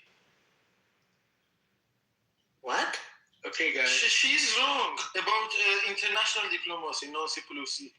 She goes to California and be the head of the Senate there. About Iran, go for your you're intentionally ignoring the background that you made. Your previous former President Carter made this disaster to the country. Do you want to forget that too? Peter, go on mute. Okay, thank you. No. Go on mute. Stay on mute for a minute or two. Let's go back to Monk real quick. Monk, did you get your mic figured out?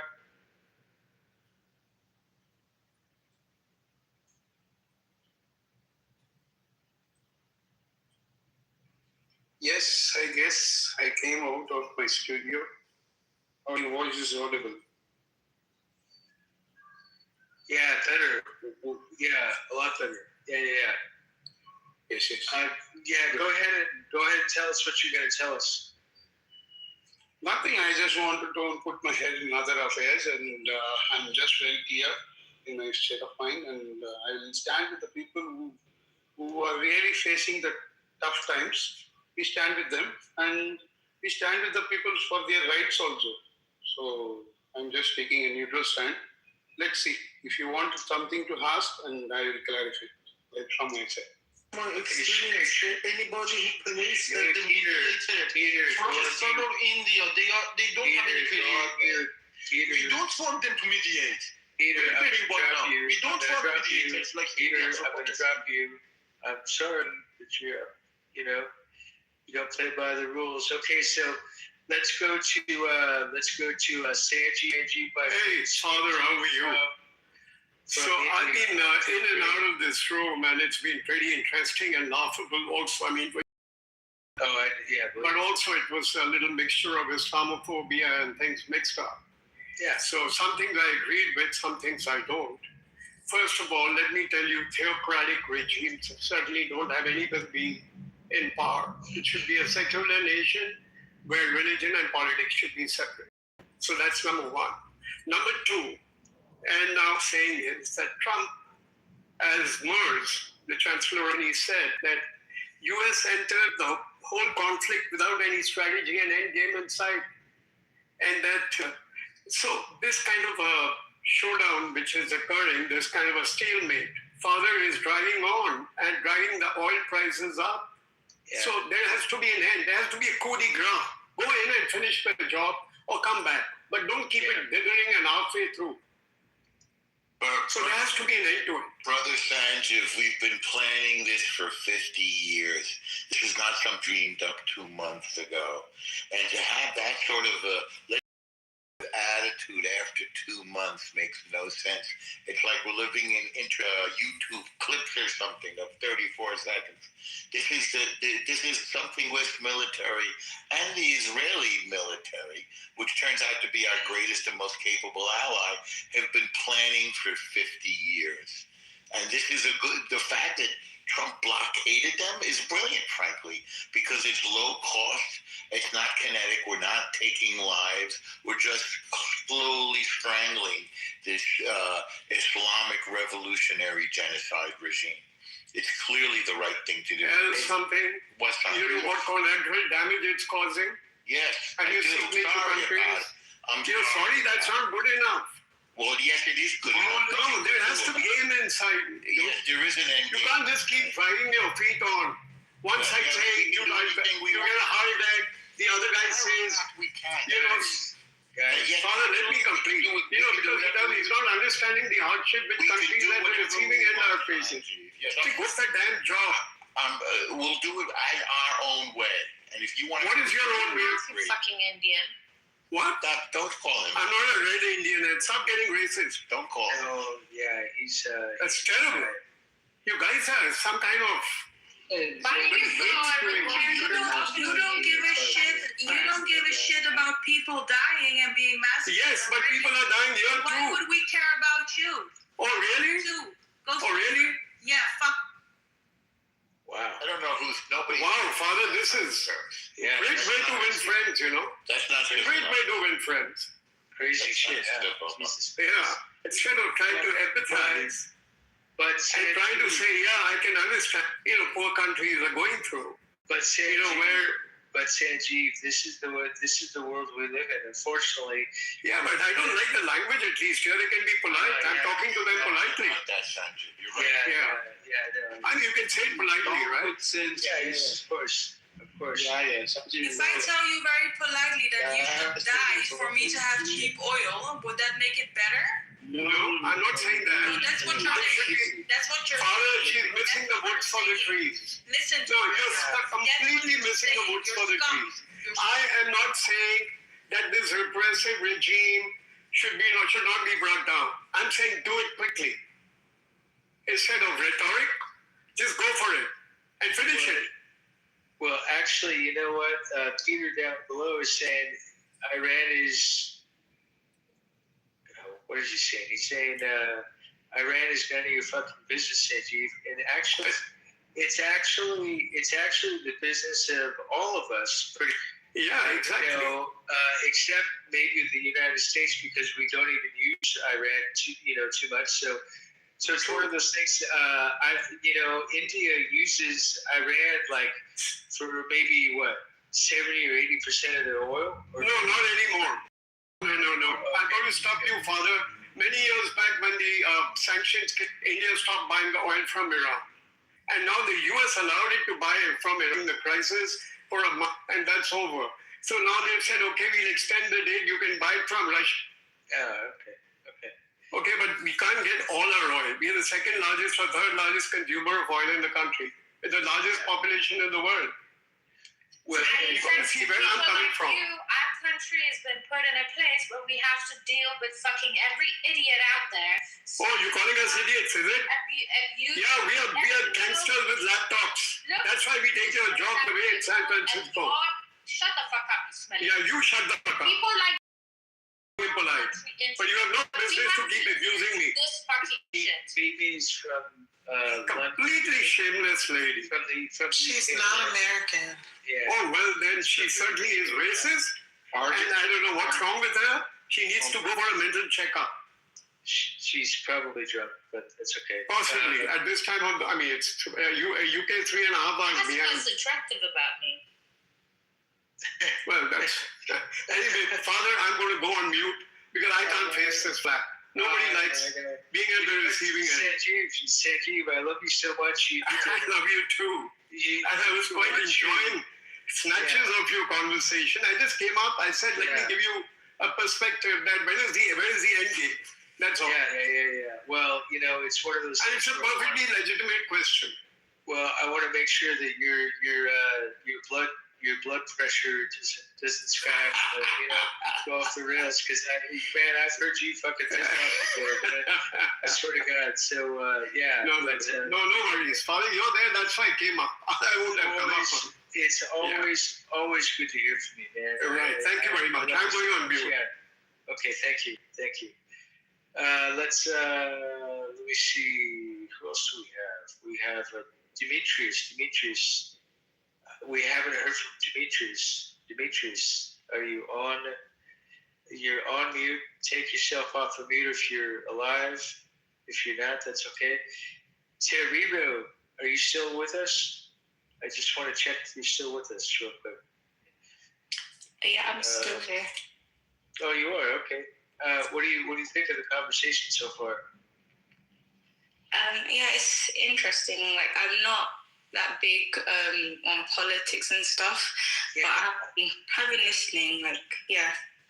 Yeah, it is interesting to listen to other people's opinions and to see, because the thing about Clubhouse is that we are people from all around the world. Like, it's not just country to country to country. No, this is everybody mixed in. So we get into big groups like this, and you get a lot of different opinions, and it's great. So and that's why I love going into these rooms and really learning from other people, because my way of life is not exactly the same as other people's way of life, and you're not in the same position as other people. You sometimes you have to replace yourself. You put yourself in someone else's place. If it was your family, if it were your friends, that this was happening to them, you will be talking a lot different. And I think people miss that. Try to be more empathetic. Yeah. Well, you have to be, because if you're not, you're considered a sociopath. Then you'll be on death row, So, but anyways, let's see. I've invited a few more people, see if they come up. Is it Mr. E? What's going on, Mr. E? How are you? Hi. I'm fine. What's going on, man? You guys, I don't know what you guys are talking about. We're talking about is America the bully, or is either I guess since we're talking about Iran, I'll just put it out there: is Iran the bully, or is Iran the bully, or is America the bully? And everything else that's going on right now as far as the state of affairs. And where exactly are you from, Mr. E?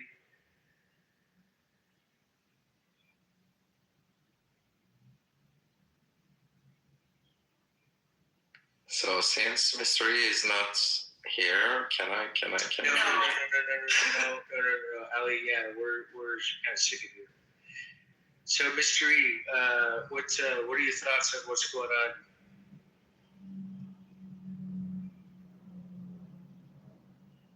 Mr. E, you're on mute. Yeah, dude, sorry. Yeah, don't bring Ali up again. At least for right now.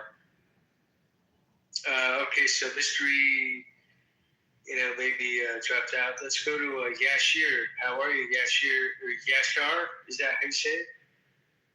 Yashar? Yashar. Yashar, Yashar, how are you? You're on mute, Yashar. You gotta unmute yourself. Yashar. Hello. Yashar, are you there? Yashar. He might be seeking for karma points on this stage. Fuck, who knows? Demetrius, I guess he's. No, I'm just gonna drop Demetrius because he's not playing by the rules. Let's drop. I'm gonna drop Howard because I haven't talked to him in a while. Let's go to Mystery. Are you still here, Mystery? By the way, I'm gonna add you, Mystery. I'm gonna add you, Yashar, too, as well. Friend request, great. Let's Loverboy. Oh my gosh, Loverboy. I want to hear from the Loverboy. Let's see what kind of shit we can hear from this guy. Oh my gosh.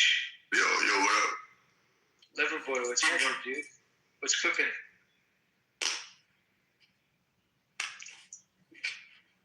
Your mic is doing okay. What's going on, Loverboy? How are you? Yo, what up? I'm good. Where are you from, man? No, I'm from France. Oh, nice.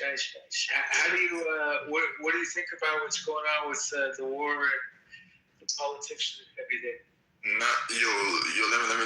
Let me tell you this. Yeah. In war right now is totally messed up, you know. But at the end of the day, we got some humanities rest in this world. So it doesn't matter like what politics going to do to this world. But we have to believe in a certain way that it's gonna be a better world some days. So yeah.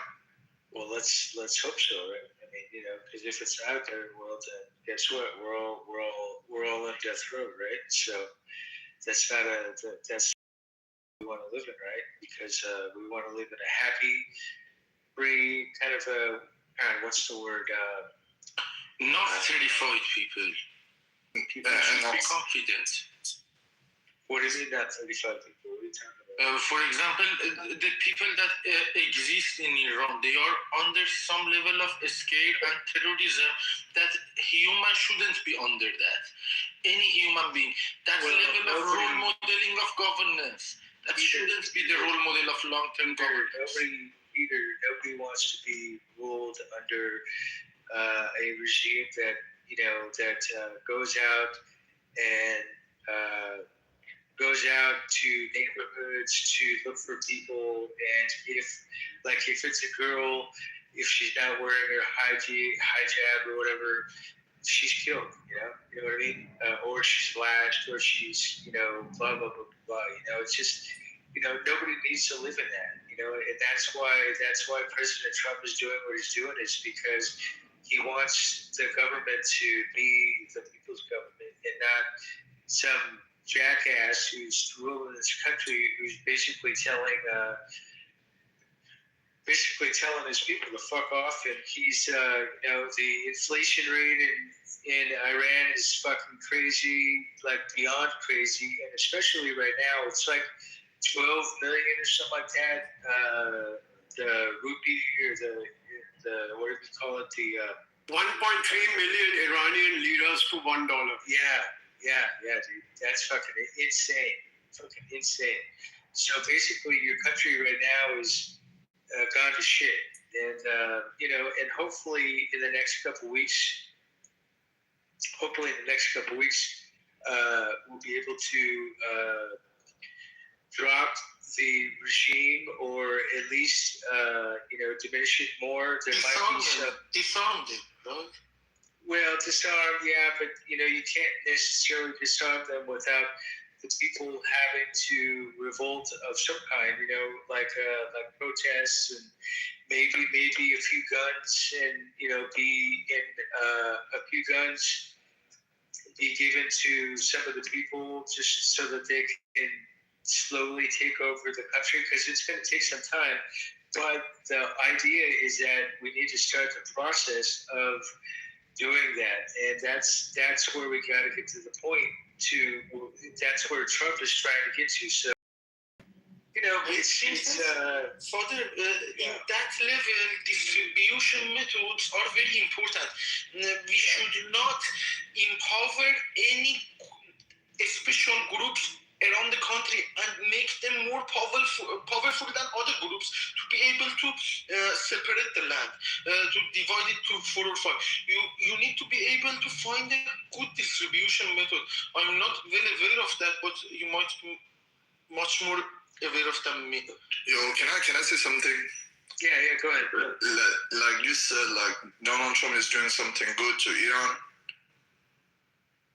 I just want to add that Iran is in sovereign country, so you cannot like go there and bomb Iran. Like you have like certain international rules. What if like even in America, US, you have like certain problem, and one group of leaders come and they cannot like solve the problem. You gotta do it by your own.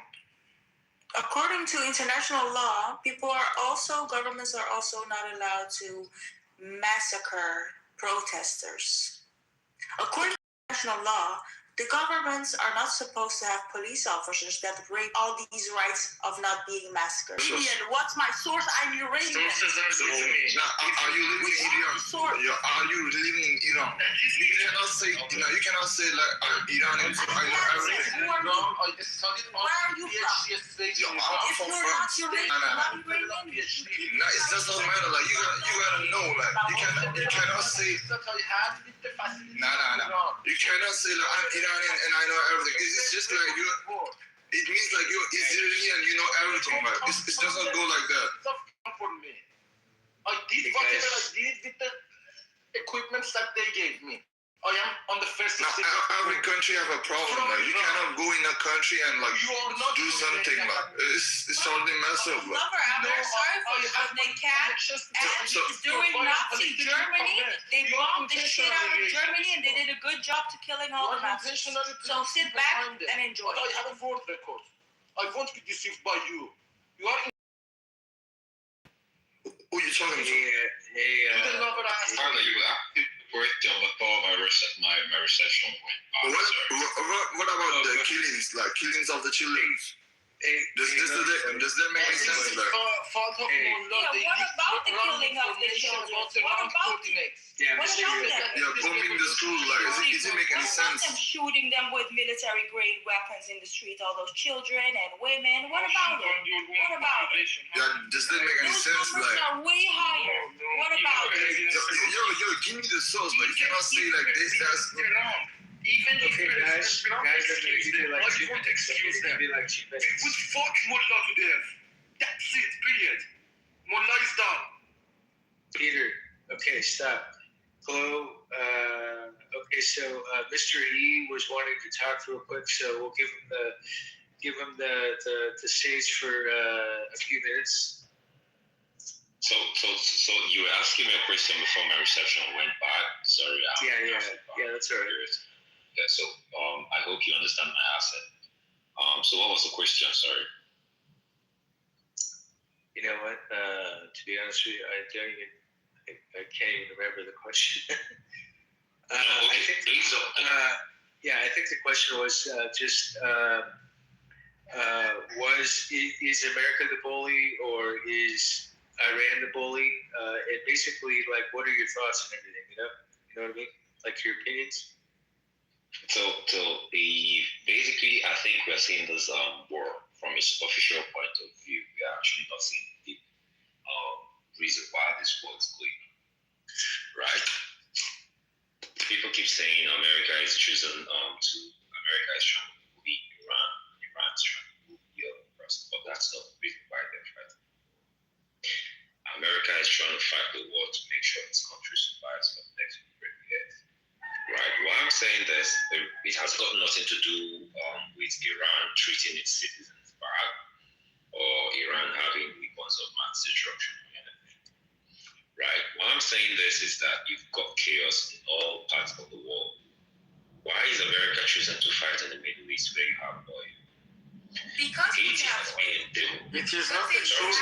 It is not a voluntary revolt. I think it would be best to one person when I'm done. The next person can speak. That way we can basically get each other and understand each other.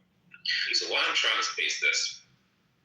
I mean, North Korea has got its own issues, right, with its citizens and whatever it's doing in its country. America has never said one day, oh, I'm going to North Korea to do whatever. They just stood up and went to Iran to do whatever they want to do to Iran because they have a different interest, not what you and I are basically saying there. You and I think they're trying to bully, they're trying to bomb Iran to put stability in Iran and make sure Iran, because Haiti has got nothing to do. No, because there's nothing for them to gain in Haiti. That's what I'm trying to tell you. America. You think we don't know? You think we don't know there's a deal being made for oil? No. Existence. Listen. Let me tell you something. Every country has got its own self to blame if you don't survive for the next 100 years. America, the country that is smart enough. America is a country that is smart enough to know what it's got to do to make its people survive, right? And it's doing what it has got to do to make its people, to keep its people living for the next 100 years. Same as Russia, same as China, and these three countries are the top dogs. Same as India and same as Pakistan, right? But America's actions are not visible because we see them as what do you call them? I'm trying to find a word here. Oh, okay. You see them as the top dog in the world, right? They go to fight Iran. They're basically not fighting Iran because Iran is doing what it's doing. They're basically fighting Iran to have a place, a stability in the Middle East where they can actually situate their bases and say, oh, we've secured Iran. China is building bases in Africa because they really want to secure places in Africa, mine places in Africa, countries with minerals and oil. And same thing Russia is doing. So if you and I are basically here arguing, oh, they're trying to do this, nobody's trying to bring any stability in any country. Look at Iraq. What has been going on in Iraq? Right? Afghanistan, what's going on there? Afghanistan has got its own things to give, but you and I don't know about it. But the American government know more than you and I. The CIA know more than you and I are actually doing right here. Because this war is basically not countries against countries. It's basically the CIA and the KGB and the Chinese, whatever, fighting against each other because they know more than you and I do know. So here in Nigeria, let me now tell you a story. I'm a Nigerian and I live in Nigeria.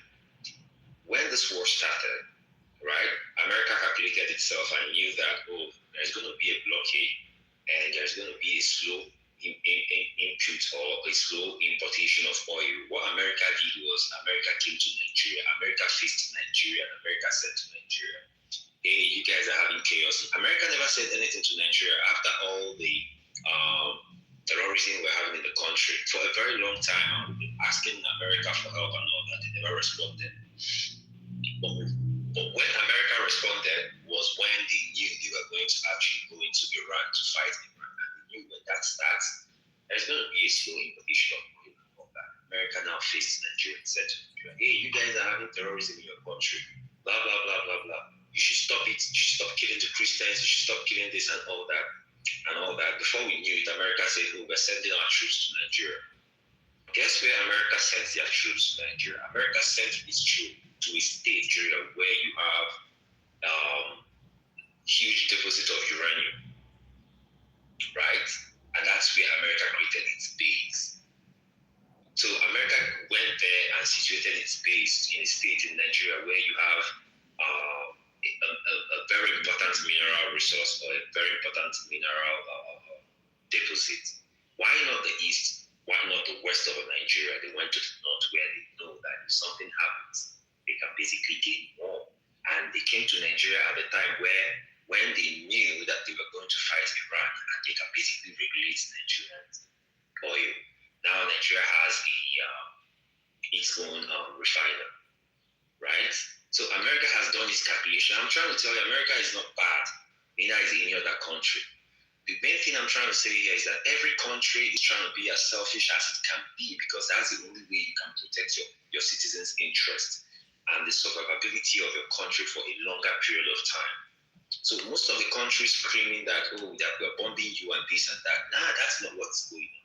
What's going on is that the country has to actually checkmate itself and know what's right for its citizens to survive. Because that's what's going on. The war is not about however you're being treated. Nobody cares how other country citizens are being treated. What they care about is what can we get from that country to make sure our country survives for a longer period of time than another country. To make sure that the civilization or the leadership of our country stays stable for a longer period than any other country. Right? I mean, America could have actually gone to Ukraine and say, Russia, stop it. But they're not doing that. Russia is suppressing Ukraine, trying to take about Ukraine. And this war has been going on for a very long time. What stops that? We don't want this to happen, and let's go there and prevent Russia from doing that. But they won't do that because if they know if they do that, it will be more devastating than any other thing they've actually thought of. America knows that if they go to North Korea to do that, to fight North Korea, they're going to lose more than they gain. So yeah, what's on here is just this country is trying to see what they can get to survive. I don't know if I made sense.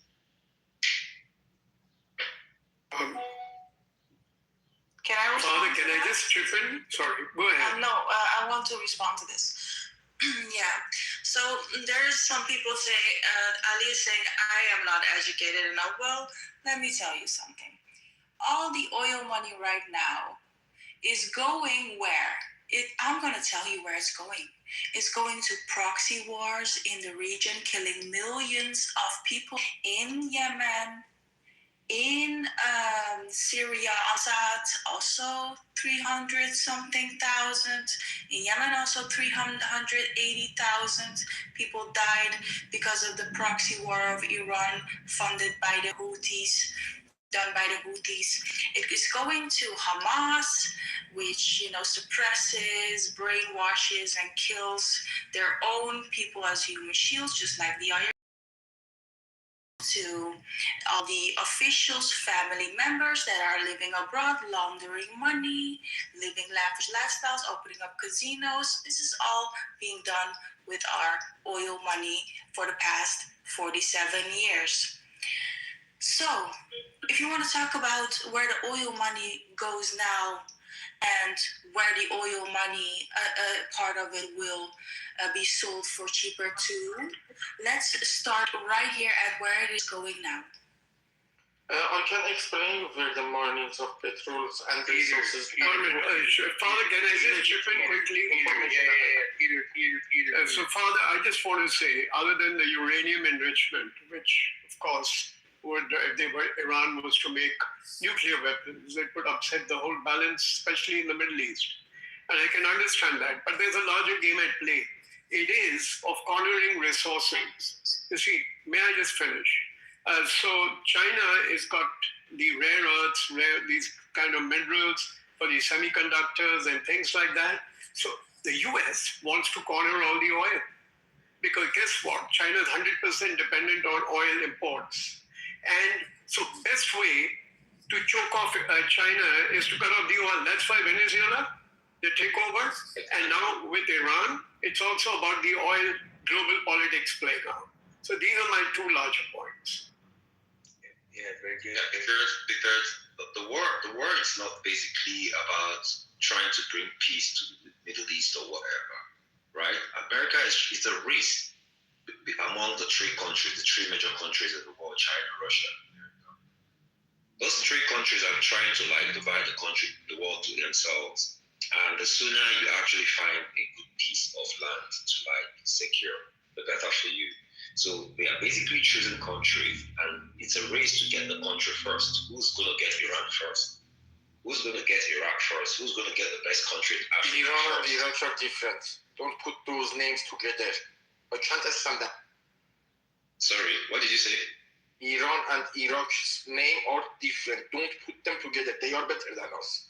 Iraqis are better than us. don't put the name of Iran to them. No, that's not. I think you're not listening. I'm saying. I am listening. Whatever. I hate this part. Whatever. Why are you being aggressive? Relax. Because we are very educated. We are 10 million Iranians outside the country. Each and every one of us can speak. Peter, you have to relax and listen. Peter, you hear me, but you don't listen. I'm saying that this country is being actually grabbed by this major country. It's not birth of. I know what I said. I said Iraq and I said Iran. Iran is not different from Iraq. I just want to say I dropped the link down for the source. So it's not like go ahead. It's not like America has a negative mindset towards these countries, but it's got to do what it has to do to get its future secured. So the best way to picture these countries is to be aggressive towards them. Go diplomatically, but if they don't want to actually have it diplomatically, fight them. Same thing happened in Iraq. Same thing is going to happen to Iran. And at the end of the day, that's what's happening. Because if America wasn't there, China would go there. If China doesn't go there, Russia will go there. And when this happens, and when these countries become allies of American enemies, guess what's going to happen? That America is going to be losing its power in the world. It's just stability. It's trying to keep the world in a state of equilibrium, right, among these three countries. So when you think America is heading there, ask yourself, why haven't America gone to all those countries? Why haven't America gone to some certain countries in Africa that is basically fighting themselves, that has bad leadership?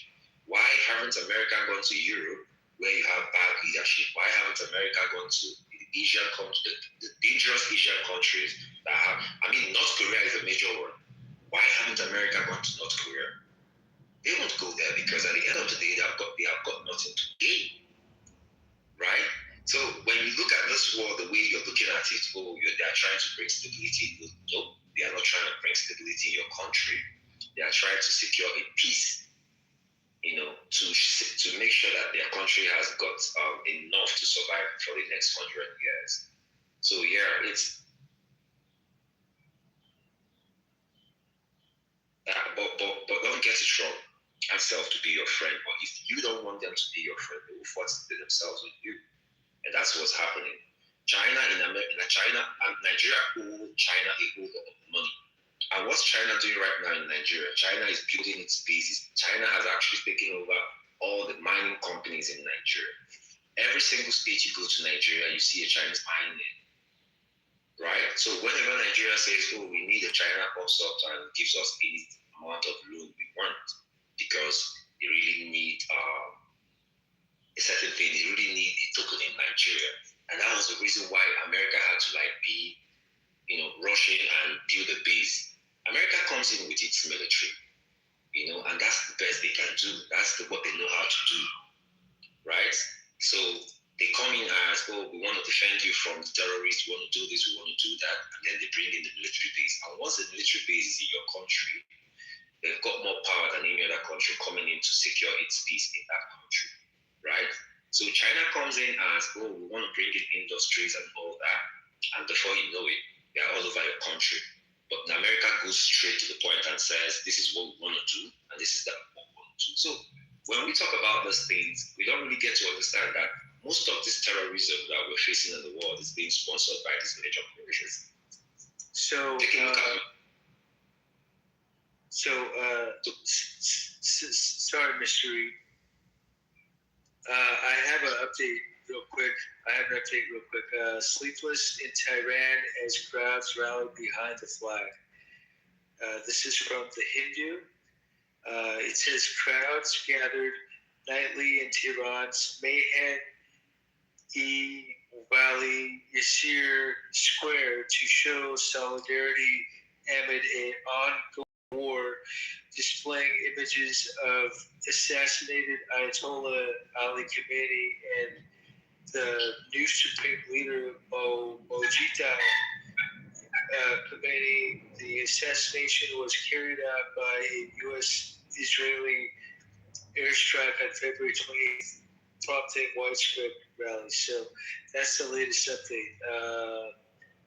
There's other updates, but that was the latest one. That was as of 30.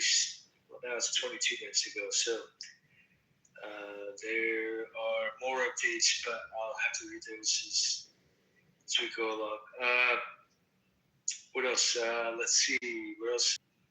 Here, there you go. Okay. But clarify something about Iran, if you let me. Iran. Real quick. Okay, real quick. About the geographical locations, Iran, south to north is about 2,500 kilometers. East to west is more than 1,500 kilometers. If it is too geographically big to be judged by itself. People in south and north have some different opinions. Natural, because it is too big country.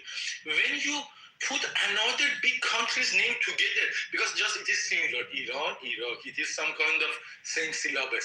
This comes out of some naiveness, because Iran is as big as not to be judged by its own. Iran is too big for you to analyze it with one opinion. How can you put Iran and Iraq together? This is something unacceptable. For example, if you compare the stats, Iran is the with a simple search on ChatGPT or Google, you can understand which country with this level of knowledge and educated people needs this level of 30 seconds. 30 seconds.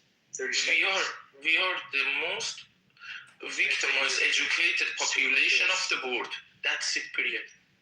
Okay, thank you, Peter. Okay, so let's go to, who else do we have? We have Yashar.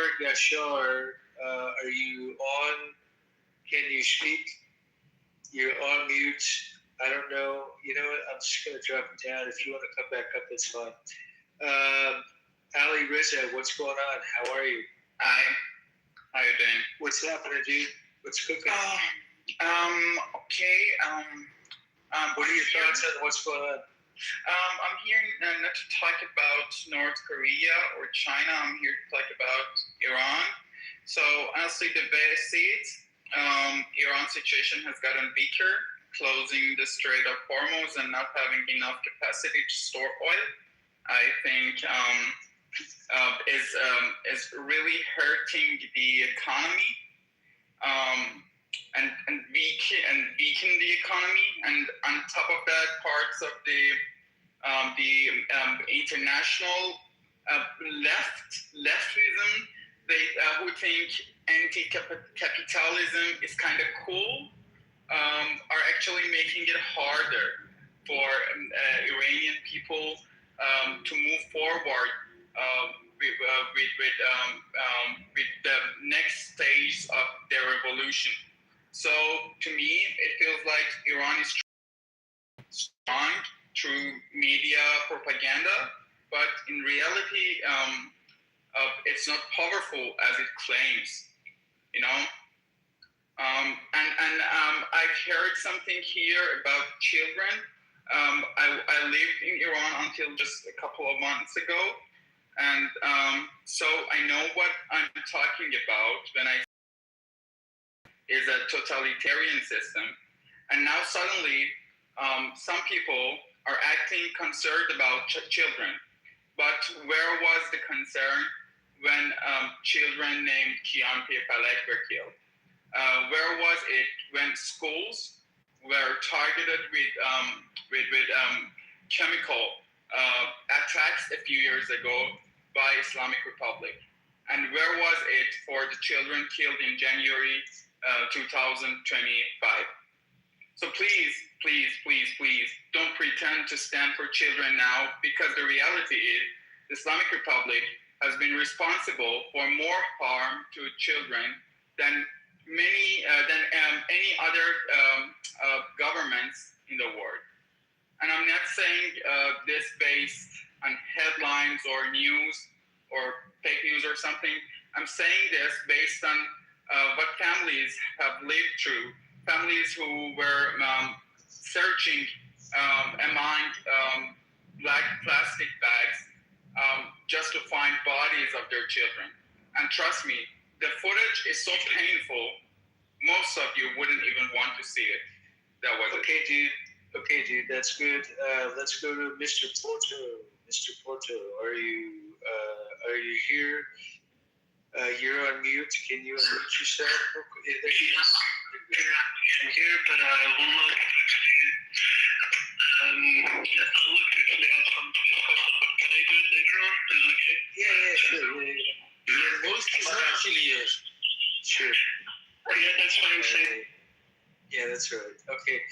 Squiggly lines. I don't know what your name is, but you're next. You're on mute. I don't know what your name is. Peter, do you know this guy's name? Sorry, which ID? The guy right next to you. Yes, I know this account from another room. I think that was being headed by Ilham Najafi or something. I'm not sure if they are friends or not. Hey, what's going on, man? How are you? Hello, I just listened to your conversation here, and I thought that it's my responsibility to talk about my people here, about Iran. You should take care of this country name, especially when you want to talk about the people who are getting killed inside the country. They are tortured.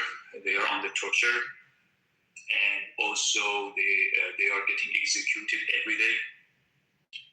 As a labor rights activists who focused on Iranian workers, I'm telling you, workers of Iran are under torture. And if you think a little about the people who cannot pay for their initial needs, who are ashamed of their children because they cannot afford their normal life while they're working all day. If you want to know how the situation is inside Iran, you should listen to the words of our leader, Crown Prince Reza Pahlavi.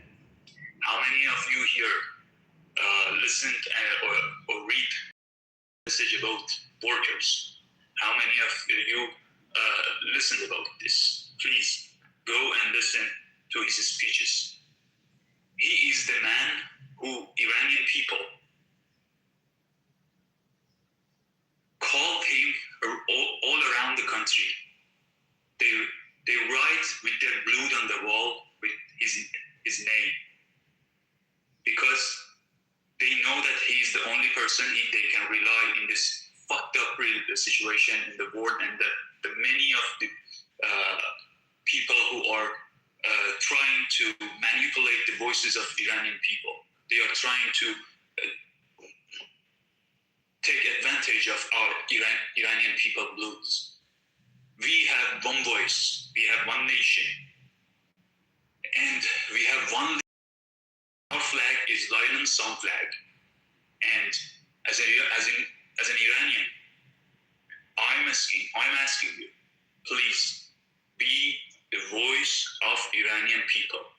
Do not publish the sounds which comes from the Islamic Republic, the sounds that try to manipulate Iranian people's voice, the sounds to try to bully the war. And so, I just want to ask you that this action inside, what's happening inside Iran is a devil action against the people. They are trying to destroy our nation with killing, executing, torturing our people. So after all we've done against them, the majority of the people, they continue this process. We have to fight with everything we can. Yeah, thank you so much for what you just said. So the reason for me as well as an Iranian that I came on here and I became friends with all of the mods of this room and is actually because, these people are going to be here and we know they're mercenaries, we know they're spewing their propaganda, but if we are not here to debate them, then that's our responsibility, and we have failed our people because they're being shut off from the internet, and we know that they're being silenced while they can spew their propaganda. So we are the ones responsible to debate them and be here. Yes, because they're going to be here. If I'm here or not, they are going to be here anyway. So we have to be here as well. Thank you. Javicha. Okay, so what I'm gonna do is when somebody speaks or whatever, if people want to keep listening to them, if they want them to continue to talk, then to either do like the fire emoji or like a 1 or whatever like that in the chat, just so I know what's going on, because I'm not really following what they're saying. So because I'm busy trying to invite people to come up to the stage. So and not only that, but if you want to come up to the stage, come up to the stage. You know, I'll give you a few minutes to say a piece and everything else, and that way we can continue having this room. You know, May I add a point? You know what, Peter, just shut the fuck up for a second. So it's one of those things where I want to keep this room open, and I'm sure you guys do too. Here it's almost 4 o'clock in the morning, so I'm getting tired. But it's one of those things where I'm going to do everything I can to keep this room open. But so if you have anything to say it now.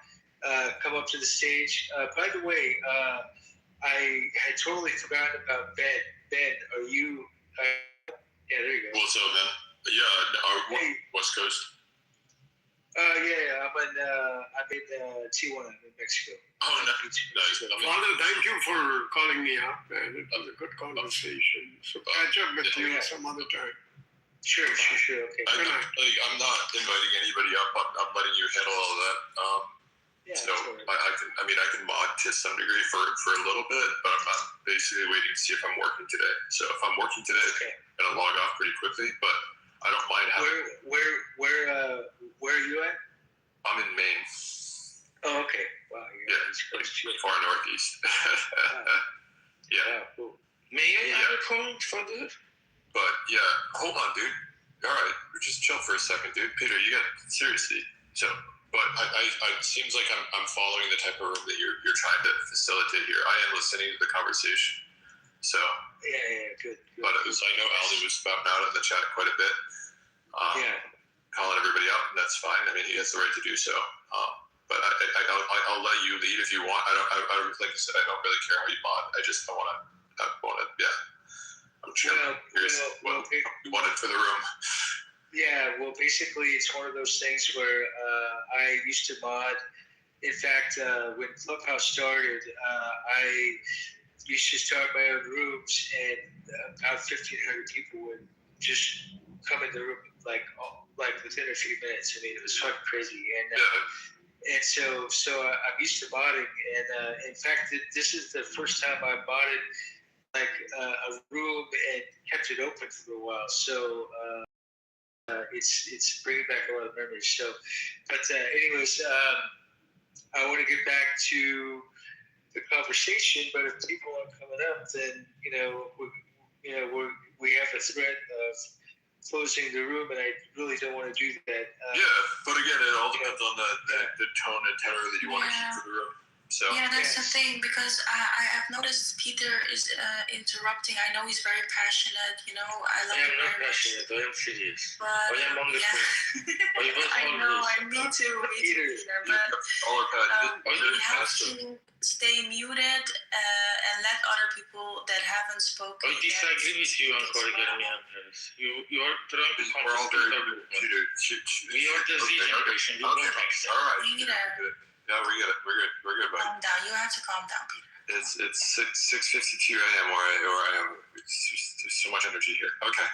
And that's fine. It's fine. So I guess I would just say again, I'll follow the tone and tenor that Father wants for this room, but yeah, try to keep it concise so we don't have people running on and on and on. That way we give in points, and yeah, I guess that would be my only recommendation. But again, Father, it's your room, so.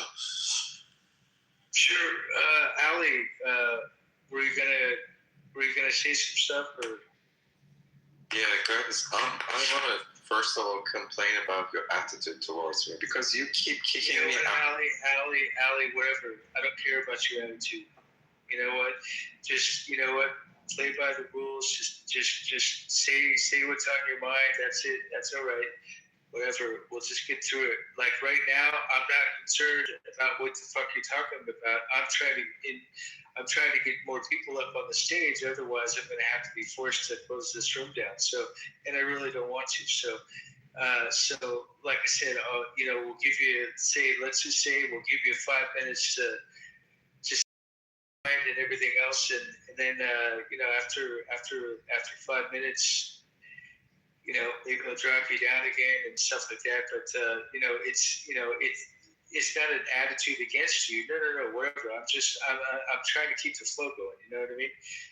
So go ahead and say what's on your mind, Ellie, because I know, but don't be mad at me. Don't be mad at the world. Just say what's on your mind. It's okay. It's okay. Everything's all right.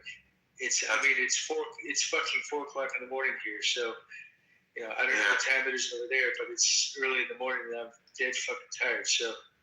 But go and sleep, man. Go and sleep. Go have a good No. Why don't you don't want to do that because you've been a good person on stage. So yeah, I'm a good person on the stage because I'm most of the time mute listening to people. Okay, just let me explain things. I see Argavon, okay, in the room. She's thinking that I'm IRGC propaganda. No, I'm opposing IRGC. Actually, I'm against those people. But I don't think that American bombing or American having influence in Middle East gonna solve my problem as an Iranian, okay? Because we know United States strategy. So, Mr. E, teach us about whatever happens in the perspective of United States. So they're not here to liberate us, Araba. Please just consider this thing, girl. So they're not here for liberation. Nobody. By the way, let me talk to Matt real quick. Matt, how are you? I know you've been waiting around for a while, so let's get to Matt real quick. Sorry, Ali. Let's get to Matt. Matt, what's going on? What's going on, man? Good morning, Rome. No, I agree with. I'm gonna try to be quick. Well, I am gonna be quick. I agree with everything Mr. E said. I think America is the bully. I'm not totally against America with every single thing, but I feel like while America is trying to help every other country, Iranians, I don't think it's because America is just trying to colonize like they did. We have people over here that need help, just like Iranians. We have people here that need help, just like any other country. And I'm not saying that any other country, they shouldn't get that help. They shouldn't get that support. But what are you really going over to Iran for? What are you really going over to these other countries for? You're going over there to take over and do the same thing that you're doing in America. So I agree with everything Mr. E said, and that's my point. I have more to say, but I don't want to take up any more. Well, sure. A quick clarifying question, Matt. You said America. You said it colonized like it's colonized other. Where else does America colonize? America try to colonize everybody. America try to they put their every time something goes wrong in another country. Oh, we need to go over there and fix it. We need to do this. No, that's not colonization. That's defending our values. Norm, come on, dude. Come on. We got this, buddy. What do you mean? You got a super quick trigger, bud. What other countries does America colonize? Well, that's because it's easy to answer this nonsense. No, it's not. First off, I'm sorry. So what? So mute up, Norm. And I continue to listen to everybody else talk because everybody. I was asking for a rebuttal. I'm a moderator, and I'm asking for a rebuttal. You don't need to immediately jump on stage and start talking more. It's okay.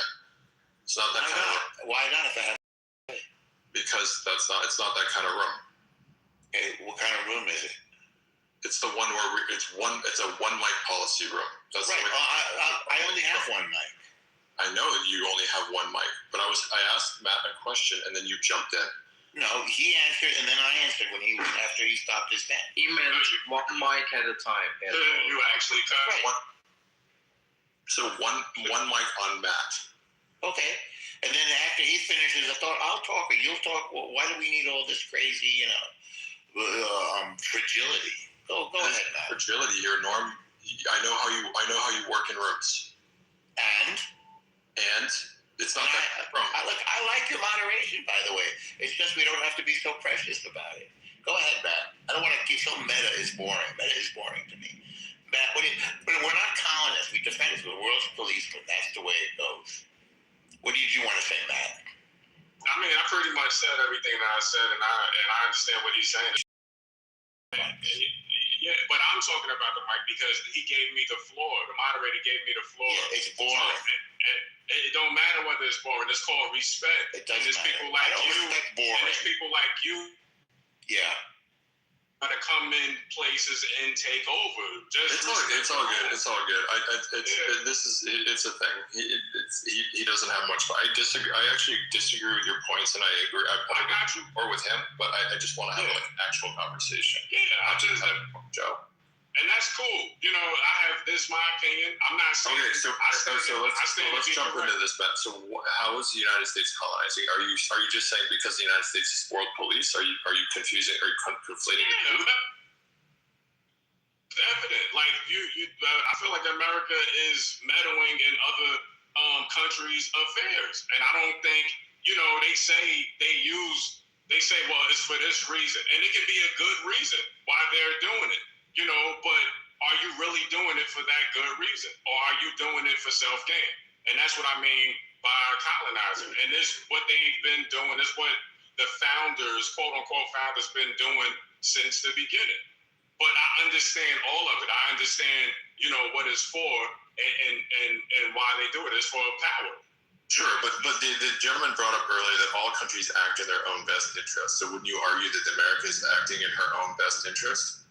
So what is that? I'd be like, well, as an American, I want America to act in her own best interest.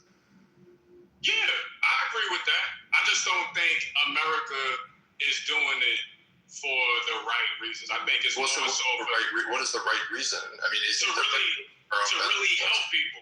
To really help people. If you're going to help people, help people. If you're going to help people over here in America. That's one of my main points. And I don't think America. But that is the point, right? It should be the point, but I don't think America does that. So you don't think that America is acting in the best interest of her people? Not all the time. So what about we're talking about Iran and the intervention in Iran? From what they say, they're acting it. From what they say, yes. But do I believe it by certain actions? Nah. I just don't. That's my opinion. I don't think everything America do is wrong, but I think a lot of things that America do is wrong. So it's America had four stated reasons for the Iranian incursion. Whether or not you want to call it a war or not is up for debate. But the Iranian war, whatever you want to call it, the Iranian war, the United States had four separate reasons. Do you think that the reasons matched up with the values of the American people? Somewhat. So then, you seem very conclusive that it was a colonization, and I reject what you're saying because I don't think it is a colonization. Colonization, if we want to look up dictionary definition, we can. But it struck me as a colonization. It struck me as, well, the United States is looking after her own best interest, which as a voting, tax-paying American citizen, I want America acting in her best interest. I can explain your answer, Ben, if you... Sure. I don't, again, this is a conversation. As long as we're being respectful of each other, let's have a conversation. Yeah, Ben, when you look at Iraq, okay, America takes the money of the oil, most of it, and it only shares it with the oligarchs inside Iraq. So this is the colonization we are talking. And there's another reason. If the best interest or interest of United States comes from a war over my country in Iran,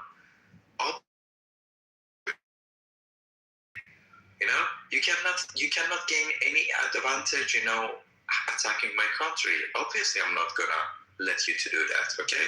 So go another place and find another money for yourself. Iran is not a proper place to do it because Iranians gonna fight. Sure, and that's, again, I'm glad that the United States is doing what it's doing. I like the military incursion in Iran, and because I think America is acting in the best interest of its people. As somebody who voted for the Trump administration, I'm very, very glad we're doing what we're doing.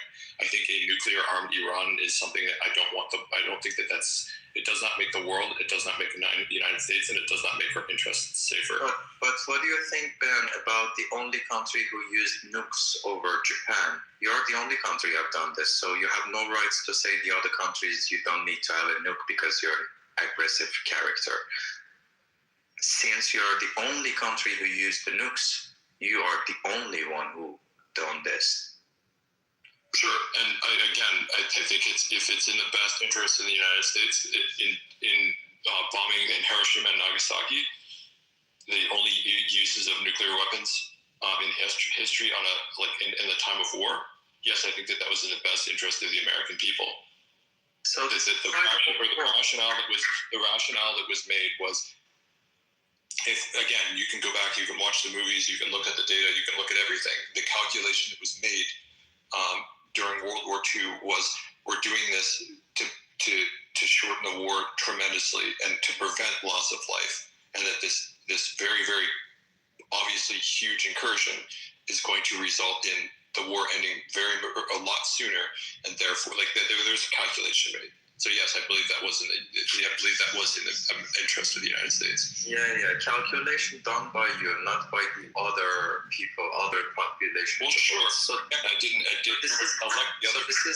So this is why, Ben, everybody in the world, okay, find you guys very arrogant, trying to solve problems in your own way. You have to understand that world is not yours. Only United States is yours. Those borders.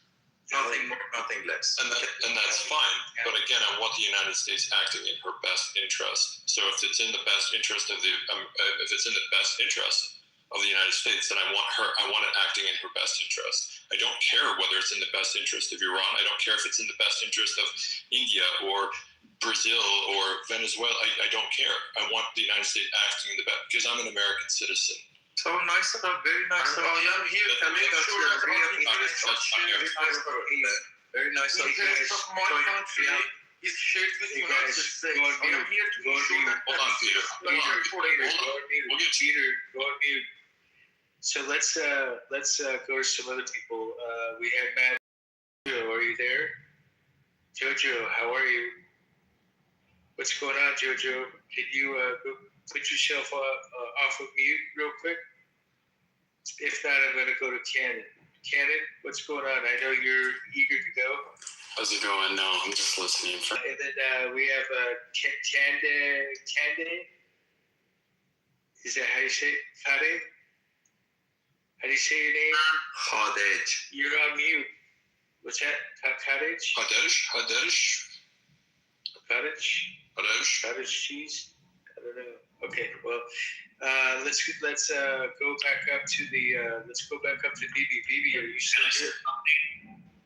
Yeah, go ahead. I heard some interesting comments here, and some voices from Islamic Republic forces. Okay, Bibi. Yeah, and I think some people here are talking for the interest of the Islamic terrorist regime. I don't care about them, but I want to mention an important thing here. What's happening inside Iran by the United States Army is not intervention.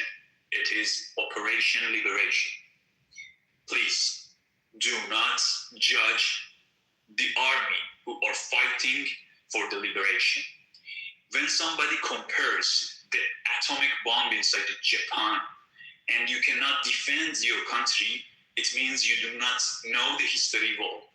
Before the attack, there are lots of warning from the United States Army. They send leaflets, everything to stop Japan from that massacre and from that war. But the Japanese do not care about that. The Islamic regime inside Iran do not care about any warning. to stop the killing of the people. When the President Trump sent a warning, do not kill people, they continue killing the people. So what can stop these motherfuckers? What do you think if they have the nuclear bomb? What do you think? You think it's a joke? They are pretending to not to use the nuclear bomb. They tested 4,000-kilometer missiles just a few weeks ago. And you think that somebody comes here and compare the United States atomic attack against Japan, the Islamic regime, who are the crazy maniac people who, if they have atomic bomb, they would put on your backyard. They would shoot it to European countries or any person who wants. They are like these people. They are not such a people who you can talk with them and convince them, okay, stop bullying the war. They have the power to kill their own people, and they do it.